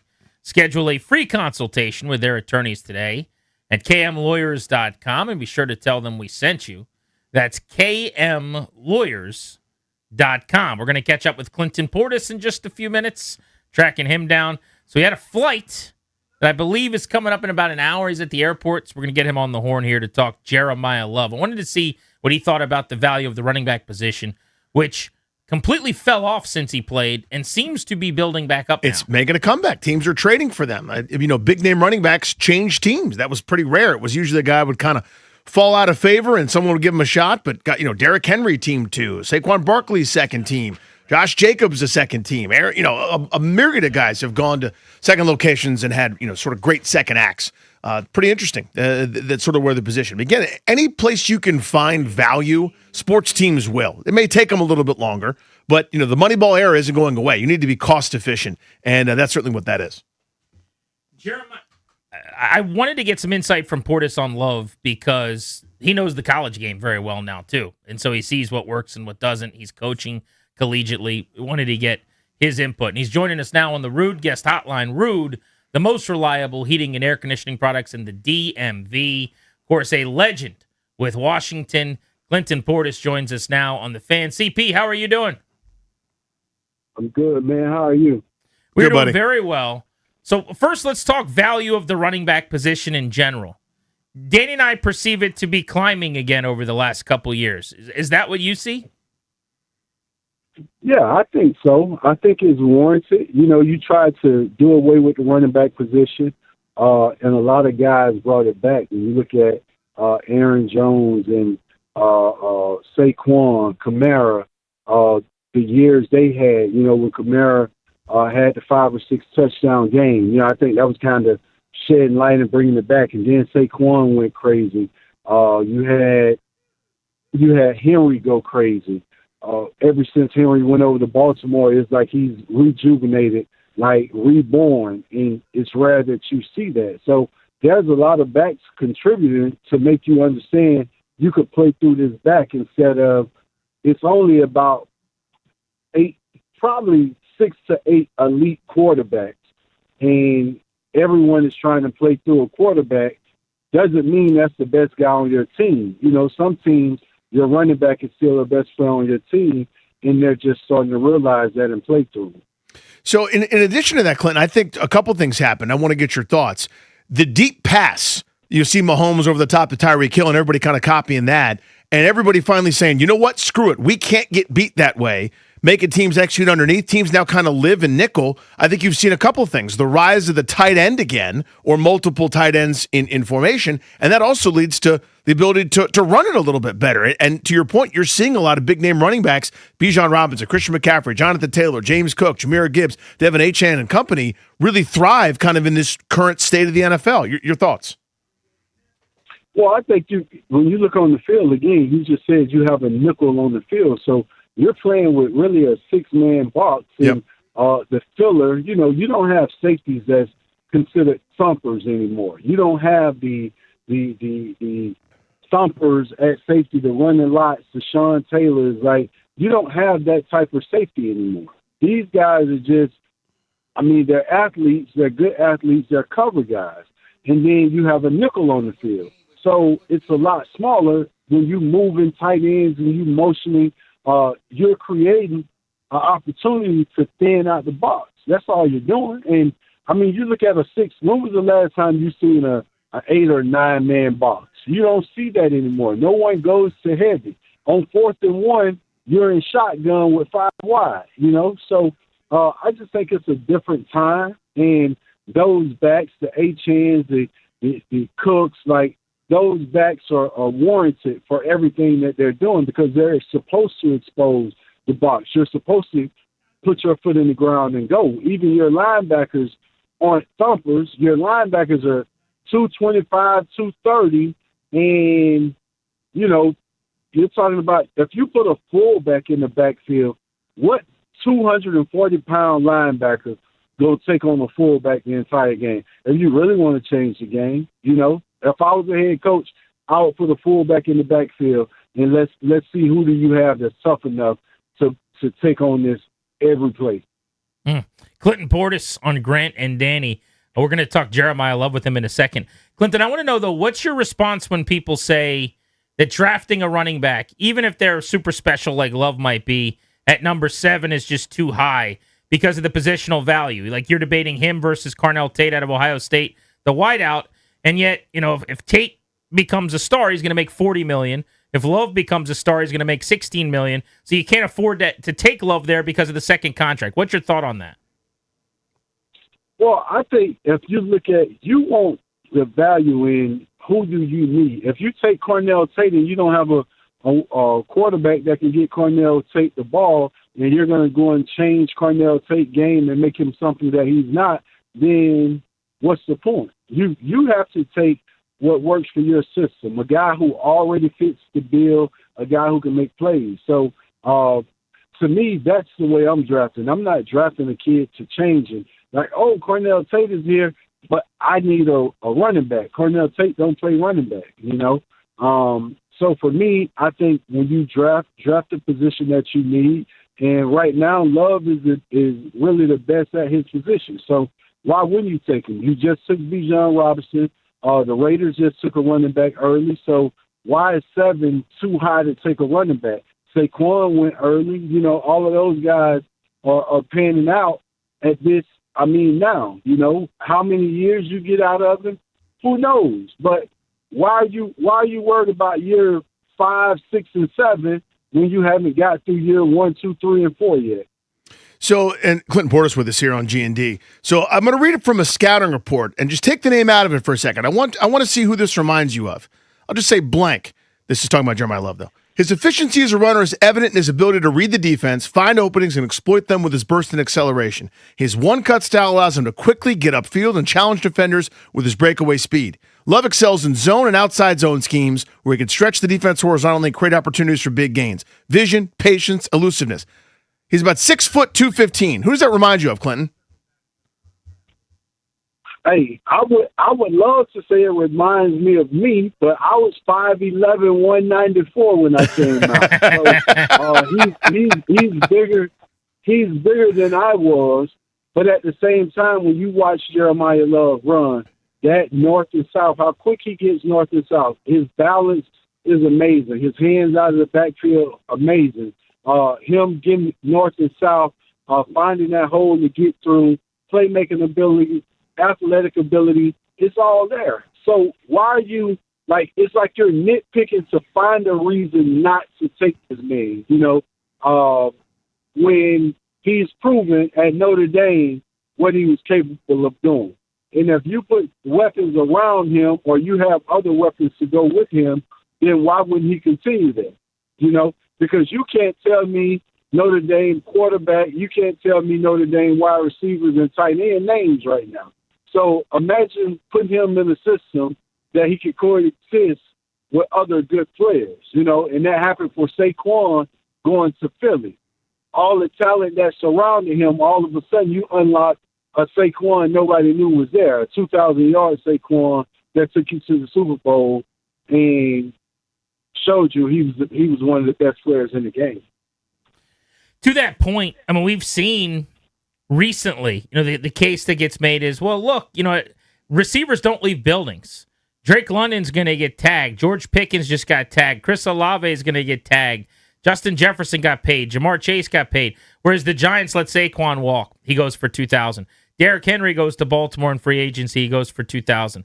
I just think there's something to be said for me, Clinton, I don't think the Falcons regret taking Bijan at 8, or the Vikings regret taking Peterson at 7, or the Lions regret taking Jahmyr Gibbs at 12, And I don't think they should, because Jahmyr Gibbs Jahmyr Gibbs is surrounded by other talent, and look what they're doing together. When you look at Bijan, the coach got fired because Bijan not on the field. You're supposed to be using Bijan in short yardage goal line. It's like you're trying to figure out, hey, where can I use him, or can I save him for next year? And now next year it came and somebody else gets to use him, So not using guys to their strengths, not giving guys an opportunity. I think it just comes down to belief. Like, once you allow a kid, even if you look at Achane, you traded everything around Achane. But free me, if I'm in that situation, I'm thinking, you're going to let go of everything. We about to go through a rebuild, no quarterback, the receiver's gone. Like, let me go too. And you appreciate him, or you realize his worth, and now the next year or two he's going to get worn down because he's all they have. Unless they go out and just find immaculate talent from somewhere, which we know in the NFL you can only bring in so much. So I'm excited to see what his next 2 years are like, and then what it is after that, because he's playing at such a high level right now that you don't want to be on ice or slow down for 2 years waiting until we rebuild or we get enough talent around us. Is there anything that you don't like at this moment about Love, or something you think he needs to improve upon? No, I think he'll grow. That's what your running back coach is for. That's what the system is for. That's what the offensive coordinator is for. I think we have so many coaches that's in position that it's like, well, you got to fit my system. Well, you acquired this player, make your system fit him. Like you could put this guy in position to win whenever you want him to win, instead of just calling plays because this is a good player.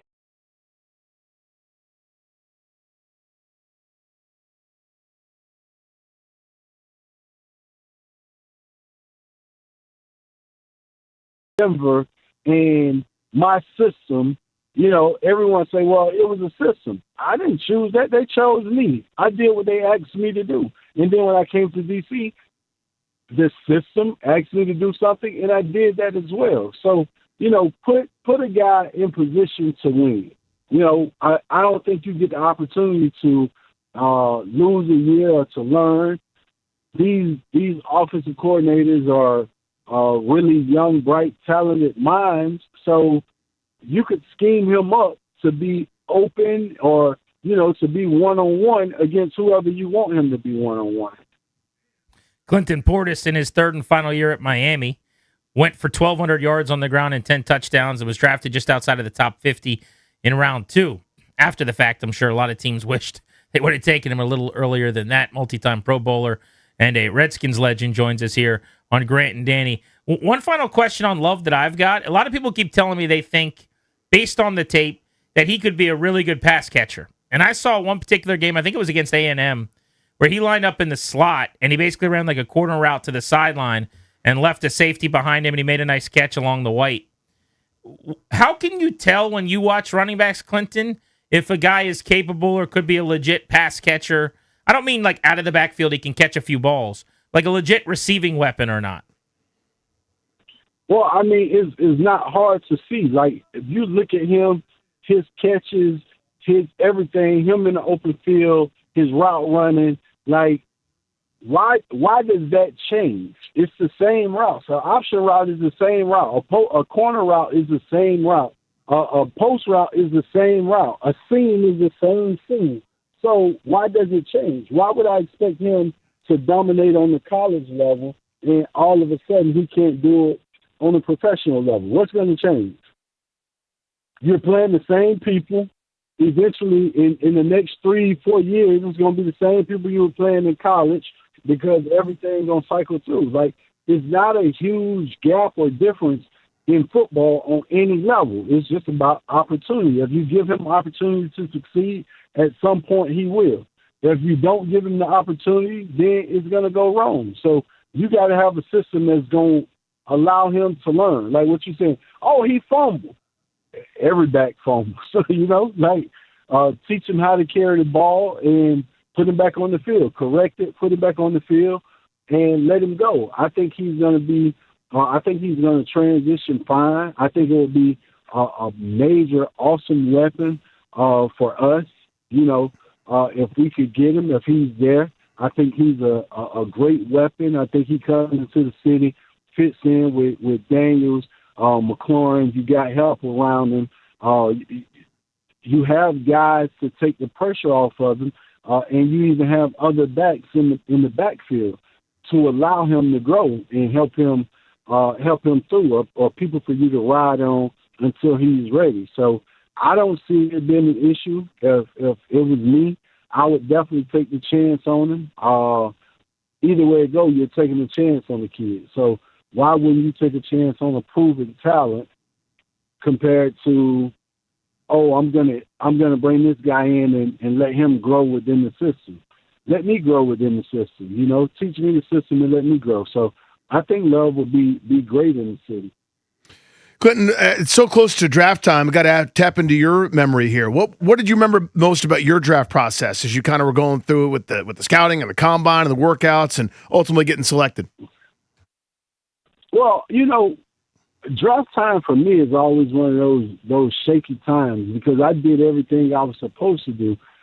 In the build up for draft, you hype up who you want to hype up, and you kind of find the issue. I remember them saying if Bryant McKinney was as cocky as me, he would have been the first pick in the draft, But they used my cockiness or my confidence against me. Like, he's going to be young, wild, and crazy. Like, I never got in trouble. I never did anything.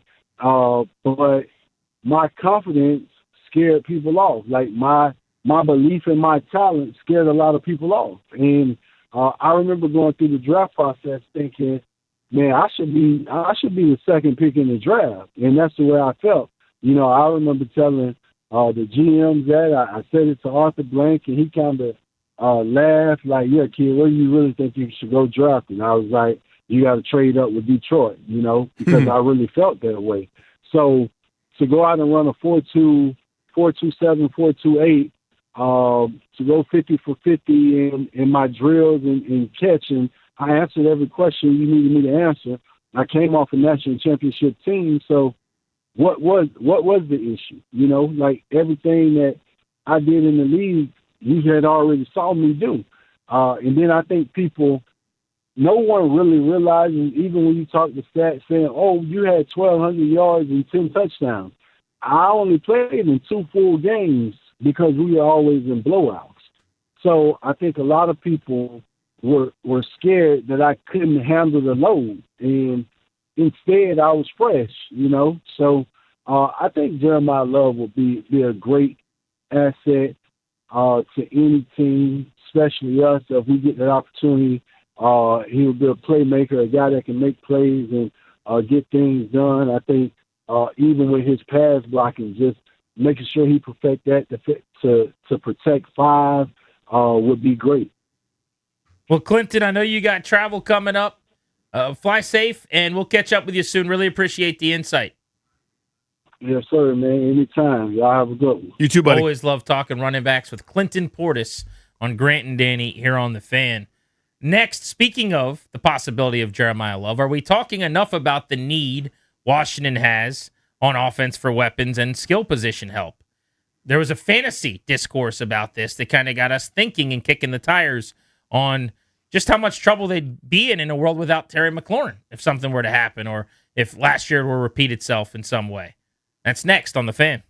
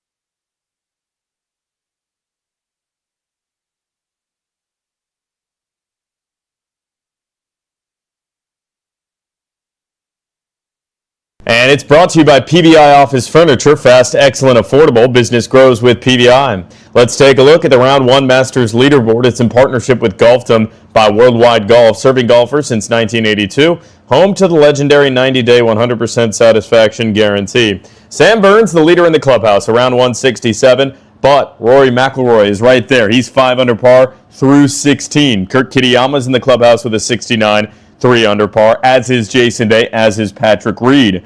Look who it is chasing, though. Scotty Scheffler, 3 under par. That's only through 5 holes. Shane Lowry sits at 2 under, finished with a 70. PBI Office Furniture brings expert design, fast delivery, and professional installation. That's a winning play for your office. Step up your workspace at PBI.com because business grows with PBI. From the Crop Metcalf 5-Star Sports Desk, I'm Kevin DiDomenico on The Fan.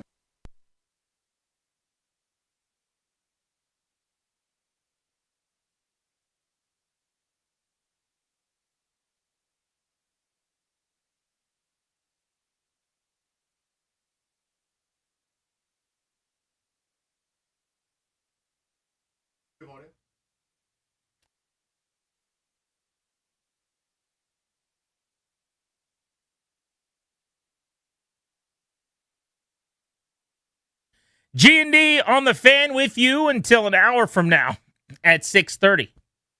So I was perusing the old interwebs. I get these notifications all the time. And one of my favorite fantasy guys, Matt Harmon, does reception, perception, really, really sharp dude. And they, off-season fantasy content is always interesting. It's really for the true degenerates, if I can offer that. So forget about the fantasy draft pick elements. We're not doing a draft preview here when we don't know the rosters and how they're set and everything. We're early April. You lose me on April 9th when you start talking about fantasy football. But yes, that is not really the point now, is it? But here is the gist, and it leads to kind of a larger conversation. Matt Harmon and his co-host were talking about this when they're kind of breaking down each team and looking at it from a fantasy perspective, et cetera. But it gives a window into my feelings right now. And here's the point. This offseason, you and I are both going, great job for the most part. I don't want to speak for you, but we both feel like a lot was accomplished. Chickaconquo on offense. That's kind of the list of offense. Now let's go talk about what they did on defense. Everyone from Chanel to Owe to Chason, everybody in between. Yes, defensive upgrades. Yeah, just the quick synopsis would be 5 new starters at least on the defensive side of the ball. Adafe Owe, Kaylavon Chason, Leo Chanel, Nick Cross, and Amik Robertson. On offense, 1 new starter in Chiggaconquo, 2 new key contributors, because I'll say Rashad White will be their third down back. And then you've got some depth guys that may or may not make the team, like Van Jefferson.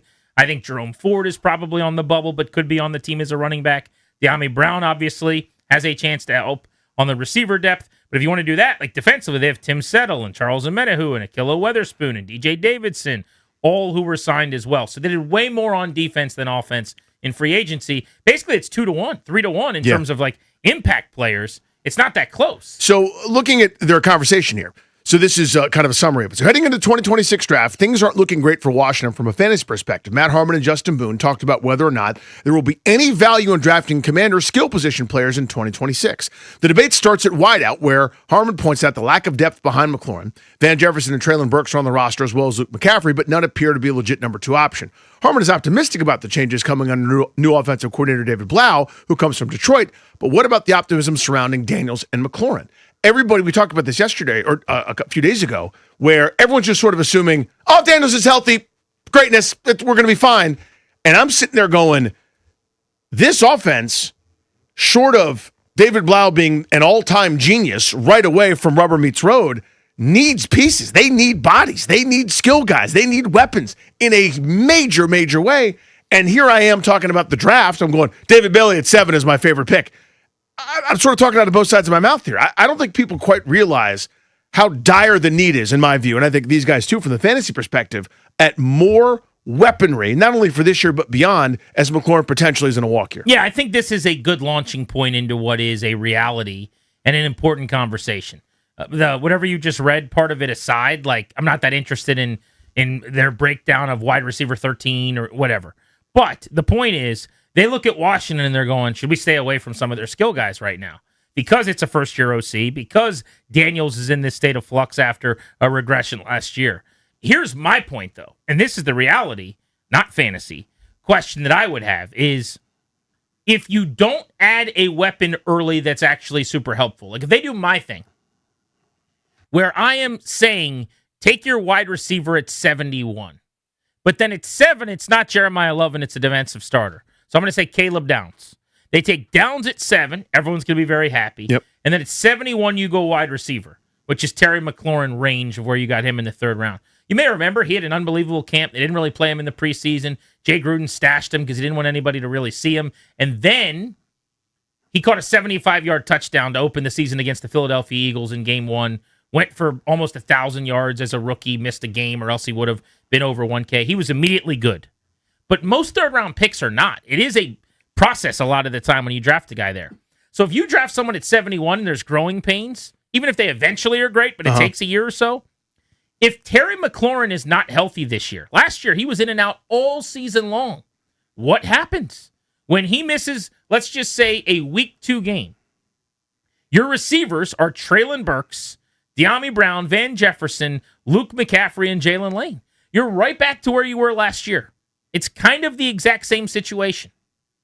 At running back, similarly, if you don't draft Jeremiah Love, your weapons are Rachaad White, who lost his starting job in Tampa, is a good pass catcher out of the backfield, but in terms of running the football, it hasn't been great.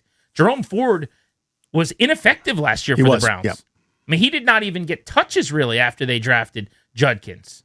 And if you look at his carries the last couple seasons, it's like a staircase going down. They just have used him less and less and less. I still think Bill is very solid, but it was up and down for him last year. So it'd be, you can make the case. It's a Okonkwo and what else on offense if Terry's not out there?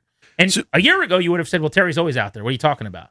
Except that last year, there were a lot of injuries. What if that repeats itself? It's Chig Okonkwo, whatever Bill becomes in year 2, and you're hoping Luke McCaffrey comes on or Jalen Lane comes on.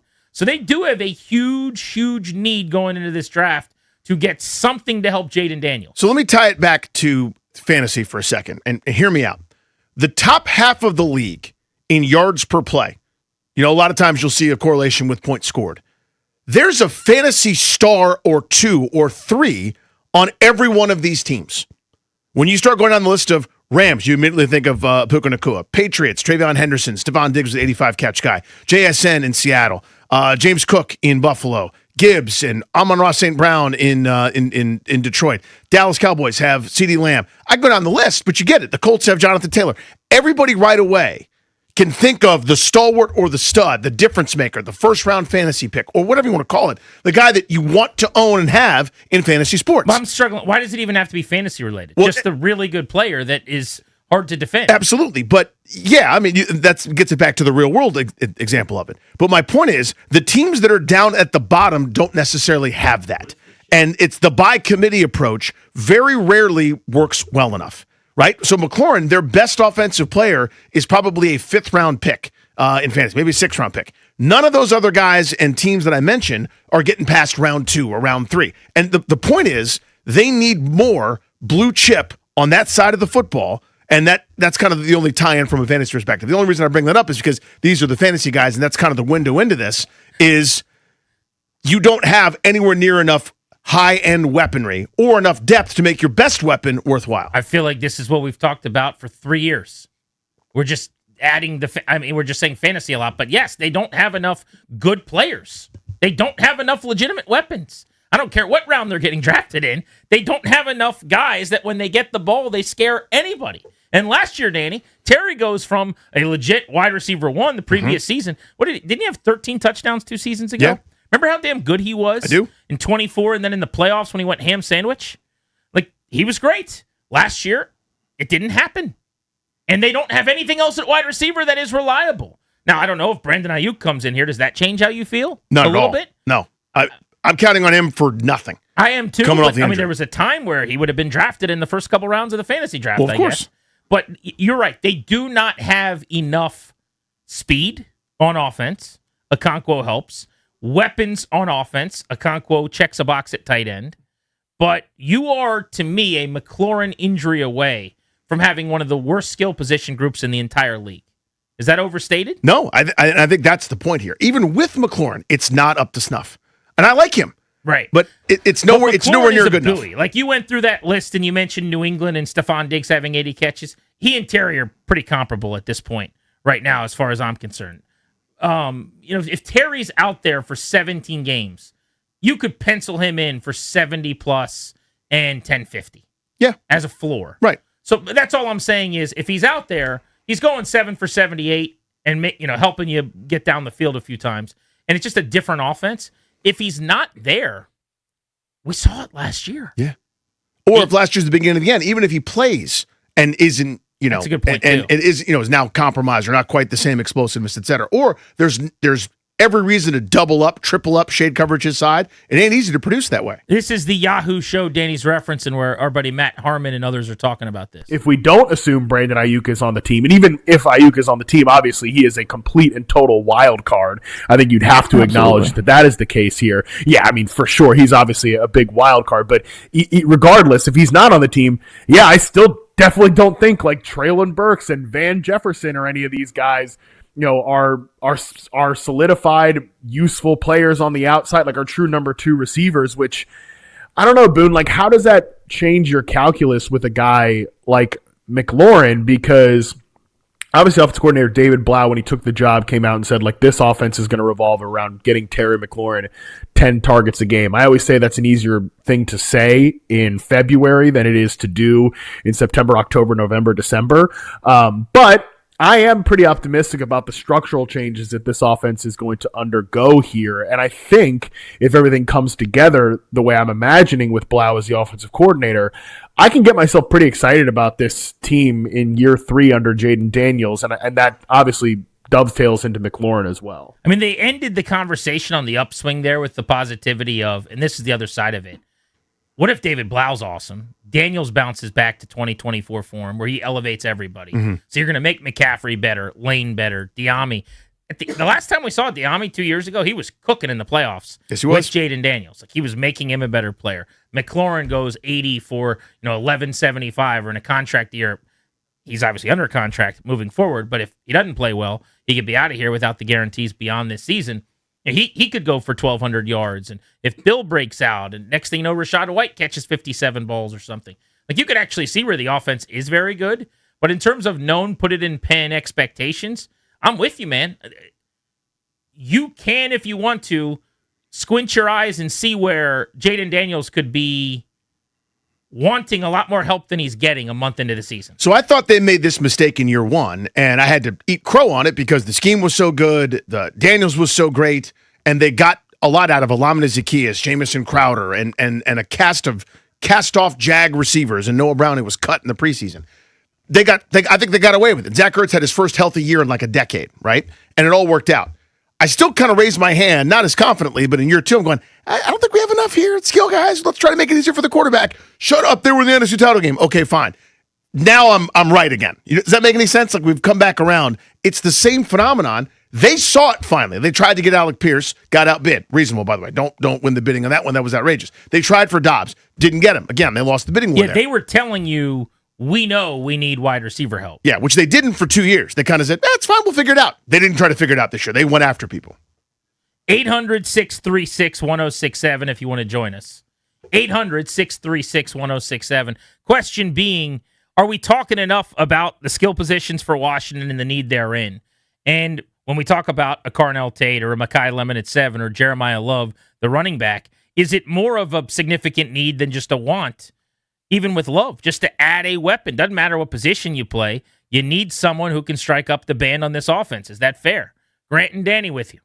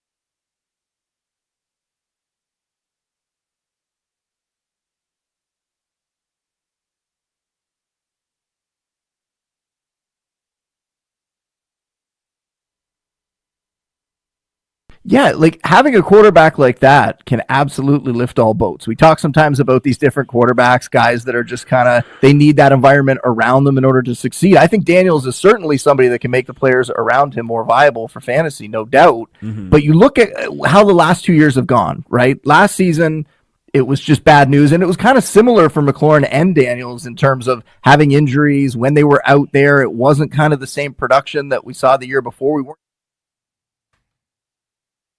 Matt Harmon, Yahoo Fantasy Forecast. Welcome back, Grant and Danny. On the Fan, they were beating up on Washington's skill positions a little bit in a conversation about the Commanders. It got us to thinking about this offense. Most of what we loved in free agency was on the defensive side of the ball. You need help at the defensive line. Well, you get Odafe Owe, Caleb on Chason, Charles Omenihu to rush the quarterback. You get Tim Settle to stop the run. You bring in DJ Davidson to give you some size in the middle. You need linebacking help. You need to get more athletic. You bring in a guy that is one of the 5 RAS elite athletic linebackers in combine history in Leo Chenal. Yes, indeed. And then in the secondary, you need to get more speed. You go get Nick Cross, Amik Robertson, Akilo Weatherspoon. They did a lot on defense, Danny. They have not done nearly as much on offense. And I'm saying, what if Terry McLaurin misses a month early in the year, like he did last year? At this moment, I get that the draft has not come and gone yet. Yep. But it would be the Traylon Burks, Luke McCaffrey, Jalen Lane, De'Ami Brown show at receiver. We sure? This is where I keep coming back to Jeremiah Love saying, you guys don't want a running back, that's fine. Call him a weapon and put your head on your pillow and sleep at night. They need speed and they need explosiveness, or go wide receiver. I just don't know that there's anybody quite worthy of the 7th overall pick. I think you're reaching a little bit at that spot. And if Love is gone, I have no problem with them going receiver. But maybe that's the conversation we need to start having, Danny. If Love is gone, whereas I'm saying you just take the best defensive player available, maybe it should be Tate over a Styles, who I love, Tate over a David Bailey or something, because it's that big of a deal to add someone who can help you on offense. And you just saw the free agent market, right? We just went through this. They overpaid for Owe. Now, again, I like him. I'm a fan. That's not a criticism. It's what you have to do to win. And that's rare that you can even find somebody that can get to the quarterback in free agency. Left tackles, quarterbacks, defensive ends or edges, and now wide receivers. They don't become available. George Pickens has only got on a franchise tag because he was a bit of a problem in Pittsburgh. Otherwise, he'd be getting an enormous deal right now. Guys don't escape. He would be a $30 million a year guy if he didn't have a awful track record as a problem child and a bad teammate. I mean, it is just look at what Alec Pierce got without ever having caught 50 balls. Like, it's unbelievable because there's nobody in the marketplace at this point. If you want one, you need to draft one in all likelihood. It should be part of the combo. Let's go to Chris in Hyattsville. Chris, is the offense and the weaponry for Washington worse maybe than we let it out to be? I don't think it's very good, but I think I want to remind you that Jaden Daniels took Terry and 3 Jags to the NFC Championship just 2 years ago. Yep. I mean, we actually have De'Ami Brown back. So I hear what Danny's saying. Obviously, wide receiver is becoming one of the premier positions, if not the premier offensive skill position in the league outside of quarterback. But to Grant's point, is anyone as confident in a wide receiver in this draft as they are in Jeremiah Love? I think Jeremiah Love is on the same level as Adrian Peterson or Derrick Henry.